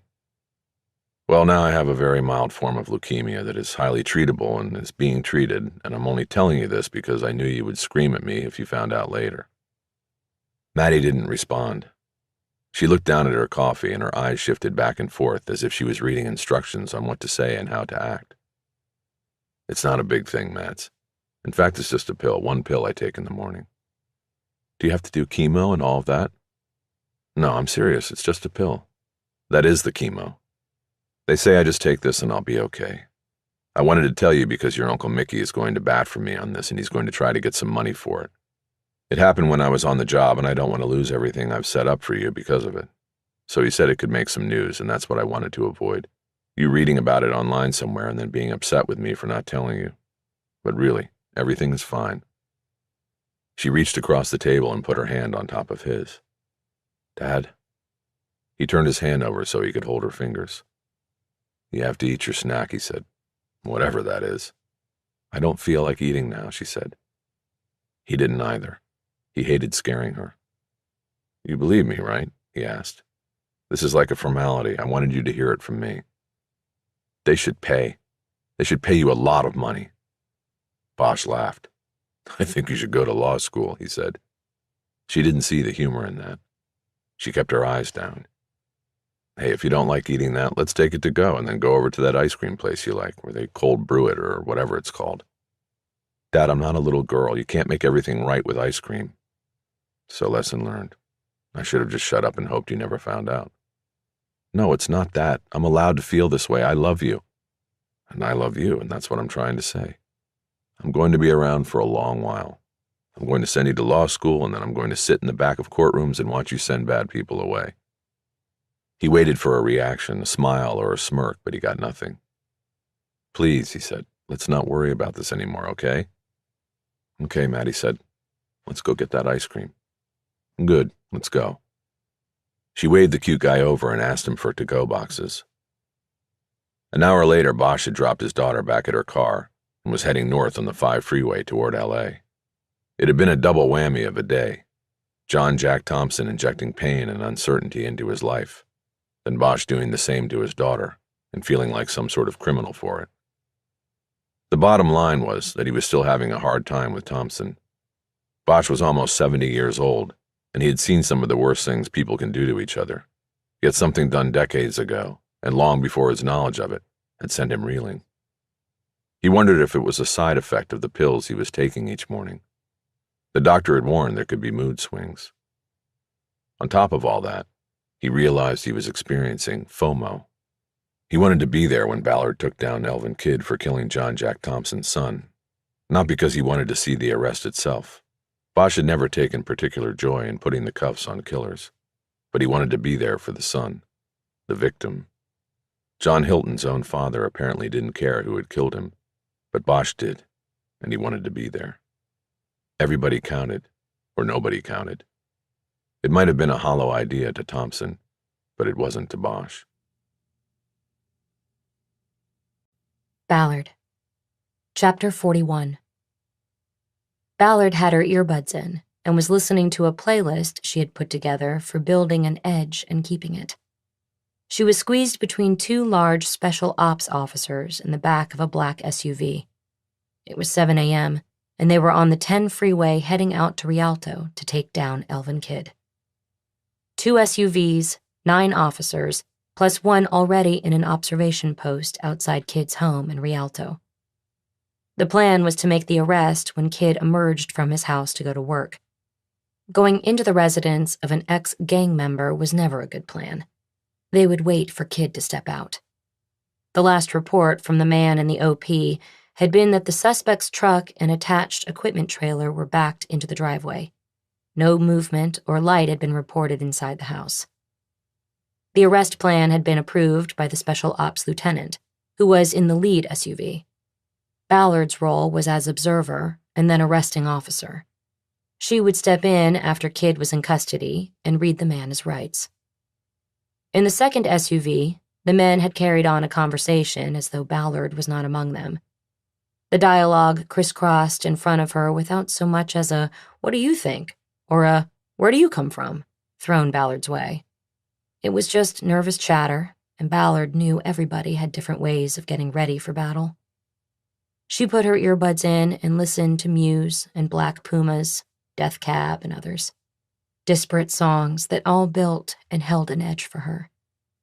Ballard saw the driver talking into a Rover and pulled out her buds.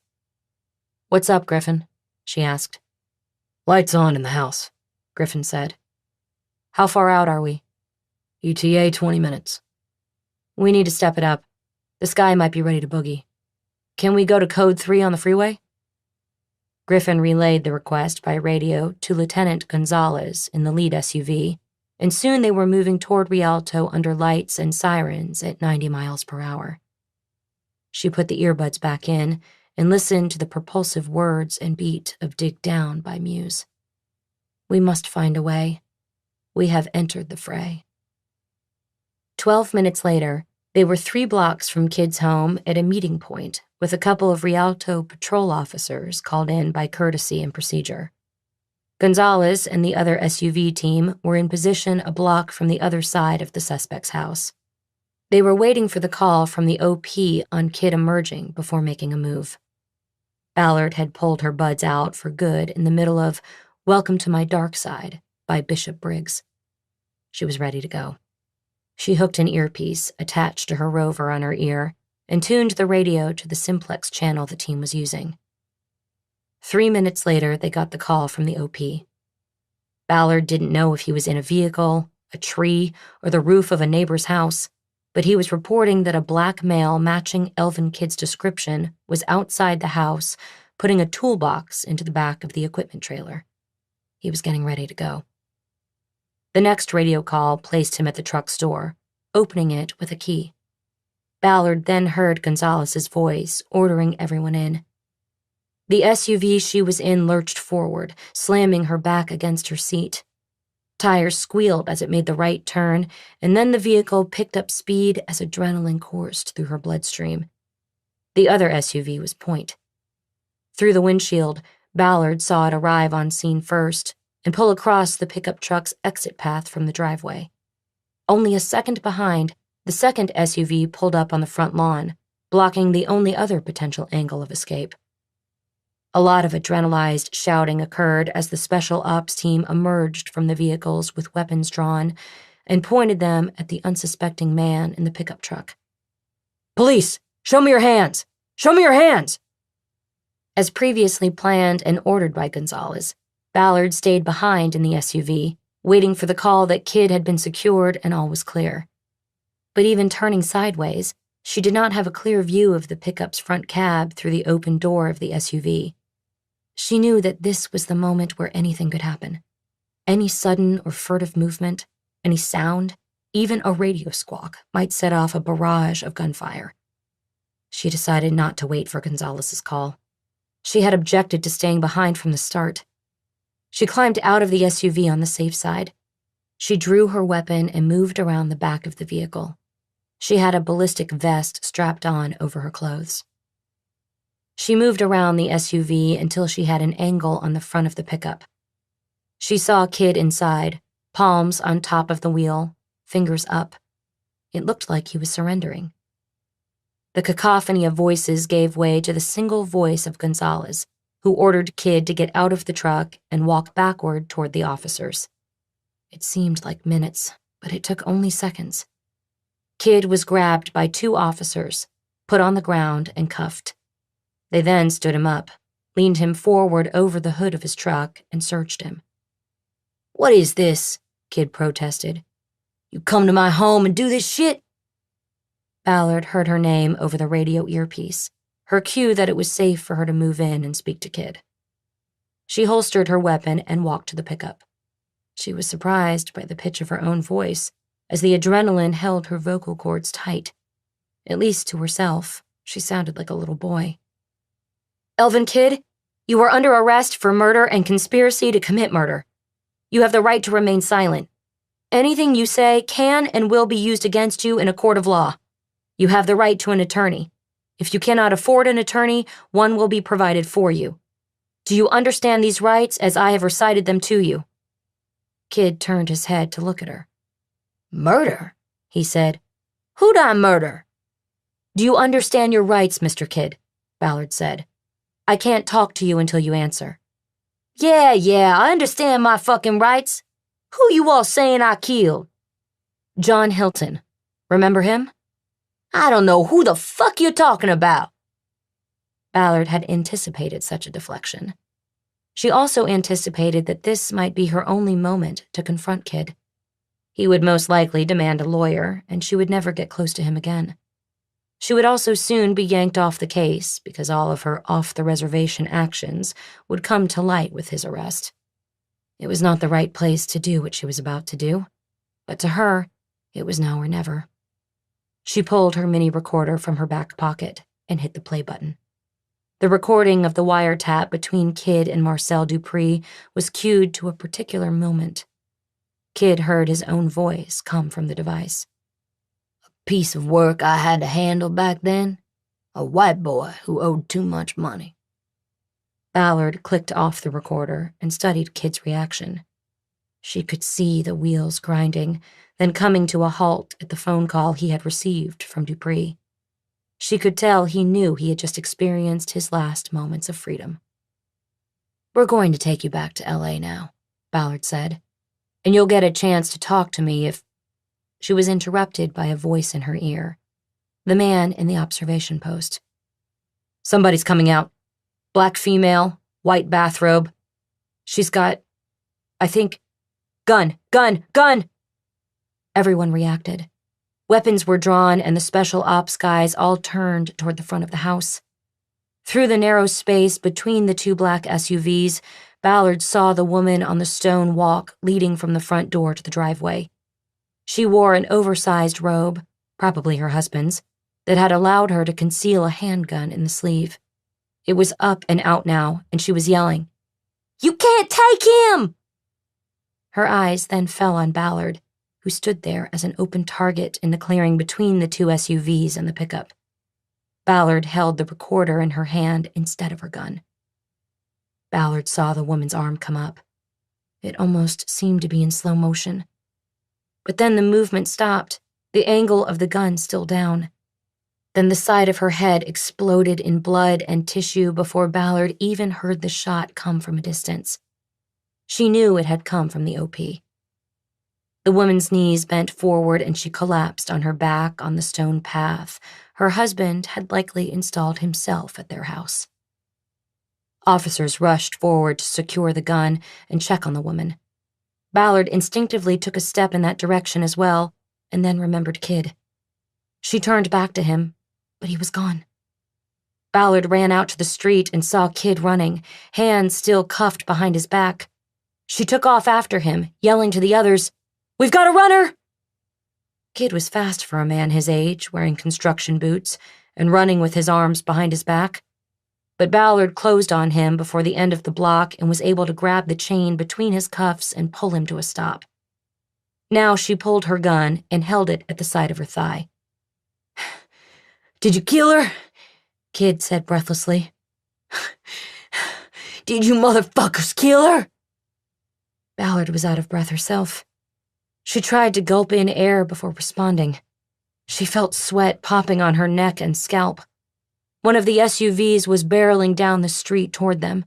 She knew they would grab him now, and these would possibly be her last moments with Kidd. "If we killed her, it's on you, Elvin," she said. "It's all on you." Chapter 42.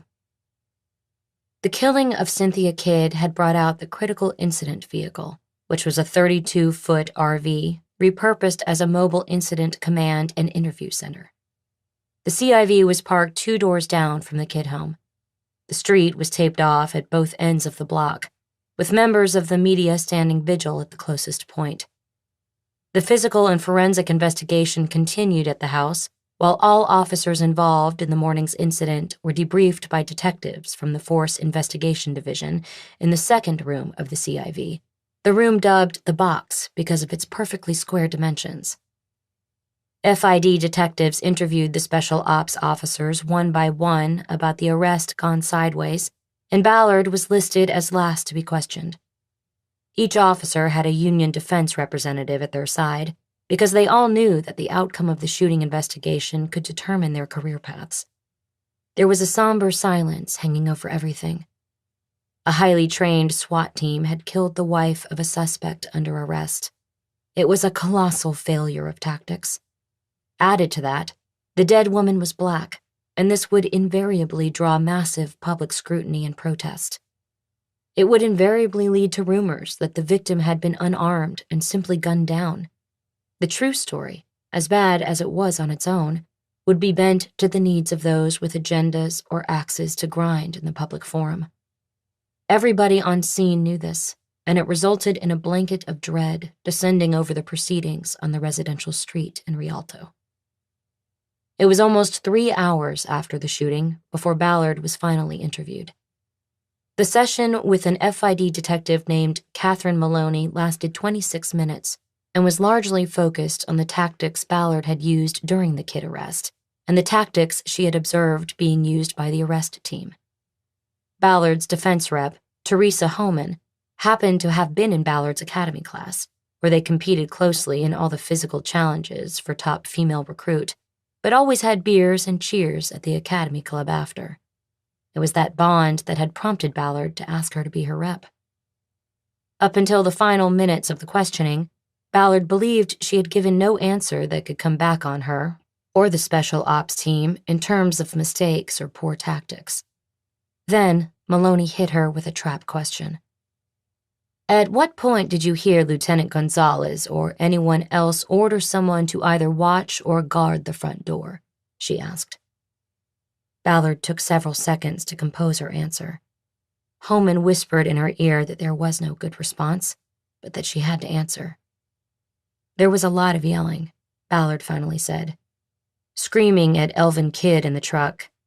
I was concentrating on him and my role in the arrest, so I didn't hear that particular order when it was given.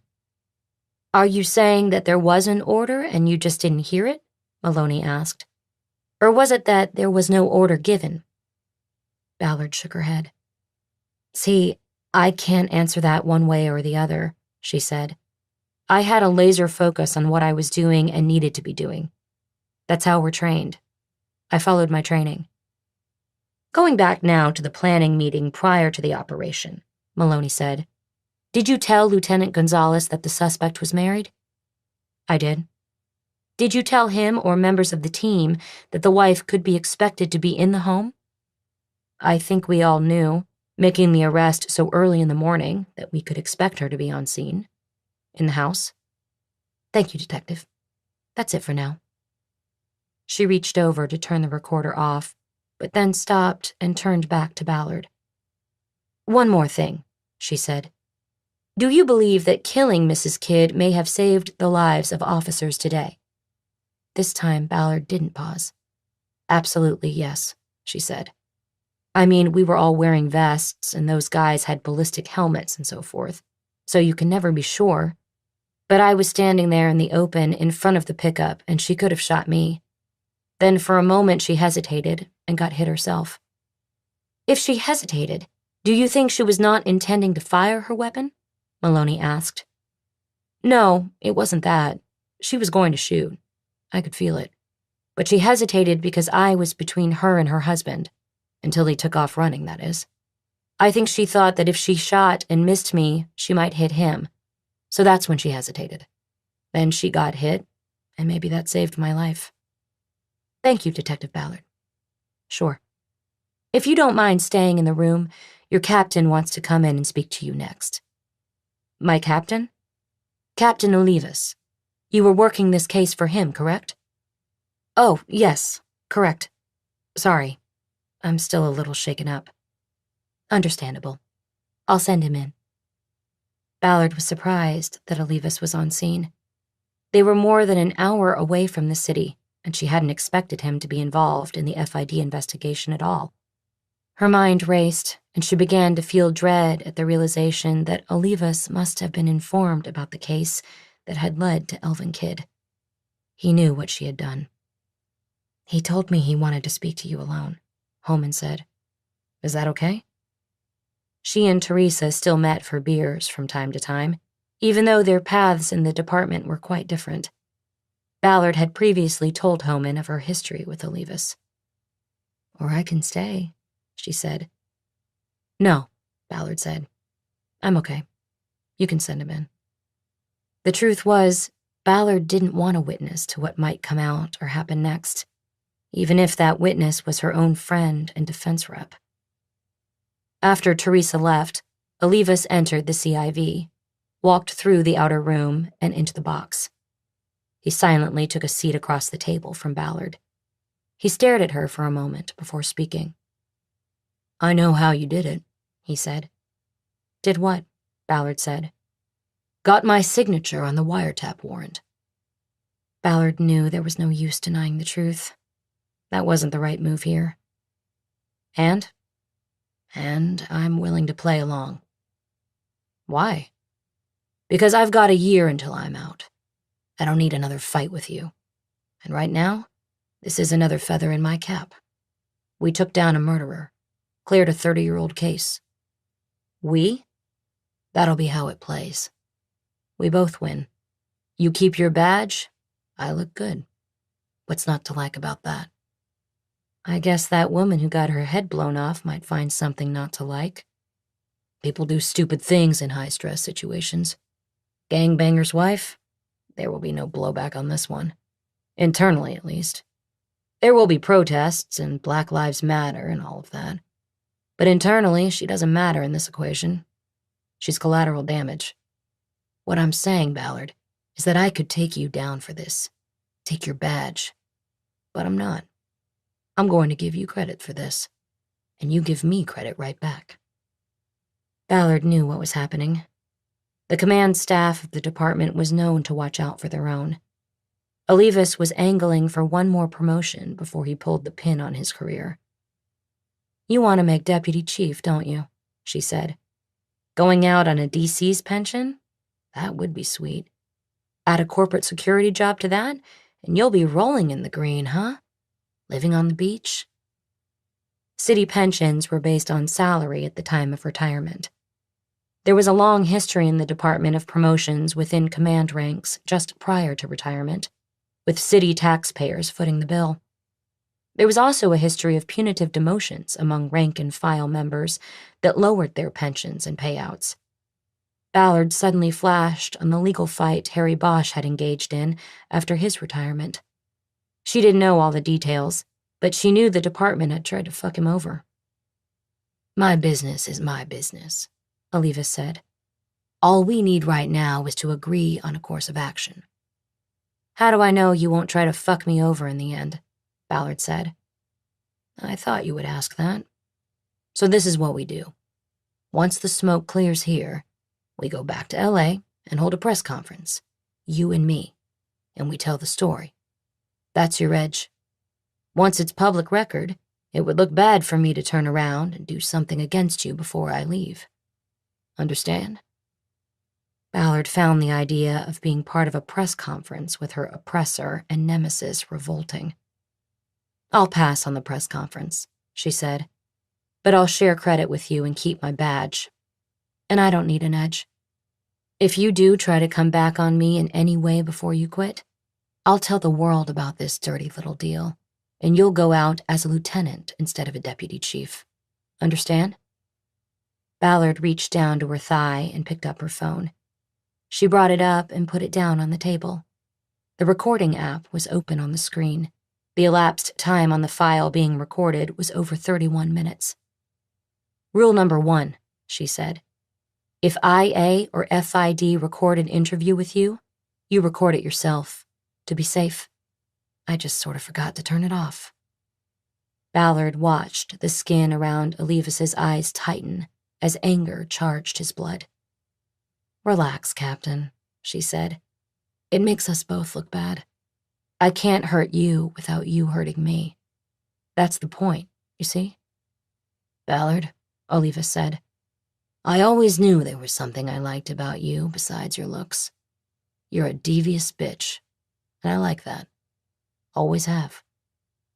She knew that he thought the words would hurt and distract her. He made a swipe at the phone, but she was ready and grabbed it off the table, his hand brushing over hers. She stood up, her chair falling back against the aluminum wall. You want to fight me for it? She asked. I've gotten strong since you did what you did to me. I will kick your fucking ass. Olivas remained seated. He held his hands up, palms out. Easy, Ballard, he said. Easy. This is crazy. I'm good with what we said. The deal. The door to the CIV opened, and Teresa Homan looked in, drawn by the clattering of the chair against the vehicle's thin wall. Everything okay in here? She asked. We're fine, Olivas said. Homan looked at Ballard. She wasn't taking Olivas's word for it. Ballard nodded, and only then did Homan step back and close the door. Ballard looked back at Olivas. So we have a deal? She asked. I said yes, he said. Ballard turned off the recording app and put her phone in her pocket. Except now I want something else, she said. A couple of things, actually. Jesus Christ, Olivas said. What? If Elvin Kidd decides to talk, I do the interview. Not a problem, but he'll never give it up. That'll get him killed inside. I already heard he told FID to pound fucking sand when they tried to question him about his own wife getting killed. No interview. He wants a lawyer. I'm just saying, my case, my interview, if there is one. Fine. What's the other thing? The arson case. Put me back on it. I can't just... It was a midnight crime. You need a midnight detective. That's what you say and what you do. You tell the others on the case that there's a briefing tomorrow at 8 to bring me up to date. Okay, fine. But it's still run out of RHD, and my guys are lead. Fine. Then I think we're done here. And I want the summary report on this on my desk before that meeting. Not a problem. She turned toward the door. Olivas spoke to her as she was stepping out. You watch yourself, Ballard. She looked back at him. It was an impotent threat. She smiled at him without humor. You do that too, Captain, she said. Chapter 43. It took Ballard most of her shift after roll call that night to write up the final summary report on the Hilton case. It had to be complete, but carefully worded on 3 fronts. One was to keep Harry Bosch in the clear, and the second was to include Olivas in a way that would be acceptable under lines of command and protocol. The third front was actually the most difficult. She had left her direct supervisor, Lieutenant McAdams, in the dark through the entire investigation. Her saying in the report that she had been operating under the direction of Captain Olivas covered a lot of things, but did nothing to lessen the damage that her actions would do to her relationship with McAdams. She knew that she was going to have to sit down with him sooner rather than later and try to smooth things over. It would not be a pleasant conversation. Her only break came when she got up from the computer to change her focus and relax her eyes. She took her cruiser and went over to the taco truck to pick up some food to go. Digoberto was once again working alone, but at the moment, at least he was busy with a line of nightingales. 3 young women and 2 men, fresh out of a club that had just closed at 4 a.m. Ballard waited her turn and listened to their insipid chatter about the scene they had just left. Ballard hoped there would be some fresh shrimp left by the time she ordered. When one of the men noticed the badge peeking through her coat on her belt, their talk dropped to whispers, and then, by group consent, they offered Ballard the front of the line, since she was obviously working and they weren't sure what to order. She took them up on the kind offer and got her shrimp tacos, answering routine questions from the group as she waited for Digoberto to put her order together. Are you on a case or something? One of the women asked. Always, Ballard said. I work graveyard. what they call the late show, because there's always something going on in Hollywood. Wow. Like, what is the case you're on right now? It's about a young guy, about your age. He was in the wrong place at the wrong time. He got shot in an alley where they sell drugs. Shot dead? Yeah, dead. That's crazy. A lot of crazy stuff happens around here. You all should be careful. Bad things happen to good people. So stick together, get home safe. Yes, officer. It's Detective, actually. She brought the food back to the station in a takeout box, passing a shirtless and fully tattooed man cuffed to the lockdown bench in the back hallway. At her borrowed workspace, she continued writing her report while eating, careful not to drop crumbs into the keyboard and draw a complaint from the desk's daytime owner. The foil wrapping had kept everything warm, and the shrimp ceviche tacos had not lost their flavor on the ride back. At dawn, she printed out 3 copies of her report. One for Lieutenant McAdams, which she put in his inbox along with a note asking for a private meeting. One for herself, which went into her backpack, and the third for Captain Olivas. She put it into a fresh file folder and carried it with her as she headed across the parking lot to her cruiser. Her phone buzzed almost as soon as she pulled out of Hollywood Division parking lot to head downtown. It was Bosch. So I have to read about the kid case in the LA Times? I'm so sorry. I've just been running crazy, and then I wasn't going to call you in the middle of the night. I just left the station and was about to try you. I'm sure of that. I was. So they killed his wife. Awful, I know. But it was her or us, truly. They're gonna get dinged for that? Are you? I don't know. They fucked up. Nobody was watching the door. Then she came out and it went sideways. I think I'm in the clear because I was just a ride-along, but those guys are probably all getting letters. Bosch would know she meant a letter of reprimand in their personnel files. At least you're all right. Harry, I think she was about to shoot me. Then she got hit. Well, then they had the right man in the OP. Still, we had locked eyes. When it happened, she was looking at me. I was looking at her. Then... You can't dwell on it. She made a choice. It was the wrong one. This kid talking? He lawyered up and isn't talking. I think he thinks he can sue the city for his wife and get enough money for a big-time lawyer. Maybe your boy, Holler. I doubt that. He doesn't voluntarily take murder cases anymore. Got it. So should I expect a call about my involvement in the Hilton case? I don't think so. I just finished the report and left you out of it.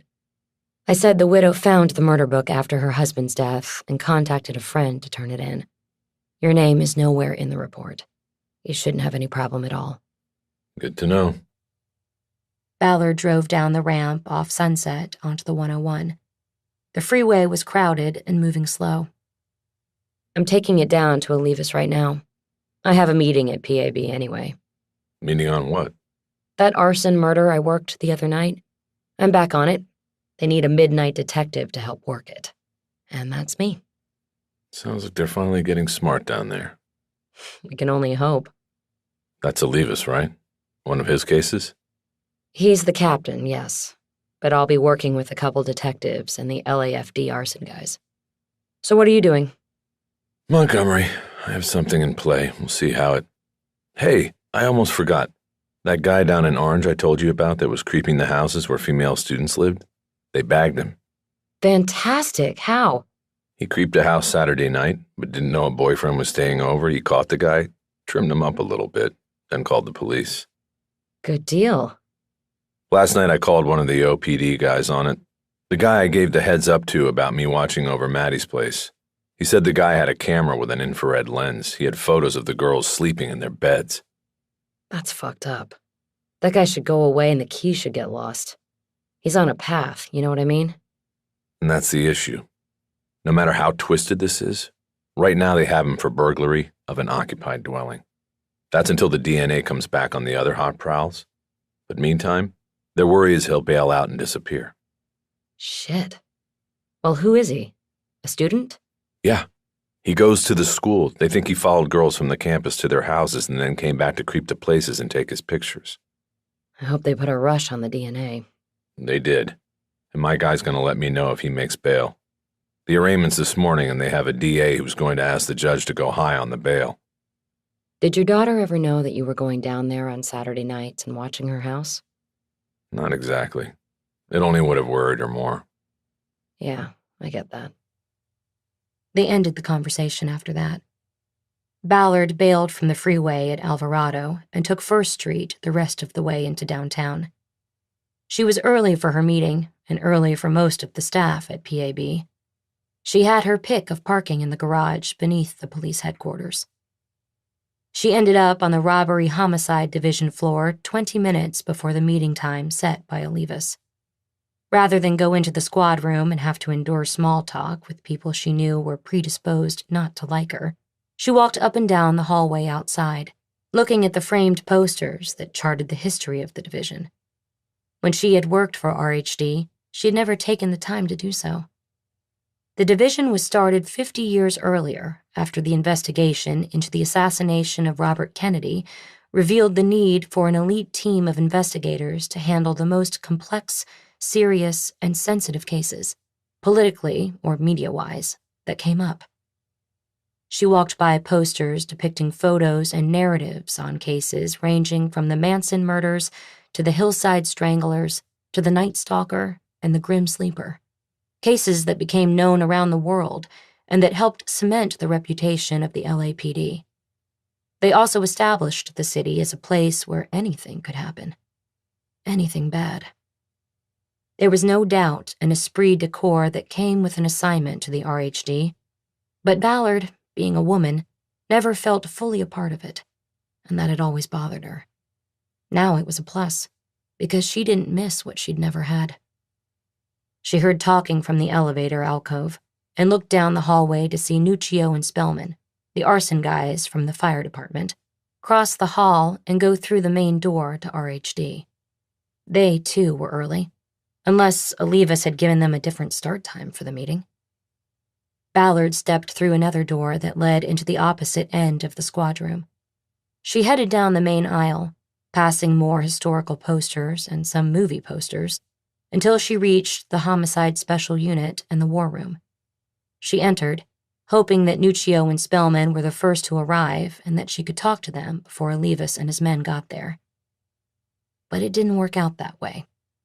She knocked once and entered the War Room, only to find the same 5 men who had been there last time sitting in exactly the same positions.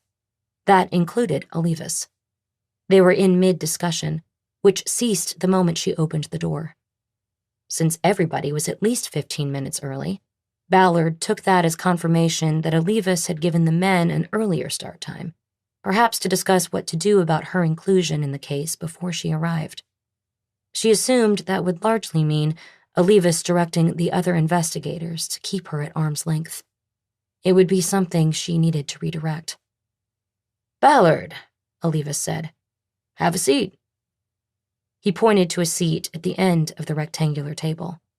It would put her opposite him, with the 2 LAFD guys to her right and the 2 RHD guys, Drucker and Ferlita, to her left. On the table was a murder book with very few pages in it and a few other files, one of them thicker than the murder book. "We were just talking about you and how we're going to work this," Olivas said. "Really?" Ballard said. "Before I got here. Nice. Any conclusions?" "Well, for starters, we know we have you out there in Hollywood working the late show, so trolling for witnesses is still important. I know you did a couple sweeps out there already, but people in that world come and go. It would be good to hit that strip again." "Anything else?" "Well, we were just getting started." "Well, could we start then with an update on where we are on the investigation? What happened with the bottle I gave you guys?" "Good idea. Scrapyard, why don't you summarize where things are?" Drucker looked surprised that he had drawn the request from Olivas. He opened a file on the table in front of him and reviewed a few things in it, probably to gather his thoughts before speaking. "Okay, on the bottle," he said, We took it into Layton's as suggested, and they did get a 12-point match to a thumbprint off the victim, Edison Banks. So we are good there. We went out last night to find the bottle collector you got it from, to re-interview him and see if there was anything else to glean from him now that we have confirmation on the bottle. Unfortunately, we didn't find him, and— What time were you out there? Ballard asked. About 8, Drucker said. We looked around for an hour. Couldn't find him. I don't think he gets back to his squat till later, Ballard said. I'll find him tonight. That would be great, Drucker said. There was an awkwardness to the conversation, an acknowledgement that the men were doing what they should have done from the start, bringing in the expert on the dark hours of Hollywood. Were there other prints on the bottle? Ballard asked. Drucker flipped a page of the report in front of him. Yes, he said. We got a palm print. We matched it to the liquor license belonging to Marco Linkov, who operates the Mako store where we believe the bottle was originally sold. We spoke to him and watched the video you told us about, so we are up to speed there. So it was the woman in the video? Ballard said. We traced her plate, 1 for you, 2 for me, and it turns out that plate was stolen off a same make and model Mercedes earlier that day. Our working conclusion is that the woman brought the bottle and gave it to our victim. Whether that was part of the plan to kill him, we don't know. We have so far not been able to identify her. What about the ATM? She got cash from there. She used a counterfeit card with a legit number and PIN belonging to a 72-year-old man living in Las Vegas, Nevada. Did the ATM have a camera? Did you get a clear shot of her? You watched the store video, Ferlita said. She put her hand over the camera. She knew just where it was. No picture, Drucker added. Ballard did not respond. She sat back in her chair and considered all the new information. The complexity of the mystery woman's actions was very suspicious and raised more questions. I don't get it, she finally said. Get what? Olivas asked. I'm assuming this woman is the suspect, she said. Stolen plate, stolen ATM card, but for what reason? Why didn't she buy the bottle somewhere else, where it would never be connected? Who knows, Nuccio said. It's like she wanted to be seen but not identified, Ballard said. There's a psychology there. Fuck her psychology, Drucker said. We just need to find her. I'm just saying, if we understand her, maybe it helps find her, Ballard said. Whatever, Drucker said. Ballard let him have his moment before pressing on. Okay, what else? She said. Isn't that enough? Ferlita said. We've had the case 2 days, and most of that was spent catching up to you. And you wouldn't have what you have if not for me, Ballard said. What about the victim in the probate case? Is that a copy of the file? She pointed to the thick file on the table next to Drucker. It is, he said. We've gone through it a couple times and haven't found anything that links up to this. One of those cases where you feel it in your gut, but there's no evidence of anything. Can I take that then? Ballard asked. I'll give it a read while I'm in the car tonight watching for the bottle man. Then I'll be as up-to-date on this as everybody else. Drucker turned to Olivas for approval. Of course, Olivas said. We'll make you a copy. Knock yourself out. Has anybody talked to the Banks family? Ballard asked. We're going down to San Diego today to interview the brother, Drucker said. Want to come? Ferlita asked, a baiting tone in his voice. I'll pass, Ballard said. I'm sure you two can handle it. Bosch. Chapter 44. Bosch spent Wednesday morning gathering files for a follow-up meeting scheduled with Clayton Manley. The attorney had called the day before and reported that the firm's litigation committee had agreed to take on Bosch's case on a commission basis. Bosch pulled all the records that he had kept from the missing cesium case from a box where he stored documents from the most important cases of his career, most solved, some not. He then picked up his phone, made a call, and left a message canceling a physical therapy session for his knee that had been scheduled for that morning. He knew his therapist would take the cancellation out on him when he arrived for the next session. He could already feel the pain from that. When his phone buzzed 2 minutes later, he guessed it would be his therapist saying he would be charged for the session anyway, since he had canceled on the day of. But the call turned out to be Mickey Holler. "Your boy the Clayman called like he said he would." "Who?" "Clayton Manley.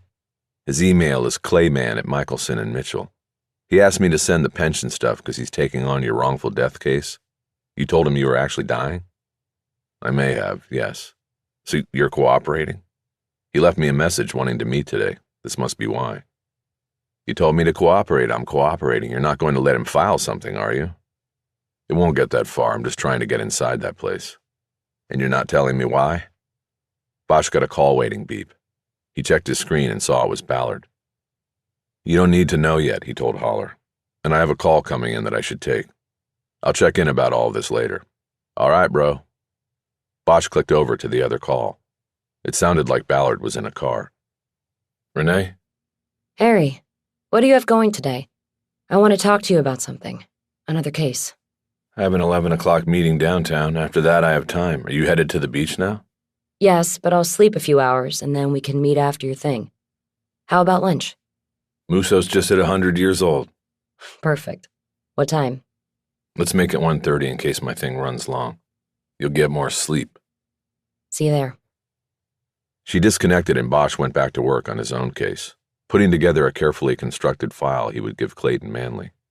He left the house at 10 and headed toward his downtown appointment, knowing from his call with Manley the day before that he was in play at Michelson and Mitchell. Bosch had noted 4 things during his earlier visit to Manley. One was that in a firm that had at least 2 floors of lawyers, Manley's office, as remote as it seemed to be at the end of the hallway, was just doors away from the offices of the firm's 2 founding partners. There had to be a reason for that, especially in light of the embarrassing run-in Manley had with Judge Montgomery. That kind of public chastisement and humiliation would usually result in an order to clear out your desk and be gone by the end of the day. Instead, Manley maintained a position close to the firm's top 2 seats of power. The second thing he had noticed was that Manley apparently did not have a personal secretary or a clerk, at least not one sitting outside his office. There was no law firm staff at all in that hallway. Harry assumed that the doors he had passed to the offices of Mitchell and Michelson led to large suites, each with its own set of clerks and secretaries guarding the entrances to the throne rooms. There had to be a reason Manley had none of that, but Bosch was more interested in how that could affect his plans for the meeting at 11. The last 2 things Bosch had noted during his visit were that Manley's office appeared to have neither a private bathroom nor a printer in plain view. His conclusion was that Manley most likely relied on a secretarial or law clerk pool somewhere else in the offices, as well as a printer used by lesser members of the firm. Not until he was on the 101 heading south did he remember he was supposed to call Mickey Holler back. He put his cell phone on speaker when he made the call. His Jeep had been manufactured about 2 decades before there was anything known as Bluetooth. "Bosch, you dog. Sorry about cutting you off before." "No problem, and you didn't have to call back. I said my piece." "Well, I wanted to ask you something. Did Manley ask you why you recommended him to me?" "Matter of fact, he did." "And?" "I can barely hear you, man. You need to get a car that's quiet on the inside and has a digital sound system." "I'll think about it. What did you tell Manley about recommending him to me?" "I told him that what you wanted to do was really outside my wheelhouse. I also told him I thought he got a bad shake from Judge Montgomery that time. I said there is no call to embarrass a fellow lawyer, no matter what the cause. So I sent you over there because it looked like a case that could get him some positive attention. All that good?" "All that was perfect. I don't know exactly what you're up to, bro, but I hope you aren't going to dump me for this guy. Because the truth is, I could run circles around him. Backward." "I know that, bro, and that's not the play. We'll be back on track soon, just trust me with this." I had the file from the pension case messengered over to him. Make sure when all is said and done that I get it back. "Will do." 20 minutes later, Bosch was on the suede couch in the waiting room at Michelson and Mitchell. He had a file full of documents on his lap. He had gotten there early so he could again take the measure of the place, check faces of lawyers and personnel, see who was going up and down the winding staircase. He opened his phone, pulled up the general number of the law firm, and waited. There was a buzz, and the young man behind the reception counter took a call. Bosch heard him say, "I'll walk him back." The receptionist removed his telephone headset and started around the counter. Bosch pushed the call button on his phone. "I'll take you back now," the young man said.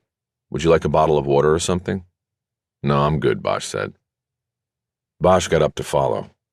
Almost immediately, there was the sound of the phone buzzing at the reception desk. The receptionist looked back at his station, a pained expression on his face. "I know the way," Bosch said. "I can make it on my own." "Oh, thank you," the young man said. He peeled off to go back to the phone, and Bosch rounded the staircase and headed down the hall to Clayton Manley's office. He pulled out his phone and ended the call. The offices with names on the doors were all on the left side. These were on the outside of the building, with windows overlooking Bunker Hill. There were 2 unmarked doors on the right side of the hallway. As Bosch headed toward Manley's office, he opened each of these, knowing that if he surprised someone in an office, he could just say he was lost.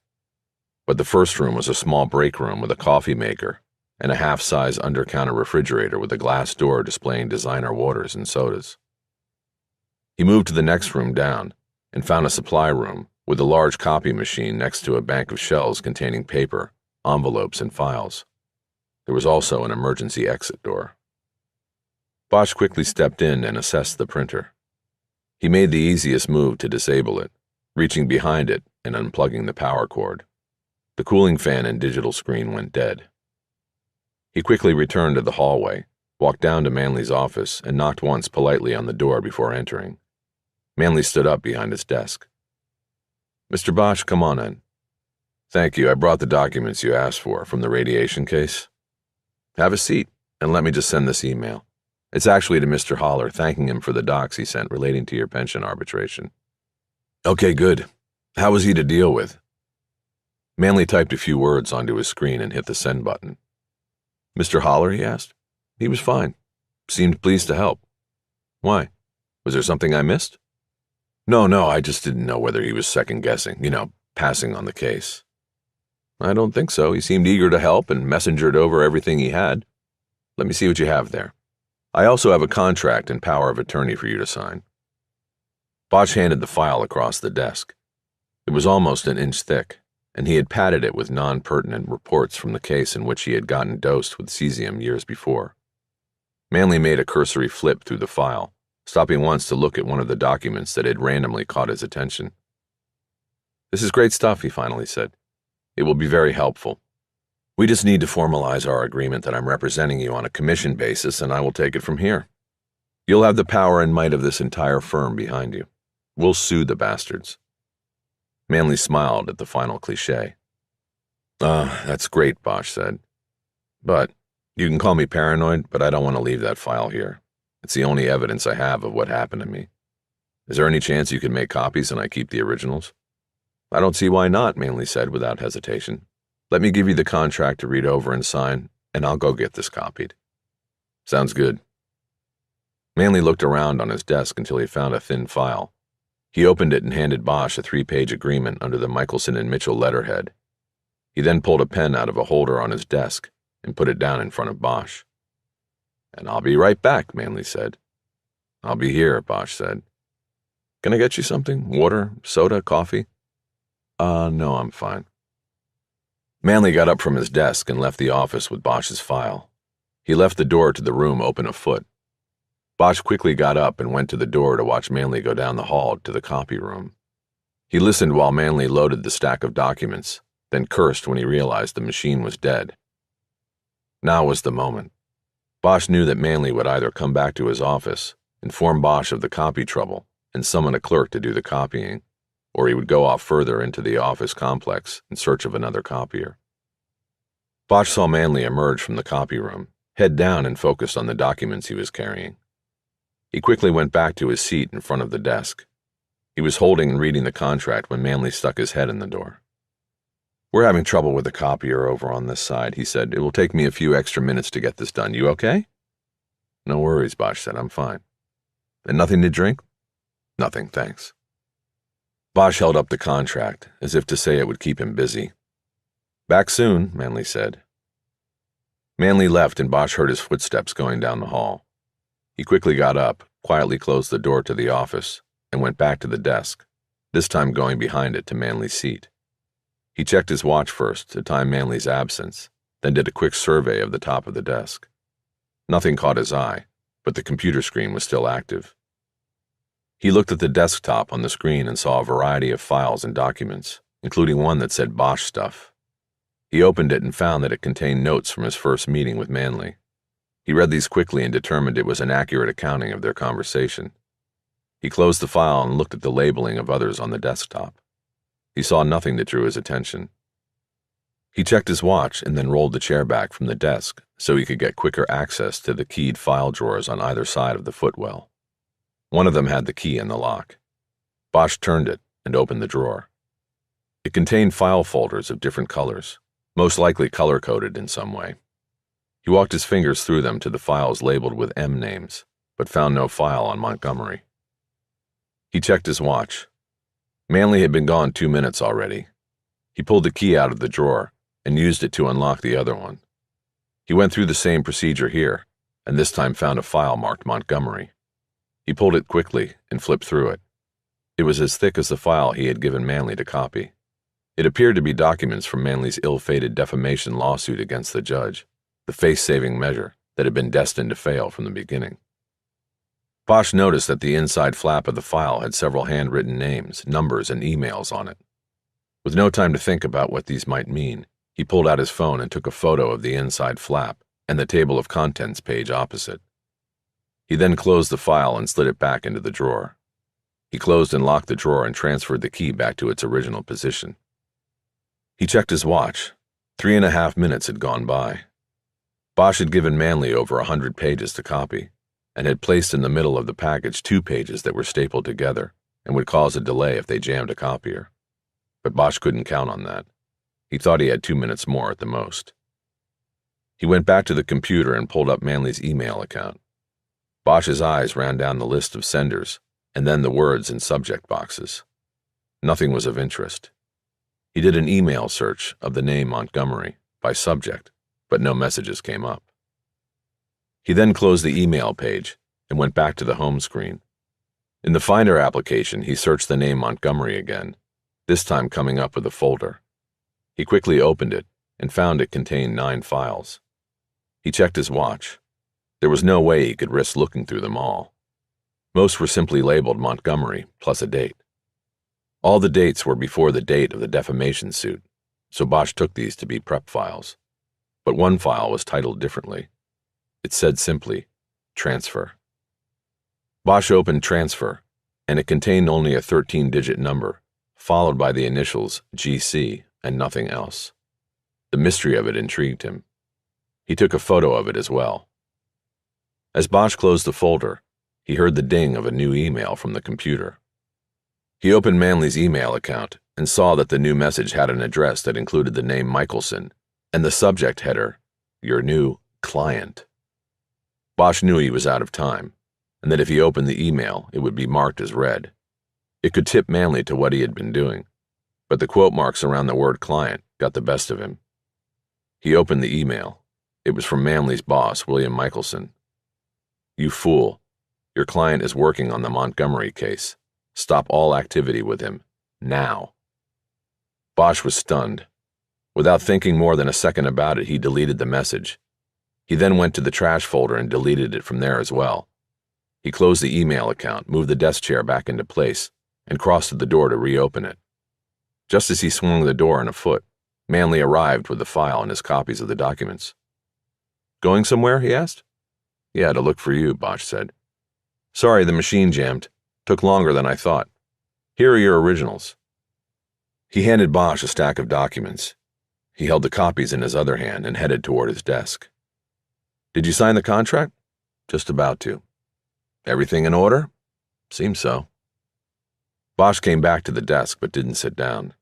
He took the pen off the table and scribbled a signature on the contract. It wasn't his name, but it was hard to tell what name it was. Manley moved around behind his desk and was about to sit down. Have a seat, he said. Actually, I have another appointment, so I need to go, Bosch said. After you've looked at all that stuff, why don't you just give me a call and let's discuss next steps? Oh, I thought we had more time. I wanted to talk to you about bringing in a video team and going through the story with you. You mean in case I die before we get to court? Actually, it's just the latest vogue in negotiations, have the victim tell his own story instead of the lawyer. When you have a good story, like you do, it gives them a real taste of what to expect in court. But we'll set that up for next time. Let me walk you out. No worries, Bosch said. I know my way out. A few moments later, Bosch was headed down the hallway. As he passed the door that said William Michelson on the frosted glass, it opened, and a man was standing there. He looked to be about 60 years old, with a graying fringe of hair and the paunch of a relaxed and successful businessman. He stared at Bosch as he went by, and Bosch stared right back at him. Chapter 45. The Musso and Frank Grill had outlasted them all in Hollywood, and still packed them in for lunch and dinner every day in its 2 high-ceilinged rooms. It had an old-world elegance and charm that never changed, and a menu that kept that spirit as well. Most of its waiters were ancient, its martinis were burning cold, and came with a sidecar on ice, and its sourdough bread was the best south of San Francisco.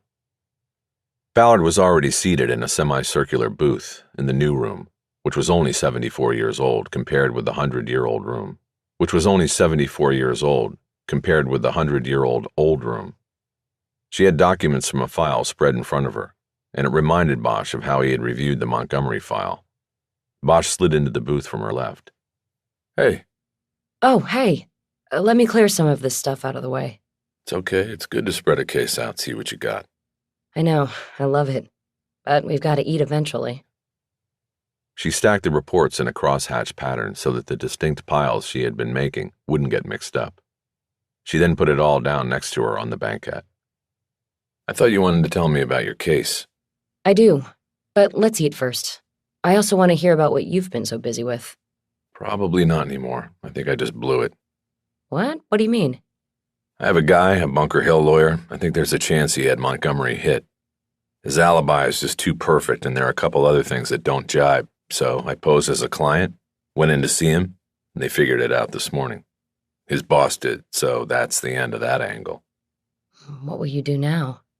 Don't know yet, but just the fact that they got on to me about it makes me think I'm on the right track. I have to come up with something else. A waiter in a red half jacket came over. He put down plates of bread and butter and asked if they were ready to order. Bosch didn't need a menu, and Ballard had one in front of her. I wish it was tomorrow. How come? Thursday is chicken pot pie day. Ooh. I'll have the sand dabs and a nice tea. The waiter wrote it down and then looked at Ballard. Are they good, the sand dabs? Not really. That's why I ordered them. Ballard laughed and ordered the sand dabs, and the waiter walked away. What are sand dabs? Really? It's fish. Little ones that they bread and fry. Squeeze some lemon on them, you'll like them. What's the lawyer's motive on your case? Pride. Montgomery embarrassed him in open court, banned him from his courtroom for incompetence. The Times picked up on it, and it went from there. He hit the judge with a half-assed defamation suit that got thrown out and made more news, which only put his reputation further down the toilet. His name is Manley. People started calling him unmanly. And he's still at a Bunker Hill law firm? Yeah, his firm stuck with him.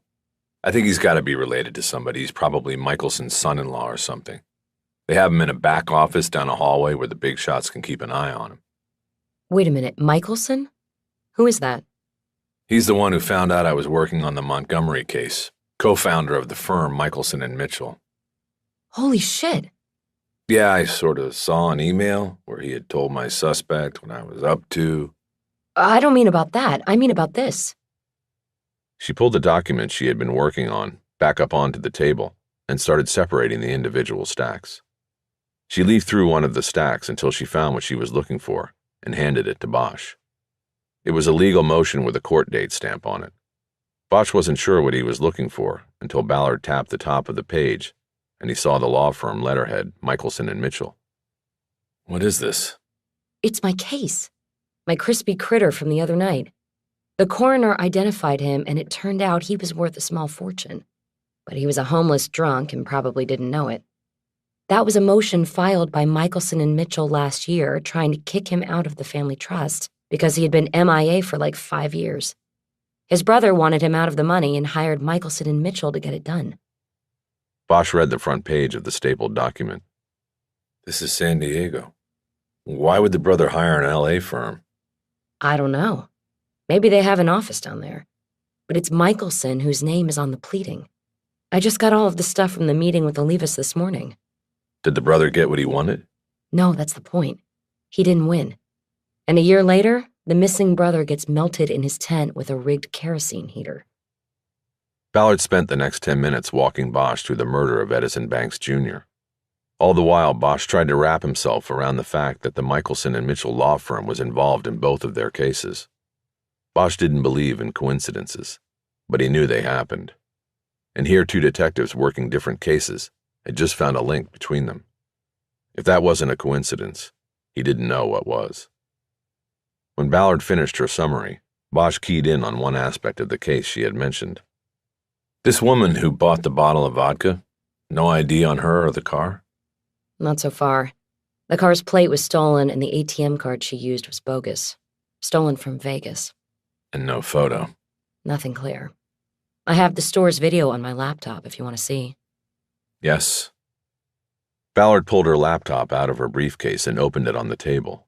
She brought up the video, started playing it, and turned the screen so Bosch could see it.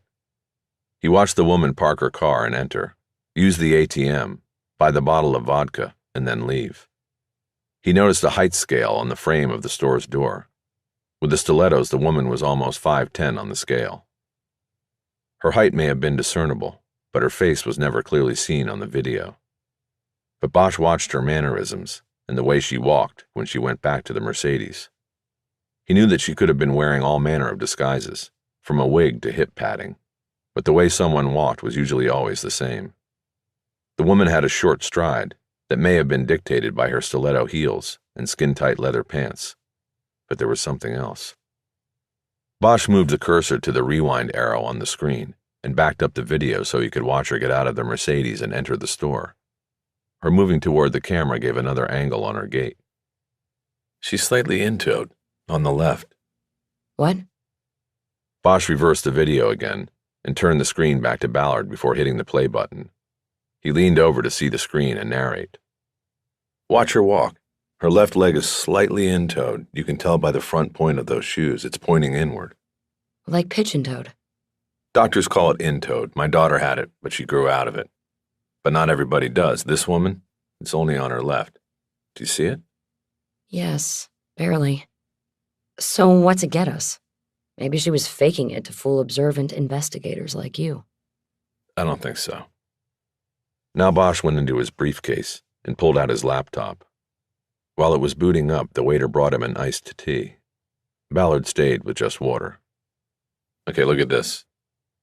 He pulled up the surveillance video from Grand Park and started playing it. He turned the screen to Ballard. This is the morning Judge Montgomery got murdered. This is him coming down the steps on his way to the courthouse. Check out the woman walking ahead of him. That's Lori Lee Wells. They watched silently for a few moments. The woman was dressed in a white blouse and tan slacks. She had blonde hair, a thin build, and was wearing what looked like flats or sandals. Bosch continued his narration. They both go behind the elevator building. Her first. She comes out, but he doesn't. He was stabbed 3 times. She keeps going to the courthouse. She's in-toed. I see it, on her left side. The condition was more clearly seen when the woman turned and started walking directly toward the courthouse in the camera. One blonde-haired, one black-haired. You think it's the same woman? Same walk in both videos. Yeah, I do. What do we have here? Well, we have 2 different cases with the same law firm involved. A law firm with an attorney who had a grudge against Judge Montgomery. A law firm also representing the brother who had at least a legal grudge against Edison Banks. On top of that, this firm has represented a known organized crime figure from Las Vegas where, by the way, the woman in black's ATM number was stolen from. Who? A guy named Dominic Butino, an enforcer known as Batman, but not because he likes comic books and superheroes. And remember that Clayton Manley, the lawyer Montgomery threw out of his courtroom? is still at the firm. They have him hidden away under the watchful eyes of the founding partners. But when you have a lawyer who fucks up like that and brings shame to your firm, what do you usually do? Cut ties. Exactly. Get rid of him. But they don't do that. Why? Because he knows something. He knows something that could bring the house down. So what you're getting at here is that this law firm set up these hits. Manley was part of it, and they don't want him running around loose. We have no evidence of that, but yeah, that's exactly what I'm thinking. A female hitman they probably connected with through their organized crime clientele. Woman. What? Hit woman. The waiter brought their sand dabs, and Bosch and Ballard didn't speak until he was gone. Didn't the original detectives on Montgomery track that woman down? Looks like she was wearing a juror badge. They went to the jury pool and talked to her. She said she didn't see anything. And they just believed her? She told them she was wearing earbuds and listening to music. She didn't hear the judge get attacked behind her. They bought it. Dropped her right there. But also, wouldn't she have had blood on her? You said the judge was stabbed 3 times, and she's wearing a white blouse. You'd think so, but this was a pro hit. Montgomery was stabbed 3 times under the right arm in a wound cluster the size of a $50. The blade cut the axillary artery, one of the 3 main bleeders in the body. It's a perfect spot because the arterial spray is contained under the arm. The assassin walks away clean, the victim bleeds out. How do you know so much about this? Bosch shrugged. I had training when I was in the Army. Do I want to hear why? No, you don't. So then what do we do now about this hit woman? We go find her. Chapter 46. The first move they made was to find out whether Lori Lee Wells was Lori Lee Wells. Bosch had pulled the witness report on Wells out of the murder book files and shared it with Ballard. The report was written by Reyes, who had conducted the interview. It said he had routinely run Wells' name through the NCIS database and had found no criminal record. This was expected. LA County did not allow people with criminal records to serve on juries. No follow-up was noted in the report.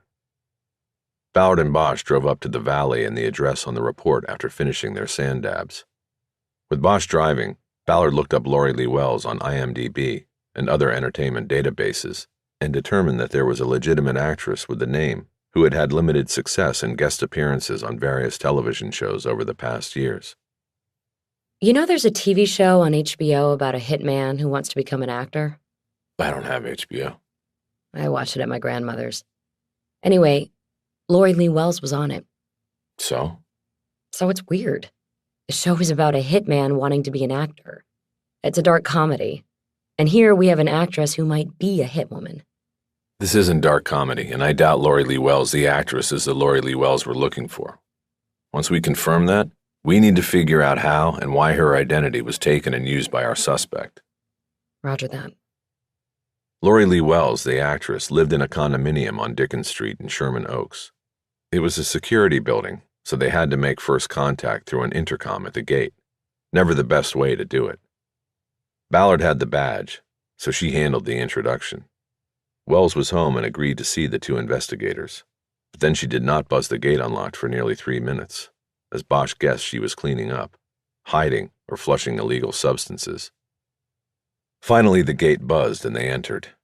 They took an elevator to the 4th floor and found a woman waiting by an open door.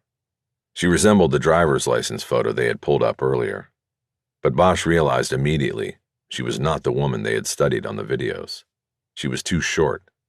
This woman was barely 5 feet tall. Even 4-inch stilettos would not make her as tall as the woman who hit the 5'10" mark on the door of Mako's. Alicia? Ballard said. She wanted to keep the interview friendly, not adversarial, and going with first names was prudent. That's me, Wells said. Hi, I'm Renee, and this is my partner Harry.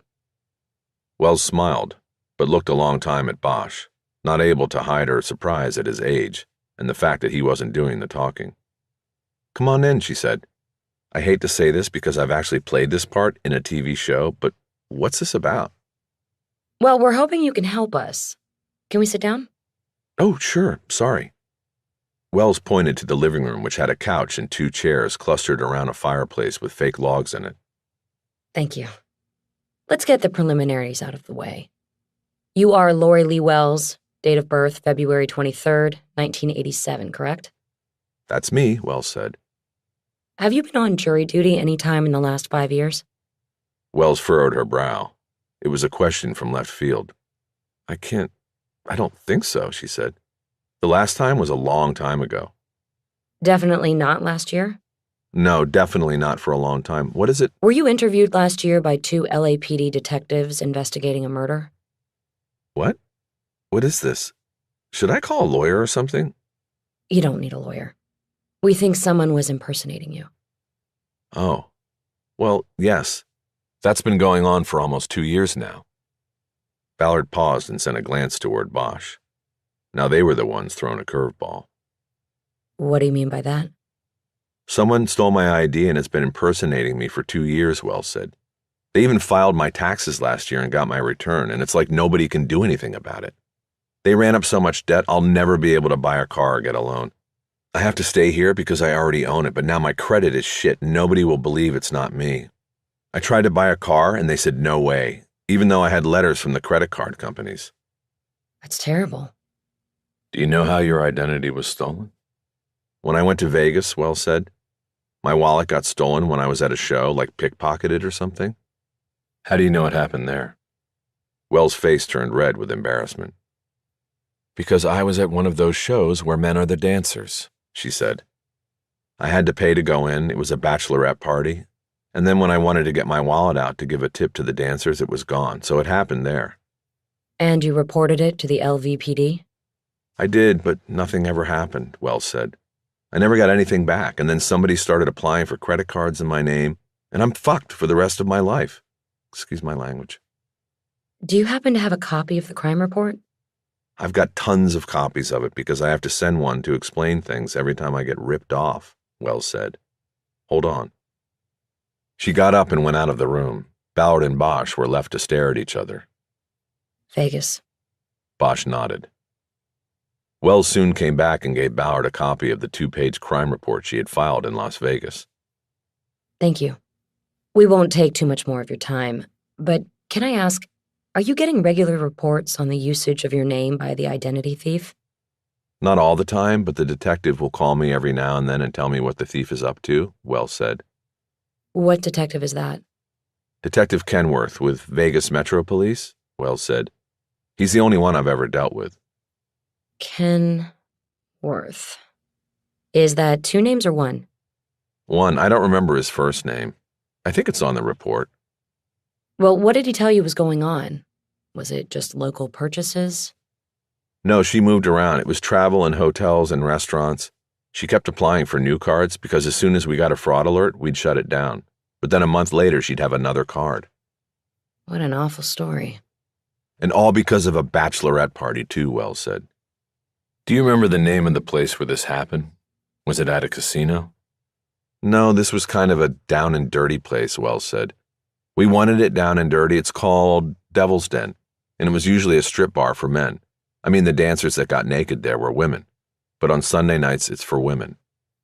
Okay. Do you vote? It was another question out of the blue, but Wells answered. I know, I should, she said, but it doesn't seem to matter in California, and everything is so fucked up. So you're not registered to vote? Not really, Wells answered. But why do you ask me that? What does it have to do with... We think the person who stole your ID may have impersonated you during jury duty. You have to be registered to vote to be included in the jury pool. She may have registered to vote as you and then gotten picked for jury duty. God, I wonder if she made me a Republican or a Democrat. Back in the car, Bosch and Ballard talked it out before making their next move. We need to get the address off her voter registration. It will tell us where the jury notice would have gone. I can handle that. But what are we thinking here? This whole setup, this hit, relied on the killer getting a jury summons? That seems, I don't know, like a long shot if you ask me. Yes, but maybe not as long as you think. My daughter got a jury summons less than 2 months after she registered to vote. It's supposed to be random selection. But every time they pull out a new pool of jurors, they winnow out those who have recently served or who haven't responded to summons in the past and have been referred for action. So, the new voter has a better chance than others to get the call. Ballard nodded in a way that showed she was unconvinced. We also don't know how long this was planned or how it was planned. Lori gets her wallet stolen last year, and maybe they applied for the full setup. A voter registration card could be useful in a scam as a second ID. The thief could have had this idea for a long time, and then things fell into place. We have to find out whether there's a connection between Devil's Den and Batman Butino. And talk to the detective with Metro Vegas, see how much he tracked this. Maybe he got photos or video of the phony Lori Lee Wells. What else? We need to talk to Reyes. He interviewed her. That's what I don't get. She killed the judge, and then just reported for jury duty? Why? Why didn't she get the hell out of there? To complete the job. What does that mean? To complete the cover. If she had walked in one door of the courthouse and out the other, they would have known it was her. She stayed around so Reyes could find her, interview her, and move on. It's like buying the Tito's vodka. She could have done it anywhere, but she bought it 2 blocks from where Banks was murdered, and at a place she knew had cameras that we would eventually get to. I said this to Olivas and the others. There is a psychology there. She's a show-off. I think she gets off on hiding in plain sight. I don't know why, but it's there. Bosch nodded. He believed Ballard was correct in her assessment. It will be interesting to hear Reyes' take on her. I thought those guys weren't talking to you. Maybe I should take Reyes. No, you do, and the case gets grabbed by them and RHD. Let me do it. When I explain that this could end up being very embarrassing for him, I think he'll agree to meet me off campus and talk. Perfect. You take him, and I'll work on the other stuff. You sure? Yes. My badge gives me better access on all of it. You take Reyes, I'll take the rest. Bosch started the Jeep so he could get her back to her own car in Hollywood. And we also need to figure out how to approach Clayton Manley. I thought you said he was on to you. You're not thinking about going back in there posing as a client, are you? No, that's burned. But if I can get Manley somewhere by himself, I might be able to lay out on the line for him and make him see that his options are dwindling. I'd like to be there for that. I want you there showing off your badge and gun. Then he'll know his ass is hanging out there in the wind. The times you were with him in his office. Yeah? You didn't do anything I need to know about, right? Nothing that could cause blowback on the case? Bosch thought about what he should tell her, about what he did, and what could be proved that he did. The only thing I did was read an email that came up on his screen. I told you this before. It was when he left the room to make copies. I heard a ding and looked at his email, and it was from his boss, Michelson, calling him a fool for letting a fox into the henhouse, that sort of thing. And you're the fox. I'm the fox. And that's it? Well, then I deleted it. You deleted the message? Yeah, I didn't want to risk him reading it while I was there in the office. I had to get out before he found out. Okay, you never told me this, right? Right. And really, that was all you did? Bosch thought about the photographs he had taken with his phone in Manley's office. He decided to keep those to himself. For now. That was it. Good. Chapter 47. On the way back to Hollywood to drop Ballard at her car, Bosch called Reyes on his direct number at RHD and put it on speakerphone. Robbery homicide, Reyes. Reyes, this is the luckiest call you ever took. Who is... Bosch? Is this Bosch? I'm hanging up. You do, and you can read about it in the paper. What the fuck are you talking about now? Am I on speaker? I'm driving, so you're on the speaker. And I'm talking about the real killer of Judge Montgomery. It's going to come out soon, and you can look like you were a part of it, or you and your partner can look like the ones who flat out got it wrong, which is not far from the truth, Reyes. Bosch, I'm not playing your games, not a game. This is your chance to fix the fuck up. Meet me at the pink benches near the elevators in Grand Park in an hour. No way. In an hour I'm going home. Beat the traffic. Then remember when the shit hits the fan that I was the one who gave you a shot at being part of this. 1 hour. Be there or beat the traffic. I don't really care. I was once in the squad, Reyes, and I wanted to give you a courtesy. Adios. Bosch disconnected. You think he'll show? Yeah, he'll show. When I talked to him before, I think he kind of sensed this was no CBA. I think he was bullied by his partner. That happens. I know. Bosch looked over at her and then back on the road. You talking about me? No, of course not. Besides, we're not partners. Officially. We clear this case and it may come out. What we've been doing. I don't know. Olivas put me on the bank's case. I connected it to you and this. I don't see any blowback. Especially now that I have Olivas on a leash. Bosch smiled. Ballard had told him about the conversation she'd had with Olivas in the CIV. She thought the deal she had made, and the recording she had as a backup, gave her the upper hand. You really think you have that guy on a leash, huh? Not really. But you know what I mean. He doesn't want any waves. He wants a nice flat surface that he can paddle away on in a year. He causes me grief, and I'm going to turn it right back on him. He knows that. You got the world wired. For now. But nothing lasts forever. She had parked her cruiser on the street near Musso's, and Bosch pulled in behind it. What will you do now? Go to the station, grab a few hours sleep in the cot room before going to roll call. Back in the day when I was at Hollywood Division, we called it the honeymoon suite. They still do. At least some of the old school guys. Some things about the department will never change. Bosch thought she was referring to something deeper than the nap room at the station. Okay, I'll hold off calling you after I get with Reyes. You call me when you wake up. Will do. She got out of the car and he drove on. 30 minutes later, he was sitting on the pink bench second closest to the elevator building in Grand Park. The closest bench was occupied by a vagrant who was lying with his head propped up on a dirty duffel bag and reading a paperback with the cover torn off. Bosch did not know if Reyes knew what he looked like, but he doubted that he would be mistaken for the man reading. 10 minutes past the designated meeting time, Bosch was about to give up on Reyes. He was seated on the bench at an angle that gave him an open view of anyone walking across the park from the direction of the police administration building. But nobody was coming. Bosch leaned forward to push himself up and not put stress on his knee when he heard his name spoken from behind. He didn't turn. He waited, and a man in a suit came around the bench from behind him. Bosch noted the uneven drape of the suit jacket over the hips and knew the man was carrying. He was mid-30s and completely bald on top, with a monk's fringe around the sides. Reyes? That's right. The man sat down on the bench. I almost went to the guy over there with the book, Reyes said, but I figured you had a little more dignity than that. That's funny, Orlando, Bosch responded. So what can I do for you, Bosch? I have to get out to Duarte, and traffic's going to be a motherfucker. Bosch pointed toward the elevator building. They were at an angle similar to that seen from the camera on the courthouse facade behind them. They could not see the place where Judge Montgomery had been fatally stabbed. Tell me about the juror, Bosch said. Who? Reyes said. What juror? The witness, Lori Lee Wells. Your name is on the report. You interviewed her. Is that what this is about? Forget it. We're not going to go over every step of the investigation.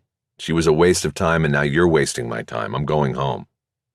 Reyes stood up to leave. Sit down, Orlando, Bosch said. She was the killer and you missed it. Sit down, and I'll tell you about it. Reyes stayed standing. He pointed down at Bosch. Bullshit, he said. You're just looking for absolution. You got the real killer kicked free, and now you're grabbing at straws. That woman didn't see anything, didn't hear anything. She was listening to Guns N' Roses, Bosch. Turned up loud. That's a nice detail, Bosch said. It wasn't in your report. Neither was anything about checking her out. I checked her out. She was clean. You mean you ran her name? But if you had gone to her apartment and knocked on her door, you would have seen that the real Lori Lee Wells of Dickens Street, Sherman Oaks was not the Lori Lee Wells you interviewed. You got duped, Orlando. Sit down, and we can exchange information. I'll tell you about it. Reyes was hesitant, even jumpy. It was as if one foot wanted to head toward Duarte, and the other wanted to go to the bench. Bosch threw his final argument at him. Do you know that the supposed juror you talked to is suspect number 1 on another RHD case? The crispy critter they picked up the other night? That was a hit disguised as something else, just like Montgomery. Reyes finally walked over and sat down. Okay, Bosch, let's hear it. And it better be good. No, it doesn't work that way. You talk to me first. I want to know about the interview, how you found her, where you talked to her. You talk to me, then I talk to you. Reyes shook his head, annoyed that he had to go first, but then he started telling the story. Simple. We collected video, then we watched the video, we saw the woman and identified the jury tag. I forget what Gussie was doing, but I came over on my own. We didn't have a name, obviously, so I asked to look around the jury assembly room. Nobody matched her. The jury clerk told me they had sent 3 groups up to courtrooms for jury selection that day. I checked those out too, and still didn't see her. I knew she couldn't already be on a case because she was coming in too early for that. On the tape, I mean. Trials don't start till 10 each day. She's on the tape before 8. So how'd you find her? The jury clerk told me to check out the cafeteria next to the jury assembly room. I did, and there she was, drinking coffee and reading a book. The blonde hair stood out, I knew it was her. So you approach.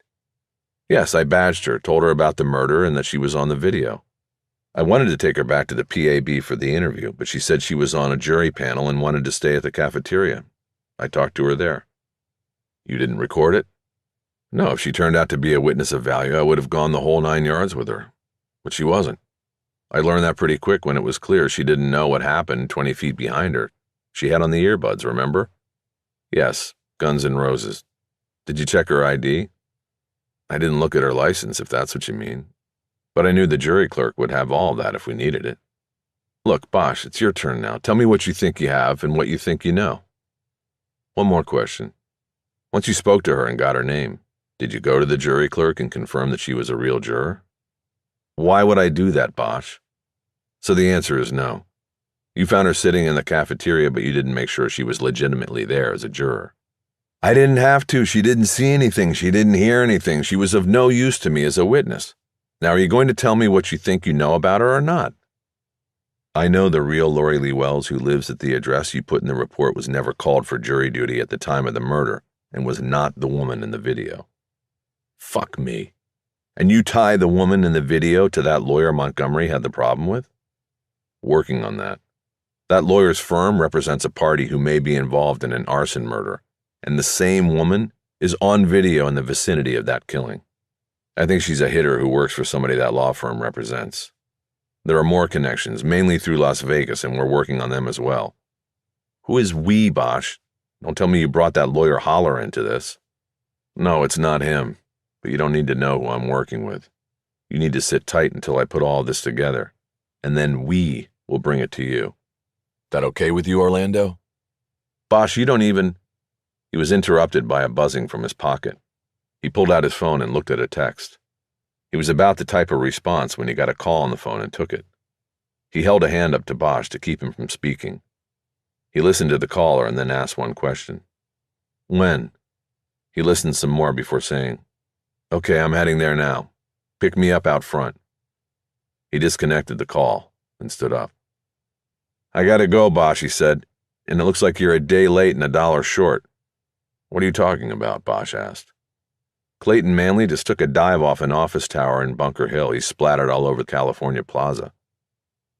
Bosch was momentarily stunned. Then for a quick moment, he thought about the crow that had hit the mirrored glass in Manley's office and then fallen down the side of the building. How do they know it was him, he asked. Because he sent an adios email to the whole firm, Reyes said. Then he went up and jumped. Reyes turned and walked away, heading back to the PAB to catch a ride with his partner. Ballard. Chapter 48. Instead of sleeping, Ballard called the Las Vegas Metro number off the police report Lori Lee Wells had provided. But she was surprised when the voice that answered said, OCI. Every law enforcement agency had its own glossary of acronyms, abbreviations, and shorthand references to specialized units, offices, and locations. Harry Bosch had once joked that the LAPD had a full-time unit dedicated to coming up with acronyms for its various units. But Ballard knew that generally OC meant organized crime, and what gave her pause was that the Wells report dealt with the theft of a wallet. OCI, can I help you? The voice repeated. Yes, I'm looking for Detective Tom Kenworth, Ballard said. Please hold. She waited. Kenworth. Detective, this is Detective Renée Ballard, Los Angeles Police Department. I'm calling because I'm wondering if you can help me with some information regarding a homicide case I'm investigating. A homicide in L.A.? How can we help you from over here in Las Vegas? You took a report last year from a woman named Lori Lee Wells. Do you remember that name? Lori Lee Wells. Lori Lee Wells. No, not really. Is she your victim? No, she's fine. Your suspect? No, Detective. Her wallet was stolen in Vegas at a place called the Devil's Den, and that resulted in her identity being stolen. Does any of this ring a bell yet? There was a long pause before Kenworth responded. Can I get your name again? Renée Ballard. And you said Hollywood? Yes, Hollywood Division. Okay. I'm going to call you back in about 5 minutes, okay? I really need to get some information. This is a homicide. I know that, and I will call you back. 5 minutes. Okay, I'll give you my direct number. No, I don't want your direct number. If you're legit, I'll find you. Talk to you in 5. He disconnected before Ballard could say anything else. Ballard put the phone down and started to wait. She understood what Kenworth was doing, making sure he was talking to a real cop on a real case. She reread the Metro police report Lori Lee Wells had given her. Less than a minute later, she heard her name over the station intercom, telling her she had a call on line 2. It was Kenworth. Sorry about that, he said. Can't be too careful these days. You're working organized crime. I get it, Ballard said. So, who stole Lori Lee Wells' identity? Well, hold on a second, Detective Ballard. Why don't we start with you telling me what you're working on? Who's dead, and how did Lori Lee Wells' name come into it? Ballard knew that if she went first, Kenworth would control the flow of information going both ways. But it felt as though she had no choice. His callback and cagey manner told her that Kenworth wasn't going to give until he got. We actually have 2 murders. One last year, and the other last week, she said. Our victim last year was a Superior Court judge who was stabbed while walking to the courthouse. Our victim last week was burned alive. So far, we've come up with 2 connections. The same law firm represented players likely involved in each of these seemingly unrelated cases. And then there's the woman. The woman? Kenworth asked. We've got the same woman on video in the immediate vicinity of each crime scene. She's wearing different wigs and clothing, but it's the same woman. In the first case, the judge's murder, she was even corralled as a possible witness and identified herself to police as Lori Lee Wells, giving the correct address of the Lori Lee Wells who had her wallet and identity stolen in Las Vegas last year. Problem is, we went to that address and spoke to the real Lori Lee Wells, and she's not the woman on the video. She told us about what happened in Vegas, and that's what brings me to you. There was silence from Kenworth. You still there? Ballard prompted. I'm here, Kenworth said. I was thinking. These videos. You have a clear shot of the woman? Not really. She was clever about that. But we identified her by her walk. Her walk? She in-toed. You can see it in both videos. Does that mean anything to you? In-toed? Nope. I don't even know what it means. Okay. Then what can you tell me about the Lori Lee Wells case? Have you identified the woman who took her identity? You work in organized crime. I have to assume her case has been folded into something bigger. Well, we have some organized groups here who engage in identity theft on a large scale, so a lot of that comes through our office. But with the Wells case, we took it because it fit with a location we've been looking at. The Devil's Den. Kenworth was silent, pointedly not confirming Ballard's supposition. Okay, if you don't want to talk about the Devil's Den, then let's talk about Batman, Ballard said. Batman? Come on, Kenworth. Dominic Buttino? Well, that's the first time you've mentioned him. How is he part of this? The law firm that connects all of this also repped Buttino on a case over here. They won it. Let me just ask you, Detective, since you're in OCI, have you ever heard of a woman hitter, maybe working for Buttino or the outfit? As was becoming routine, Kenworth didn't answer right away. He seemed to have to carefully weigh every piece of information he eventually gave Ballard. "It's not that hard a question," Ballard finally said. "You either have or you haven't. Your hesitation suggests you have." "Well, yeah," Kenworth said, "but it's more rumor than anything else. We've picked up intel here and there about a woman who handles contracts for the outfit." "What are the rumors?" "We had a guy, a connected guy, come out here from Miami. He ended up dead in his suite at the Cleopatra. The casino surveillance cams showed him go up with a woman. The scene looked like a suicide. He sucked down a bullet. But the more we looked into it, the more we think it was a hit. But that was 9 months ago, and we haven't gotten anywhere with it. It's gone cold." "Sounds like our girl. I'd like to see the video." Kenworth gave that his usual pause. "I'll show you mine if you show me yours," Ballard prompted. "We can help each other here. If it's the same woman, we have something big. Give me your email and I'll send you what we've got. You send me what you have. This is what cooperating police agencies do." "I think that'll be all right," Kenworth finally said. "But we don't have her face. In a city of cameras, she seemed to know where every one of them was placed." "Same here. What's your email? I'll send you the first video. You send me back yours, and then I'll send you our second. Deal?" "Deal." After disconnecting, Ballard uploaded the video from Mako's that showed the suspect buying the bottle of Tito's and using the ATM. On the email to Kenworth, she wrote Black Widow in the subject line because that was the name Ballard had come up with for the dark-haired, darkly dressed version of the suspected killer. Kenworth carried his telephone manners into his email etiquette. After a half hour, Ballard had received nothing in return from the Las Vegas detective. She was beginning to feel she had been ripped off and was about to call him when a return email came in with the Black Widow subject line. It had 2 videos labeled Clio 1 and Clio 2 attached. The only message in the email said, "The car in Clio 2 was stolen, set on fire in Summerlin." Ballard downloaded and watched the videos. The first was a camera trail that showed a man in a Jimmy Buffett shirt playing blackjack at a high roller table at the Cleopatra. Ballard assumed he was the victim-to-be. The woman sitting next to him was not playing any hands. She had long and full blonde hair that appeared to be a wig.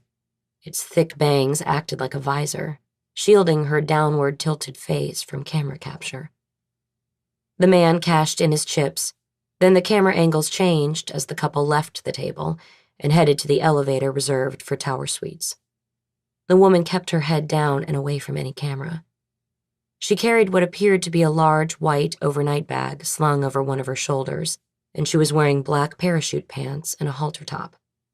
The last capture shown on the video was the couple in the elevator, the 42 button on the panel glowing as they rode up. The timestamp on the elevator shot showed them getting off on the 42nd floor at 1:12:54, and then the video ended. She went to Clio 2. This video began with the elevator camera and a timestamp of 1:34:31, and showed a woman getting aboard on the 42nd floor. She was wearing a wide-brimmed hat that totally obscured her face. Only a small fringe of black hair could be seen going down her back. She was wearing black slacks, blouse, and sandals. The overnight bag strapped over her shoulder was black, but had the same dimensions as the one seen in the Clio 1 video. The woman got off the elevator at the casino level, and the cameras followed her through the vast gaming space and out the doors to a parking garage. She walked down a parking aisle, got into a silver Porsche SUV, and drove away. Thanks to Kenworth's message, Ballard knew the fate of the Porsche. Ballard reversed the video and watched the woman walk down the parking aisle again.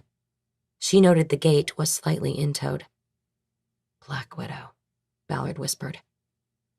Making good on her deal, she uploaded the video from Grand Park and sent it to Kenworth with a message. "It's the same woman in your videos. 3 187s now.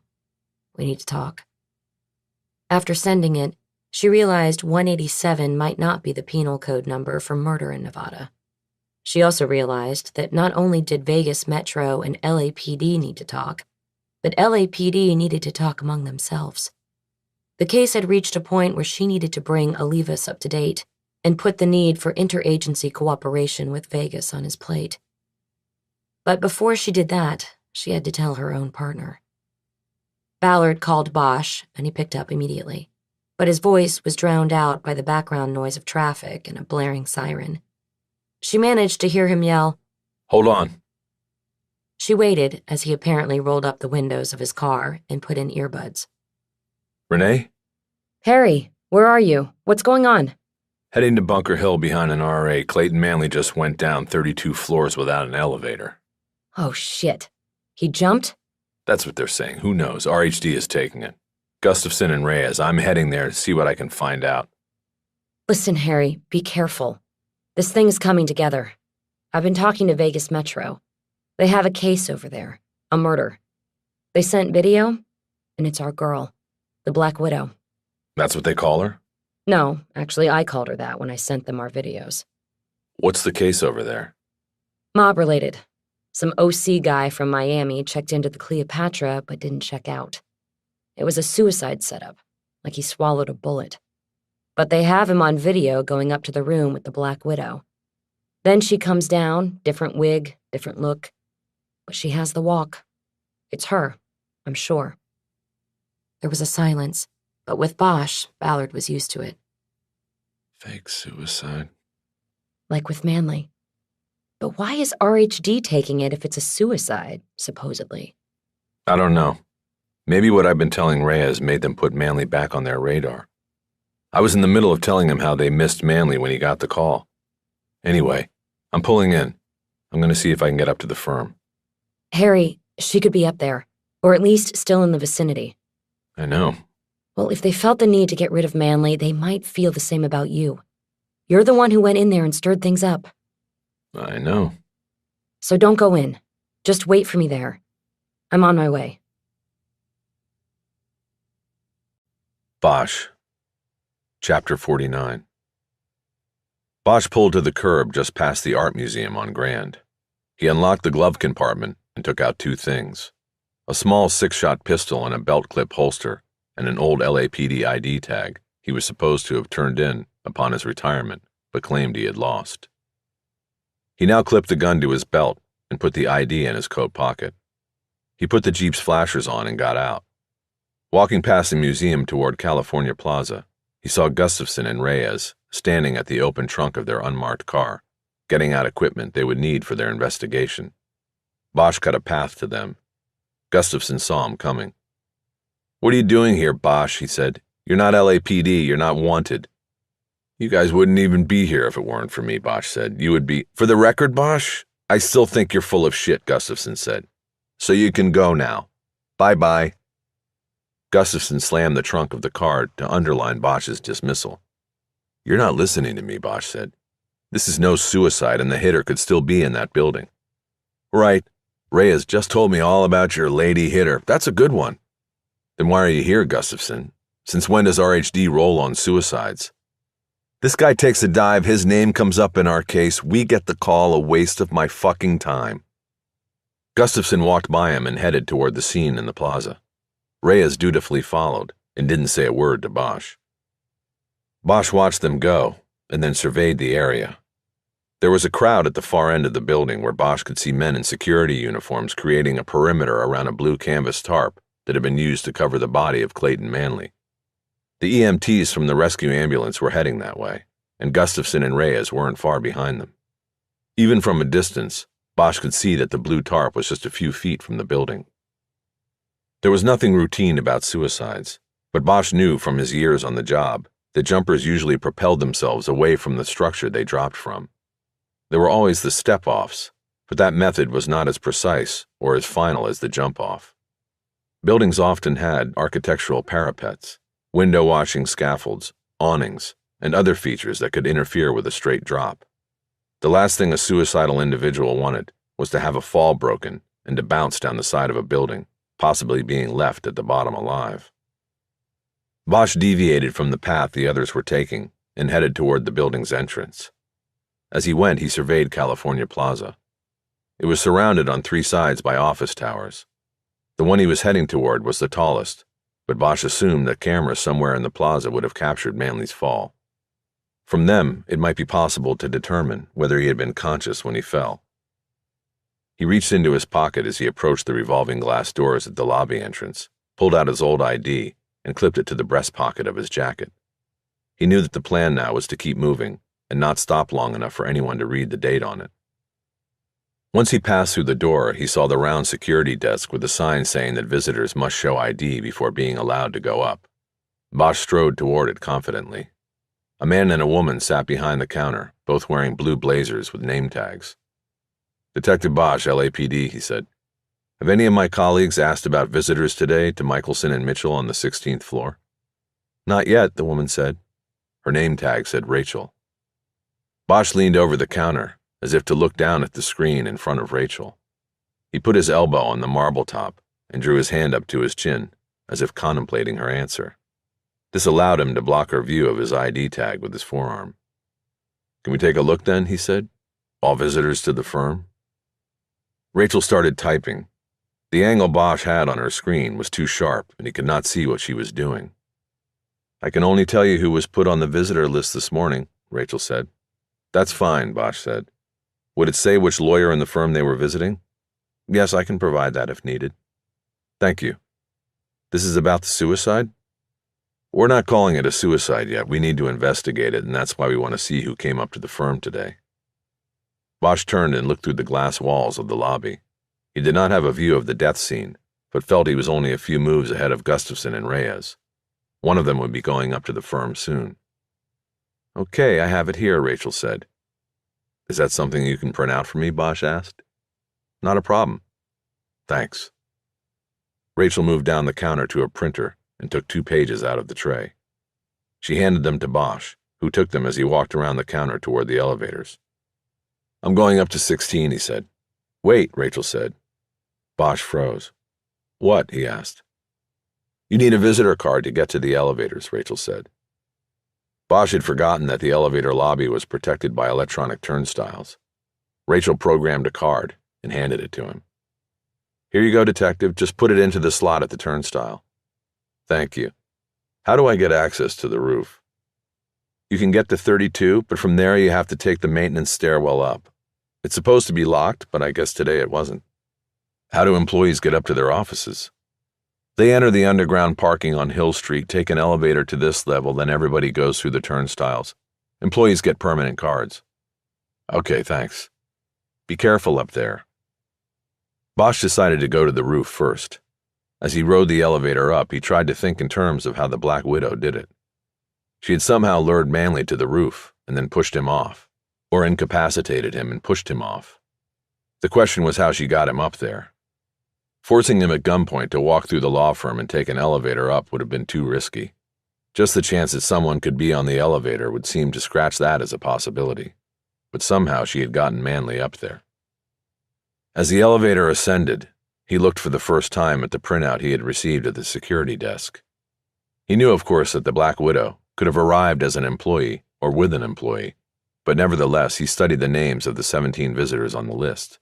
None of them was Lori Lee Wells. That would have been too easy. But only 4 were women, none were visiting Manley, and only one was visiting either Michelson or Mitchell. That name was Sonia Soquin, who had arrived at 2:55 p.m. for a 3 o'clock appointment with Michelson. Calculating from the time Reyes got the call while sitting with Bosch, he estimated that Manley had fallen from the building to his death sometime between 3:50 and 4 o'clock p.m. The elevator opened and Bosch stepped out. He looked up and down the hall and saw a uniformed officer standing in front of an open door Bosch assumed was the maintenance entrance to the roof. He walked that way. "Anybody gone up yet?" he asked. "Not yet," the officer said. "It might be a crime scene." As Bosch got closer, he saw the officer's name tag said Ullman. "I'm going up," Bosch said.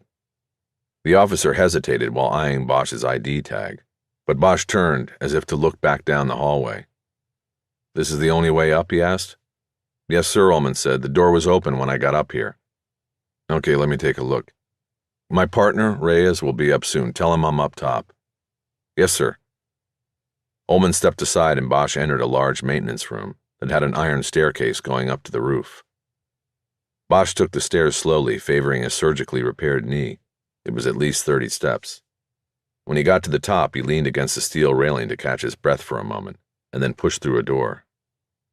A murder of crows flew into the air as the metal door was taken by the wind and banged sharply against the wall. Bosch stepped out. The view was magnificent. To the west, he could see the sun beginning to dip toward the Pacific, the orange ball reflecting on a blue-black surface at least 20 miles away. He walked toward the far edge, where the building curved and which he judged was the point Manley had dropped from. He walked slowly and scanned the ground, moving first across a helicopter pad, and then an expanse of gravel on tar. An LAPD helicopter was circling above. Heavy wind buffeted his body, a reminder not to get too near the edge. Under his feet, he could feel that the tar had softened in the direct sunlight of the day.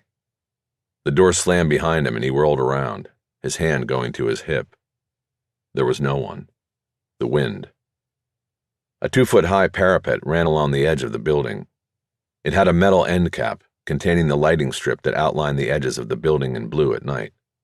The mirrored tower looked generic by day, but was a standout on the downtown skyline after sundown. Near the edge, he saw a disturbance in the gravel, a 3-foot-long deviation where gravel had been raked off the tar. He lowered himself, bracing his new knee with his hand as he dropped into a baseball catcher's stance. He studied the marking and decided it could have been a drag mark or a slide mark that occurred during a struggle, but it appeared to have occurred recently. The tar had not been grayed by exposure to the sun and smog, as it had been in other places. A helicopter made a loud pass overhead. Bosch did not look up. He studied what he was sure was a mark left by Clayton Manley before he went over the edge and down to the hard ground like a broken crow. Chapter 50. There was another police officer standing guard in the reception area on the 16th floor. His name tag said French. "Any of my guys up here yet?" Bosch asked. "Not yet," the officer said. "You're keeping people from leaving?" "That's right." "When did you get here?" "We were code 7 at the food court across the street. We got here pretty quick after the call. Maybe 25 minutes ago." "We?" "My partner's upstairs. The firm has elevators on the 2nd level, too." "Okay, I need to go back to the victim's office." "Yes, sir." Bosch walked past the suede couch and started around the staircase, but then thought of something and returned to the officer. "Officer French, did anybody try to leave while you've been here?" "Just a couple, sir." "Who?" "I didn't get names. I wasn't told to do that." "Male or female?" "Two guys. They said they had to go to court. I told them we'd get them cleared as soon as possible. They said they'd call the courtroom to notify them." "Okay, thanks." Bosch headed around the stairway again. He was convinced that the Black Widow had come and gone. He moved quietly down the hall. The door to Michelson's office was closed, but the door to Mitchell's office was open, and as Bosch passed, he saw an older man with graying hair standing at the floor-to-ceiling window looking down into the plaza. The door to Clayton Manley's office was closed as well. Bosch leaned his ear against it and listened for conversation but heard nothing. He pulled his jacket sleeve over his palm and pushed the handle down to open the door. The office was empty. He walked in and closed the door, then stepped to the side of the door and took in the room as a whole. He checked the floor first and saw no indentations in the carpet or anything else that drew suspicion or interest. Scanning the rest of the room, he saw no signs that a struggle had taken place. He got up and moved behind the desk, using the cuff of his coat again to hit the space bar on the computer. The screen came alive, but was password protected. Continuing with the cuff over his hand, he opened drawers in the desk, finding nothing of note until he got to the first of the bottom file drawers. The key was still in the lock. He managed to turn it with his sleeve, and there on top of several files were the documents Bosch had given Manley that morning. Bosch saw that there were several notes written in the margins of the top sheet. Just as he lifted the documents out of the drawer, the door to the office swung open, and the man Bosch had seen at the window in Mitchell's office was standing there. He was taller than Bosch had realized from the previous glimpse. Sharp shoulders, thick in the middle, but not fat. 40 years before, he could have been an offensive lineman. "Who are you?" he said. "Are you the police? You have no right to be going through an attorney's documents, dead or alive. This is outrageous behavior." Bosch knew there was no good answer or bluff to the questions. He was in a jam. The only thing he apparently had going for him was that Mitchell, if it was Mitchell, didn't recognize him. This made Bosch jump to the possibility that Mitchell was unaware and isolated from the nefarious actions of his own law firm. "I said, who the hell do you think you are coming in here and going through privileged information?" the man demanded. Bosch decided his only defense was offense. He pulled the ID tag off his jacket, held it out, then shoved it into his jacket pocket. "I was a cop, but not anymore," he said. "And I'm not randomly going through Manley's files. I came from my own files. He's dead, and I want my stuff back." "Then what you do is hire a new attorney, and he requests the files as your representative," the man said. "You don't break and enter an office and steal documents out of a drawer." "I didn't break in, I walked in, and I'm not stealing what is already mine." "What is your name?" "Bosch." The name made no discernible impact on the man in the doorway, further supporting Bosch's assumption. "I had an appointment with Manley," Bosch said. "I came in to sign papers, and I find out he's splattered all over the plaza down there. I want my file, and I want the documents I gave him, and I want to be out of here." "I told you it doesn't work that way," the man said. "You take nothing from this room. Do you understand?" Bosch decided on a different track. "You're Mitchell, right?" "Samuel Mitchell. I co-founded this firm 24 years ago. I am chairman and managing partner." "Managing partner, that means you collect the money but aren't involved in the cases, right?" "Sir, I am not going to talk to you about my job or this firm." "And so you probably didn't know what Manley and your partner Michelson were up to. You didn't know about the woman." "The woman? What woman? Who are you talking about?" "Sonia Soquin, Lori Lee Wells, the Black Widow, whatever they called her. The woman they used to get things done when there was no other way, legally, to do it." "You're not making sense to me, and I want you to leave, now. The police are coming up here any moment." "I know, and that's not a good thing for you, Samuel. It's going to unravel everything. Where is she? Where is Sonia Soquin?" "I don't know who or what you're talking about. I'm talking about the woman they used to kill Judge Montgomery for what he did to Manley in court. The woman they used to kill Edison Banks Jr., so he would not be a threat to the shipping fortune of one of your biggest clients. The woman they used who knows how many other times before that." Mitchell looked like he'd been hit with a bucket of cold water. His face stiffened. His eyes opened wide, and an understanding of things came to them. Bosch judged it to be sincere. Genuine surprise, then a terrible understanding. He shook his head and recovered. "Sir," he said, "I am asking you to leave this office right—" There was a metal snap and a thumping sound. They overlapped in the way a drummer will hit the snare and pump the bass at the same moment. The top of Mitchell's carefully combed hair popped up, and Bosch heard the bullet hit the coffered ceiling. Mitchell then dropped hard onto his knees, his eyes now blank, unseeing. He was dead before he pitched forward, going down face first to the floor without putting out a hand to break the fall. Bosch looked at the open door behind his body. He expected Michelson to step in, but it was the Black Widow. Down at her side, she carried a black steel automatic with a suppressor attached. She had the dark wig on and black clothing. Bosch bent his elbows and raised his hands to show he was no threat. He hoped that the metallic sound of the shot and Mitchell's body dropping might bring the officer from the waiting area, or maybe Gustafson and Reyes would finally arrive and save the day. Bosch nodded at the body. "I guess the Manley suicide isn't going to sell now," he said. She didn't take the bait at first.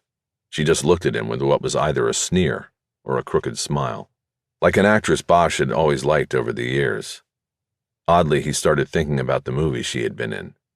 Diner, Sea of Love, the one where she was the detective working a serial case and— "Why did you do this?" the woman said. "You're not even a cop." "I don't know," Bosch said. "Once a cop, always a cop, I guess." "You should have stayed away from it." Bosch detected a slight accent, but couldn't place it. Eastern Europe, he guessed. He knew she was going to shoot him now, and there was no way he could get to his own gun in time. "Why didn't you leave after Manley?" he asked. "You should have been long gone." "I did," she said. "I was clear." But then I saw you. I came back for you. The job was Manly and you. You just saved me a lot of time." Bosch put it together. Michelson was cleaning up a mess. No matter what hold Manly had on him and the firm, he had finally outstayed his welcome by letting the fox into the hen house. He had to go, and so did the fox. "What about Mitchell?" Bosch asked. "Was he a freebie?" "No, he was just in the way," the woman said. "But I can make it work. You'll get credit for him, too." Bosch nodded. "I get it," he said. "Angry ex-cop goes on a rampage, throws his lawyer off the roof, kills the founding partner. It won't work. I was with a cop when you threw Manly over the edge." She made a gesture with a gun. "It's the best I can do under the circumstances," she said. "I'll be gone when they figure it out." She steadied her aim, and Bosch knew this was it. He suddenly thought of Tyrone Power dying while fighting a fake duel and doing what he loved, and John Jack Thompson going to his grave with a terrible secret. He wasn't ready to go either way. "Let me ask you one question," he said. "Hurry," she said. "How'd you get him up there, Manly? How'd you get him to the roof?" She gave the crooked smile again before answering. Bosch saw her aim drop again. "That was easy," she said. "I told him you were coming for him and that we had a helicopter waiting for him on the roof. I said we were going to Vegas, where he was getting a new name and a new life. I told him Mr. Michelson had set it all up." "And he believed you," Bosch said. "That was his mistake," she said. "We purged his computer, and he sent an email to the firm saying goodbye. Once we were up there, the rest was easy. Just like this."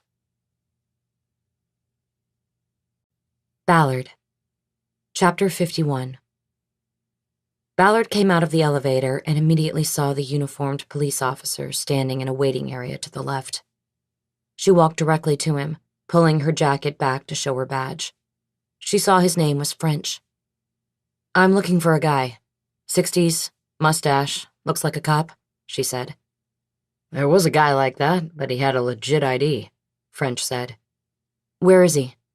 French pointed. "He went around the stairs," he said. "Okay," Ballard said.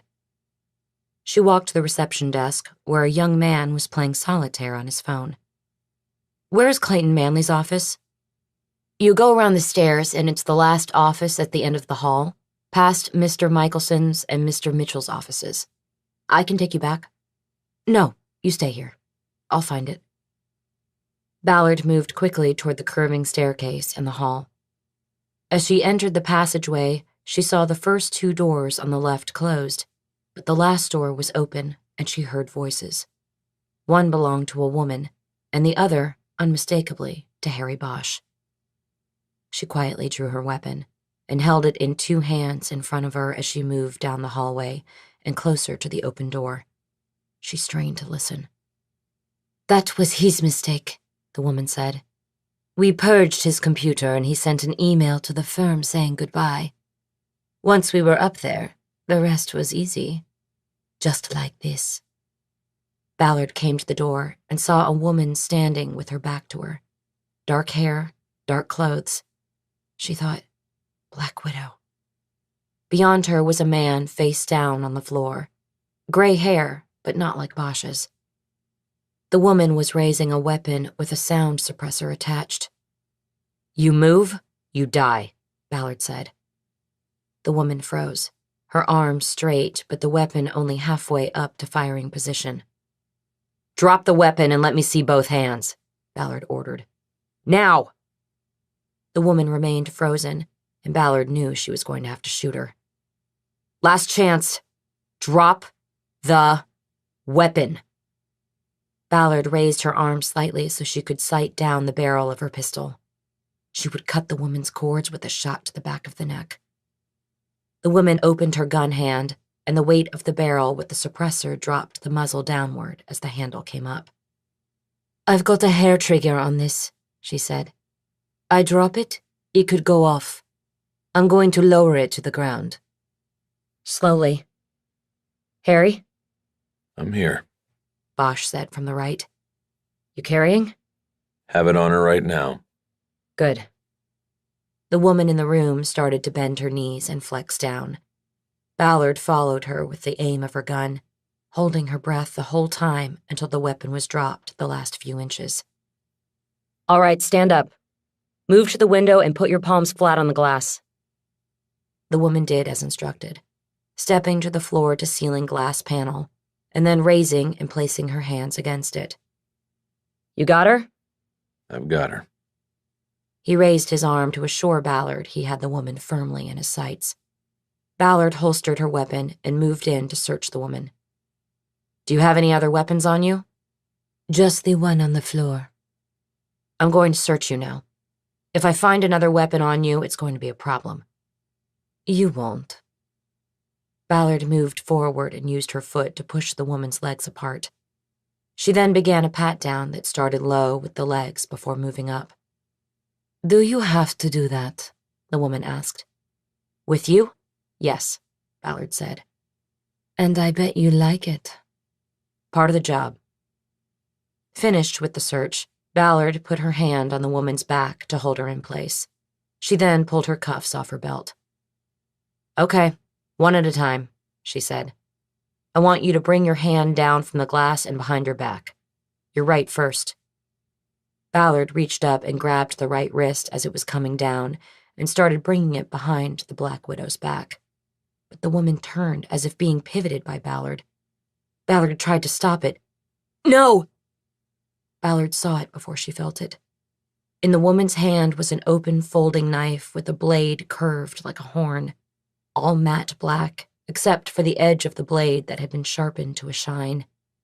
The woman brought it up and into Ballard's left armpit, and then put her other arm around her neck in a V-hold. She was now behind Ballard and using her as a shield. Ballard saw Bosch holding his weapon, looking for a clean shot that wasn't there. "I sliced a bleeder under her arm," the woman said. "She's got 3 minutes and she'll bleed out. You put the gun down. I walk out of here. She lives." "Take the shot, Harry." The woman adjusted herself behind Ballard to improve her shielding. Ballard could feel her breath on the back of her neck. She could feel blood running over her ribs and down her side. 2.5 minutes, the woman said. "There's a cop out front." "And there's an exit to the stairs in the copy room. We're almost at 2 minutes. Bosch remembered seeing the emergency exit door. He signaled with the gun toward the door. "Go." "Gun," the woman said. Bosch put his gun down on the desk. "Harry, no," Ballard managed to say in a whisper. She then felt herself being dragged toward the office door. "Get back against the bookshelf," the woman ordered. Bosch raised his hands and moved back. Ballard was dragged toward the door. "You're going to have a choice now," the woman said. "Save her or go after me."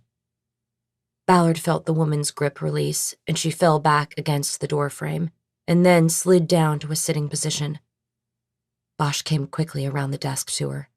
His hands immediately went inside her jacket to her belt and pulled off the radio.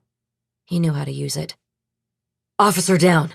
Need immediate medical on 16th floor of California Plaza West. Office of Clayton Manley. Repeat, officer down. Officer stabbed, losing blood, needs immediate medical." He put the rover on the floor and then opened Ballard's jacket to get a look at the knife wound. "Harry, I'm okay. Go after her." "I'm gonna lay you on your right side so the wound is on the high side. You're gonna be all right. I'll compress the wound." "No. Go." Bosch ignored her. As he gently put her down on her side, he heard footsteps running in the hallway. Officer French appeared in the doorway. "French, get the EMTs. There's a team down in the plaza. Get them up here now.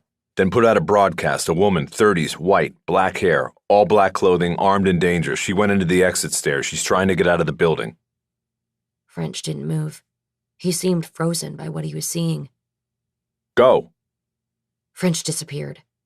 Ballard looked up from the floor to Bosch. She felt her clock running out. For some reason, she smiled. She barely heard Bosch talking to her. "Stay with me, Renee. I'm gonna use your arm to compress the wound. It's gonna hurt." Holding her by the elbow, He shifted her arm up so that he could hold her bicep down on the wound. It didn't hurt at all, and that made her smile. Harry. Don't talk. Don't waste your energy. Just stay with me, Renée. Stay with me. Ballard and Bosch. Chapter 52. Ballard couldn't seem to move on the bed without setting off searing pain that ran like branches of lightning over the left side of her body. She was being treated at White Memorial in Boyle Heights. It was the second morning after the events at California Plaza, and she was out of the intensive care unit. The Black Widow had only nicked her axillary artery with her curving blade, but nevertheless, Ballard had suffered a major loss of blood. The EMTs had contained it, and then an ER doctor had sutured her damaged blood vessels in a 4-hour surgery. It was just that now her left arm felt like it had been strapped to her body with bungee cords, and any little movement set off pain like she had never felt in her life. Stop moving. She turned her head to see Bosch enter the room. Easier said than done. Did you have trouble getting in this time? No, I'm finally on the approved list. I told them you were my uncle. I'll take that over grandfather. I should have thought of that. So what's the news? She's still in the wind? Bosch sat down on a chair next to the bed. There was a table to his left, crowded with flower vases and stuffed animals and cards. The Black Widow's in the wind, but at least they know who they're looking for.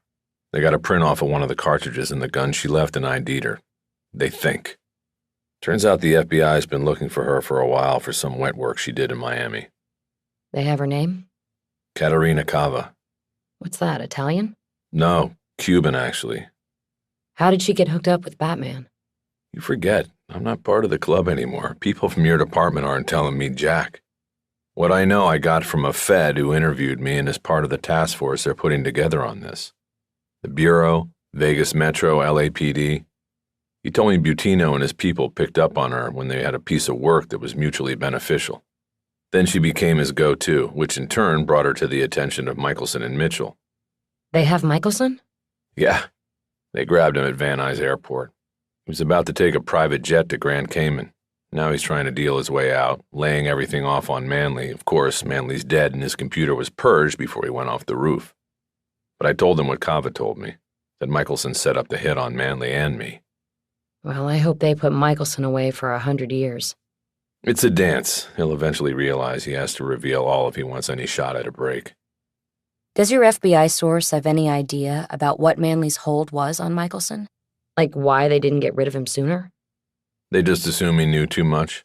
They believe they're going to find other cases where Michelson used Cava. Judge Montgomery wasn't the first hit. In fact, that may have been a rogue operation, Manley making use of their in-house hitter without Michelson's approval. But what was he going to do, fire him? He knew too much. Michelson was probably going to wait for Herstadt to be convicted, the case to die down a little bit, and then he would make his move on Manley. But you came along and sped it all up. Something like that. Bosch absent-mindedly picked up a stuffed dog that had been sent to Ballard with a get-well-soon card. That's from my friend Selma Robinson, the deputy DA on the Hilton case. Nice. He put the dog back. Ballard looked at the crowded table. It seemed odd to receive bouquets and get-well cards after being slashed with an assassin's blade. There was no specialty card for that from Hallmark. But the table and just about every other horizontal surface in the room seemed to be covered with flowers, cards, stuffed animals, or something else from well-wishers, most of them fellow cops. It was an odd contradiction to receive so much attention and so many get-wells from a department she thought had turned its back on her long ago. The doctor told her that more than 30 cops had shown up the night of her surgery to donate blood for her. He gave her a list of names. Many were from The Late Show, but most were complete strangers to her. When she read the names, a tear had gone down her cheek. Bosch seemed to understand the currents that were going through her. He gave her a moment before asking, So, Aliva's been by? Yes, actually, this morning. Probably felt he had to. He's had a good week. Damn right. First he gets credit on the Hilton case, now all of this. He's going to clear Montgomery, Banks, and Manly. The guy's going 4 for 4. That's a hell of an average. All because of you. And you? Maybe it'll get you off the Late Show. No, I don't want that. I'd still never work for him. I'll leave us. And if not RHD, where am I going to go? Besides, after midnight is when it all happens in this town. I like the dark hours. As soon as they let me, I'm going back. Bosch smiled and nodded. He had known that would be her answer. What about you? What are you going to do now? Today's my day for visiting. I'm going to see Margaret Thompson next. Ballard nodded. Are you going to tell her about John Hilton? I don't know. Not sure she needs to know all that. Maybe she already does. Maybe, but I doubt it. I don't think she would have called me in the first place if she'd known. I don't think she would have done that to me, led me to finding out about him. Bosch was silent after that, and Ballard waited a moment before speaking. I'm sorry. I know he was important to you, and to have this truth come out. Yeah, well, true heroes are hard to come by, I guess. They were silent another moment, and Bosch wanted to change the subject. When I went there last to her house, to look through his office, before we knew why he took the murder book. Anyway, I found a box in his closet where he kept old cases. Not full murder books, but copies of some chronos, reports, and summaries from old cases. That he had worked? Yeah, from his own cases. And there was one, it was a 60-day summary from a case I had worked with him. This girl rode her bike onto the Hollywood freeway, and then she disappeared. A few days later, she was found dead, murdered, and we never cleared it. What was her name? Sarah Freelander. When was the murder? 1982. Wow, that's old. And never solved. Bosch shook his head. I'm going to ask Margaret for that box. Ballard could tell that Bosch's eyes were seeing the case from long ago. Then he seemed to come back to the present. He brightened and smiled at her. Okay, then. I guess I'll let you rest. Any idea when you'll be out of here? They're just worried about infection now. Otherwise, it's all good. So I think they're going to watch it another day and then let me go. 2 days at the most. Then I'll be back tomorrow. You need anything? I'm good. Unless you want to go take my dog for a walk. Bosch paused. I didn't think so. I'm not really good with animals. Did you want... Don't worry about it. Selma has been checking on her and taking her out. Then good. That's perfect. Bosch stood up, squeezed her right hand, and then headed toward the door. Sarah Freelander. Bosch stopped and turned around. If you work that case, I work it with you. Bosch nodded. Yeah, that's a deal. He started to leave the room. Ballard stopped him again. Actually, Harry, I need one more thing from you. He came back to the bed. What? Can you take a picture of all the flowers and stuffed animals? I want to remember all of this. Sure. Bosch pulled his phone and stepped to one side so he could get the whole display of good wishes in the frame. You want to be in it? God, no. Bosch took 3 shots from slightly different angles, then opened the camera app on the phone to select the best shot to send her. As he clicked on the All Photos option, he saw the shot he had taken while searching Clayton Manley's office. He had forgotten about it in all the activity that had occurred later. It was a photo of a document on Manley's computer before it had been purged. The document was named Transfer and contained only a 13-digit number followed by the letters GC. Bosch realized now that GC might stand for Grand Cayman. Harry? Something wrong? No. Something's right. Epilogue. She always sat facing the door. She always came as soon as they opened at 11, so she could get her café con leche and Cuban toast before he arrived. This time was no different. It was early, before the lunch rush at El Tinajon. Otherwise, they wouldn't make the Cuban toast. It wasn't on the menu. You had to ask for it. In her peripheral vision, she saw a woman come from the kitchen, and she thought it was Marta with her toast. but it wasn't. The woman sat down across from her, and there was a familiarity about her. "Batman's not coming," she said. Now Kava recognized her. "You lived," she said. Ballard nodded. "He gave me up, didn't he?" Kava said. "No," Ballard said. "Batman's not talking. It was Michelson." "Michelson?" She seemed genuinely surprised. "Grand Cayman was the nexus," Ballard said. "He was headed there when they grabbed him. Then we found your offshore account there, thanks to Harry Bosch. That led to the feds finding his at the same bank. Once the feds got to his money, the game was over. He gave everybody up just so he could keep enough to take care of his family." "Family first," Kava said. "And he told us how to find you. The only mistakes I have ever made came from trusting men. They can let you down. Some of them." Kava nodded. Ballard watched her hands. "Don't move your hands," she said. "You're under arrest." Those last 3 words were the cue. Soon, members of the task force, FBI, Vegas Metro, LAPD, came down the back hallway and through the kitchen and the front door, weapons drawn, no chances taken with the Black Widow. Ballard stood up and backed away from the table. Men moved in on Kava, took her by the arms, held her tightly, and searched her. They found the curved knife and the homemade forearm scabbard that Ballard had missed that day 4 weeks earlier. They found a pistol in the purse she had put down on the floor. As she was being cuffed, Kava kept her eyes on Ballard. She smiled slightly when she was led away from the table and toward the front door. There was a van waiting to transport her to the Bureau's Las Vegas field office. It took off as soon as the side door was slammed shut. "Way to go, Renee." It was Kenworth from Vegas Metro. He moved behind her and took the recorder off her belt as she detached the mini microphone from inside the opening of her blouse. She pulled the wire up and out and handed it to him. "She didn't really give up anything," Ballard said. "She exhibited knowledge of the conspiracy and crimes," Kenworth said. "That's what the prosecutor will say. And I say, good job. I have to make a call now." She pulled her phone and hit one of the names on her list of favorites as she stepped into the rear hall for privacy.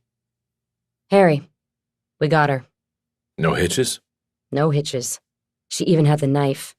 It was in this elastic strap on her forearm. I just missed it that day." Anybody would have. "Maybe." So she talked to you? Say anything? "She said you can never trust men." Word to the wise, I guess. How do you feel? "I feel good.